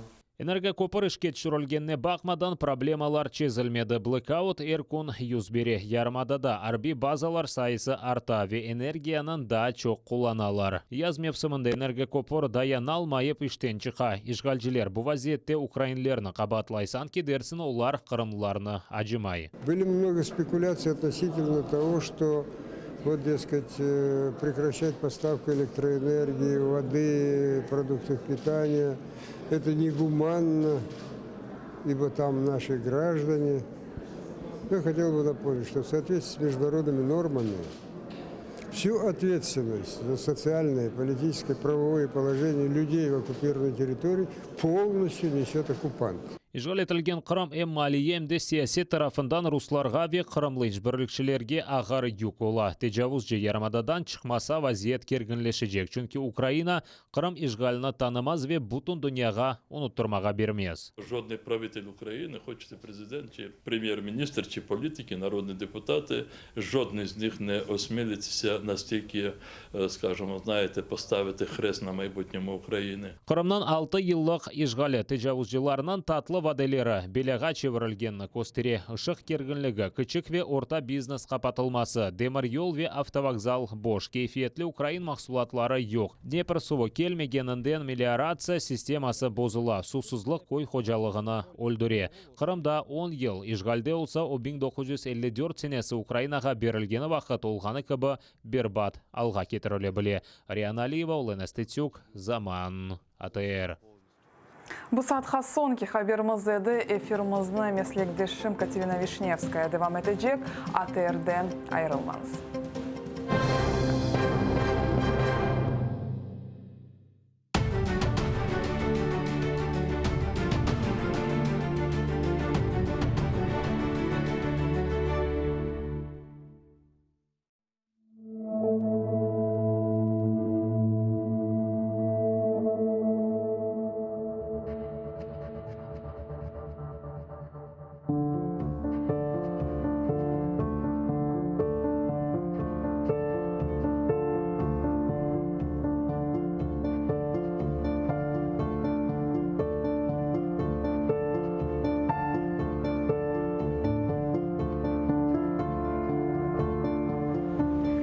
Yaprakları ayak astında.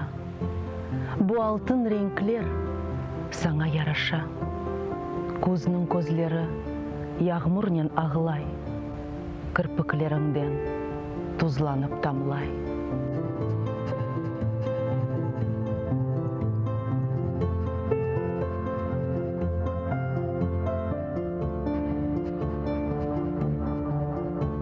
Ne ağlaysın sen?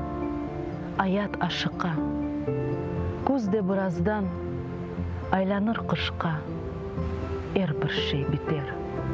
Күнің başka tekrarlanmayacak. Omur gayırdan hiçbir katasız başlana almayacak.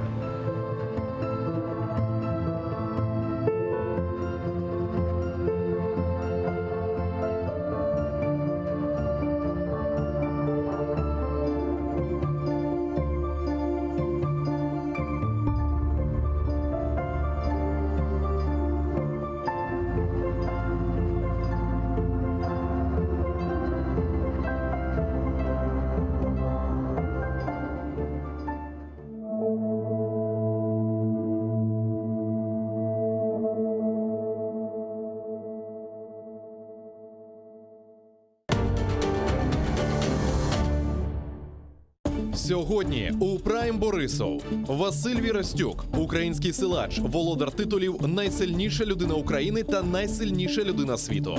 Як спорт допоможе зробити з українців ще сильнішу націю? Чого не вистачає політикам у високих кабінетах, аби об'єднати країну? Та чи збирається він у політику? Дивіться сьогодні ексклюзивне інтерв'ю із заслуженим майстром спорту України Василем Вірастюком о 20-й за Києвом та 21-й за Кримом на телеканалі АТР. Айталар ки әрбір құш ювасында көргенді күтер. Gerçekten de aynı öyledir. Her bir şey aileden başlana. Aslında limonlarını nasıl oturtmak gerek? O fideola ya da onu dane saçmak gerek ya da terek. Bu tereklerini fidesini yapmak gerek, tamırlatmak gerek. Niçin bu tatlı? Çünkü bunun limon meyvasında şekeri ziyade. Ekşisine göre. Sağ olunuz, bayağı şeylerini de öğrendim. Nasıl limonu seçmek gerek bileyim. Hibrit limon olmaganını da öğrendim. Analarımız uzun balalarından tek ana tilde laf etmek gerek. O bala doğandan, kundaktan o tilini eşitip otursa, unutsa bile o tilini osken son, bir de kitabını açkanda öğrenip akılına düşürecek. Çünkü o onun kanına sınmış olacak. Бумаги Suriye'den geliyor. Yüce Mali çatırdan bunun bir tarafı çayır, bunun bir tarafı bahçe bak. Maşallah, papağanlar seninle beraberlikte anda şiir ayttılar.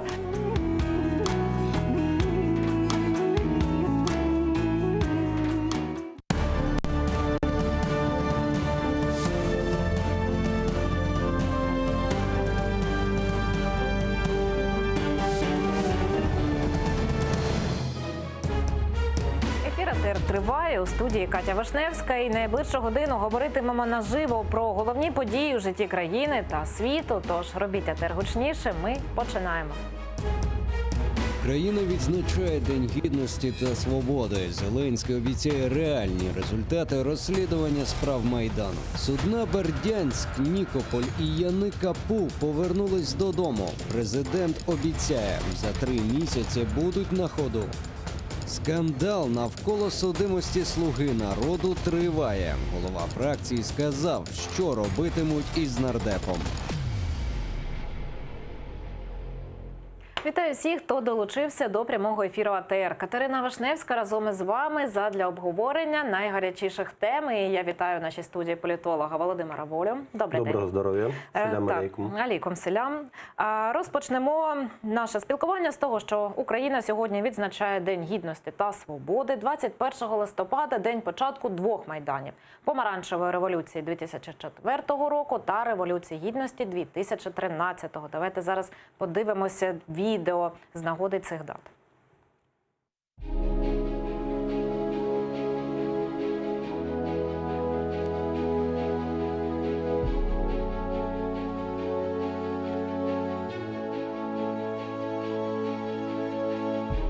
Всі ми різні. Народилися в різних містах. Черкаси. Київ. Одеса. Село Карапеші. Дніпро. Київ. Джанкой. Львів. Первомайськ. Капустин Яр. Янгюль. Це в Узбекистані. Медсестра. Військовий. Акторка. Тренер національної збірної. Школярка. Популяризує читання. Режисер. Танцівник. Волонтер. Баскетболіст. Співачка. Телеведучий. Хтось вже досяг вершини. А у когось все ще попереду. Ну, всі знають, як грати у футбол. А дехто вміє в нього грати.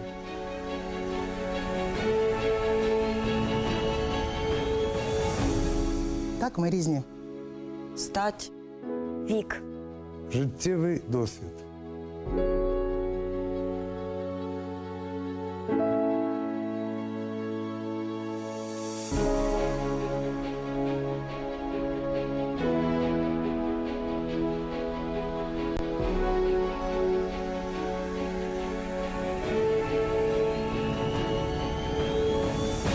Але є те, що цінуємо однаково. Свобода. Свобода. Свобода. Воля. Свобода. Залишатися самим собою. Свобода. Анна Талінде Лахардетміхна. Свобода. Не приховувати своє коріння. Свобода. Не боятися казати правду. Свобода. Самому обирати своє майбутнє. Свобода. Продовжувати боротись навіть у полоні. Свобода. Пишатися кольорами своєї збірної. Свобода. Берегти пам'ять про те, ким ми є. Свобода. Ніколи не втрачати гідності. Єдність. Взаємодопомога. Честь. Мир. Свобода – це не те, що вам можуть дати. Це те, що ніхто ніколи не може забрати. Вільні творити майбутнє. Всі ми. І ти теж.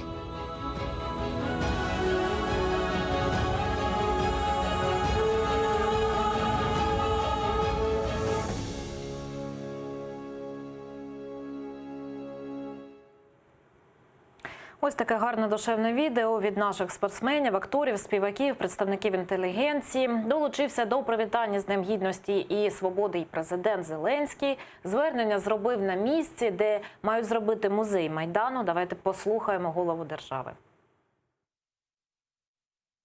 В місці, де ми зараз з вами знаходимося, з'явиться обов'язково з'явиться музей Революції Гідності.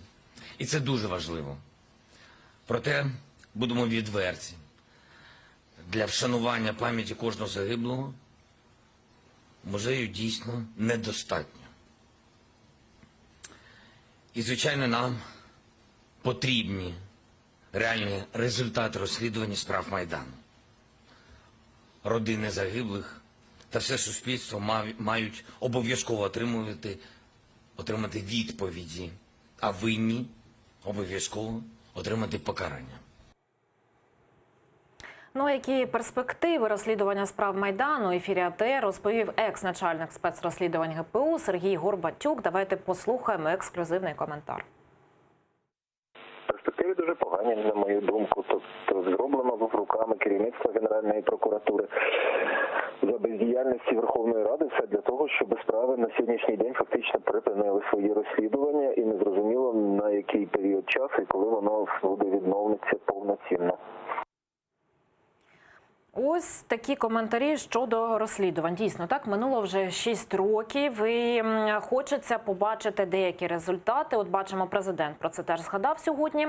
На вашу думку, змінилася у нас після Майдану вперше влада? У цьому політичному циклі, чи можливо дійсно вже остаточно поставлена буде крапка у цих справах, чи все-таки вони вже розсиплються і ми їх фактично поховаємо? Я не бачу підстав для якогось швидкого, саме суттєвого прогресу в розслідуваннях з декількох причин. По-перше, не можна розслідувати окремі епізоди, не розслідуючи весь комплекс подій. У нас, на жаль, розслідують окремі епізоди, а якщо говорити про те, чим виглядають ті чи інші дії в контексті і без контексту, це дуже різні речі. Другий момент. Це те, що були знищені важливі докази. Пропали чи знищені умисно були. Тут я не буду за 6 років вже, мабуть, дуже важко встановити так, ці докази. Дерева поспилювали. Якщо зброя де була, то куди вона поділася? І багато чого іншого. Тобто це те, що вже втрачено і не можна повернути. Люди, те, що стосується свідків, учасників тих подій, тих, кого треба було б допитати, можна було б допитати і допитувати постійно і не один, не два рази.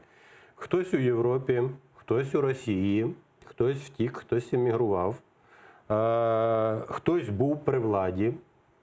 І зважаючи на те, що вже нема частини тих людей, які були учасниками подій, і частини тих обставин, доказів, які б могли б щось підтвердити або спростувати з тих версій, які є, то виходить так, що дуже важко зараз буде довести багато що. Ще важливий аспект, і він стосується того, що то було насправді. Я про контекст сказав не просто так. Тому що тут питання, насправді ми не знаємо, хто і що робив, чиї дії, які були самі, з яким умислом, чи були там дії якихось іноземних спецслужб. Тієї ж самих російських. От, до речі, так передали справи ці вже з Генеральної прокуратури. Зважаючи на драматизм тих подій, зважаючи на те, що це торкається багатьох нині діючих і тих людей, які проживають в Україні, ще довго житимуть, політиків, учасників тих подій, може виникнути ситуація, коли з політичної точки зору влада вирішить про те, що краще нехай все буде не розслідуване, тому що можуть вилізти, як то кажуть, дуже резонансні і неприємні для багатьох речі. Є така практика у світі, коли ту чи іншу інформацію засекречують на 10, на 20, на 50 років, пожиттєво. Тому може виявитися ситуація такою самою і з розслідуванням подій Майдану. Ну, тим не менш, 6 років вже це триває, і подивимося, що буде з цим далі. Тим часом захоплені Росією українські судна повернулися додому. Президент Зеленський заявив, що за 3 місяці вони будуть на ходу. Давайте послухаємо докладніше, що сказав президент, зустрічаючи наші кораблі. Те, що ми побачили, дійсно не вистачає, ми говорили з адміралом, деякі речі я не можу сказати, не вистачає частини озброєння. Я побачив стан, буде розслідування, ми побачимо всі деталі. Ми обов'язково звернемось до російської сторони, щоб нам повернули все, що там є. А між іншим, паралельно ми готові відремонтувати. Поговорили з паном Воронченка, десь 3 місяці і все буде на ходу.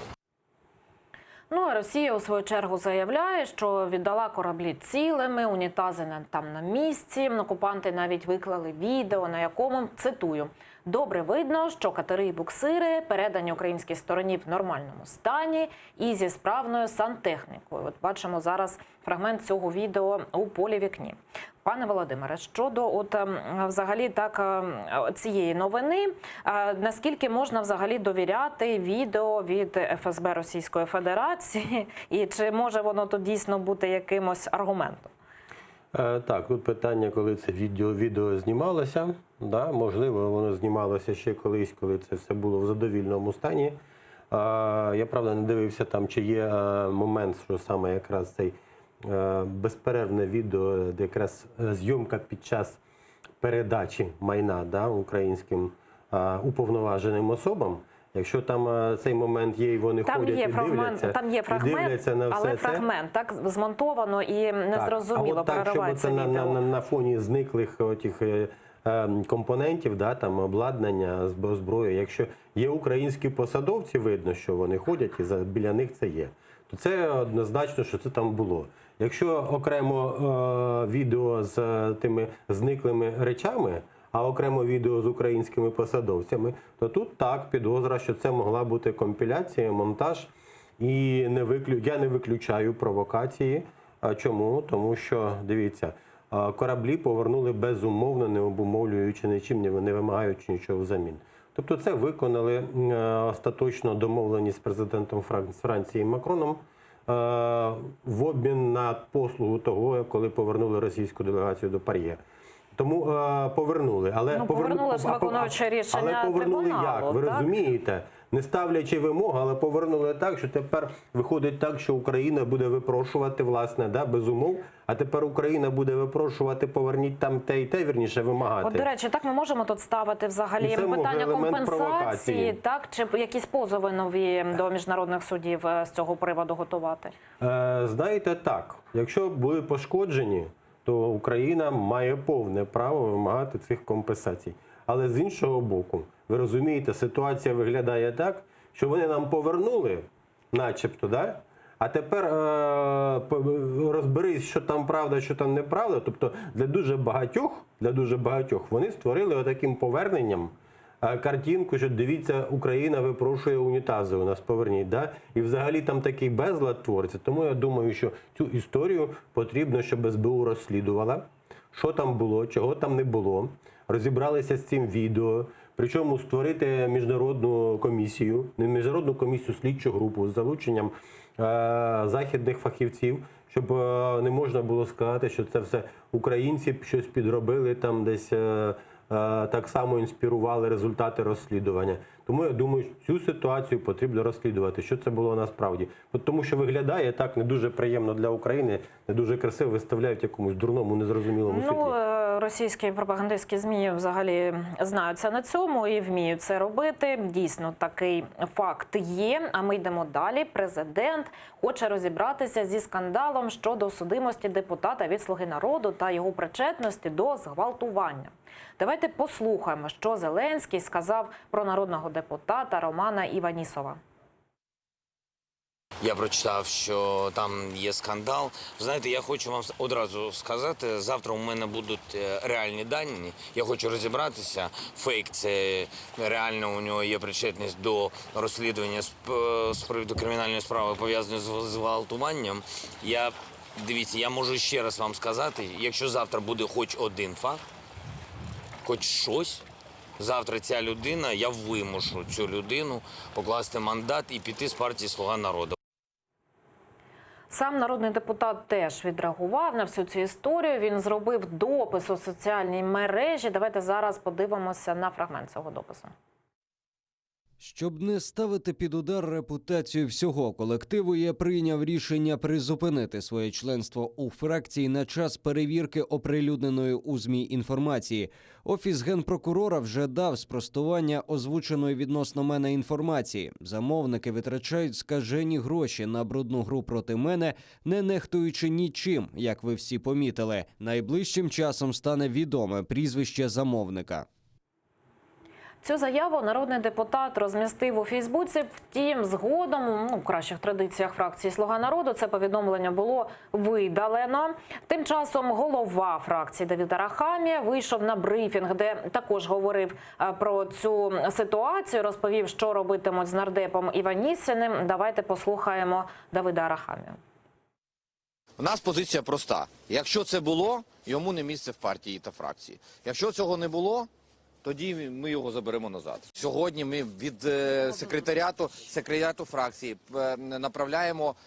направляємо офіційні запити в ГПУ, в МВС, в СБУ з проханням перевірити і надати нам всебічну повну інформацію щодо цього приводу. Уявіть собі, як пан Іванісов взагалі себе відчуває. Якщо це дійсно фейк, дивіться, який, його хтось гвалтувальником обзиває, і якщо це не підтвердиться, це буде дуже образливо, правильно? Якщо це не фейк, тоді все ми кажемо, пан Іванісов, будь ласка, зі «Слугою народу» вам не одним шляхом. Пан Іванісов в Києві. Ми не можемо, ми не позбавляємо. Я думаю, що ми будемо на нього психологічний тиск якийсь робити, щоб він склав мандат. Отак каже голова фракції, що якщо підтвердиться, то не по дорозі зі «Слугою народу» такому депутату. А власне, як так сталося, що стільки людей з неперевіреною біографією потрапили до такої впливової політичної сили? Це наслідок тієї поспішності, з якою було оголошено про дострокові вибори Верховної Ради. Напівзаконні вибори, тому що потім, коли Конституційний суд розглядав, він таки не зміг ані довести, ані спростувати факту наявності у Верховній Раді коаліції. Після 16-го року, після того, як у відставку пішов уряд Яценюка. Тому тут питання, те, що вони отак поспіхом, все гамузом, це фактично можна розцінювати як безвідповідальне ставлення до влади, до політичного процесу, до своєї роботи. Тому що вирішили, на гребні цієї хвилі рейтингу зараз ми отримаємо. Отримали ви, а кого ви набрали? Низький фаховий рівень людей у Раді, люди прийшли з вулиці.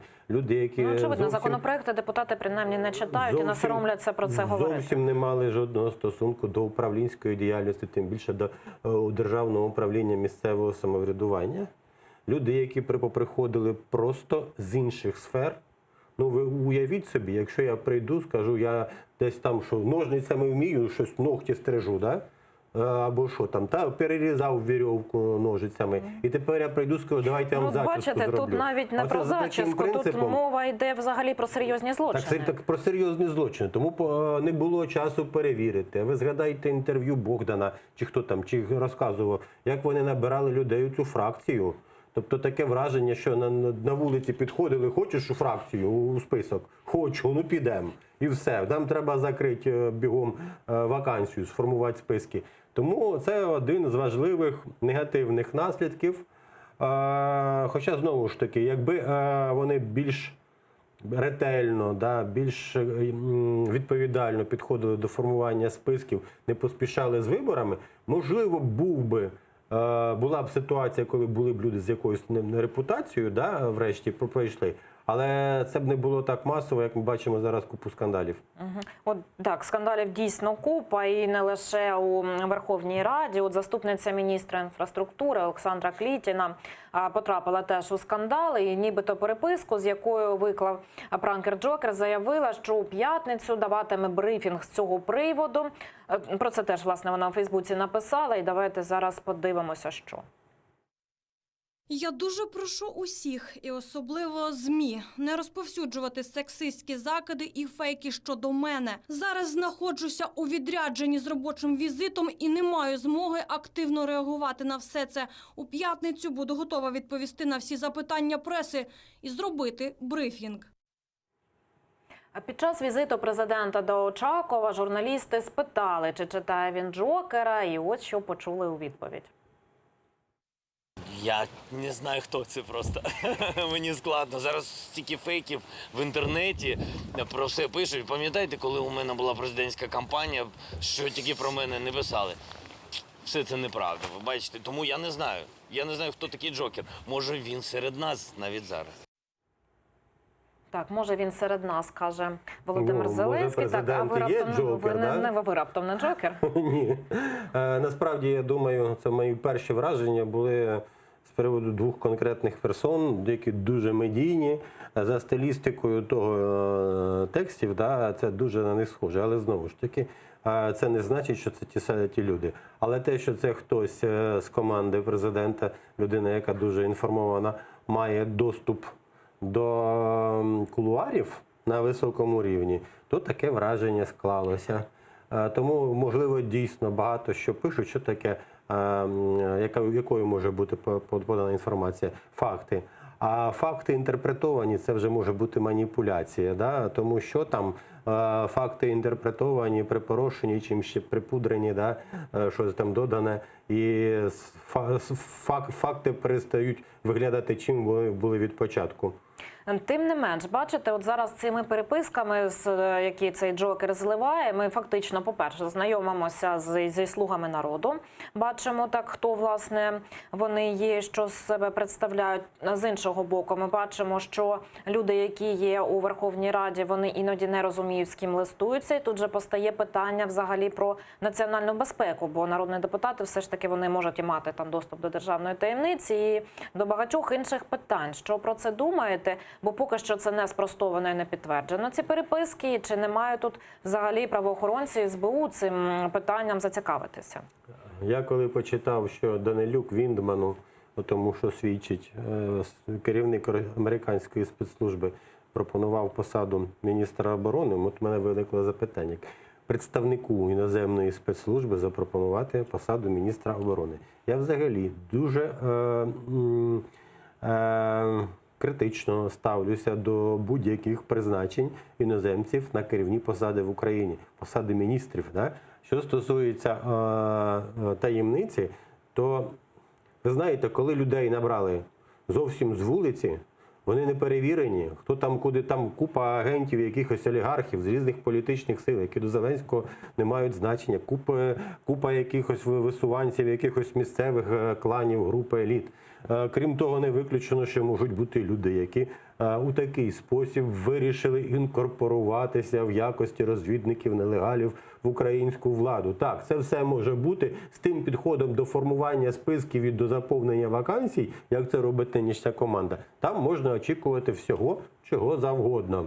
І, я думаю, що благо лише в тому, що у нас фактично зараз таких серйозних секретів зараз немає. Вже все розтрезвонили, скільки років купа іноземців ходять туди-сюди у нашій владі, можна сказати, табунами. Да? Невідомо, ще, до речі, розпочалась вся ця історія ще вже не попередні, аж попередні влади за часи Януковича, да? Коли дуже багато було людей з Росією пов'язані, спецслужбісти. Багато іноземців у нас, але нема підтвердження, так, що це люди є представниками іноземних розвідок. Знаєте, немає підтвердження, але, як сказав, підозріло ставлюсь, вкрай негативно до призначення іноземних громадян на посади керівні в Україні, тому що це доступ до державної таємниці. Так, у той же час звіт Комітету виборців України, посилаючись на звіти політичних партій, з'ясували, що у «Слузі народу» у політичній партії офіційно не наймано на роботу і не працює жодної людини. Давайте подивимося фрагмент цього звіту і що там кажуть про політичні партії. Відповідно до звіту «Слуги народу» про майно, доходи, витрати і зобов'язання фінансового характеру в політичній партії офіційно не працює жодної особи. Так, у графі «Працівники складу апарату партії» вказано цифру 0. Для порівняння, у Всеукраїнського об'єднання «Батьківщина» офіційно працює 73 особи, в «Європейській солідарності» – 46, у «Голосу» – 3, Радикальній партії Олега Ляшка – 20, «Самопомочі» – 264. В етері АТР директор Комітету виборців Олексій Кошель прокоментував, що можуть означати такі показники. Я навіть теоретично не можу припустити, що всі без виключення посади обіймають волонтери. І коли ми бачимо нульові показники, то в мене є цілком обґрунтовані підозри, що офіс, який наповнений штатними працівниками, зарплати фінансуються у конверті. Погоджуєтеся з думкою представника організації? Однозначно. Керувати такою великою партією треба мати великі офіси, мережу офісів. Ну, офіс фізично є, його офіс є, я маю на увазі не просто приміщення, вірніше, як адреса юридична, да? А офіс саме як певний штат працівників. Це, власне, мається на увазі, як я розумію, апарат партії. Так, апарат партії, певні навіть уповноважені особи в регіонах. Тому так, я погоджуюсь з тим, що це тіньове фінансування. Якщо не тіньове фінансування, якщо навіть припустити, що партійці працюють на державних посадах, то це що суміщення діяльності, да? Ну, як дивіться, хто? Так, я вас зараз, вибачте, перерву, бо з нами на зв'язку є Ігор Фещенко, аналітик руху «Чесно». Пане Ігорю, вітаю. От обговорюємо зараз цю ситуацію у партії «Слузі народу». Там от, згідно звітів, не працює жодної людини. Що ви про це думаєте? Чи може така величезна партія, яка представляє найбільшу фракцію в Верховній Раді, працювати без жодної людини в апараті? Ну, для розуміння, скільки потрібно людей для того, щоб функціонувала така структура, то партії парламентські минулого скликання мали по 300-500 працівників, які системно отримували заробітну плату. Нюанс полягав саме в тому, що ці працівники оплачувалися державними коштами. І офіційно ці працівники з'явилися в цих партій лише після того, як вони почали в 2016 році отримувати державне фінансування. Тобто там аналогічна ситуація була, не було працівників, і після отримання державного фінансування вони різко з'явилися. Моє припущення полягає в тому, що з січня наступного року, коли «Слуга народу» вперше отримає державне фінансування, яке вона там 230 мільйонів приблизно наступного року отримує, саме тоді ми офіційно побачимо працівників «Слуги народу» вже на зарплатні. До того моменту дуже підозріло, насправді, і цілком очевидна з одного боку є історія з тим, що партія не може функціонувати без працівників. Зрештою, мають бути як мінімум бухгалтери і юристи, які заповнюють всю цю фінансову звітність. Однак працівники – це не єдине, що не потрапляє до фінансової звітності «Слуги народу». Наприклад, Ігорю, вибачте, будь ласка, я хочу зараз уточнити. Так, казав представник комітету виборців, що є підозра, що платять людям зарплати у конвертах. Взагалі, от такі результати таких досліджень, такі звіти, вони можуть стати підставою для правоохоронних органів якусь перевірку здійснити? Ну, насправді, якщо зарплати у конверті, цим мала б швидше займатися податкова. Це раз. А друге, це свідчило би про приховані витрати, і цим мало би займатися в першу чергу Національне агентство з питань запобігання корупції, бо це його відповідальність перевіряти фінансову звітність. І якщо там виявлять серйозні порушення на серйозні суми, тоді вже і Національна поліція до цього процесу має підключатися. Однак, «Слуга народу» не єдина партія без працівників, далеко не єдина. Тому не можемо говорити, що це тільки єдиний випадок, унікальний і щось надто скандальне. Це інші партії, які у парламенті представлені, теж були помічені у такому? Підозріло мала кількість працівників у всіх партій, які зараз потрапили до парламенту, і ті позапарламентські, які там набрали від 2% і більше, які почнуть наступного року отримувати державне фінансування. І я дякую Ігорю Фещенко, аналітику руху «Чесно». Він був з нами наживо. От, власне, дійсно, що ви скажете про це? Бачите, був вже так один із скандалів, був пов'язаний з тим, що депутатам теж там щось нібито у конвертах пропонують. І тут от з апаратом така ситуація у нас цікава. Дивіться, з приводу партії «Слуга народу». Тут питання, чи є партія. Ви розумієте, якщо знову ж таки повернутися до того, що я сьогодні казав, як вони формували цей список. Тобто однозначно були люди, які були як представники партії. Формували з вулиці цей список. Тобто партії як такої не було. Це була якась, не знаю, ініціатива, всі кинулися по своїх друзях, вона ж була зареєстрована в Мін'юсті, вони б інакше не пішли на вибори. Але я погоджуюсь, що як мінімум, бухгалтери та юристи, хоч по двоє, по троє, повинні були все рівно бути зареєстровані. Що стосується фінансування, тут ця велика дискусія, що партії потрібно отримувати фінансування з держбюджету. Я вважаю, що це недоречним. Не треба займатися, примірювати якісь лекала, які насправді створюють ілюзію чесності, прозорості. Було б набагато чесніше сказати, фінансуйте всі, хто хочете, і не наше питання, скільки у вас коштів. Головне, щоб було видно походження коштів, що це не іноземні спецслужби. Отак, до речі, рух «Чесно» теж порахував, скільки обійшлося навчання для новообраних нардепів у Трускавці. Ця сума сягає 10 мільйонів гривень. Посилаються, знову ж таки, на дані фінансового звіту партії. Давайте подивимося графіку. Організовували навчання майбутніх нардепів через ТОВ «Бальнеотур», що отримало за свої послуги понад 7,7 мільйона гривень. До цієї суми входять і витрати на проживання. За послуги Київської школи економіки «Слуга народу» сплатила майже 2,1 мільйона гривень. Ще 145 тисяч гривень партія заплатила Укрзалізниці за проїзд. Вартість тижневого навчання, трансферу, проживання і харчування в розрахунку на одного учасника становила приблизно 38 тисяч гривень.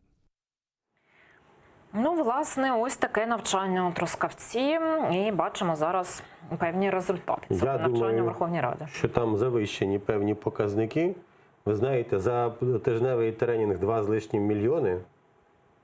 Це що таке? Це що треба робити там? Це які там суперзірки повинні бути, я не знаю скільки концертів. Мілованов там читав якісь тренінги, зараз міністр. Так вибачте, все рівно, за тиждень тренінгів чи лекцій, в тому, це ж вони не цілими днями ще ж були, якщо глянути, що там було насправді, то виходить так, що 2 мільйони за тиждень, чи не дуже це багато. Хоча тут питання приватне, хто кому за що платив ці гроші. Ну, а що стосується суми 6 мільйонів за проживання в таких дорогих готелях, можливо, так воно і є. Але я не виключаю, що це ще була певна подяка за певні послуги під час виборчої кампанії ще до цих тренінгів, тому такі завищені можуть суми і по виплаті готелям, і по виплаті саме тим, хто проводив тренінг. 2 з лишнім мільйони. Слухайте, та я б якби стільки заробив за тиждень тренінгів, я б до кінця життя не працював би. А ви казали про певні послуги. Що ви маєте на увазі? Ну, консалтинг, супроводження своїм. Тобто була якась підтримка консультативна в першу чергу. Ну, що могли ці всі консультанти робити ще? Тільки надавати консультації. Можливо, таким чином провели якісь виплати, офіційно провели, заодно користуючись тим, що був тренінг. Ну, а взагалі, ці тренінги, ви як вважаєте, потрібні для, якщо нова партія заходить у парламент і недосвідчені люди? Я за те, щоб після кожних виборів увесь склад народних депутатів, особливо в першу чергу ті, хто вперше туди потрапили, заходили на місяць в Академію державного управління, і там їх просто-напросто вчили по багатьох речах, ознайомлювали хоча б трошки, а чомусь і вчили. Тому що тренінги тижневі – це ерзац освіти, це показуха. Можна щось розказати, але насправді, якщо говорити про державну діяльність, про управління державне, публічне управління, там багато аспектів і зважаючи на те, що я теж викладацькою діяльністю певний час трохи все-таки займався, я прекрасно розумію, що тижня для того, щоб все це в Академії державного управління вчився, закінчив, тому прекрасно розумію, що деякі речі неможливо вкластися в тиждень, тому що фізично це неможливо. Ну, так, власне, певні результати. Усіх депутатів в Академії. Час від часу ще на тижневі тренінги. Цього навчання ми бачимо. А Володимир Воля, політолог, був гостем нашої студії. Далі ефір АТР продовжить випуск «Заман українською». Про останні новини вам розповість Оксана Дворецька. Я, Катерина Вишневська, повернуся до цієї студії за 20 хвилин. Залишайтеся з АТР і дякую, що довіряєте.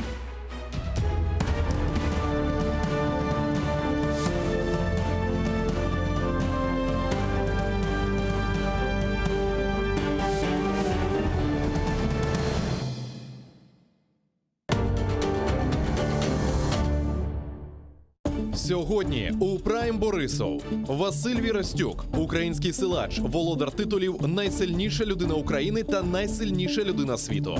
Як спорт допоможе зробити з українців ще сильнішу націю? Чого не вистачає політикам у високих кабінетах, аби об'єднати країну? Та чи збирається він у політику?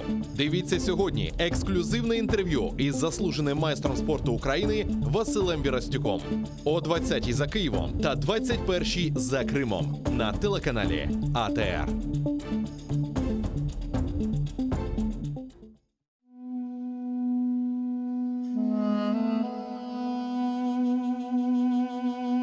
Когда забирали Сервера, Наджье, вот самой младшей нашей дочери, было всего 3 месяца. Когда они к нам пришли вот в масках, это для детей же какой шок. Представляете, 6 утра, они только проснулись, и тут раз в масках возле них стоят. Можно сказать, я его только увидела, Сервера, последний раз. Это было последнее апелляционное заседание было.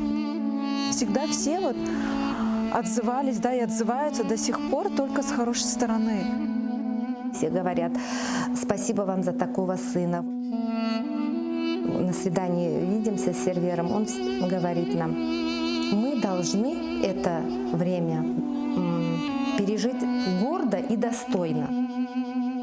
Документальный фильм «Бойсун Маган. Непокоренный» о жизни узника Кремля Сервера Мустафаева и его семьи. В эту субботу в 16:10 по Киеву и в 17:10 по Криму на телеканале АТР. Залізна завіса, 2 світи і боротьба за правду. Фактичність, теорія медіа та об'єктивність журналістики.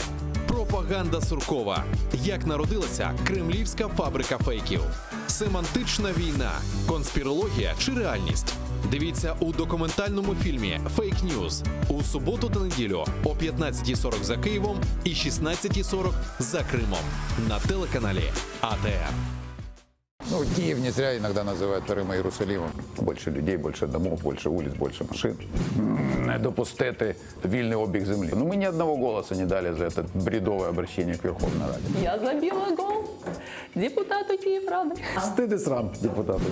Money rules. Тобто деньги є, порешаємо. Українці дадуть собі раду, як заробляти гроші. Просто не заважайте, не лізьте в їхні справи. В этом радость, наверное, ресторатора. То есть можно просто приходить в свой ресторан и есть. Однозначно, то есть это коренной народ, и народ, который заслуживает права на автономию. Я думаю, одна из причин, по которой вот так с Крымом произошло, это, ну, такое отношение сквозь пальцы или вообще такое пренебрежительное к тому, что было связано вообще с историей крымско-татарского народа вот, по отношению к его родной земле. Добрый день, друзья! Сегодня мы будем говорить о столице Украины Киеве с депутатом Киеврады, а главное коренным жителем Киева Сергеем Высоцким.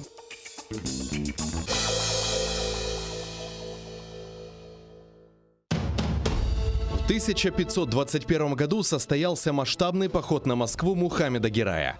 Какие причины спровоцировали и кто поддержал хана в этой военной кампании? Как повел себя московский князь и на какие условия был согласен во имя примирения с крымским сюзереном? О походе на Московию скоро стало известно в литовских землях. Примечательно, что к этому походу пожелал присоединиться и казацкий староста Евстафий Дашкевич. Сегодня его считают первым в истории гетьманом. Смотрите в программе «Алтын-Дивир» в новом цикле «История династии Гераев». В эту субботу, 23 ноября в 17:35 на телеканале АТР. Мухаммед Герай I. Собиратель земель. Часть 4.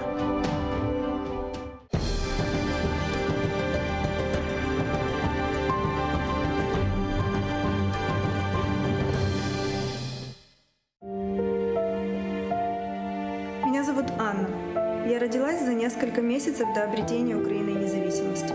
Весной 14-го я вынуждена была уехать, когда под моим домом начинали распускаться деревья. Скоро снова весна, и я хочу спросить, когда я снова смогу увидеть цветущие крымские сады.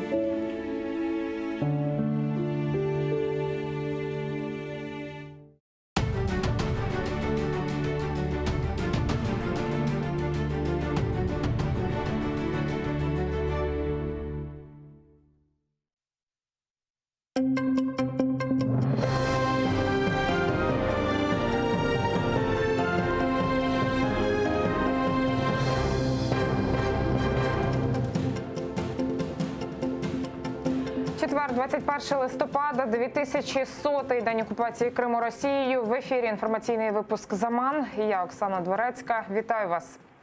День гідності та свободи і річницю початку революції, яка змінила долю України, відзначаємо сьогодні. 21 листопада 2013 року на Майдані Незалежності зібралася перша акція протесту. Це була реакція на плани колишньої влади на чолі з Віктором Януковичем відмовитися від політики євроінтеграції, натомість рухатися до митного союзу з Росією. Історію протестів змінила ніч проти 30 листопада. Тоді спецпризначенці Беркуту силою розігнали студентів. Десятки активістів отримали тілесні ушкодження. І вже після цього країна повстала масово. На ранок після кривавої розправи на акції непокори по всій Україні вийшли сотні тисяч людей, у тому числі і в Криму.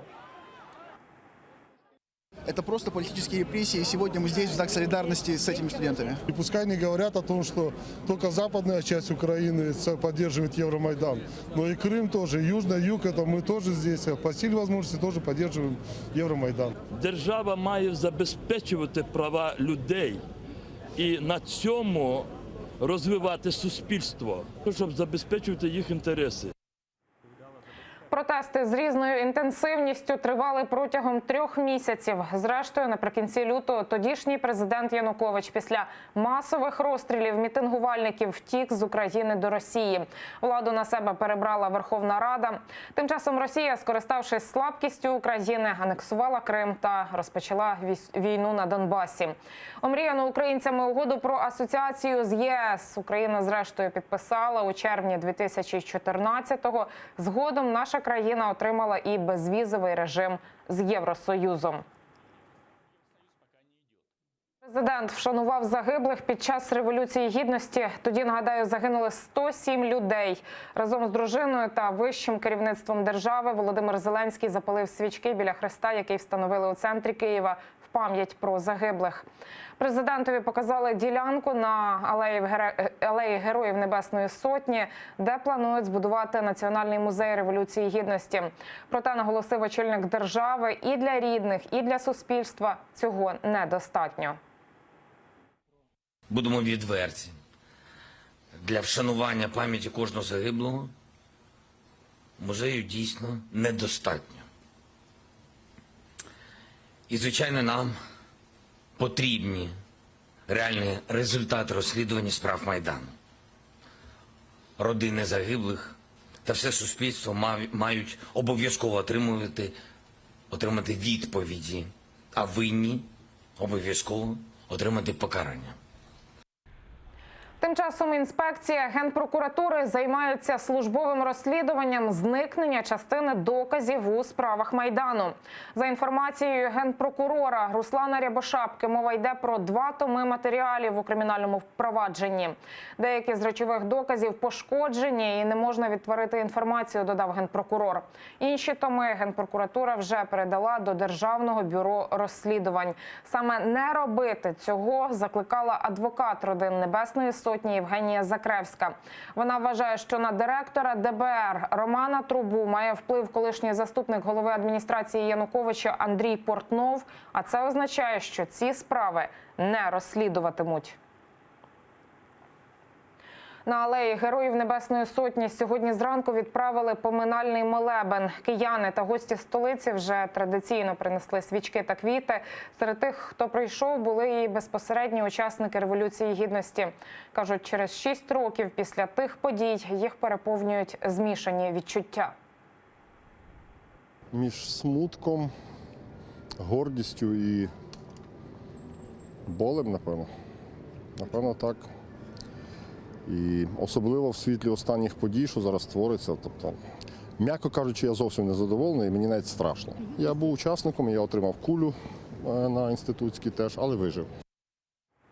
Відважні та сповнені рішучості досягти кращого майбутнього. Саме такі люди 6 років тому вийшли на Майдан Незалежності проти злочинної влади втікача Януковича. Так учасників Революції Гідності називає тимчасовий повірений у справах США в Україні Вільям Тейлор.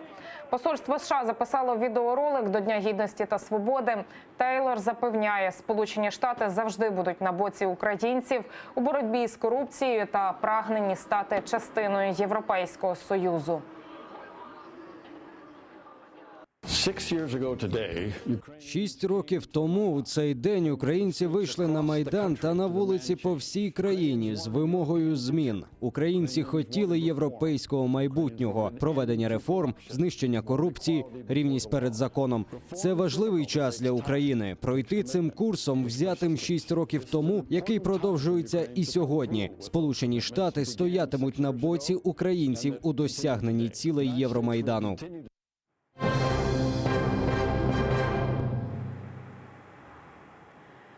Без обладнання та техніки, проте нарешті у рідній акваторії через 360 днів полону. Напередодні надвечір в порт Очакова прибули звільнені українські кораблі. Катери «Нікополь» і «Бердянськ» та буксир «Яни-Капу» у рідній гавані зустрічали місцеві мешканці з українськими прапорами. А пізно увечері, попри поламку літака, в Очаків прилетів президент Володимир Зеленський.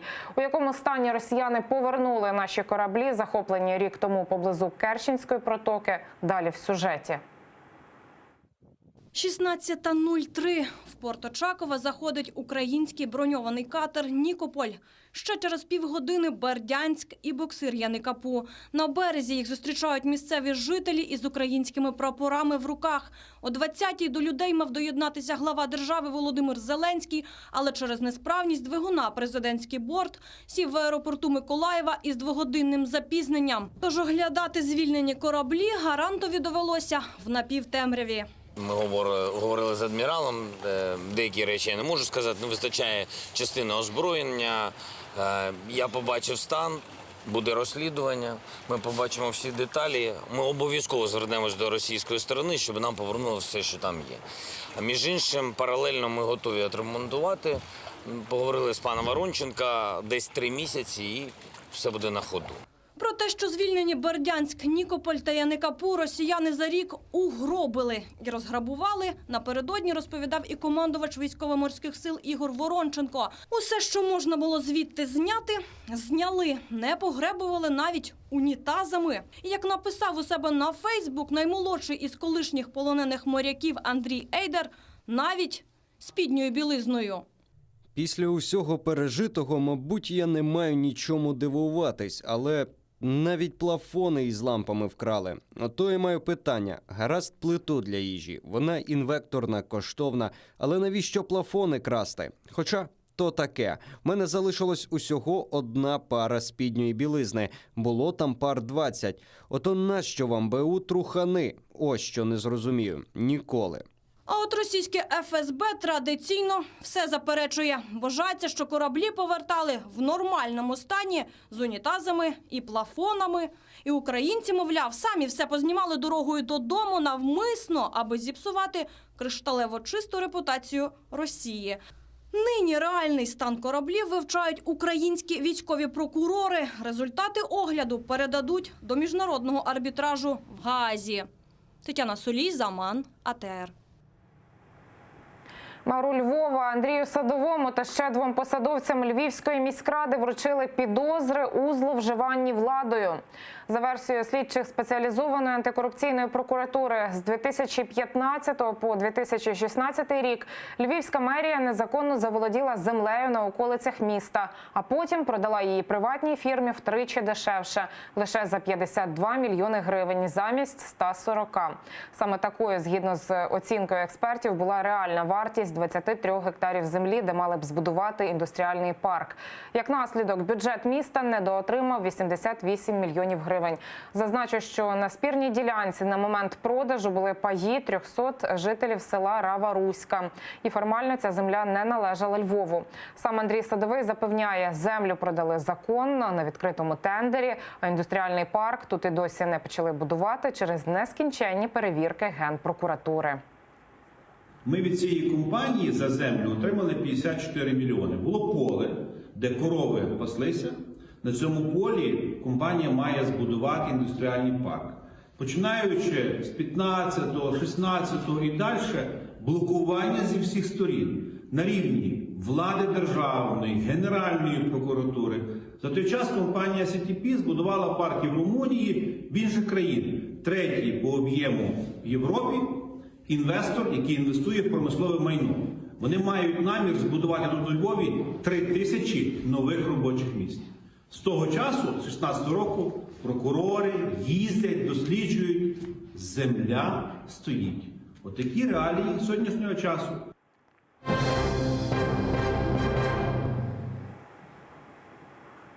Чотири роки без електроенергії з материка. Восени 2015-го окупований Крим поринув у темряву. Почалися віялові відключення.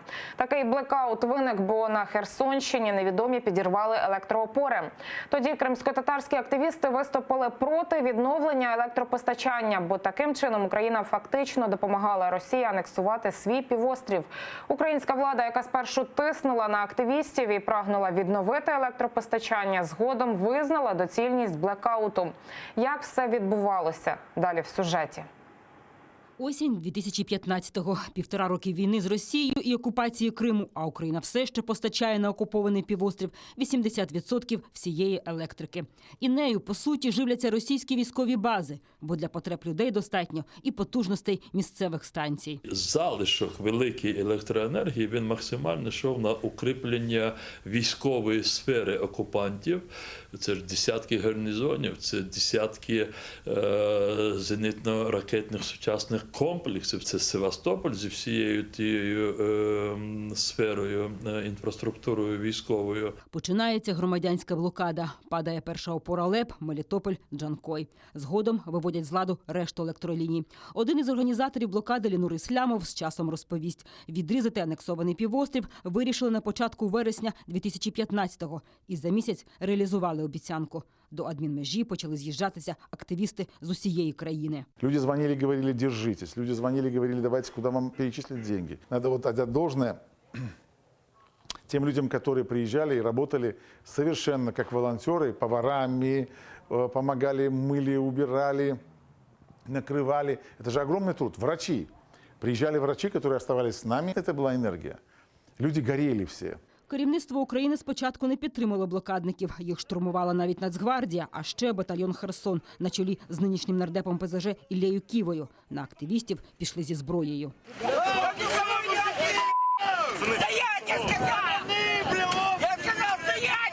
Позиція влади змінюється в грудні 2015-го. Росії ставлять ультиматум. Буде постачання, якщо вона визнає Крим українським.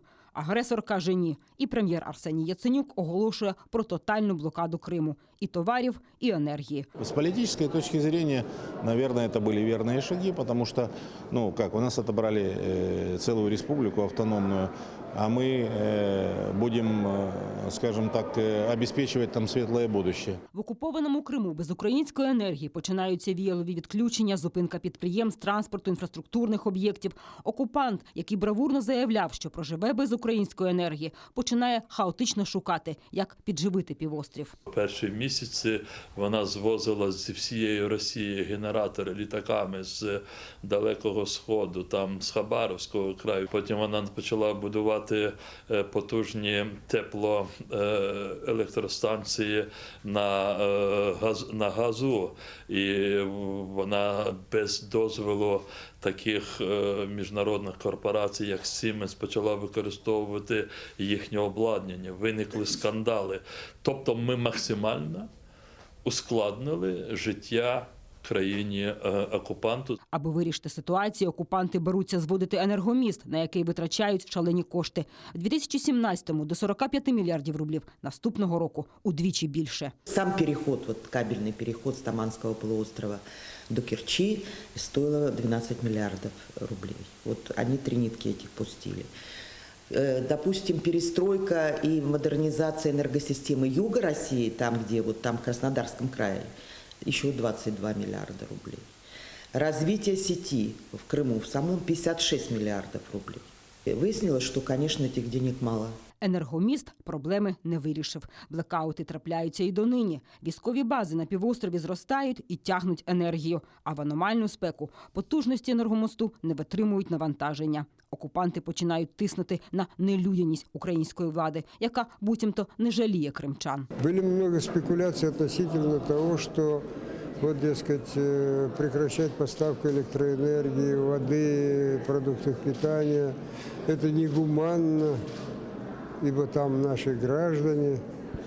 Я хотел бы напомнить, что в соответствии с международными нормами всю ответственность за социальное, политическое, правовое положение людей в оккупированной территории полностью несет оккупант. Окупований Крим стає тягарем фінансовим та політичним для російського агресора та кримської влади колаборантів. І поки агресор не вийде з півострова, ситуація для нього гіршатиме. Бо Україна ніколи не визнає Крим російським і не дасть про це забути цивілізованому світу. Жодний правитель України, хоч це президент, чи прем'єр-міністр, чи політики, народні депутати, жодний з них не осмілиться настільки, скажімо, знаєте, поставити хрест на майбутньому України. 6 років окупації Криму показали, солодкі обіцянки агресора обернулись бідою. Блекаути і перепади напруги, пустують залізничні та автовокзали. Без дніпровської води виходять з ладу систему меліорації. Постійна посуха знищує будь-які перспективи сільського господарства. Ще максимум 10 років окупації, і Крим повернеться до того ж жалюгідного стану, яким його передали Україні у березні 1954 року. Ріана Алієва, Олена Стецюк, Заман, АТР. Такі новини цього випуску. Більше розкажу вже о 18-й за Києвом. Прямий ефір триває, тож не перемикайтеся. А найцікавіші фрагменти нашого ефіру дивіться на YouTube-каналі АТР. Дякую за увагу і до зустрічі.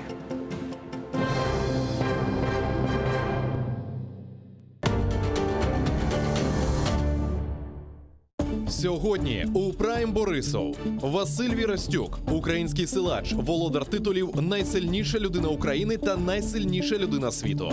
Як спорт допоможе зробити з українців ще сильнішу націю? Чого не вистачає політикам у високих кабінетах, аби об'єднати країну? Та чи збирається він у політику? Дивіться сьогодні ексклюзивне інтерв'ю із заслуженим майстром спорту України Василем Вірастюком. О 20-й за Києвом та 21-й за Кримом на телеканалі АТР.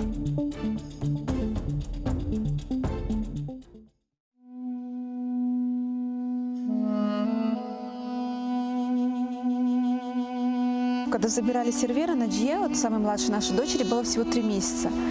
Когда они к нам пришли вот в масках, это для детей же какой шок. Представляете, 6 утра, они только проснулись, и тут раз в масках возле них стоят. Можно сказать, я его только увидела, сервера, последний раз. Это было последнее апелляционное заседание было. Всегда все вот отзывались, да, и отзываются до сих пор только с хорошей стороны. Все говорят: спасибо вам за такого сына. На свидании видимся с сервером, он говорит нам: мы должны это время пережить гордо и достойно. Документальный фильм «Бойсун Маган. Непокоренный» о жизни узника Кремля, сервера Мустафаева и его семьи. В эту субботу в 16:10 по Киеву и в 17:10 по Крыму на телеканале АТР.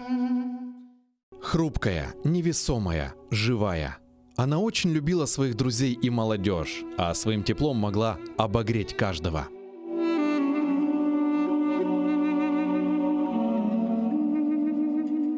Я очень любил Виджи Абла и всегда целовал ей руки. Она меня пыталась обнять, но это практически было очень тяжело. Она была очень хрупкой женщиной.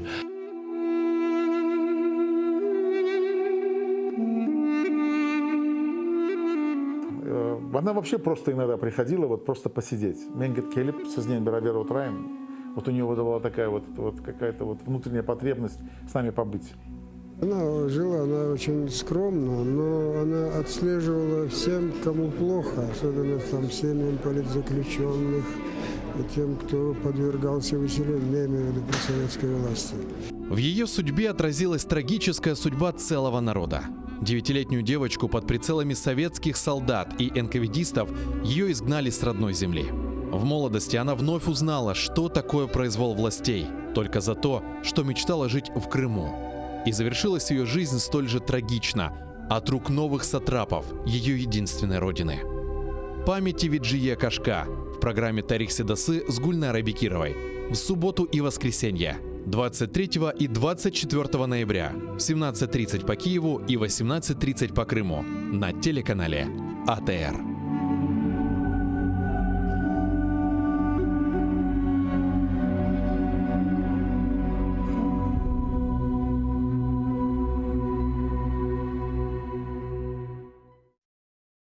Четверта річниця енергоблокади. Як це було? Меджліс просить внести в Раду законопроект про автономію. Що пропонує представницький орган кримських татар? І чи готові в парламенті його розглянути? Про це говоримо з політичним експертом Олексієм Голобуцьким сьогодні на телеканалі АТР.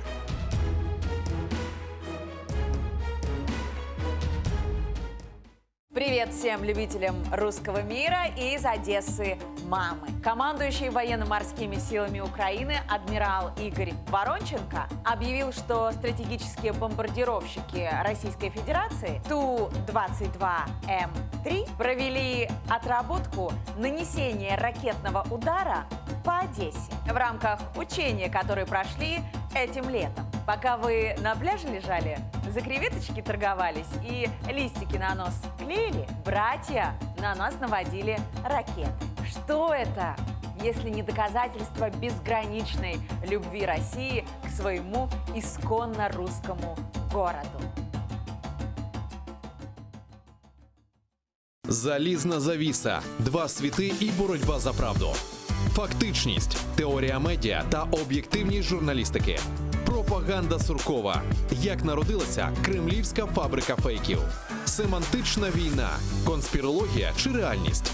Дивіться у документальному фільмі «Фейк Ньюз» у суботу та неділю о 15:40 за Києвом і 16:40 за Кримом на телеканалі АТР.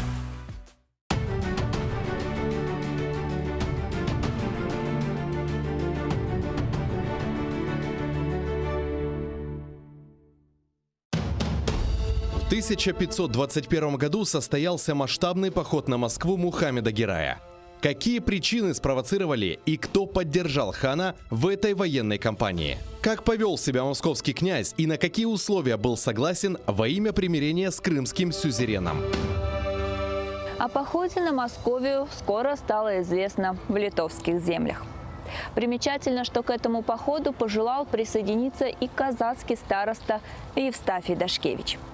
Сегодня его считают первым в истории гетьманом. Смотрите в программе «Алтын-Девир» в новом цикле «История династии Гераев». В эту субботу, 23 ноября в 17:35 на телеканале АТР. Мухаммед Герай I. Собиратель земель. Часть 4.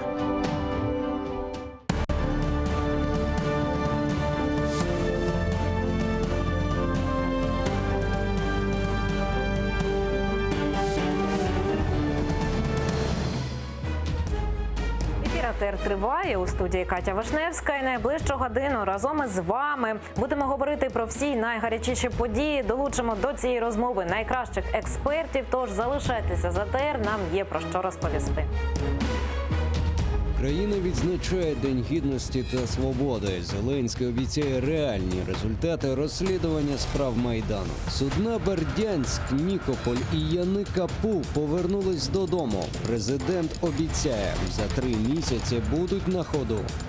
Скандал навколо судимості «Слуги народу» триває. Голова фракції сказав, що робитимуть із нардепом.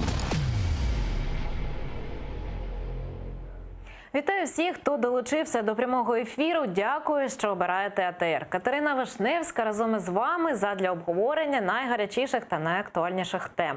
Нагадаю, що сьогодні Україна відзначає День Гідності та Свободи. Відомі українці, журналісти, актори, режисери, співаки записали поздоровлення до цього дня. Давайте зараз подивимося, як вони це зробили.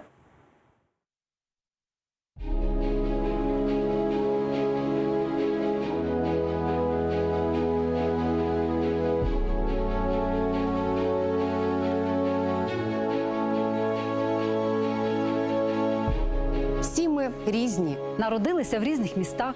Черкаси. Київ, Одеса. Село Карапеші. Дніпро. Київ. Джанкой. Львів, Первомайськ. Капустин Яр, Янгіюль. Це в Узбекистані. медсестра, Військовий. акторка, Тренер національної збірної. школярка, популяризує читання, Режисер. танцівник, волонтер, Баскетболіст. співачка. Телеведучий. Хтось вже досяг вершини. А у когось все ще попереду. Ну, всі знають, як грати у футбол. А дехто вміє в нього грати.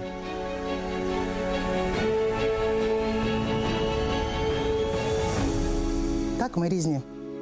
Стать, вік, Життєвий досвід.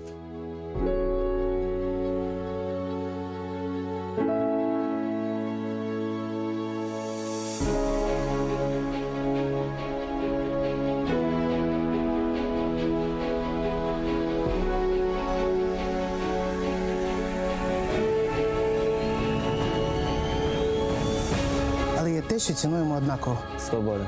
Свобода. Свобода. Воля. Свобода. Залишатися самим собою.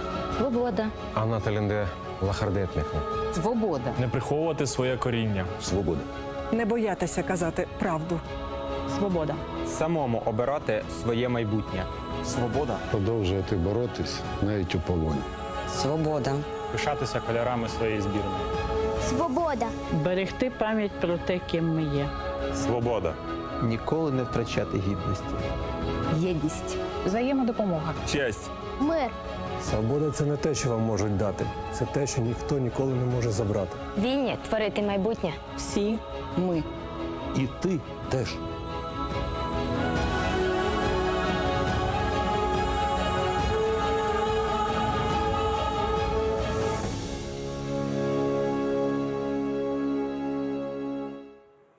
Привітав з Днем Гідності та Свободи і президент Зеленський. Звернення зробив на місці, де мають зробити музей Майдану. І ось що він там сказав. В місці, де ми зараз з вами знаходимося, з'явиться обов'язково з'явиться музей Революції Гідності. І це дуже важливо. Проте будемо відверті. Для вшанування пам'яті кожного загиблого музею дійсно недостатньо. І, звичайно, нам потрібні реальні результати розслідування справ Майдану. Родини загиблих та все суспільство мають обов'язково отримати відповіді, а винні обов'язково отримати покарання. В етері ОТР екс-начальник спецрозслідувань ГПУ Сергій Горбатюк розповів про перспективи розслідування справ Майдану. Давайте почуємо, що він сказав. Перспективи дуже погані, на мою думку. Тобто зроблено руками керівництва Генеральної прокуратури за бездіяльності Верховної Ради все для того, щоб справи на сьогоднішній день фактично припинили свої розслідування і не зрозуміло на який період часу і коли воно буде відновиться повноцінно. І я вітаю в нашій студії гостя Сергія Гармаша, головного редактора видання «Острів». Добрий вечір. Добрий вечір. От почули, так, ми і президента, і екс-голову спецрозслідувань ГПУ департаменту. Дійсно, 6 років минуло. Якихось відчутних результатів розслідування нема. Зараз маємо вже нову владу. От ваші відчуття все-таки будуть доведені ці справи, це розслідування до кінця, чи все ж таки поховаємо ми ці справи і вже забудемо про них назавжди? Ну, точно не забудем. Власть, возможно, попытается их поховать, как вы говорите. Знаете, у меня в связи с последними, скажем, трендами и тенденциями в нашей политике как бы возникает другое опасение, чтобы мы не сделали, скажем, виноватыми жертв этой трагедии. Я имею в виду не только тех, кто погиб, в принципе, а тех, кто стоял на Майдане. Поскольку если от прежней власти трудно было ожидать объективности в этом расследовании, она была фактически одной из сторон конфликта на Майдане, скажем так, то сейчас в связи с тем, что у нас часто Портнов заменяет генпрокурора, извините, ну я образно говорю, я не имею в виду, что он именно вмешивается в работу генпрокуратуры. Да.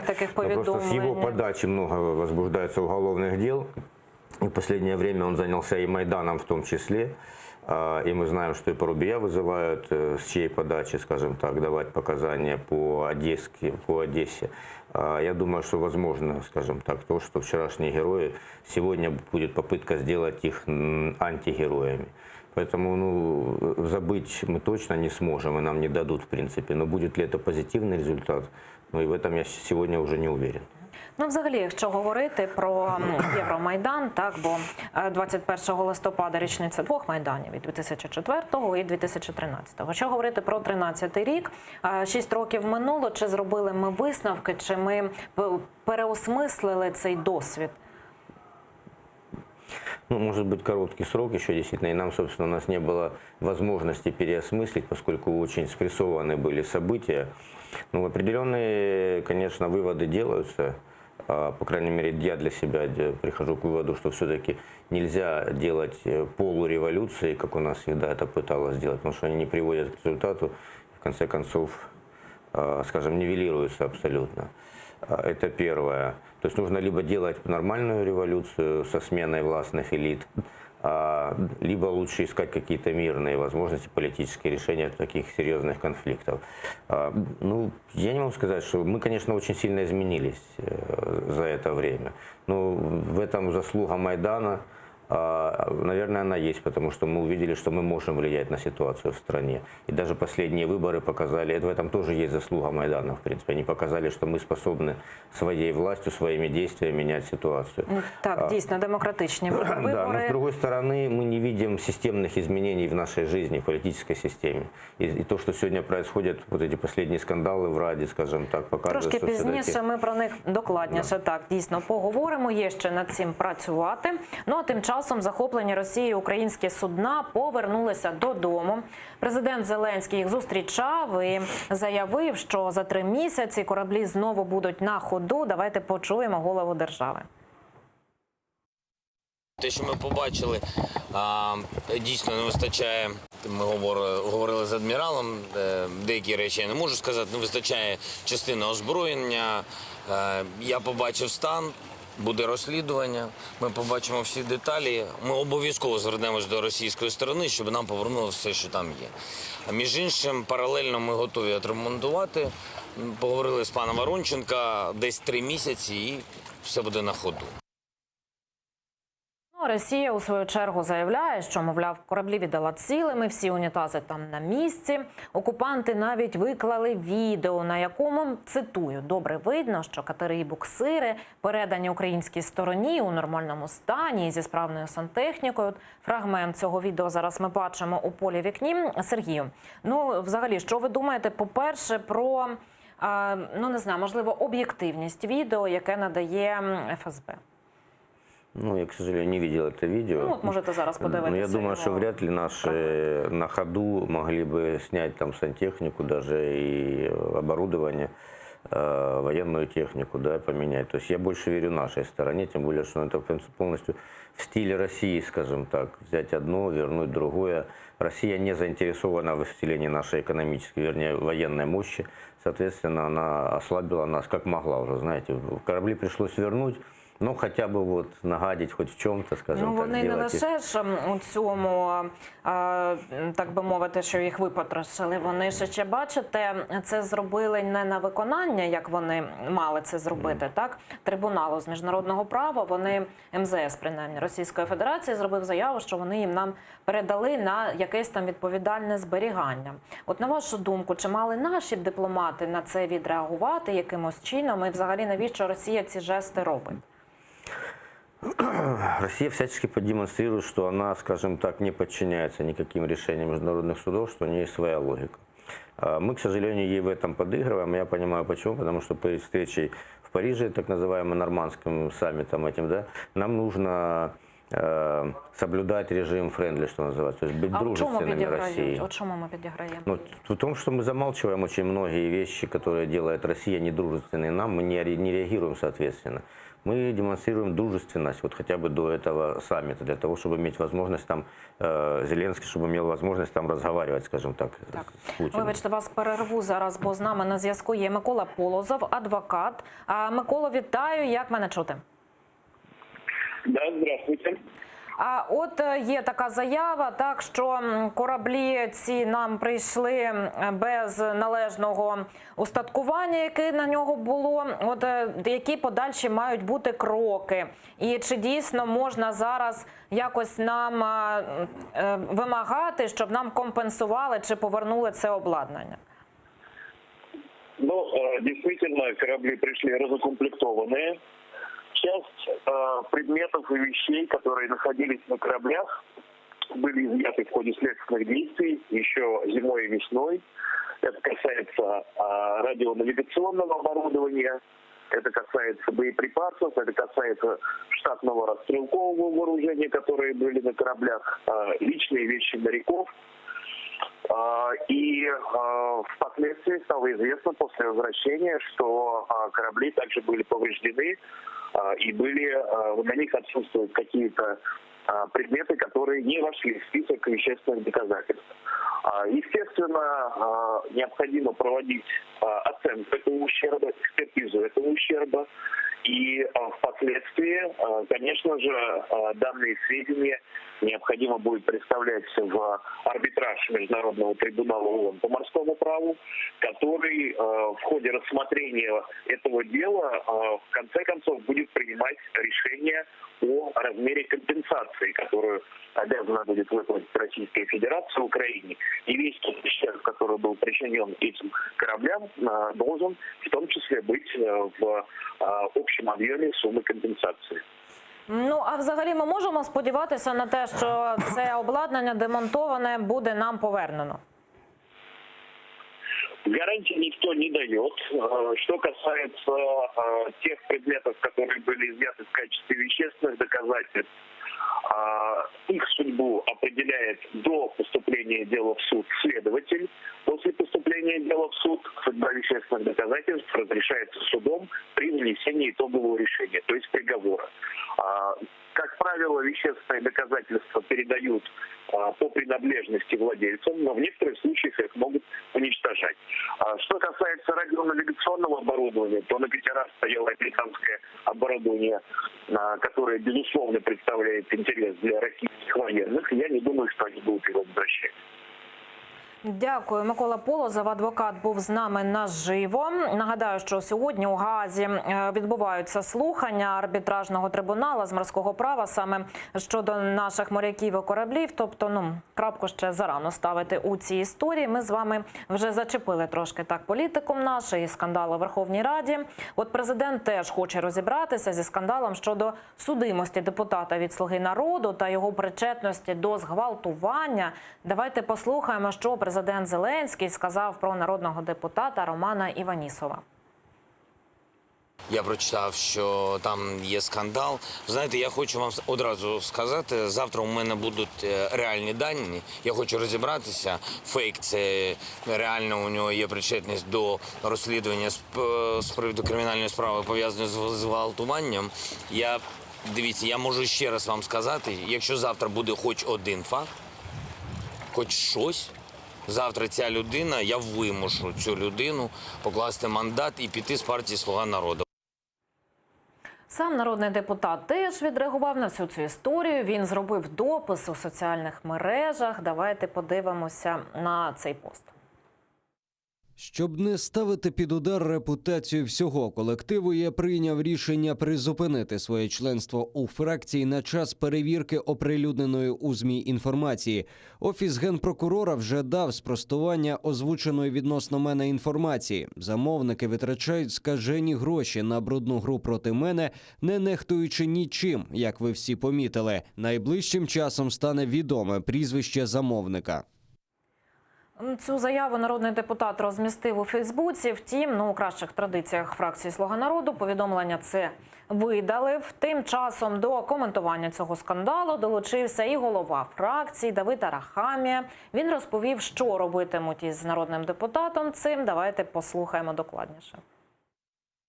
У нас позиція проста. Якщо це було, йому не місце в партії та фракції. Якщо цього не було, тоді ми його заберемо назад. Сьогодні ми від секретаріату фракції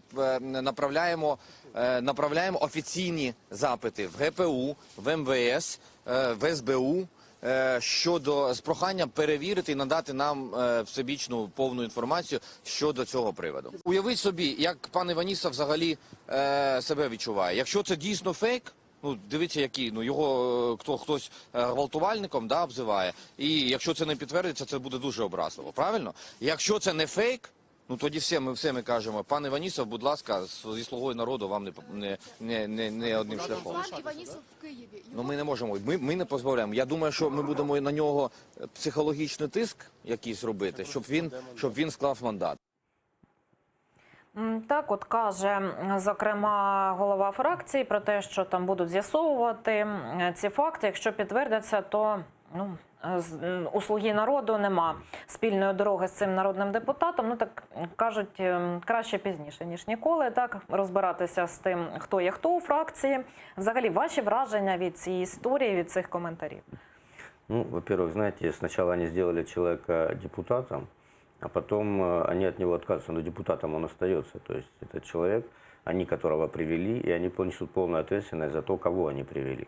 И выяснять, кто насильник, а кто нет, нужно было, когда составляли списки или когда рекомендовались от партии, шли мажоритарщики.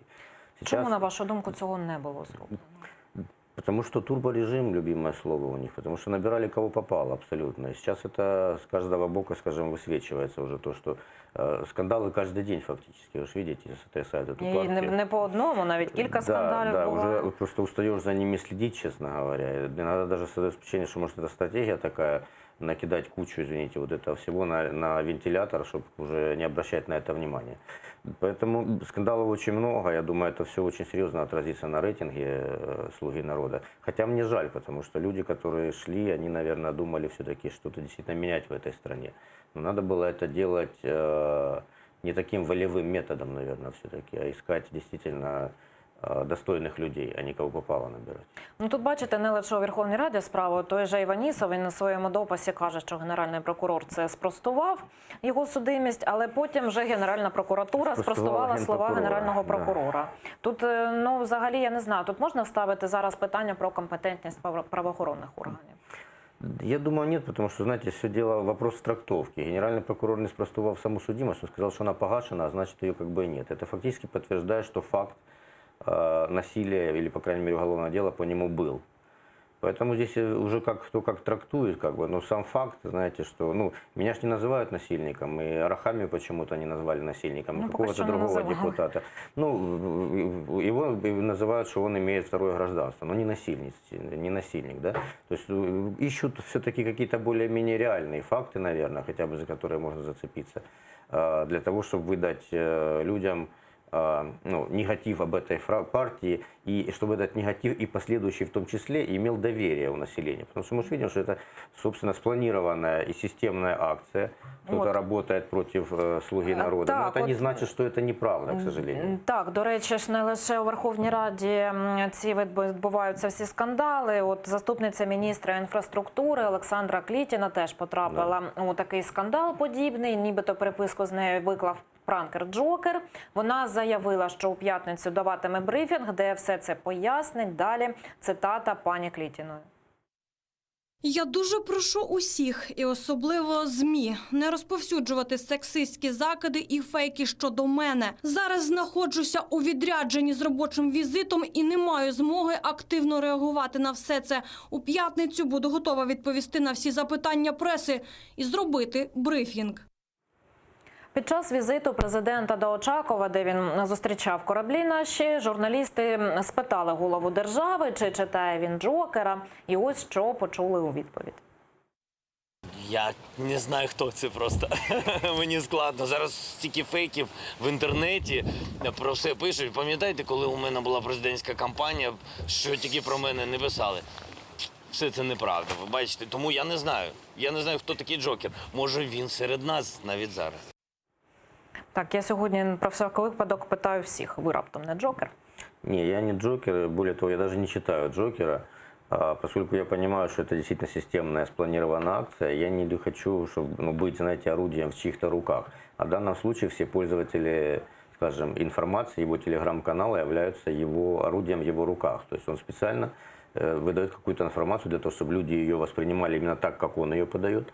Часто скажем, вырваны из контекста. В прессе я потом читаю обвинения, которые больше надуманы, чем вот тоже, когда я вижу все-таки эту переписку, да, и я вижу, что люди больше комментируют, чем сказано действительно на самом деле. Так, тим часом ця переписка, вона на даний момент вона не є спростованою і не є підтвердженою. Я думаю, что она реальна на самом деле, реально. Но просто как ее интерпретируют, это вызывает, скажем так, сомнения. То есть там часто тот же Джокер провоцирует на конкретные ответы, не конкретными поводами, знаете, не конкретные дела. То есть, подтверждает она там, что идут какие-то, не помню, как там эта цитата, терки вокруг там тендера на тепловозы, да, на что-то. Вы понимаете, терками можно назвать что угодно. Может, Ви не читали, але дуже обізнані про суть цих переписок. Я видел, да, скажем так, фрагменты. То есть теркой можно назвать что угодно фактически, любую дискуссию. Может, у нее просто сленг такой, может, она так разговаривает. Новая власть, понимаете, новые манеры. Они ж так разговаривают. Посмотрите, Арахамию или кто там, который про секси-фракцию говорил. Це казав голова партії. Да, то есть, такой сленг у них. Тут бачите, яке питання постає з цими переписками, якщо народні депутати, це представники влади, у нас парламентсько-президентська республіка, вони потрапляють на цей гачок, вони ведуть ці переписки. Тут, по-перше, постає питання про національну безпеку, а по-друге, питання, чи не мають зараз зацікавитися цими всіма речами правоохоронні органи, там, наприклад, СБУ чи кіберполіція, я не знаю, просто чи повноваження це, але... Смотря чим зацікавитись. Если тем, что вообще, как бы, народным депутатам, скажем, легко с ними наладить контакт по телефону, да, или в мессенджере в каком-то, то, наверное, да. То есть, если это не настоящий респондент, кто там разговаривает, корреспондент, то, наверное, как-то нужно это отслеживать. Поскольку это явная политическая провокация, еще раз говорю, это явная политтехнологическая, системная спецоперация информационная против конкретной политической силы, правящего монобольшинства. И, конечно, спецслужбы должны это отслеживать. Это вопрос национальной безопасности. Если говорить именно о содержании того, что там говорится, то здесь нужно все-таки конкретно смотреть, где вырвано из контекста, где нет. Потому что я вчера, опять же, в одном из эфиров слушал просто сброс Полякова по тому, что где-то там в Кривом Роге они обсуждали, честно говоря, не понял, что. Вони спосіб призначення цієї чиновниці на посаду обговорювали. Очень двузначно все это звучало. Если вырвать из контекста, здесь, знаете, нашего фрагмента, сейчас порезать наши беседы, меня в стольких вещах можно обвинить. Я сам просто журналист, немножко политтехнолог, я знаю, как это работает. Поэтому я не доверяю таким вещам. Дайте мне полный текст без склеек, тогда я сделаю выводы. Ясно, что простой телезритель или читатель не будет там анализировать тексты и слушать. Но для этого должны быть эксперты какие-то. У нас часто просто, я же говорю, что в заголовок выносится совсем не то, що є внутрі новості. Так, не лише це питання виникає до партії «Слуги народу». У ці політичні сили офіційно не наймали на роботу жодної людини. І про це кажуть у Комітеті виборців України з посиланням на звіт політичної партії. Зараз давайте почуємо фрагмент цієї заяви Комітету виборців України. Відповідно до звіту «Слуги народу» про майно, доходи, витрати і зобов'язання фінансового характеру в політичній партії офіційно не працює жодної особи. Так, у графі «Працівники складу апарату партії» вказано цифру 0. Для порівняння, у Всеукраїнського об'єднання «Батьківщина» офіційно працює 73 особи, в «Європейській солідарності» – 46, у «Голосу» – 3, Радикальній партії Олега Ляшка – 20, Самопомочі – 264. Директор цієї організації Олексій Кошель прокоментував в ефірі АТР, що можуть означати такі показники, і ось що він нам розказав. Я навіть теоретично не можу припустити, що всі без виключення посади обіймають волонтери. І коли ми бачимо нульові показники, то в мене є цілком обґрунтовані підозри, що офіс, який наповнений штатними працівниками, зарплати фінансуються у конверті. На вашу думку, чи можливі дійсно такі факти бути у партії «Слуга народу»? Я уверен, что так и есть. И, к сожалению, это обычная практика во всех наших, скажем, партийных структурах. И то, что там у сейчас пока в других партиях есть какие-то люди в штате, то это просто более опытные политики, они понимают, они уже подавали отчетность, они не такая новая партия, как «Слуга народа», они каждый год подают отчетность соответствующие, и уже понимают, что надо кого-то показывать. На самом деле там гораздо большее количество людей работает и получают зарплаты в конвертах, и те, кто оформлены, тоже получают зарплаты в конвертах. Такое у нас политическая реальность в стране, поэтому то, что сейчас комитет избирателей выдал по «Слуге народа», но это просто отсутствие політичного опиту у «Слуги народа» і все. Ну, тим не менш, чи може дійсно функціонувати, так припустити, що може така величезна структура функціонувати без штату чи зі штатом, у який лише волонтери входять?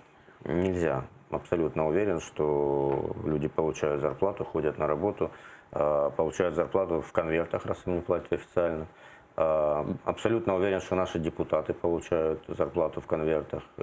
Ну, бачите, і у Верховній Раді теж, принаймні, говорили про те, що там депутатам теж щось дають. Я абсолютно уверен, что это так и есть. И более того, я опираюсь на, скажем, мои личные контакты с депутатами и знаю, что это так и есть. Поэтому, пора просто не делать, знаете, хорошую мину при плохой игре, называть вещи своими именами. Если что-то не так, давайте увеличивать им зарплату. По-разному, и не каждый раз, кстати, одинаково. Это зависит, опять же, от поведения депутата во фракции. Поэтому, когда могут дать 5 тысяч, когда 3 тысячи долларов. Ну, от казали, що від 5 тисяч. Це який порядок цифр? Десь приблизно так, чи більше, менше? Ну, я же говорю, это зависит от, скажем, важности депутата, от его веса в фракции, от того, на скольких еще коллег он может влиять, скажем, весомость его голосований. Поэтому может быть больше, как правило, меньше 3 я не слышу. Ну, тим не менш, це насправді дуже серйозні такі факти. На вашу думку, чи не мають тут правоохоронці чи антикорупційні органи зацікавитись такими фактами? Уже давно пора этим, скажем, зацікавитись действительно и работать над этим. Но мы же понимаем, что наши правоохранительные органы, как показывают тем более последние события, не самостоятельны все-таки в политическом плане. Поэтому я не думаю, что если сейчас начнется расследование, что оно обернется против всех. Оно будет повернуто против, скажем так, друзьям, все, врагам закон. Це черговий інструмент впливу, якщо я вас правильно зрозуміла. Торкнулася теми грошей і порахували тут, скільки навчання для новообраних нардепів у Трускавці обійшлося «Слузі народу» – це 10 мільйонів гривень.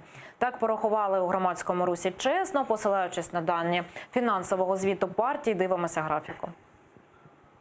Організовували навчання майбутніх нардепів через ТОВ «Бальнеотур», що отримало за свої послуги понад 7,7 мільйона гривень. До цієї суми входять і витрати на проживання.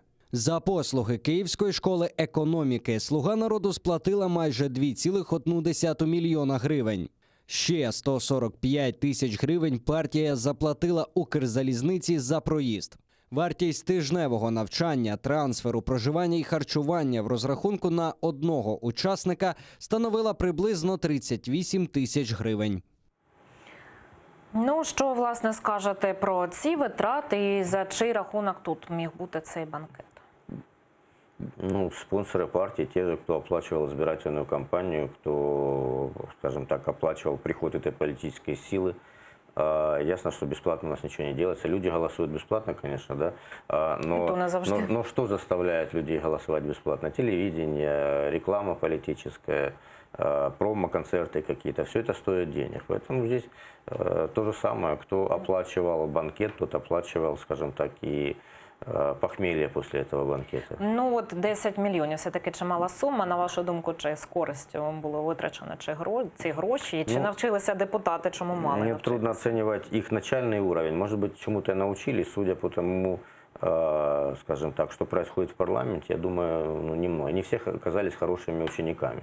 Я вот сейчас сравнил, просто 38 тысяч, можно в Турцию съездить на неделю, хорошо отдохнуть. Наверное, кто-то из депутатов как раз вот воспринял эту поездку как возможность поехать, отдохнуть, пообщаться с молодыми, симпатичными коллегами в Трускавці. Дякую. Сергій Гармаш був гостем нашої студії. Далі ефір АТР продовжить випуск «Заман кримсько-татарської». Про найсвіжіші новини вам розповість Ельмас Асан. Я, Катерина Вишневська, прощаюся з вами і передаю інформаційну естафету моїй колезі Гульсум Халіловій. Залишайтеся з АТР і дякую, що довіряєте.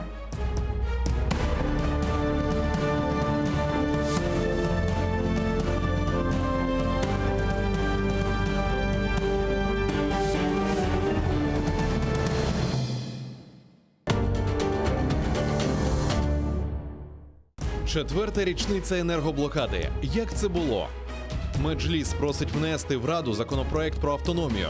Що пропонує представницький орган кримських татар? І чи готові в парламенті його розглянути? Про це говоримо з політичним експертом Олексієм Голобуцьким. Сьогодні на телеканалі АТР.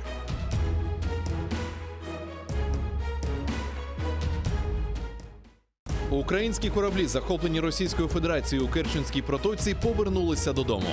Зеленський вшанував пам'ять Небесної Сотні і пообіцяв прогрес у розслідуванні справ Майдану. Скандал навколо «Слуги народу». Що відомо про судимість депутата Іванісова? І чому в партії монобільшості ніхто офіційно не працевлаштований? Про це говоримо з політичним консультантом Петром Охотіним і народним депутатом фракції «Батьківщина» Михайлом Волинцем. Сьогодні в Бугунь на телеканалі АТР.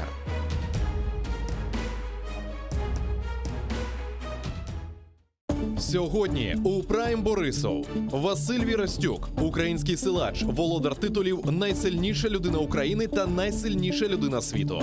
Як спорт допоможе зробити з українців ще сильнішу націю?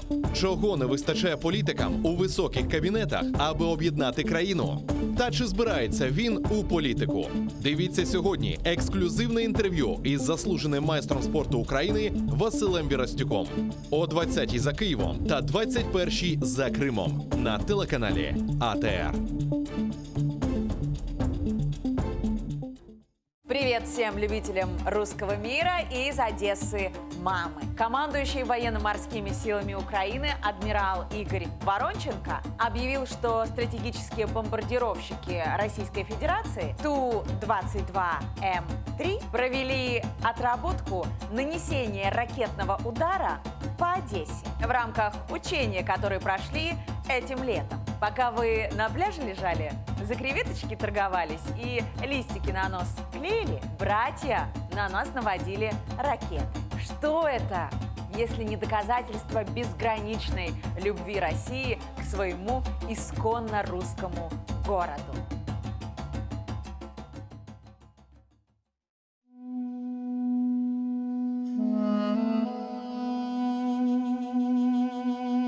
Когда забирали сервера на Джье, вот самой младшей нашей дочери было всего 3 месяца. Когда они к нам пришли вот в масках, это для детей же какой шок. Представляете, 6 утра, они только проснулись, и тут раз в масках возле них стоят. Можно сказать, я его только увидела, сервера, последний раз. Это было последнее апелляционное заседание было. Всегда все вот отзывались, да, и отзываются до сих пор только с хорошей стороны. Все говорят: спасибо вам за такого сына. На свидании видимся с сервером, он говорит нам: мы должны это время пережить гордо и достойно. Документальный фильм «Бойсун Маган. Непокоренный» о жизни узника Кремля сервера Мустафаева и его семье.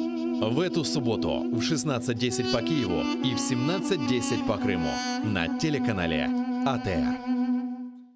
О пек назик, еңгіл, файл қадын еді. Ось дост вегенчлеріні пек севіп, ось самимелігінен әркезіні қыздырайды.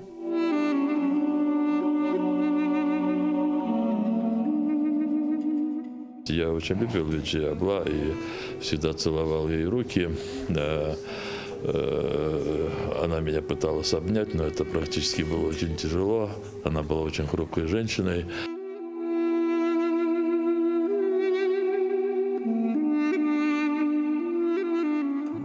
Она вообще просто иногда приходила вот просто посидеть. Мен келіп, сізден бәрабер отырайын. Вот у нее была такая вот какая-то вот внутренняя потребность с нами побыть. Она жила, она очень скромно, но она отслеживала всем, кому плохо, особенно там семьям политзаключенных и тем, кто подвергался выселению, я имею в виду при советской власти. Onun taqdirinde bütün halkının facialı taqdiri aks oluna. 9 yaşındaki kızını Sovet askerleri ve NKVD xadimleri tuğan toprağından sürgün etti. Yaş olğanda o tek Kırım'da yaşamağa arzu etkeni için Kenya hakimiyet zulmuna uğradı. Onun ömrü de facialı zamanlarda onun yekene vatanını zapt etkenlerinin ellerinde bitti.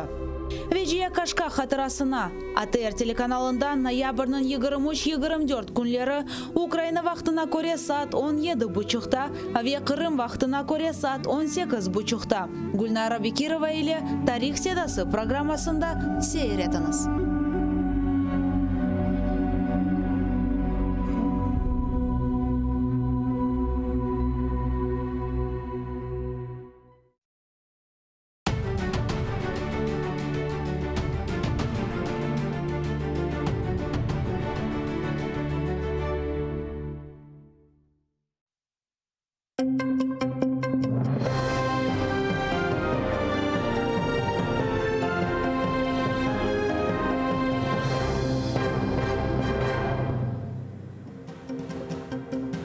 Assalamu alaikum, efirde zaman bugün noyabr'nın 21'i studiyada sizler için men Elmaz Hasan çalışam. Prezident Vladimir Zelenskiy itibar inhilabı devamında elak olğanlarını andı. Ömür arkadaşı ve devletinin diğer yolbaşçılarının elak olğanlarının hatırasına koyulgan haç yanında çırak yakıp çan sesine tiz çöktü. Prezidentke Sema Yüzü Kahramanları aleyasında itibar inhilabı müzeyi kurulacak yerini gösterdiler. Ama prezident kayıt etkene göre bu hem cemaatçılık hem de elak olğanlarının aileleri için yeterli değil. Будемо відверті. Для вшанування пам'яті кожного загиблого музею дійсно недостатньо. І, звичайно, нам потрібні реальні результати розслідування справ Майдану. Родини загиблих та все суспільство мають обов'язково отримати відповіді, а винні обов'язково отримати покарання. Sema Yüzü Kahramanları aleyasında papazlar ibadetler geçirdi. Kiev sakinleri ve misafirler çiçek ve çıraklar getirdi. Tedbirge itibar inhilabı iştirakçıları da geldi. İnhilabının 6. yılığı arifesinde onlar da karışık duyguları peyda ola. Між смутком, гордістю і болем, напевно. Напевно, так. І особливо в світлі останніх подій, що зараз твориться. Тобто, м'яко кажучи, я зовсім не задоволений, і мені навіть страшно. Я був учасником, я отримав кулю на інститутській теж, але вижив. Bugün Ukrayna Menlik Kuni ve inhilapının yıllığını kayıt etti. Ukrayna için ağır bir devir başlandı. 2013 senesi noyabr'nın 21'inde insanlar Hakimiyet Avrupa Birliği ile anlaşma imzalamağa ret etkenden son müstakillik meydanına narazılık gösterip çıkan ediler. Hakimiyet barışık aksiyaları iştirakçilerine kuch kullandı. Tarihimiz bir gecede çevrildi. Noyabr'nın 30'unda Berkut'nın hadimleri studentlerini kuchnin kuvdu. Onlarning faaller yaralandı. O vakit memleket baş ko'tardi. Kanlı cezalar neticesinde sabah erte memleketimizin çeşit köşelerinde yüz binlerce insanlar narazılık aksiyalarına çıkıp başladı. Onlar arasında Kırım'da var idi. Это просто политические репрессии, и сегодня мы здесь в знак солидарности с этими студентами. И пускай не говорят о том, что только западная часть Украины поддерживает Евромайдан, но и Крым тоже, и Южный Юг, это мы тоже здесь, по силе возможности тоже поддерживаем Евромайдан. Держава має забезпечувати права людей і на цьому розвивати суспільство, щоб забезпечувати їх інтереси. Narazılıklar tahminen 3 ay devam etti. Neticede Maydan'da narazıcılar atılgan son Prezident Yanukovych Rusiyaga kaçtı.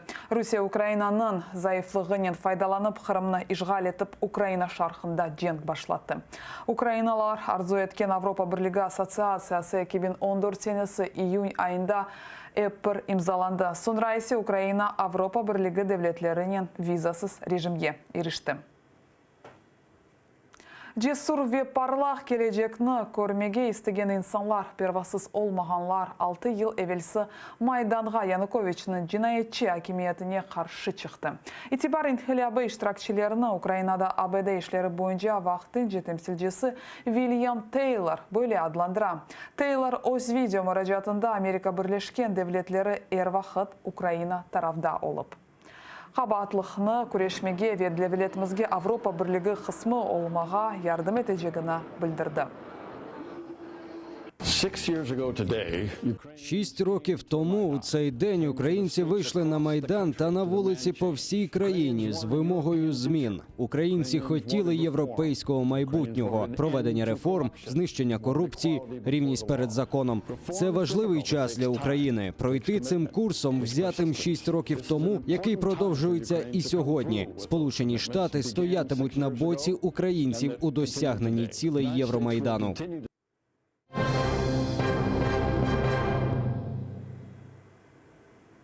Техникави тертибатсыз 360 күнден руслар запт еткен Украин гемелері өз лиманларына қайтарылды. Азат етілген Украин арби катерлері Никополь ве Бердянск, яны хапу буксері Тнеун Ақшам, Николай вилаятының Очаков лиманына кірді. Кемелеріні ерлі сакинлер Украин байрақларынан қаршылады. Учағы бозылғанына бақмадан гежесі президенті Очаковке етіп келді.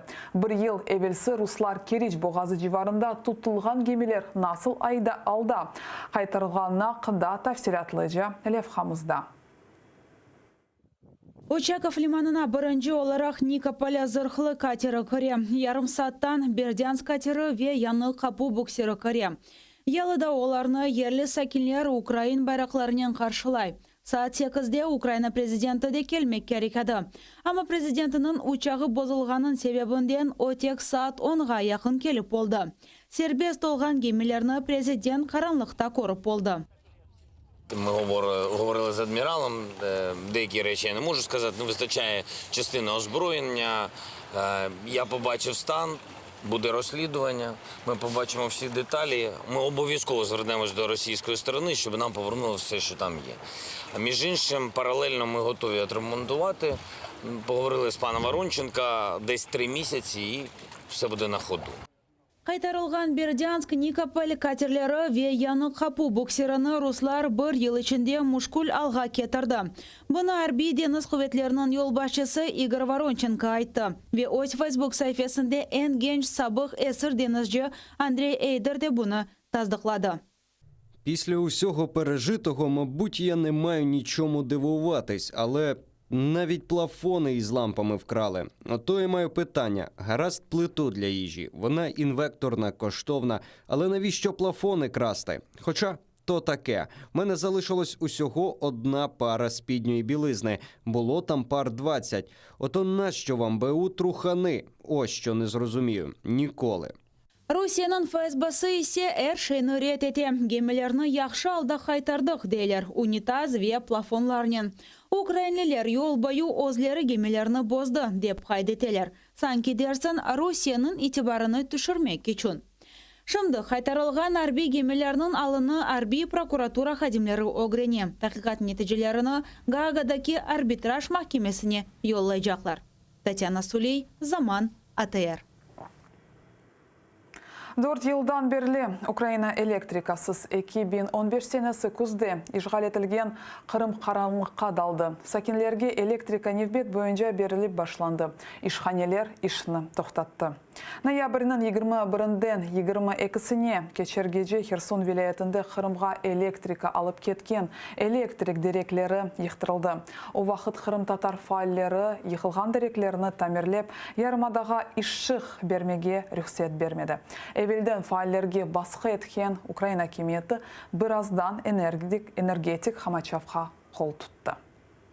2015 senesi kuz. Rusiya ile 1,5 yıl cenk devam etti. Kırım işgaldi. Ukrayna ise işgal etilgen yarımadaga elektrika bermege devam etti. 80%'ını Ukrayna temin etti. Esas elektrika arbi bölükler ve işhaneler temin etilmesine kullanılı. Yali için ise Kırım işlep çıkargan ışık yeterli. Залишок великої електроенергії він максимально йшов на укріплення військової сфери окупантів.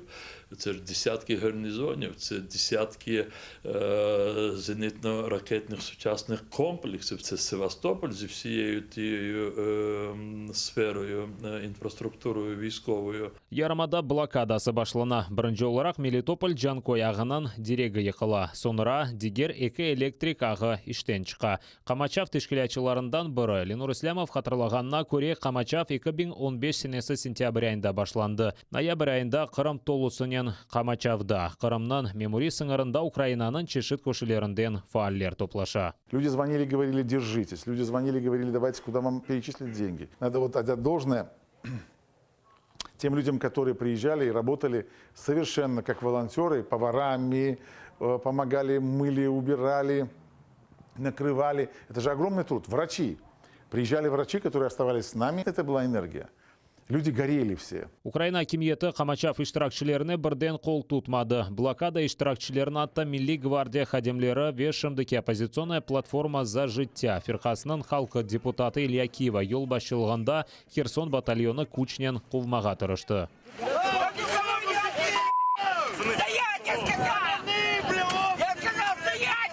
Акимиет позициясына 2015 сенесі декабрь айында деңіштірді. Русияге шарт қойыла. Электрика аңлашмада Қырым Украина территориясы оларақ танылса берілежек. Тежавузже девлет йоқдей. Баш назир Арсений Яценюк ресми шекілде Қырым Камачавыны башлата. Ярмадаға мал ташымасыны ве электрика берілуіні ресми шекілде тоқтата. С политической точки зрения, наверное, это были верные шаги, потому что, у нас отобрали целую республику автономную, а мы будем, скажем так, обеспечивать там светлое будущее. Ишғал етілген Қырымда ұшық күнде тек бір қач саатқа берілі. Жемат нақлияты ве ишханелерінің іші тоқтатыла. Ишғалжылер Украин электроэнергиясыз да күн көрерік дегенне бақмадан яңа электрика мен басына қыдыры башлай. Перші місяці вона звозила зі всієї Росії генератори літаками з Далекого Сходу, там з Хабаровського краю. Потім вона почала будувати потужні теплоелектростанції на газу. І вона без дозволу таких міжнародних корпорацій, як Siemens, почала використовувати їхнє обладнання. Виникли скандали. Тобто ми максимально ускладнили життя країні-окупанту. Вазиетні чезмек için ишгалчылер Краснодар бөлгесінден энергокопор құрылмасыны башлата. Миллиардларнен пара сарф етелер. 2017 сенесі 45 миллиард рублей. Кележек сене да 2 қат зияде. Сам переход, кабельный переход с Таманского полуострова до Керчи стоило 12 миллиардов рублей. Они 3 нитки этих пустили. Допустим, перестройка и модернизация энергосистемы юга России, там, где там в Краснодарском крае, еще 22 миллиарда рублей. Развитие сети в Крыму, в самом 56 миллиардов рублей. Выяснилось, что, конечно, этих денег мало. Энергокопор ішкет шүрілгенне бақмадан проблемалар чезілмеді. Блэкаут эркун юзбере. Ярмадада арби базалар сайысы арта ве энергияның да чоқ құланалар. Яз мевсімінде энергокопор даяналмайып іштен чыға. Ишгалжілер бұ вазиетте украинлерні қабатлайсан кедерсін олар қырымларны ажымай. Были много спекуляций относительно того, что дескать, прекращать поставку электроэнергии, воды, продуктов питания. Это негуманно, ибо там наши граждане. Я хотел бы напомнить, что в соответствии с международными нормами всю ответственность за социальное, политическое, правовое положение людей в оккупированной территории полностью несет оккупант.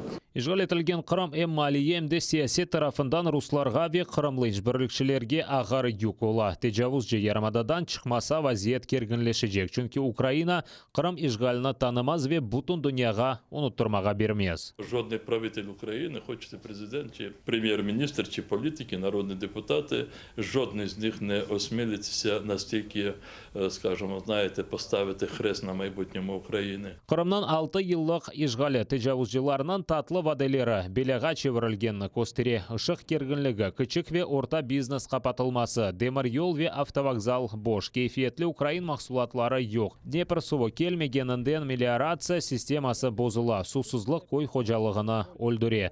Қырымда 10 yıl ишғалде олса 1954 сенесі Украинаға берілгені вақыт олғаны кібі бербат алға кетірілі біле. Риана Алиева, Олена Стецюк, Заман, АТР. Bu saatga sonki haberimizni efirimizni bugun yayına devam eti. ATR'den ayrılmanız.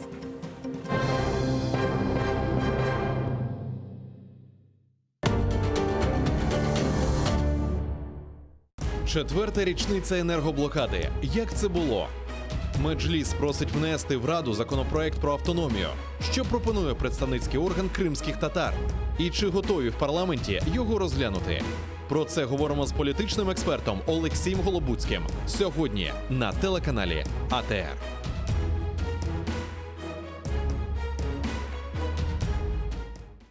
Українські кораблі, захоплені Російською Федерацією у Керченській протоці, повернулися додому. Зеленський вшанував пам'ять Небесної Сотні і пообіцяв прогрес у розслідуванні справ Майдану. Скандал навколо «Слуги народу». Що відомо про судимість депутата Іванісова? І чому в партії монобільшості ніхто офіційно не працевлаштований? Про це говоримо з політичним консультантом Петром Охотіним і народним депутатом фракції «Батьківщина» Михайлом Волинцем. Сьогодні в Бугунь на телеканалі АТР.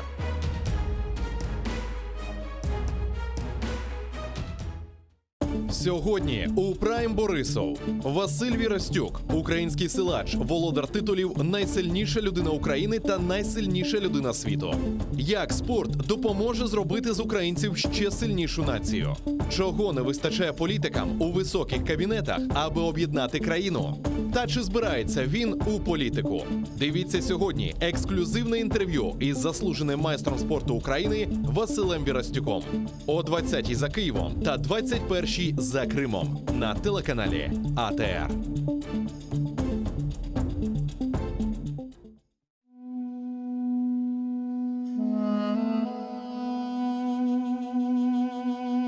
Когда забирали сервера на Джье, вот самой младшей нашей дочери, было всего 3 месяца. Когда они к нам пришли вот в масках, это для детей же какой шок. Представляете, 6 утра, они только проснулись, и тут раз в масках возле них стоят. Можно сказать, я его только увидела, сервера, последний раз. Это было последнее апелляционное заседание было. Всегда все вот отзывались, да, и отзываются до сих пор только с хорошей стороны. Все говорят: спасибо вам за такого сына. На свидании видимся с сервером, он говорит нам: мы должны это время пережить гордо и достойно. Документальный фильм «Бойсун Маган. Непокоренный» о жизни узника Кремля, сервера Мустафаева и его семьи. В эту субботу в 16:10 по Киеву и в 17:10 по Крыму на телеканале АТР. В 1521 году состоялся масштабный поход на Москву Мухаммеда Герая. Какие причины спровоцировали и кто поддержал хана в этой военной кампании? Как повел себя московский князь и на какие условия был согласен во имя примирения с крымским сюзереном? О походе на Московию скоро стало известно в литовских землях. Примечательно, что к этому походу пожелал присоединиться и казацкий староста Евстафий Дашкевич. Сегодня его считают первым в истории гетьманом. Смотрите в программе «Алтын Девир» в новом цикле «История династии Гераев». В эту субботу, 23 ноября в 17:35 на телеканале АТР. Мухаммед Герай I. Собиратель земель. Часть 4. Kırım'da Zemanevi bestekarların en korumlu vekillerinden biri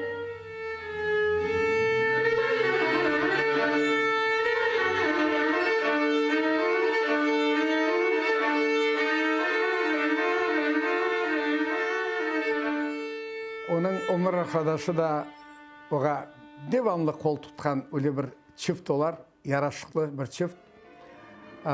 O oğa zil tuta, piyaninoda, Maya Hanım, Maya Kadyrova.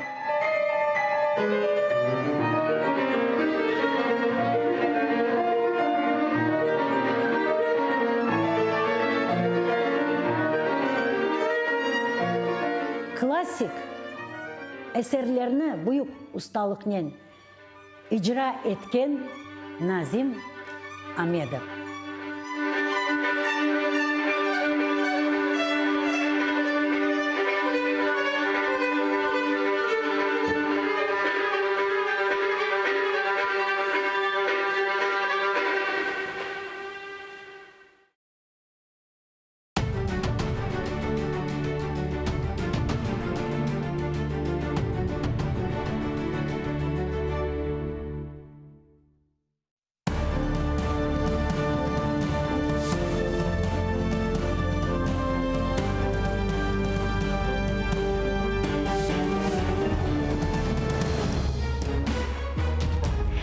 алейкум, хайрлах шамлар, витаю. Я принимаю эстафету от своей коллеги Катерины Вышневской, и мы продолжаем информационный вечер на телеканале АТР. В следующие 3 часа будем говорить с нашими гостями на самые актуальные новости, которые появились в информационной повестке дня. Берите пульт и делайте звук громче. С вами я, Гульсум Халилова. Поехали! Країна відзначає День Гідності та Свободи. Зеленський обіцяє реальні результати розслідування справ Майдану. Судна Бердянськ, Нікополь і Яни-Капу повернулись додому. Президент обіцяє, за 3 місяці будуть на ходу. Скандал навколо судимості «Слуги народу» триває. Голова фракції сказав, що робитимуть із нардепом. Рада представить гостя нашей студии. Олександр Качура, народный депутат Украины, фракция «Слуга народу». Витаю вас. Витаю. Ну, начнем нашу беседу со следующего сообщения. Украина отмечает День достоинства и свободы. 21 ноября – день начала 2 Майданов. Оранжевой революции 2004 года и революции достоинства 2013 года.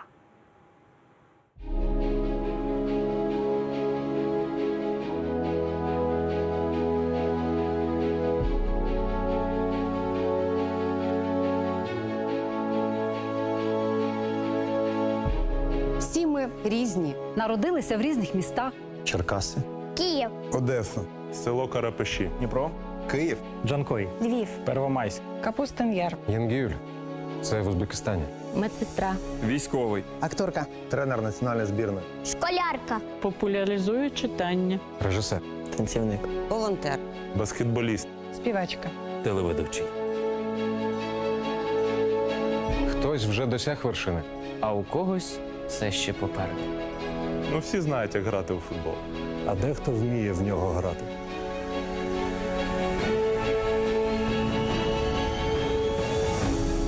Так, ми різні. Стать. Вік. Життєвий досвід.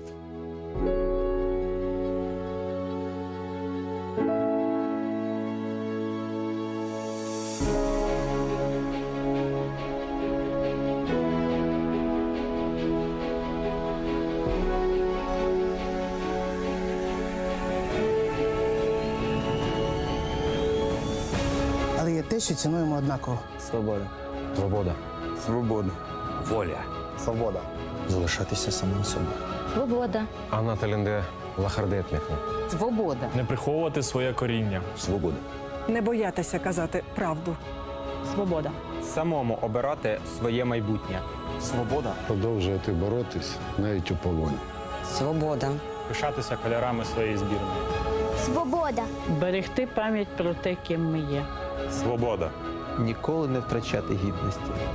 Єдність. Взаємодопомога. Честь. Мир. Свобода – це не те, що вам можуть дати. Це те, що ніхто ніколи не може забрати. Вільні творити майбутнє. Всі ми. І ти теж.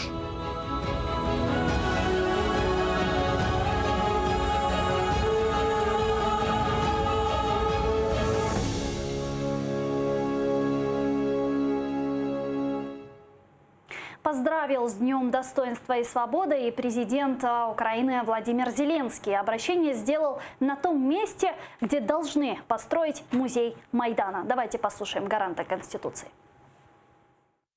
В місці, де ми зараз з вами знаходимося, з'явиться обов'язково з'явиться музей Революції Гідності. І це дуже важливо. Проте будемо відверті. Для вшанування пам'яті кожного загиблого музею дійсно недостатньо. І, звичайно, нам потрібні реальні результати розслідування справ Майдану. Родини загиблих та все суспільство мають обов'язково отримати відповіді, а винні обов'язково отримати покарання. В эфире АТР экс-начальник спецрасследования Генеральной прокуратуры Сергей Горбатюк рассказал о перспективах расследования дел Майдана. Давайте его послушаем. Перспективи дуже погані, на мою думку. Тобто зроблено руками керівництва Генеральної прокуратури за бездіяльності Верховної Ради все для того, щоб справи на сьогоднішній день фактично припинили свої розслідування і незрозуміло приходить час і коли воно буде відновлюється повноцінно. Как известно, дальнейшим расследованием дел Майдана будет заниматься уже ГБР, Нацполиция и НАБУ. Рассчитываете ли вы на эффективность дел расследования? Все-таки прошло уже 6 лет. Вы знаете, мы общались с Русланом Рябошапкой по этому вопросу. Конечно, те доказательства, которые сейчас есть, они очень слабо собраны. Потому что мы знаем, что испиливали деревья, да, почему-то. То есть что-то пытались скрыть. Ну да, некоторые даже уничтожены уже. Были те лица, которых нужно было допросить, их почему-то не допросили. Я знаю, что адвокаты семей Майдана, да, они боролись и говорили о таких кричущих случаях, когда их не слышали, они указывали на факты, тоже как пострадавшая сторона, направляли следствие, оно их не слышало, да, и бездействовало. То есть, конечно, сейчас очень просто сказать, да, спустя 6 лет, когда будут расследованы дела Майдана. То есть я этого очень сильно хочу. Потому что для меня, как для адвоката, все-таки после преступления должно быть наказание.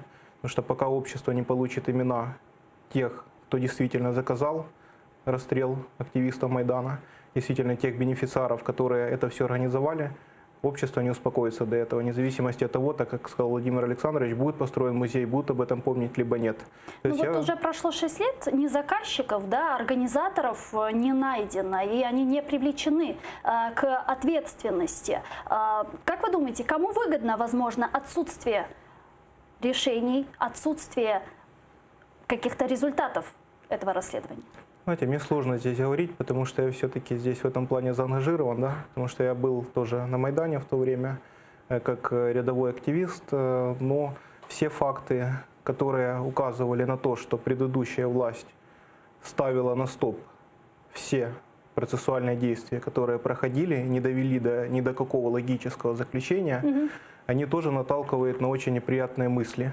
То есть мы надеемся, что сейчас все-таки та следственная группа, которая создана при Генеральной прокуратуре, она сейчас в том числе и передана последственность другим органам. Все материалы, я знаю, что они были разбросаны, они сейчас собираются, структурируются, просматривают, какие доказательства уже есть, что нужно еще сделать. И мы понимаем, что у Рябошапки нет 2 лет, года для того, чтобы расследовать. Это должно быть максимум полгода, чтобы поставить точку уже в этом деле. Ну, если действительно там доказательства уничтожались предыдущим следственным составом, нужно сказать, да, что они уничтожались, это было некачественное расследование, нужно выйти и открыто сказать. Либо сказать, что мы нашли виновных, вот фамилии, обвинительный приговор в суде. Переходя к следующей теме, хотелось бы отметить, что захваченные Россией украинские суда вернулись домой. Президент Зеленский заявил, через 3 месяца будут на ходу. Те, що ми побачили, дійсно не вистачає. Ми говорили з адміралом, деякі речі я не можу сказати, не вистачає частини озброєння. Я побачив стан, буде розслідування, ми побачимо всі деталі. Ми обов'язково звернемось до російської сторони, щоб нам повернули все, що там є. А між іншим, паралельно ми готові відремонтувати. Поговорили з паном Воронченко, десь 3 місяці і все буде на ходу. В эфире телеканала АТР адвокат Николай Полозов рассказал, может ли Украина рассчитывать на компенсацию за разграбленные суда. Давайте его послушаем. Необходимо проводить оценку этого ущерба, экспертизу этого ущерба. И впоследствии, конечно же, данные сведения необходимо будет представлять в арбитраж Международного трибунала ООН по морскому праву, который в ходе рассмотрения этого дела в конце концов будет принимать решение о размере компенсации, которую обязана будет выплатить Российская Федерация Украине. И весь тот ущерб, который был причинен этим кораблям, должен в том числе быть в общем объеме суммы компенсации. Ну вот что это такое? Технику сняли, но унитазы зачем снимать? Вот зачем? Что этим хочет показать Россия? Это, наверное, такая российская ментальность. Знаете, как слышал я когда-то сосед в детстве, говорит, что если я с завода уйду, хотя бы не украду гвоздь, значит, тогда, он русский по происхождению, долго жил в России, значит, что я тогда лох, значит, я неправильно работаю. Ну это, вот наверное, если серьезно, на да. компенсацию стоит рассчитывать нам? Вообще, давайте разберем. Надо разобраться вообще, почему туда наших военнослужащих послали. То есть и почему такой приказ был дан? Потому что знали, что 100% пойдут на таран, задержат их, и непонятно, что с этими молодыми ребятами будет дальше. То есть это первый вопрос юридический. То есть знали непосредственно руководство страны, которая посылала в тот момент. Вы думаете, это было сделано, это была спланированная акция? По моему субъективному мнению, это была спланированная акция. Да, это моя личная точка зрения. То есть непосредственно руководством государства для того, чтобы отвлечь Петром Порошенко? Ну, возможно, да. Возможно. Я не буду говорить точно, что Петр Алексеевич сам непосредственно принимал участие, но задача, я еще по второму образованию политолог, да, очень так похоже, чтобы отвлечь внимание на другие вопросы. Да, сделать это, потом ввести военное положение, потом вы помните, да, что потом после этого возможен был срыв избирательного процесса, но не получилось продавить, не получилось реализовать тот план, потом отступили, после этого ребята остались. Слава Богу, что Владимиру Александровичу удалось дипломатическим путем решить этот вопрос. Потому что если говорим о компенсации, это юридический механизм. Юридический механизм, и по нормам морского права у нас есть решение трибунала, которое говорило о том, что их давно еще нужно было получить. Россия не признает международные нормы права. Ну вот я тут и хотела спросить, нам же русские вернули наши же суда не на основе решения Международного трибунала, а основываясь на свое так называемое уголовное производство, как вещдок, и вернули якобы на ответственное хранение. Вот что это такое? На каком основании мы приняли эти корабли? Да, это первый вопрос. А второй, зачем? Вообще вопрос здесь, это вопрос уже военной дипломатии, потому что все пленные, которые были возвращены, там тоже, да, есть юридическая сторона, то есть это и помилование, да, и так дальше, то есть это техника, юридические вопросы, которые уже политическим путем решаются. Главное, чтобы была договоренность, что наших пленных вернут, наши корабли вернут. Эта договоренность была продавлена со стороны украинской власти, президентом непосредственно Украины. Я знаю, что Ермак занимался тоже этим вопросом, помощники президента занимались этим вопросом, то есть мы достигли того результата, что сейчас корабли находятся на территории Украины. Юридическая здесь чистота процесса, конечно, она остается тут под вопросом, но вам не кажется, люди, что с юридической точки зрения мы как-то подыгрываем РФ? Не, мы не подыгрываем здесь. Это был единственный путь на тот момент. Для того, чтобы это можно либо заморозить, да, навсегда оставить им, подарить их, и оставить там людей, в том числе пленных, да, которых мы сейчас вернули в последнее время. То есть либо идти по тому пути дипломатическому, по которому пошел президент.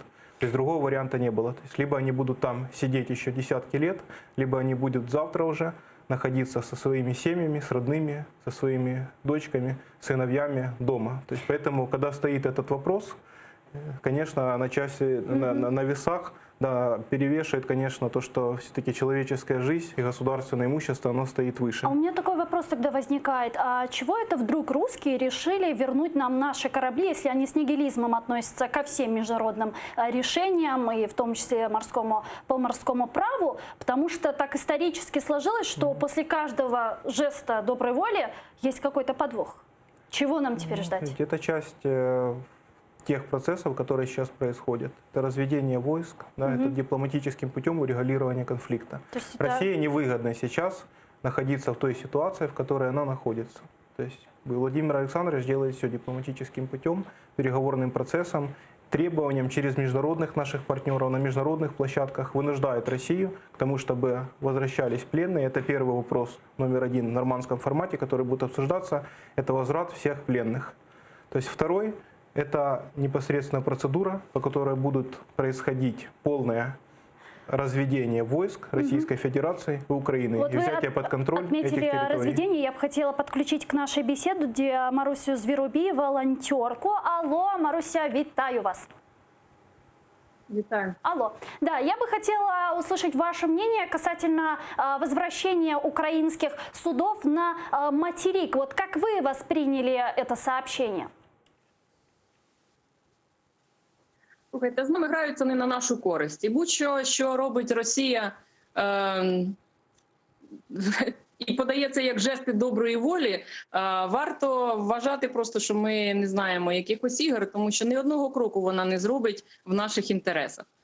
Особливо зважаючи на те, що, по-перше, рішення морського трибуналу виконується нею зараз, а по-друге, стан, в якому вони ці коробочки нам віддали, дуже погано, що Я не чула, щоб наша влада взагалі зазначила, як по-свинськи поступила та сторона, і в якому стані вона віддала нам ці кораблі.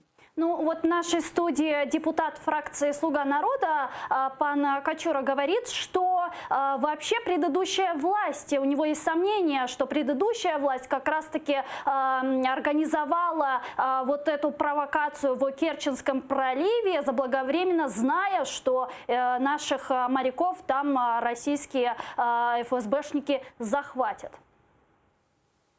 Ну, моя парафія по останньому місцю служби батальйон розвідки, тому ви трошки не за адресою ставите ці питання. Я не буду озвучувати деталі, тобто висновки деталів, справи якої я просто не знаю насправді. І тим більше чіплять попередню владу чи цю. От із того, що я знаю, так це те, що Росія пограбувала просто ці кораблі і віддала нам коробочки, тому що міжнародний трибунал, він теж існує. Ймовірно, не хочеться загострювати з ним стосунки. І взагалі Росія ж показує себе як миротворця на міжнародній арені. І такий жест і в плюс, і в мінус. А к чему может это привести? Вот вы говорили про подвох вот этого так называемого жеста доброй воли, как его называют в Российской Федерации. Вот, а что дальше? Далі будуть нові провокації. Кожен день ми маємо провокації зі сторони Росії. І вони будуть продовжуватися. Просто ця провокація вийшла на міжнародний рівень. І доводиться якось домовлятися. А все, що стосується нашого рівня Україна-Росія, вони тут безпредельничають по повній. Вони не відводять війська, наприклад, вони продовжують обстріли, вони не зробили нам жодного дня тиші, вони не пускають ОБСЄ на свої позиції, аби зафіксувати яке-небудь розведення військ. Тобто тут дуже величезна купа провокацій. Ми кожен час, мабуть, дізнаємось якісь нові новини, всі абсолютно трешові в цій країні. І я очікую сотні нових провокацій просто, тому що Росія давить і буде давити, поки ми не виконаємо всі умови, які вигідні їй. Спасибо большое. Маруся Зверобей, волонтерка, была с нами на прямой связи. Я так понимаю, что вот этот так называемый жест доброй воли, да, разведение, это все для встречи в нормандском формате. Но это часть дипломатических, по моему мнению, процессов, которые происходят по регулированию военной ситуации, вы думаете, нам которая удастся сейчас отстоять есть. свои позиции на этой встрече? Я думаю, что мы, извините за такое непарламентское слово, да выжмем максимум из этой встречи. То есть я знаю, что ведется подготовка в офисе президента, потому что это президент будет непосредственно общаться. То есть мы уже добились того, что эта встреча назначена, потому что мы знаем, что много лет вообще это встречи в нормандском формате не происходили. То есть благодаря нашим партнерам Франция, Германия, Украина, да, и 3+1 и Российская Федерация, они сядут за стол и будут говорить о вообще безопасности в целом. По поводу миссии ОБСЕ, вы знаете, я специально летал в Варшаву на форум по безопасности и встречался, имел личную встречу с Томасом Грумергеном, это генеральный секретарь ОБСЕ. То есть и мы обговаривали все процедуры. То есть на самом деле то, что сказала коллега, да, но это не совсем соответствует действительности, потому что и американцы, и британцы и иностранные организации, в том числе ОБСЕ, они все зафиксировали, что там мир. То есть я общался вот с людьми, которые находятся в зоне разведения. Непосредственно у меня есть там знакомые, они говорят, никогда так тихо не было еще. То есть там работающие школы, там банки начали работать, там восстанавливается инфраструктура, полиция зашла, зашли военнослужащие, то есть все находится под контролем. Ну, только это все произошло, действительно, поживем и увидим, как будет дальше. Я бы хотела перейти к следующей новости. Президент хочет разобраться со скандалом о судимости депутата от «Слуги народа» и его причастности к изнасилованию. Послушаем, что Зеленский рассказал о Раване Іванісові.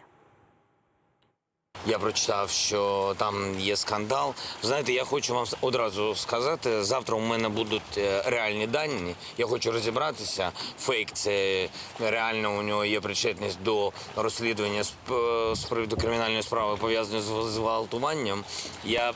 Дивіться, я можу ще раз вам сказати, якщо завтра буде хоч один факт, хоч щось, завтра ця людина, я вимушу цю людину покласти мандат і піти з партії «Слуга народу». Сам народный депутат отреагировал на всю эту историю, написал пост в соцсетях. Давайте послушаем. Щоб не ставити під удар репутацію всього колективу, я прийняв рішення призупинити своє членство у фракції на час перевірки оприлюдненої у ЗМІ інформації. Офіс генпрокурора вже дав спростування озвученої відносно мене інформації. Замовники витрачають скажені гроші на брудну гру проти мене, не нехтуючи нічим, як ви всі помітили. Найближчим часом стане відоме прізвище замовника. Это заявление Иванисова было размещено в Фейсбуке, впрочем, позже было удалено. Ну а вот председатель фракции «Слуга народа» Давид Арахамия рассказал, что будут делать с народным депутатом Иванисовым в случае, если эта информация подтвердится. У нас позиція проста. Якщо це було, йому не місце в партії та фракції. Якщо цього не було, тоді ми його заберемо назад. Сьогодні ми від секретаріату фракції направляємо офіційні запити в ГПУ, в МВС, в СБУ з проханням перевірити і надати нам всебічну повну інформацію щодо цього приводу. Уявіть собі, як пан Іванісов взагалі себе відчуває. Якщо це дійсно фейк, дивіться, який, його хтось гвалтувальником обзиває, і якщо це не підтвердиться, це буде дуже образливо, правильно? Якщо це не фейк, тоді все ми кажемо, пан Іванісов, будь ласка, зі «Слугою народу» вам не одним шляхом. Пан Іванісов в Києві. Ми не можемо, ми не позбавляємо. Я думаю, що ми будемо на нього психологічний тиск якийсь робити, щоб він склав мандат. Скажите, в случае, если действительно вот эта информация подтвердится, считаете ли вы, что этот человек может быть вашим коллегой по фракции? Действительно, как сказал руководитель нашей фракции, это Давид Арахамия, были направлены запросы, в том числе и я сегодня направил запросы в ГПУ, в СБУ и в МВД, чтобы мне подтвердили информацию. Тут вопрос даже не о судимости. С юридической точки зрения судимость может быть погашена. Да. То есть мы знаем, что Юлия Владимировна тоже есть судимость, да, и она погашена. То есть, мы знаем, по каким обстоятельствам ее привлекали, что это было политически мотивированное дело. Когда мы получим уже результаты, когда у нас будут уже прописано в ответе ГПУ, то, что действительно это лицо как-то привлекалось к ответственности, отбывало наказание, то есть, соответственно, по моему мнению, что высокий статус народного депутата, он не позволяет, если такое случится. Да, не позволяет находиться с таким народным депутатом. Его, кстати, выбрали по мажоритарке, тут вопрос, может, все-таки и, возможно, досрочные выборы нужно будет проводить на этом округе, если он служит свои полномочия. То есть, я бы рекомендовал фракции, все-таки, если эта информация еще раз подтвердится, он уже, кстати, написал заявление на выход из фракции, то есть мне кажется, что он должен сложить мандат, так как сказал президент, однозначно, потому что эта информация была скрыта от всех избирателей на округе. Значит, он все-таки шел на выборы, он должен был сказать, потому что Виктор Федорович, когда и шел на выборы, то есть все знали, о том, что он судимый, и все равно проголосовали, потому что судимость у него погашена, и он, соответственно, имеет право. С юридической точки зрения здесь никаких препятствий нет. Да, и я так понимаю, что он не обязан сложить мандат, да? Но вот Арахамия говорит, что будет такое психологическое давление. Это как?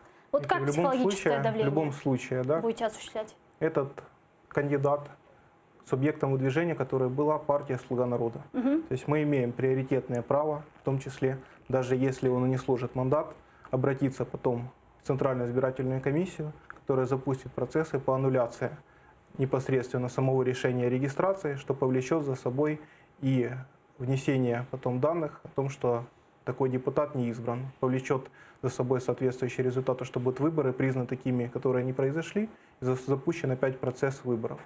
То есть тут только нужно ждать сейчас официального ответа. Конечно, если эта информация подтвердится, я думаю, что такому человеку не место в нашей фракции и в парламенте в том числе. Вот сегодня в эфире наши эксперты в нашей студии говорили, что «Слуг народа», которые попадали в фракцию, не проверяли. Вас действительно не проверяли? Нет, эту информацию все проверяли. Я хочу сказать, что этот депутат, он, кстати, был еще депутатом. То есть Иванисовым проверяли информацию? Проверяли информацию. Возможно, информация была скрыта. Смотрите, мы не были, мы тогда были в оппозиции, напрямую к президенту. У нас не было доступа никаким реестрам и времени писать запросы официально. Нам бы, кстати, их никто не дал ответ, потому что это конфиденциальная информация является. Это сейчас, когда есть депутатские полномочия, нам обязаны отвечать на такие запросы. На тот момент все доступные реестры, это судебный реестр, реестры, например, неплательщиков алиментов, реестры налоговые, да, по наличию либо отсутствию налогового долга, они все проверялись. Те, которые общедоступны, открыты. Реестры юридических лиц, в каких он компаниях, да, либо где-то еще, какую предпринимательскую деятельность осуществлял, были какие-то тендеры. То есть этого невозможно было узнать, потому что это 90-х годов дело. Оно находится в бумажном где-то варианте в каком-то районном суде.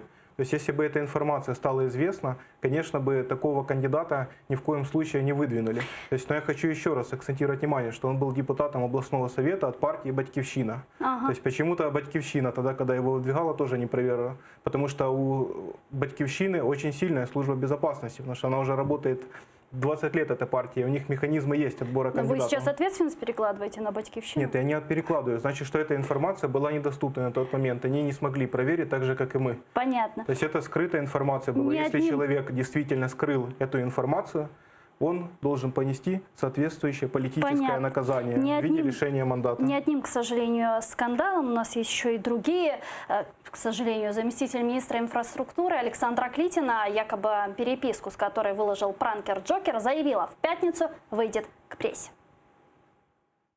Я дуже прошу усіх, і особливо ЗМІ, не розповсюджувати сексистські закиди і фейки щодо мене. Зараз знаходжуся у відрядженні з робочим візитом і не маю змоги активно реагувати на все це. У п'ятницю буду готова відповісти на всі запитання преси і зробити брифінг. Во время визита президента в Очаков журналисты спросили, читает ли тот Джокера, и вот что Зеленский ответил. Я не знаю, хто це просто. Мені складно. Зараз стільки фейків в інтернеті про все пишуть. Пам'ятаєте, коли у мене була президентська кампанія, що тільки про мене не писали? Все це неправда, ви бачите. Тому я не знаю. Я не знаю, хто такий Джокер. Може, він серед нас навіть зараз. А может, вы Джокер? Нет? Нет. А кто? Я не являюсь Джокером. Я думаю, что это целенаправленная, в том числе, кампания по дискредитации нашей партии. То есть это запущенная, проплаченная, ну я уверен, что как бы это финансируется, да, это не на общественных началах. У нас на самом деле есть очень много сил, которые заинтересованы. Потому что мы наступили на хвост многим олигархам. И Ахметову, и Пинчуку, в том числе и Коломойскому, который хочет очень сильно Приватбанк получить назад, но не получается, да, никак. То есть это и Порошенко, и Медведчук, который сейчас газ не может, да, транспортировать, так как раньше это было в Украину. То есть все, в том числе олигархи, да, они пострадали от злочинного режима Зеленского, да, который сейчас борется с олигархами. То есть и никто не говорит сейчас, все говорят о каких-то скандалах, да, о каких-то переписках. Ну а как вам вот Клитина, вот этот скандал? Да. Самое главное, я думаю, что этому нужно дать правовую оценку. Потому что если это действительно достоверная переписка, если она подтверждает, что это так, она выйдет на пресс-конференцию завтра, да, у нас пятница, то есть она свою аргументацию изложит. И действительно, если указанные факты коррупции, они действительно существуют, что это не ее какое-то субъективное мнение, правоохранительные органы в любом случае должны внести в ЕРДР запись и провести соответствующую проверку. А министр, да, и замминистра, они должны понести политическую ответственность. Потому что если действительно такие люди работают, да, и такие факты есть, тогда министру нужно рассмотреть вопрос об их увольнении. Вот у меня, знаете, возникает такой вопрос. Это же не впервые представители из команды президента Зеленского и из монобольшинства, слуги народа, попадают в подобные нелепые ситуации. Почему? Почему вас так легко развести? Я не знаю насчет развести. Тут ну вот пранкер, Джокер, ну как? Вас не учили разве в Трускавце? То есть эти сим-карты, понимаете, с которых были отправлены сообщения, они, возможно, принадлежали именно тем лицам, с номеров которых приходило. То есть здесь тоже вопрос уголовно-правовой такой квалификации. То есть каким образом был получен доступ к персональным данным человека, выпущен дубль его сим-карты, если это действительно так есть, потому что я такую версию слышал, и генерального прокурора, который государственной тайной является носитель, его номер был и мессенджеры взломаны. То есть я считаю, что это недопустимо. И тут в этом контексте нужно все-таки двигаться. Но по поводу, наверное, развели, не развели, наверное, неопытные, молодые. То есть многие у нас хотят много сделать в стране на самом деле. И то, что такие факты есть, то, что нас мочат, да, таким образом. То есть это только подтверждает, что мы идем на правильном пути. Партия «Слуга народа». Если есть какие-то, допустим, я же говорю еще раз, такие правонарушения, им должны дать соответствующую оценку. Партия «Слуга народа» официально не нанимала на работу ни одного человека. Об этом говорят в Комитете избирателей Украины, ссылаясь на отчет политической партии. Давайте слушать. Відповідно до звіту «Слуги народу» про майно, доходи, витрати і зобов'язання фінансового характеру в політичній партії офіційно не працює жодної особи. Так, у графі «Працівники складу апарату партії» вказано цифру 0. Для порівняння, у Всеукраїнського об'єднання «Батьківщина» офіційно працює 73 особи, в «Європейській солідарності» – 46, у «Голосу» – 3, Радикальній партії Олега Ляшка – 20, «Самопомочі» – 264. В эфире АТР директор Комитета избирателей Украины Алексей Кошель прокомментировал, что могут означать такие показатели. Я навіть теоретично не можу припустити, що всі без виключення посади обіймають волонтери. І коли ми бачимо нульові показники, то в мене є цілком обґрунтовані підозри, що офіс, який наповнений штатними працівниками, зарплати фінансуються у конверті. А правда, как у вас так получилось, что в партии нет ни одного человека?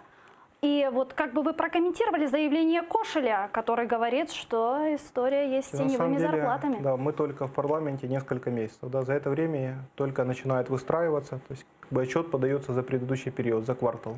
Национальное агентство по противодействию коррупции. То есть будет подан другой отчет, где могут появиться данные о том, что сотрудники все-таки есть. На момент избирательной кампании, Но вот перед вами, вы адвокат по перед партии, этим, да? я был непосредственно волонтером. Вот перед вами тоже сидит волонтер, то есть вы который волонтер, работал. вы не да, я получали бросил, я бросил, когда началась президентская кампания, свою адвокатскую деятельность. У меня был только один клиент. Этот клиент называется партия «Слуга народа», с которым я работал абсолютно бесплатно. И свой ресурс, который у меня был в компании, тоже у меня были сотрудники, которые юридическую часть закрывали в компании. То есть они тоже работали бесплатно. То есть вы бесплатно работали? Конечно. То есть, они, конечно, с компании получали деньги, да. Но я в партии и моя команда работала бесплатно, То как есть волонтеры. ваша вся юридическая фирма, и вы работали да, не вся, бесплатно? Да. Большая часть коллег, которые занимаются избирательными процессами, они работали только с одним клиентом, потому что раньше мы работали с многими политическими партиями. Я увидел, что из себя представляет эта партия, видел идеи. Я вам хочу сказать, кто пойдет в Европейскую солидарность, да, либо в Батьківщину работать бесплатно. То есть мы же знаем, что во всех регионах Зе-команда, она объединила действительно людей, там люди шли за идею бесплатно. Такого никогда еще не было за всю историю Украины. Наверное, за последнее время, так точно, за последние 5-10 лет. То есть, возможно, во время Майдана, да, кто-то приходил и бесплатно работал, но точно не на политические силы. Ну вот что касается Зе-команды, еще хотелось поговорить. Обучение для новоизбранных народных депутатов в Трускавце обошлось «Слуге народа» в 10 миллионов гривен. Так посчитали в общественном движении «Честно», ссылаясь на данные финансового отчета партии. Давайте посмотрим графику. Організовували навчання майбутніх нардепів через ТОВ «Бальнеотур», що отримало за свої послуги понад 7,7 мільйона гривень. До цієї суми входять і витрати на проживання. За послуги Київської школи економіки «Слуга народу» сплатила майже 2,1 мільйона гривень. Ще 145 тисяч гривень партія заплатила Укрзалізниці за проїзд. Вартість тижневого навчання, трансферу, проживання і харчування в розрахунку на одного учасника становила приблизно 38 тисяч гривень. Ну, то есть на вас примерно потратили 38 тысяч гривен. Вы серьезно? Почему так Нужно много? изучить. 10 миллионов. Нужно изучить, но мы же не один день там были на самом деле.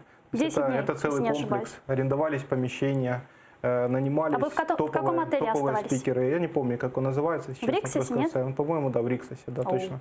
Да, вот в этом отеле, это единственный, кстати, отель, который мог вместить то количество людей в короткие сроки и дать необходимое нам помещение. Потому что у нас была специфика, когда у нас был большой зал, и потом зал делился на несколько групп, которые отдельно работали, да, по определенным заданиям. То есть это можно было только сделать в Трускавце. То есть это первое, почему это было. Второе, мы хотели выехать из Киева. Потому что если бы мы были в Киеве, да, тогда бы невозможно было погрузиться полностью в процесс обучения. То есть, вы знаете, что мы начинали в 7 утра и заканчивали в 11-12 вечера. То есть это было в таком вот, тогда турборежим еще в учебном процессе начался. То есть невозможно было бы сделать это в Киевской области, потому что люди бы ехали домой, да, и это было совсем другое. Результаты были бы абсолютно иными.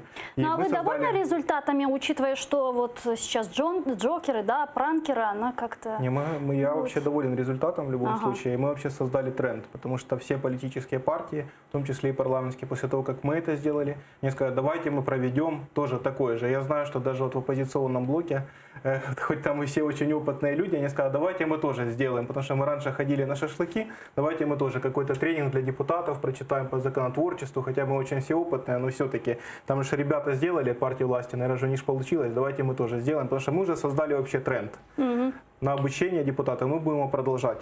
То, что мы честно задекларировали всю сумму, которую потратили, но мне кажется, что это плюс, а не минус. Мы могли бы написать так, как это обычно. Вот Юлия Владимировна, допустим, она живет, у нее 0, да, в декларации. То есть она живет в доме Кончезаспе, ездит на Мерседесе, все партия арендует там за несколько тысяч гривен. То есть мы все показали честно, прозрачно, чтобы все видели, сколько это действительно стоило, и это пошло на пользу. Народный депутат Украины, фракция «Слуга народа» Александр Качура был гостем нашей студии. Благодарю, а мы вынуждены завершать этот блог буквально через несколько минут. Эфир телеканала АТР продолжает новости. Подписывайтесь на наш YouTube-канал, там мы выкладываем самые интересные фрагменты из наших эфиров. Коршкенч.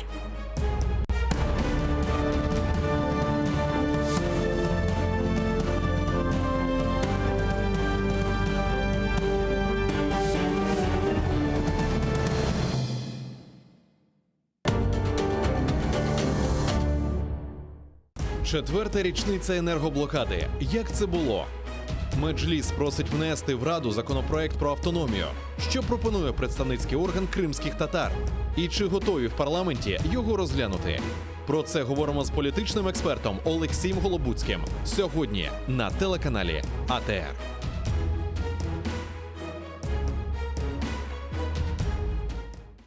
Українські кораблі, захоплені Російською Федерацією у Керченській протоці, повернулися додому. Зеленський вшанував пам'ять Небесної Сотні і пообіцяв прогрес у розслідуванні справ Майдану. Скандал навколо «Слуги народу». Що відомо про судимість депутата Іванісова? І чому в партії монобільшості ніхто офіційно не працевлаштований? Про це говоримо з політичним консультантом Петром Охотіним і народним депутатом фракції «Батьківщина» Михайлом Волинцем. Сьогодні в Бугунь на телеканалі АТР.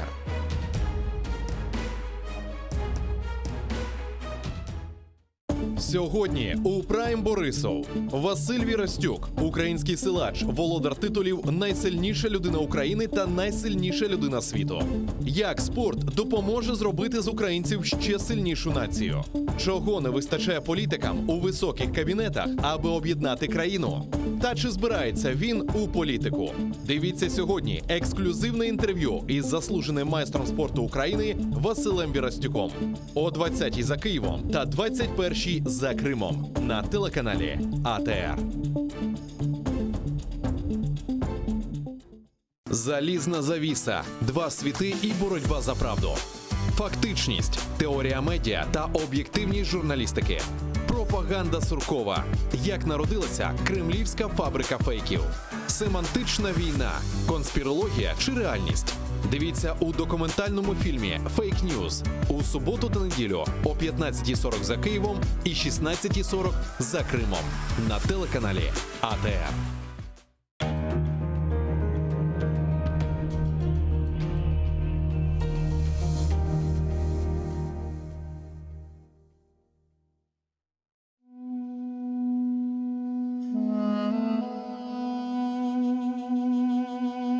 Когда забирали сервера на Джие, вот самой младшей нашей дочери, было всего 3 месяца.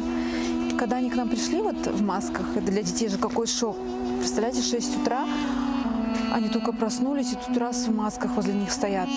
Можно сказать, я его только увидела, сервера, последний раз. Это было последнее апелляционное заседание было.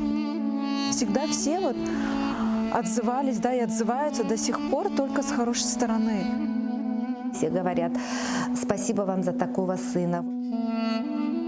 На свидании видимся с сервером, он говорит нам, мы должны это время пережить гордо и достойно. Документальный фильм «Бойсун Маган. Непокоренный» о жизни узника Кремля Сервера Мустафаева и его семье. В эту субботу в 16:10 по Киеву и в 17:10 по Крыму на телеканале АТР.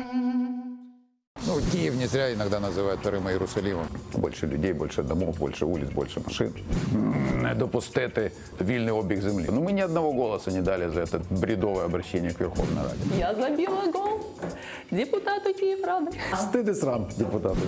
Money rules. То есть деньги есть, порешаем. Українці дадуть собі раду, як заробляти гроші. Просто не заважайте, не лізьте в їхні справи. В этом радость, наверное, ресторатора. То есть можно просто приходить в свой ресторан и есть. Однозначно, то есть это коренной народ, и народ, который заслуживает права на автономию. Я думаю, одна из причин, по которой вот так с Крымом произошло, это, ну, такое отношение сквозь пальцы или вообще такое пренебрежительное к тому, что было связано вообще с историей крымско-татарского народа вот, по отношению к его родной земле. Добрый день, друзья! Сегодня мы будем говорить о столице Украины Киеве с депутатом Киеврады, а главное коренным жителем Киева Сергеем Высоцким.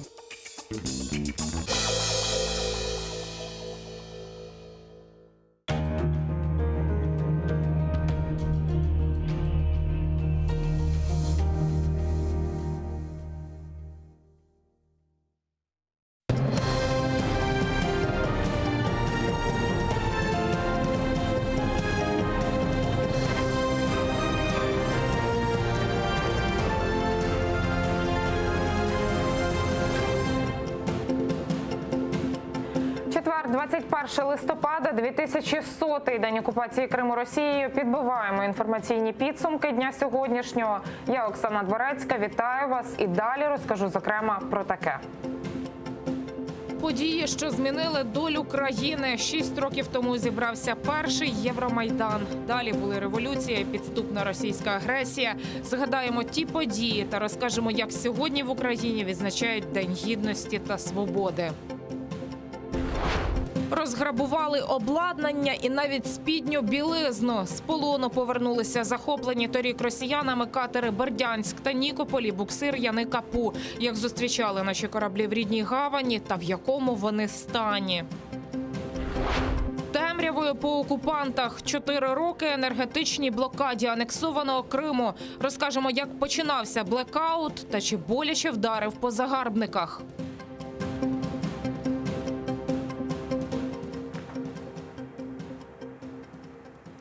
Біль, смуток та гордість. Українці сьогодні відзначають День Гідності та Свободи і річницю початку одразу 2 революцій – 2004 та 2013. 6 років тому, саме 21 листопада, на Майдані Незалежності зібралася перша акція протесту. Тоді це була реакція на плани колишньої влади на чолі з Віктором Януковичем відмовитися від політики євроінтеграції, натомість рухатися до митного союзу з Росією.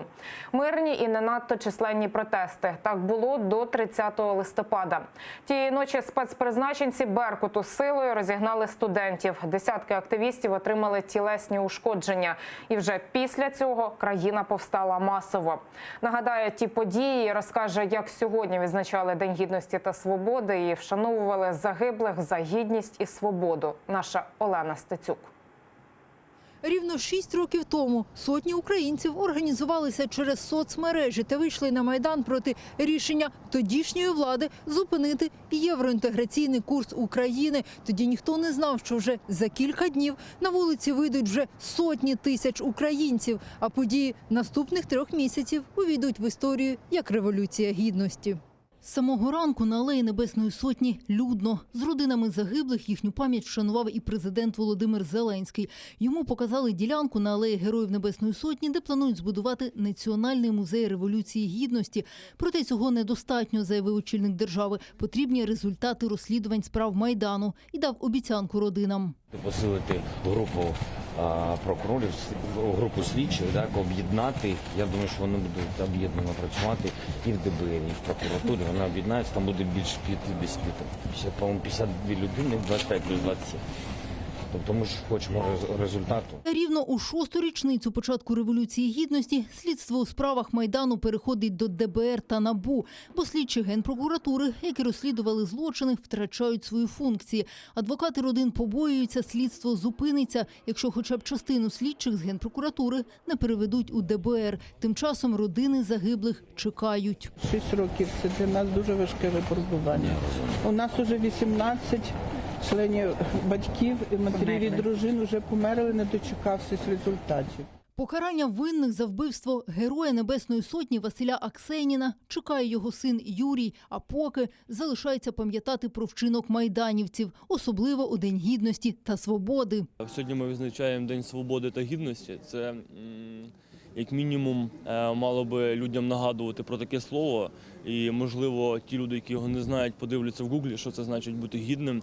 І, нарешті, наша революція зможе дійти до кінця. Тому що я вже сьогодні казав, що революція для нас не закінчилась. Вона і продовжується, і шанс є ще, в принципі, в кожного змінитись. 6-й рік поспіль родичі загиблих героїв та просто небайдужі збираються на поминальний молебень біля каплички на алеї Небесної Сотні. Це місце найбільше скроплене кров'ю учасників Революції Гідності. Лише 20 лютого 2014 року від вогнепальних поранень загинули 49 учасників Революції Гідності. Понад 150 були поранені.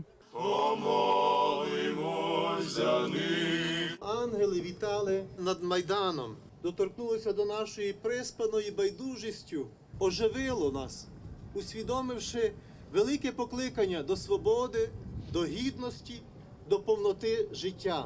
В руках квіти і лампадки, на очах сльози. Біля народного меморіалу Героїв Небесної Сотні їхні родини та здебільшого учасники Революції Гідності згадують полеглих героїв. Це, власне, показник того, наскільки віддані українці, наскільки відданий наш народ цим непересічним цінностям, найвищим цінностям, свободі і гідності. Ціна життя. Що може бути вище? Суміш між смутком, гордістю і болем, напевно. Напевно, так. І особливо в світлі останніх подій, що зараз твориться. Тобто, м'яко кажучи, я зовсім не задоволений, і мені навіть страшно від того, що зараз так бавляться, як з іграшкою, з тою незалежністю, з державою. День Гідності та Свободи присвячений початку одразу 2 революцій. 21 листопада 2004 року почалася помаранчева революція проти фальсифікації виборів. Завершилася вона без крові. Майданівці 2014 року стояли до кінця, попри вогонь, кики беркутівців та снайперські кулі. 107 портретів загиблих. На місцях розстрілів Небесної Сотні тепер дивляться в очі перехожим. Вчителька Ольга розглядає фотографії героїв. Зізнається, все не йде з голови розмова з одним знайомим. І він сказав: ти знаєш, хто там був?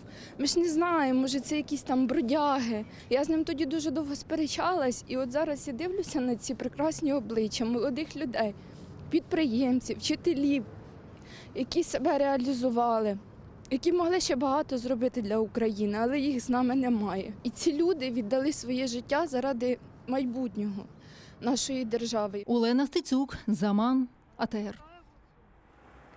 Відважні та сповнені рішучості досягти кращого майбутнього. Саме такі люди 6 років тому вийшли на Майдан Незалежності проти злочинної влади втікача Януковича. Так, учасників Революції Гідності називає тимчасовий повірений у справах США в Україні Вільям Тейлор. Посольство США записало відеоролик до Дня Гідності та Свободи. Тейлор запевняє, Сполучені Штати завжди будуть на боці українців у боротьбі з корупцією та прагнені стати частиною Європейського Союзу.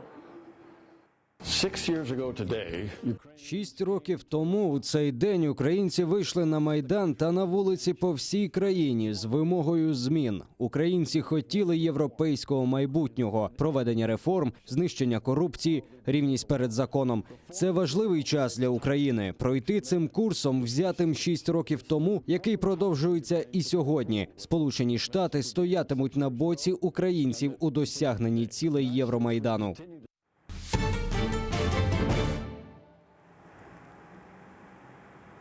Без обладнання та техніки, проте нарешті у рідній акваторії через 360 днів полону.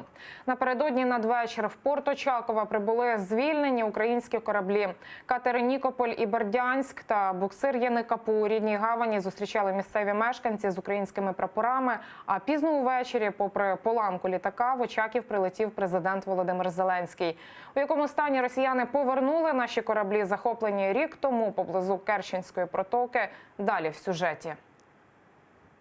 16:03. В порт Очакова заходить український броньований катер «Нікополь».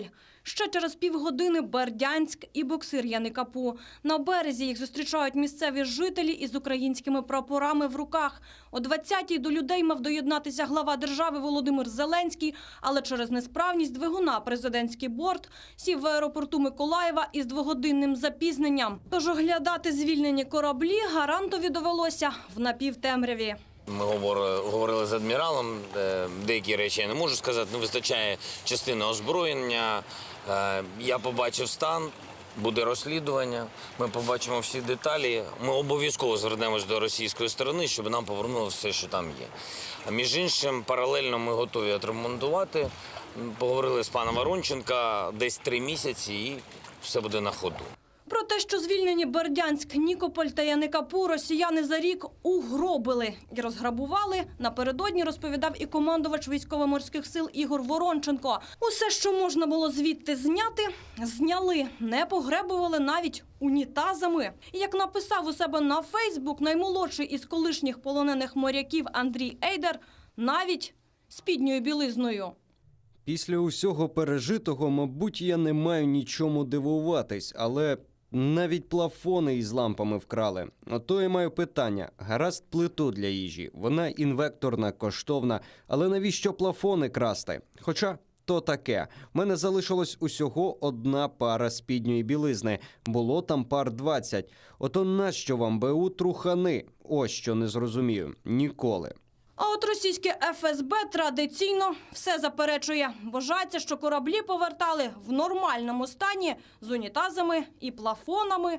І українці, мовляв, самі все познімали дорогою додому навмисно, аби зіпсувати кришталево чисту репутацію Росії.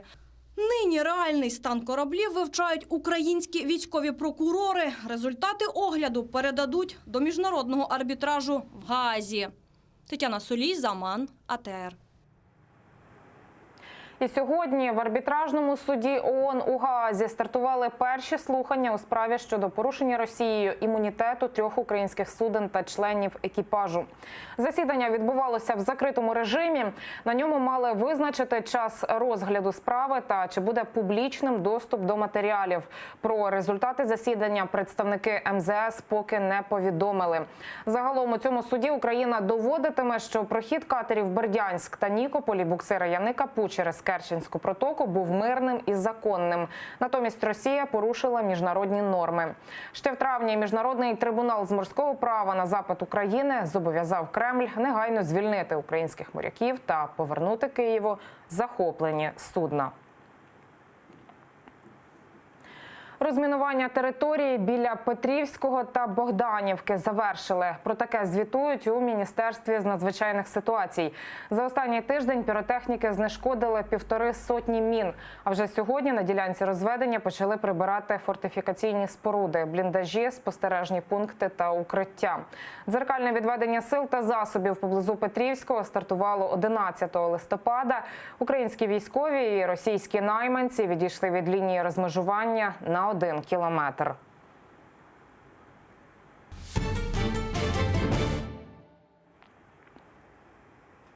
$50 мільйонів гривень застави без тримання під вартою. Про такий запобіжний захід для мера Львова Андрія Садового клопотатиме спеціалізована антикорупційна прокуратура. Про це повідомляють у прес-службі відомства. Андрію Садовому та ще 2 посадовцям Львівської міськради вручили підозри у зловживанні владою.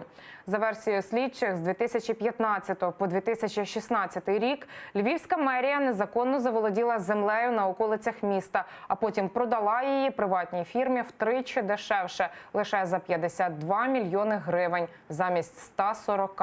Саме такою, згідно з оцінкою експертів, була реальна вартість 23 гектарів землі, де мали збудувати індустріальний парк. Як наслідок, бюджет міста недоотримав 88 мільйонів гривень. Зазначу, що на спірній ділянці на момент продажу були паї 300 жителів села Рава-Руська, і формально ця земля не належала Львову. Сам Андрій Садовий запевняє, землю продали законно, на відкритому тендері, а індустріальний парк тут і досі не почали будувати через нескінченні перевірки Генпрокуратури. Ми від цієї компанії за землю отримали 54 мільйони. Було поле, де корови паслися, на цьому полі компанія має збудувати індустріальний парк. Починаючи з 15-го, 16-го і далі, блокування зі всіх сторін на рівні влади державної, Генеральної прокуратури. За той час компанія CTP збудувала парки в Румунії, в інших країнах. Третій по об'єму в Європі інвестор, який інвестує в промислове майно. Вони мають намір збудувати тут у Львові 3000 нових робочих місць. З того часу, з 2016 року, прокурори їздять, досліджують. Земля стоїть. Отакі реалії сьогоднішнього часу. Нардепа від «Слуги народу» Романа Іванісова можуть повернути у фракцію, якщо з'ясується, що він не судимий за зґвалтування неповнолітньої. Про це заявив голова фракції «Слуга народу» Давид Арахамія. Скандал з нібито судимістю Іванісова розгорівся цього понеділка. Екс-радикал Ігор Мосійчук опублікував фото з довідками про судимість нардепа від «Слуги народу». А напередодні генпрокурор Руслан Рябошапка розповів журналістам, що Роман Іванісов і справді має погашену судимість. Давид Арахамія закликав депутата вийти із фракції на час перевірки, і той погодився. Але божиться, що в його біографії взагалі не було криміналу, і на нього зводять наклеп через його розслідування корупційних бурштинових справ. Його представник їде до Маріупольської колонії ВВК, там, де його звинувачують, щоб там на відео записати всі журнали, щоб побачити, що там немає ніяких записів. Дивіться, у нас позиція проста. Якщо це було, йому не місце в партії та фракції. Якщо цього не було, тоді ми його заберемо назад.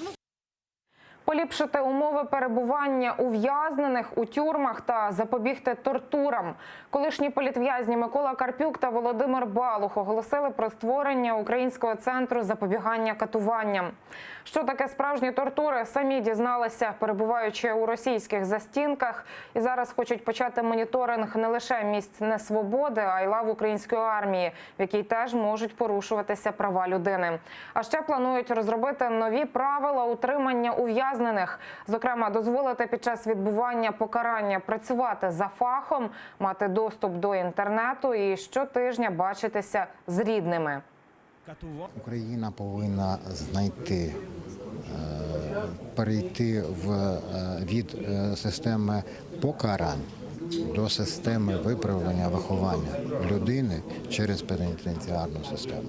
Нову систему утримання людей, утримання ув'язнених, нову систему, яка би давала можливість людині переосмислити вчинене ним і відчувати, що він не є ізгоєм, що він залишився членом суспільства. У нього є перспектива росту і розвитку. Він здатен показати уже там, в виправних наших структурах, показати, що він це може.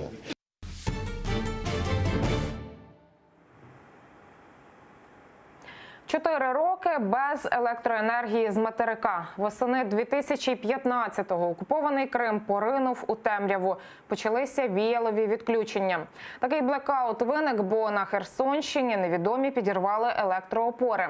Тоді кримськотатарські активісти виступили проти відновлення електропостачання, бо таким чином Україна б фактично допомагала Росії анексувати свій півострів. Українська влада, яка спершу тиснула на активістів і прагнула відновити електропостачання, згодом визнала доцільність блекауту.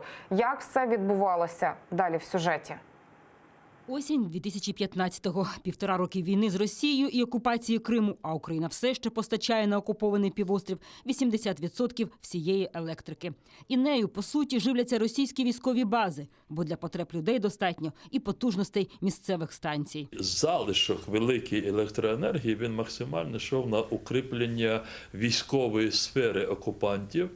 Це ж десятки гарнізонів, це десятки зенітно-ракетних сучасних комплексів. Це Севастополь зі всією тією сферою, інфраструктурою військовою. Починається громадянська блокада. Падає перша опора ЛЕП, Мелітополь, Джанкой. Згодом виводять з ладу решту електроліній. Один із організаторів блокади Лінур Іслямов з часом розповість. Відрізати анексований півострів вирішили на початку вересня 2015-го. І за місяць реалізували обіцянку. До адмінмежі почали з'їжджатися активісти з усієї країни. Люди звонили, говорили, держитесь. Люди звонили, говорили, давайте, куда вам перечислить деньги. Надо вот отдать должное тем людям, которые приезжали и работали совершенно как волонтеры, поварами, помогали, мыли, убирали, накрывали. Это же огромный труд. Врачи. Приезжали врачи, которые оставались с нами. Это была энергия. Люди горели все. Керівництво України спочатку не підтримало блокадників. Їх штурмувала навіть Нацгвардія, а ще батальйон «Херсон» на чолі з нинішнім нардепом ПЗЖ Іллею Ківою. На активістів пішли зі зброєю.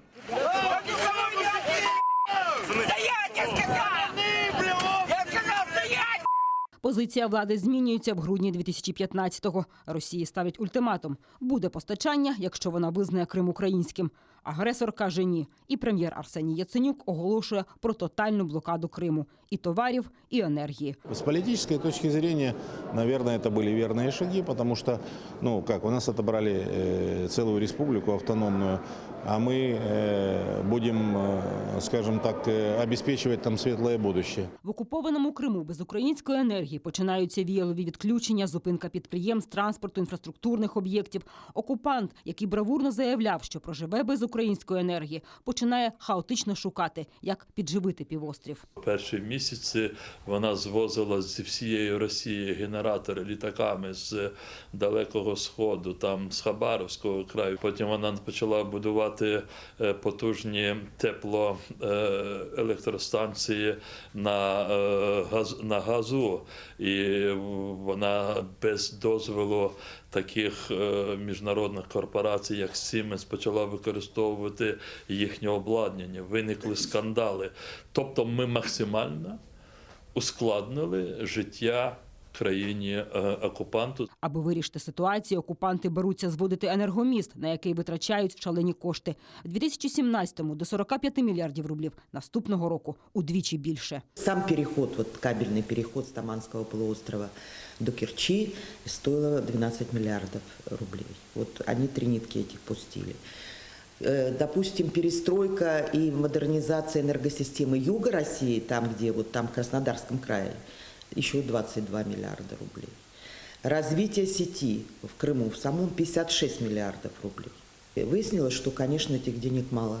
Енергоміст проблеми не вирішив. Блекаути трапляються і донині. Військові бази на півострові зростають і тягнуть енергію. А в аномальну спеку потужності енергомосту не витримують навантаження. Окупанти починають тиснути на нелюдяність української влади, яка буцімто не жаліє кримчан. Було багато спекуляцій относительно того, що прекращать поставку электроэнергии, воды, продуктов питания. Это негуманно, ибо там наши граждане. Я хотел бы напомнить, что в соответствии с международными нормами всю ответственность за социальное, политическое, правовое положение людей в оккупированной территории полностью несет оккупант. Окупований Крим стає тягарем – фінансовим та політичним – для російського агресора та кримської влади колаборантів. І поки агресор не вийде з півострова, ситуація для нього гіршатиме. Бо Україна ніколи не визнає Крим російським і не дасть про це забути цивілізованому світу. Жодний правитель України, хоч це президент, чи прем'єр-міністр, чи політики, народні депутати, жодний з них не осмілиться настільки, скажімо, поставити хрест на майбутньому України. 6 років окупації Криму показали, солодкі обіцянки агресора обернулись бідою. Блекаути і перепади напруги, пустують залізничні та автовокзали. Без дніпровської води виходять з ладу систему меліорації. Постійна посуха знищує будь-які перспективи сільського господарства. Ще максимум 10 років окупації, і Крим повернеться до того ж жалюгідного стану, яким його передали Україні у березні 1954 року. Ріана Алієва, Олена Стецюк, Заман, АТР. На Україну тиснули за вказівкою американського президента Дональда Трампа. Це на відкритих слуханнях у Конгресі визнав посол США в Євросоюзі Гордон Сондланд. Він заявив, від України вимагали послугу у вигляді розслідування справи, в якій би фігурував син Джо Байдена, в обмін на організацію візиту Володимира Зеленського до США та надання військової допомоги. Про нові свідчення у справі імпічменту Дональда Трампа та інші події в світі далі в огляді. На Україну чинили тиск, примушували шукати компромат на сина конгресмена Джо Байдена. Робив це за дорученням Дональда Трампа, його адвокат Рудольф Джуліані.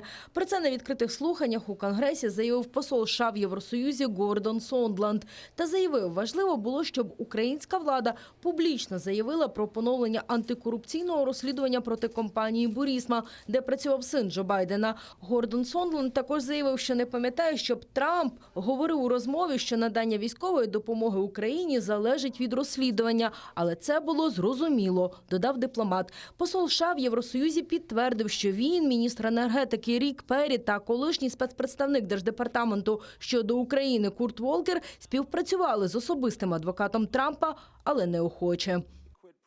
Ми всі розуміли, що якщо не будемо співпрацювати з Руді Джуліані, ми втратимо можливість зміцнити відносини з Україною. Ми виконували розпорядження президента.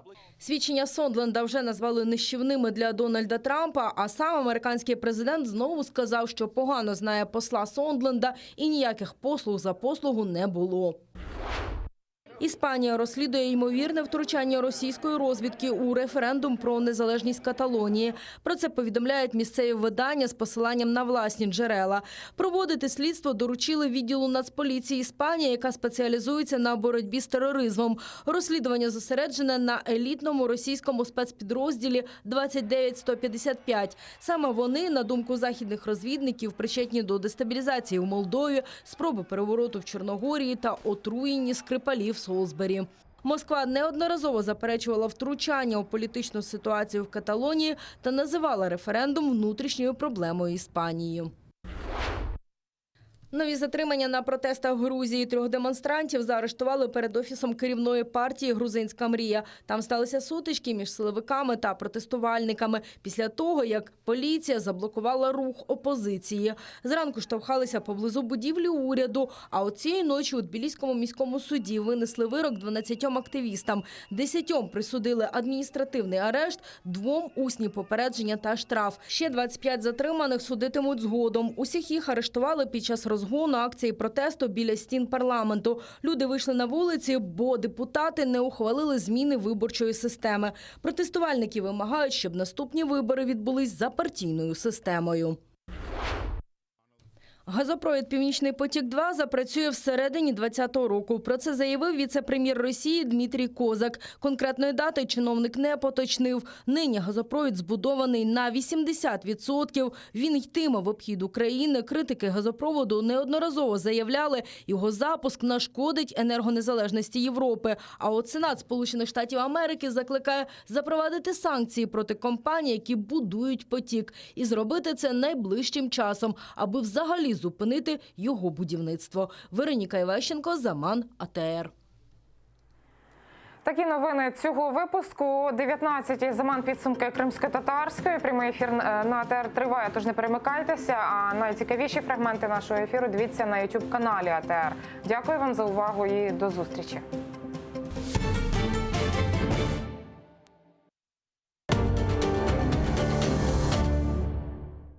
Українські кораблі, захоплені Російською Федерацією у Керченській протоці, повернулися додому.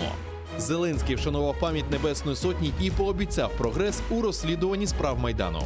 Скандал навколо «Слуги народу». Що відомо про судимість депутата Іванісова і чому в партії монобільшості ніхто офіційно не працевлаштований.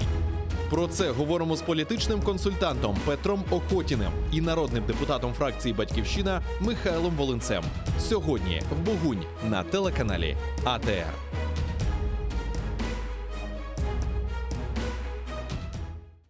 Сьогодні у Прайм Борисов Василь Вірастюк, український силач, володар титулів «Найсильніша людина України» та «Найсильніша людина світу». Як спорт допоможе зробити з українців ще сильнішу націю? Чого не вистачає політикам у високих кабінетах, аби об'єднати країну? Та чи збирається він у політику? Дивіться сьогодні ексклюзивне інтерв'ю із заслуженим майстром спорту України Василем Вірастюком. О 20-й за Києвом та 21-й за Кримом на телеканалі АТР.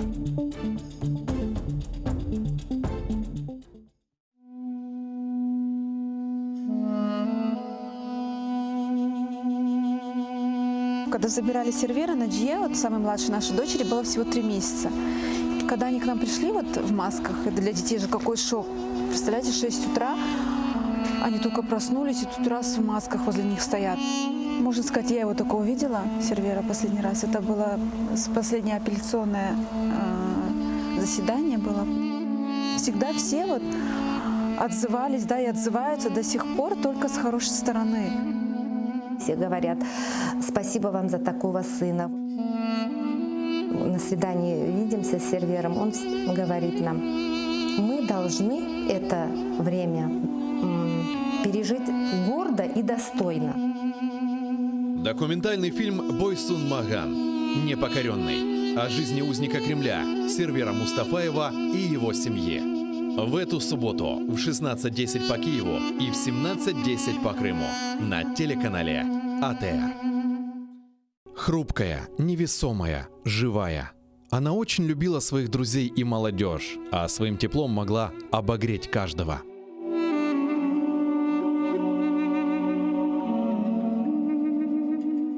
Я очень любил Виджи Абла и всегда целовал ей руки. Она меня пыталась обнять, но это практически было очень тяжело. Она была очень хрупкой женщиной.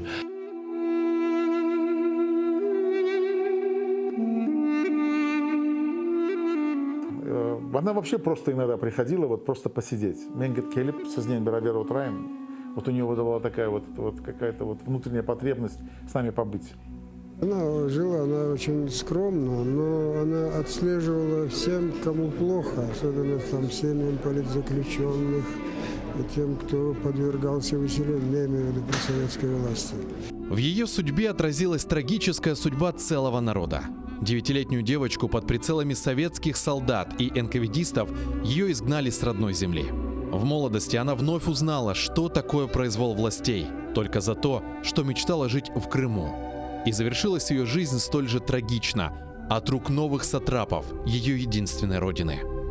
Памяти Виджие Кашка в программе «Тарих Седасы» с Гульнарой Бекировой в субботу и воскресенье 23 и 24 ноября в 17:30 по Киеву и 18:30 по Крыму на телеканале АТР.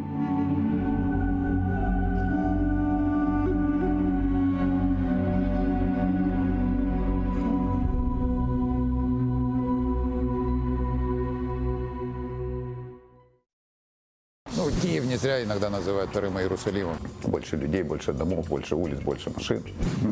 Допустити вільний обіг землі. Ну, ми ні одного голоса не дали за это бредовое обращение к Верховной Раде. Я забила гол депутату Киеврады. Стыд и срам депутату.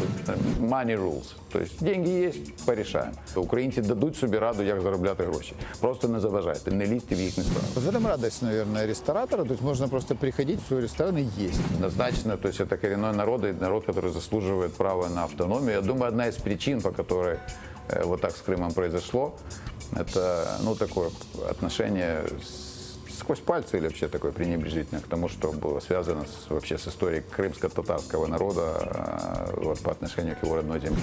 Добрый день, друзья. Сегодня мы будем говорить о столице Украины Киеве с депутатом Киеврады, а главное коренным жителем Киева Сергеем Высоцким.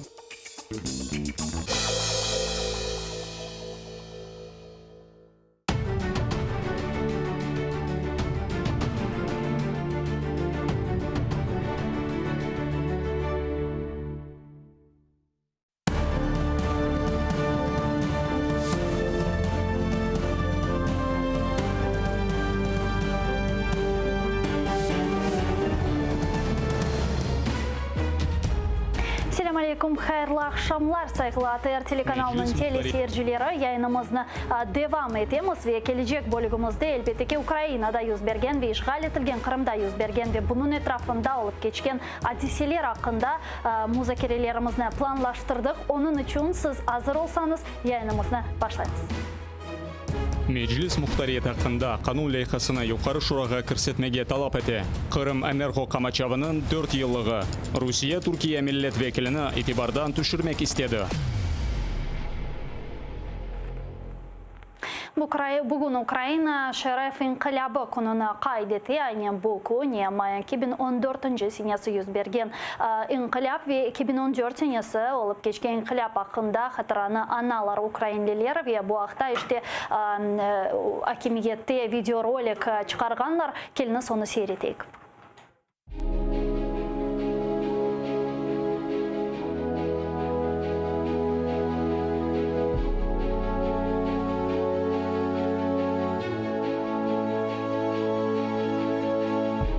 Всі ми різні. Народилися в різних містах.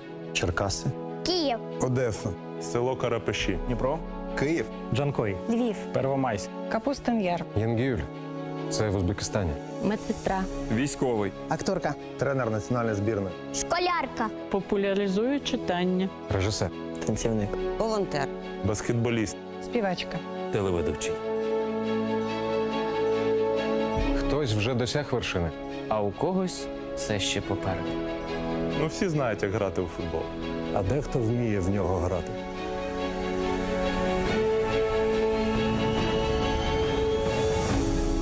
Так, ми різні. Стать. Вік.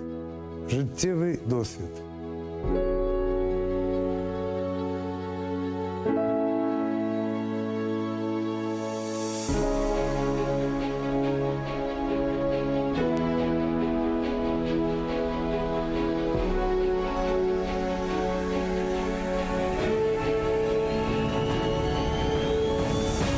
Але є те, що цінуємо однаково. Свобода.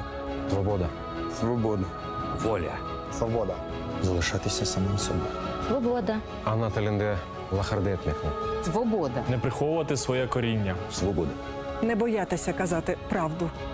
Свобода. Самому обирати своє майбутнє.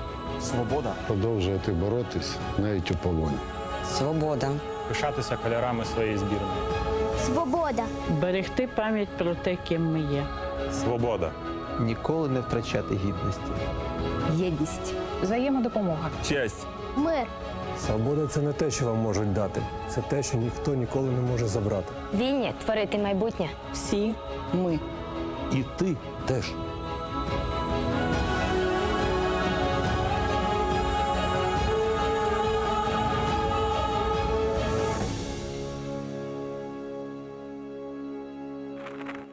Ну а с нами сейчас на прямой связи по телефону народный депутат Украины 8-го созыва Борислав Береза. Алло, Борислав, здравствуйте. Здравствуйте. Мы знаем, что вы сейчас направляетесь на Майдан, и хотелось бы вот у вас спросить, как вы думаете, уже 6 лет прошло, извлекли ли мы уроки с событий 2014 года, и действительно, как этот опыт на нас повлиял? Вы знаете, уроки из 2014 года извлекли, но явно не все. К сожалению, народ и дальше начинает рассказывать о хорошем царе и плохих боярах. Народ и дальше воспринимает свободу как тяжесть, а независимость как что-то такое, что далось легко. Многие Майдан не оценили с точки зрения как маркер гражданской ответственности. Почему восприняли Майдан как событие, которое произошло в стране? Но Майдан на самом деле поменял не только страну. Майдан поменял восприятие власти у народа, у большинства. Власть потеряла свою сакральность, не смогла ее восстановить. А вот народ считает по-прежнему, что власть должна его обслуживать, и фактически выбор людей очень часто продолжают удивлять. Поэтому, когда мы видим в парламенте, когда-то мы видели в парламенте дважды сидевшего зэка, а теперь мы видим людей, которые сидели за изнасилование несовершеннолетней в особо неестественном способом, там людей, которые заказывают проституток в Верховной Раде, или тех, кто ходит по российским телеканалам. То есть, видимо, одной прививки не хватило. Увы, к сожалению, народ так и не смог эволюционировать и осознать, сколь важно, кто представляет народ в высших эшелонах власти. Сегодня поздравил с Днем достоинства и свободы украинцев и президент Украины Владимир Зеленский. И свое обращение он сделал на том месте, где, собственно, должны открыть музей Майдана, а также говорил про расследование дел Майдана. Вот уже прошло 6 лет. Какая перспектива, как вы думаете, дел расследования Майдана?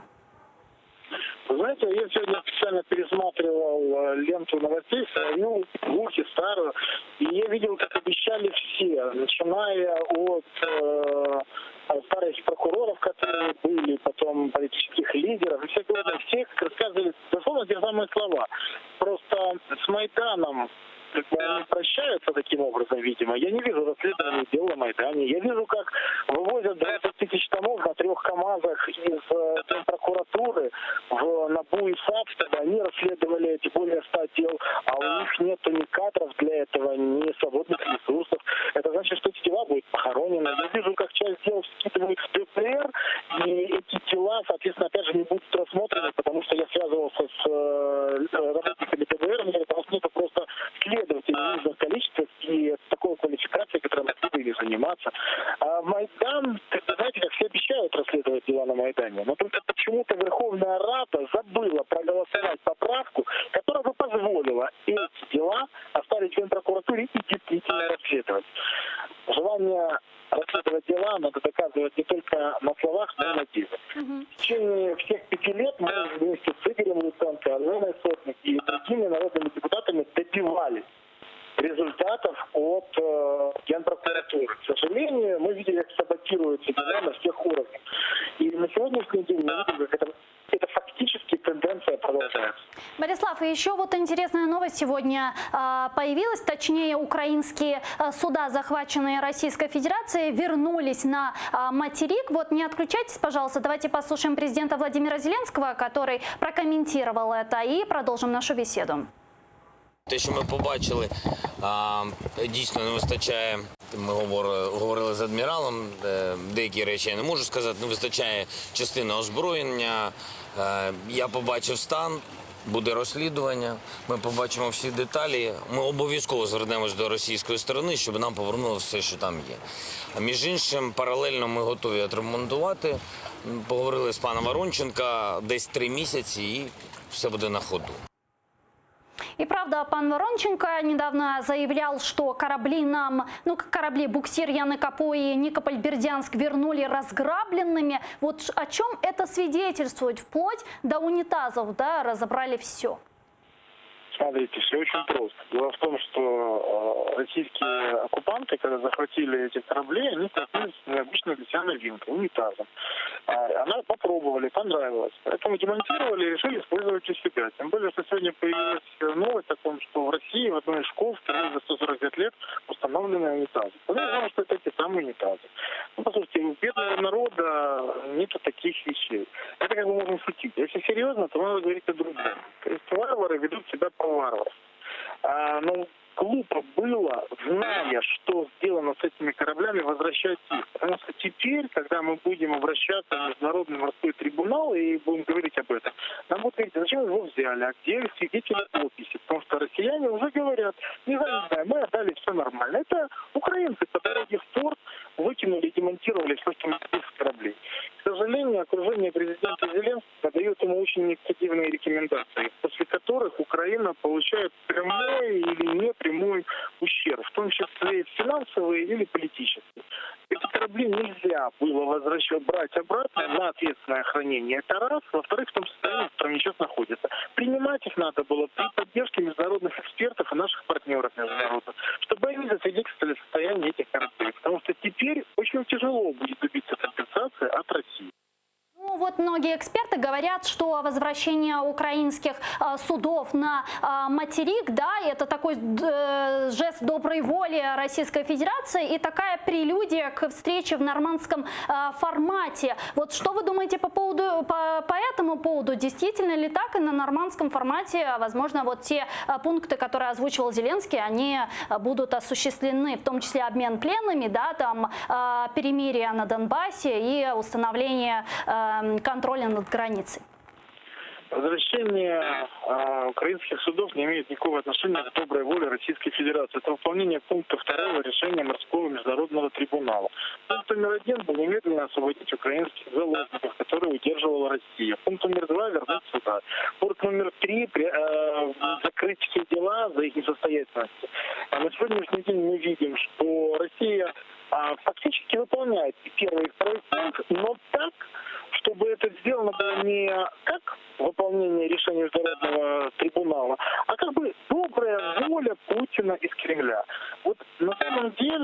мы оказываем медвежью услугу. Эти решения санкционированы именно требованиями Международного морского трибунала. Никакой доброй воли. Более того, то, что мы берем на ответственное хранение корабли, это вообще бред. Потому что какое ответственное хранение? Это что, потом в любой момент они могут потребовать от нас? Или это мы признаем, что эти корабли проходят по уголовному делу, в рамках которого украинские корабли вошли в российские территориальные воды? Напоминаю, это наши территориальные воды, по которым шли наши корабли.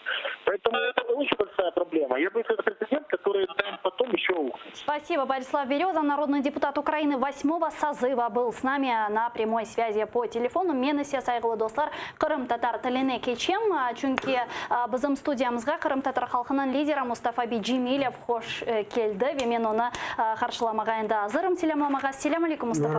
Насылсыңыз? Есте біз шымды Борислав Березанен бұл Украинаға Русия қайтарған гемилер ақында лаф етеміз. Малюм олғаны кебі бүгін олар енді қытаға келділер. Сізше де бұл хата еді бұл гемилеріні алмаға? Чүнки Русия біздің анағанымызға көре халқара трибуналының қарарыны еріне кетірмей, іште бөлі делил оларақ бере бізге оларына. Bu rehin algan 24 gemiciler de aynı şey. Aslında uluslararası mahkemeye göre o şartsız onların serbest bırakması gerekiyordu. Ama bizimkiler nasıl bir değişme yaptılar. Onların haydutlarını serbest bıraktılar. Şimdi gemiye gelince o gemiler de şartsız kaytarılması gerekiyordu. Bu Hamburg Tribunal. Ama kaytarmadılar diye işte sanki dersin bir Ali cenaplık yaptılar da şimdi böyle verilir. Hem de Rus adetlerine göre onun içinde olan hep kıymetli şeylerini kısladılar. Kıymetsiz şeylerini de kısladılar. Evet, kısladılar. Öyle demirlerini şimdi boş demirlerini neden aldılar bilmiyorum. Yani sizce bu hata kenedi? Yeni bir hata yaptılar. Ne yapayım işte. Buna aytalar ki bu gemilerini Rusya Federasyası Normand Korşuvu'ndan evvel böyle güzel bir adım olarak bergen Ukrayna'ga. Siz de böyle mi düşünüyorsunuz? Bu Yok normal... ya hiçbir... Ya da bağlı değil bu mesele. Yok. Şimdi bakınız. Evet, eğer de bu gemicilerin, 24 adamlarımızın bu gemini vermegen olsaydı hiç şak. O zaman sanksiyalar olacak idi. Hem de çok iyi olacak idi. Çünkü sanksiyalar bu sefer ciddi olacak idi. Rus gemilerine, Avrupa limanlarına giriş yasak olacak idi. Yani onun ödemeleri, kıymeti çok olacak idi Rusya için. Ama biz onları kurtardık demek mümkün. Yani hakimiyet bunu anlamay mı? Любой ценой мир dedi ya. İşte ne olsa olsun barış olsun. Öyle barış olmayı. O daha ziyade haydutluğa yol açar. Maalesef. Biz o şunu basında da, televizyonda da daima anlatamız ama maalesef. Mına aytalar ki endi 9 dekabr күні bu 4 liderinin Normand çerçevesinde көріші olacak eken ve bugün işte Sluga Народа Fırkası'ndan halk deputatı aytты ki demek Prezident Vladimir Zelenskiy de bu көрішіге hazırlana. Sizin düşüncenize göre bu көріші semereli geçecek mi? Neticeleri nasıl olacak? Doğrusu söylesem ben ondan bir şey beklemeyeyim. Zelenskiy dedi ki ben orada mutlaka Kırım hakkında da laf çıkarırım. Söyleyebilir evet bazı laflar ama bu Norman toplantısı, Normanskaya Четверка dediğimiz o mahsus Ukrayna'nın doğu bölgesinde Donbas meselesini çözmek için kurulgan idi. Şimdi Zelenskiy bu Kırım meselesini çıkarsa Putin adeta söylediği gibi işte bu meseleye bakılmayacak, Kırım bizim toprağımız bu şekilde saçma şeyleri tekrarlayabilir. Ama ikinciden o der ki siz ne bunu çıkarasınız bu Normand Четверка o nasıl yeri değil. Burada yalnız Donbas'la ilgili meseleler. Böyle şey olabilir ama eğer bu toplantının neticesinde nasıl bir doküman kabul edilecek olsa orada Kırım'ın hatırlamayıp bile işte Rusya ve Ukrayna arasında barış sabit ve sağlam olması için mutlaka Ukrayna'nın toprak bütünlüğünün sağlanması şarttır deyip yazılsa o da büyük şey olacak. Toprak bütünlüğü işte uluslararası tanılgan sınırlar içerisinde. O Genel Birleşmiş Milletler'in Genel Kurumun o 27 Mart 14 senesinin rezolüsyasına esaslanıp, Helsinki Anlaşması'na esaslanıp, böyle bir şekilde kelimeler kullanılsa evet faydası olabilir. Ama eğer bizim beklegenimiz gibi böyle bir vesika imzalanmasa, Kırım Tatarlarının pozisiyası nasıl olacak? Bu bizim pozisyamız normal şeyine bağlı değil biz. Hem Ukrayna'nın pozisyası, Kırım Tatarların pozisyası burada aynı. Biz Kırım mutlaka boşalması gerek. Bunu biz elbette daima konuşacağız. Ben ne için sorayım? Çünkü biz görüyoruz ki bu Normand Koruşuva çerçevesinde hep Donbas hakkında laf edilir. Zaten böyle siyasetçi ortamlarında bile Donbas meselesi daha çok kötürülüyor. Ve şimdi bu mesele etrafında Kırım ne yazık ki böyle unutula gibi görünüyor. Sizce de mi öyle ve bunu toktatmak için ne yapmalı?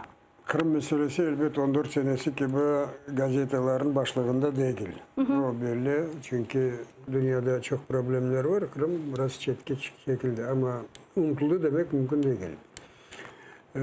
Demin söylediğim gibi normal formatı yalnız Donbas için kurulgan idi. Onun için tabii olarak orada ise Donbas konuşular. Biz teklif ettiğimiz Minsk Anlaşması da aynıydı.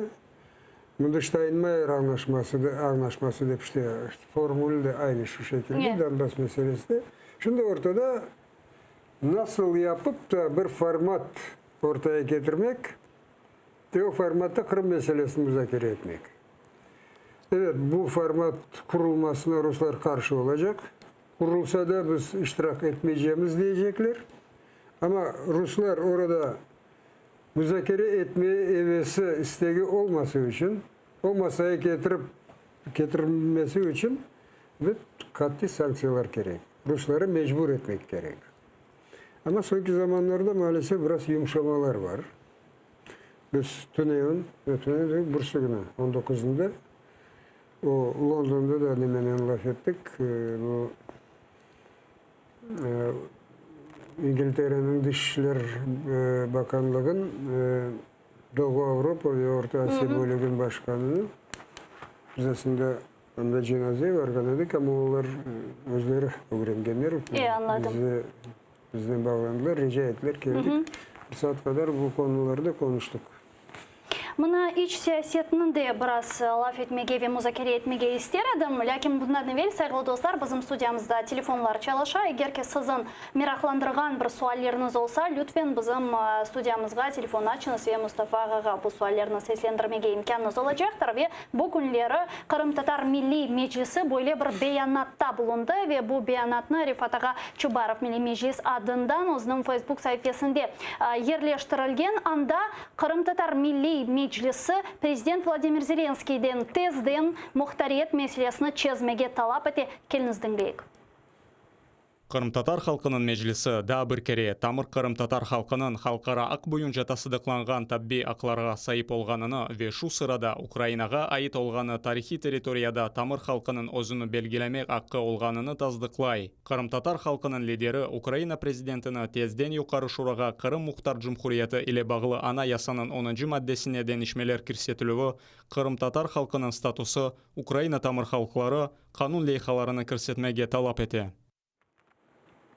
Mına ne için şimdi böyle bir sizince tezden sözü ile bağlı böyle bir radikal çağrıda bulundu Milli Meclis? Ne bu bağlı? Birinciden bilirsiniz bu günlerde bütün dünya Kırım Tatar Kongresi'nin bu yönetim kurulunun toplantısı oldu. Bilemiz, rahatlıkla. Türkiye'den, Rumanya'dan, Amerika'dan insanlar geldiler. Bu müzakere edildi. Elbette bu mesele anda da müzakere edildi.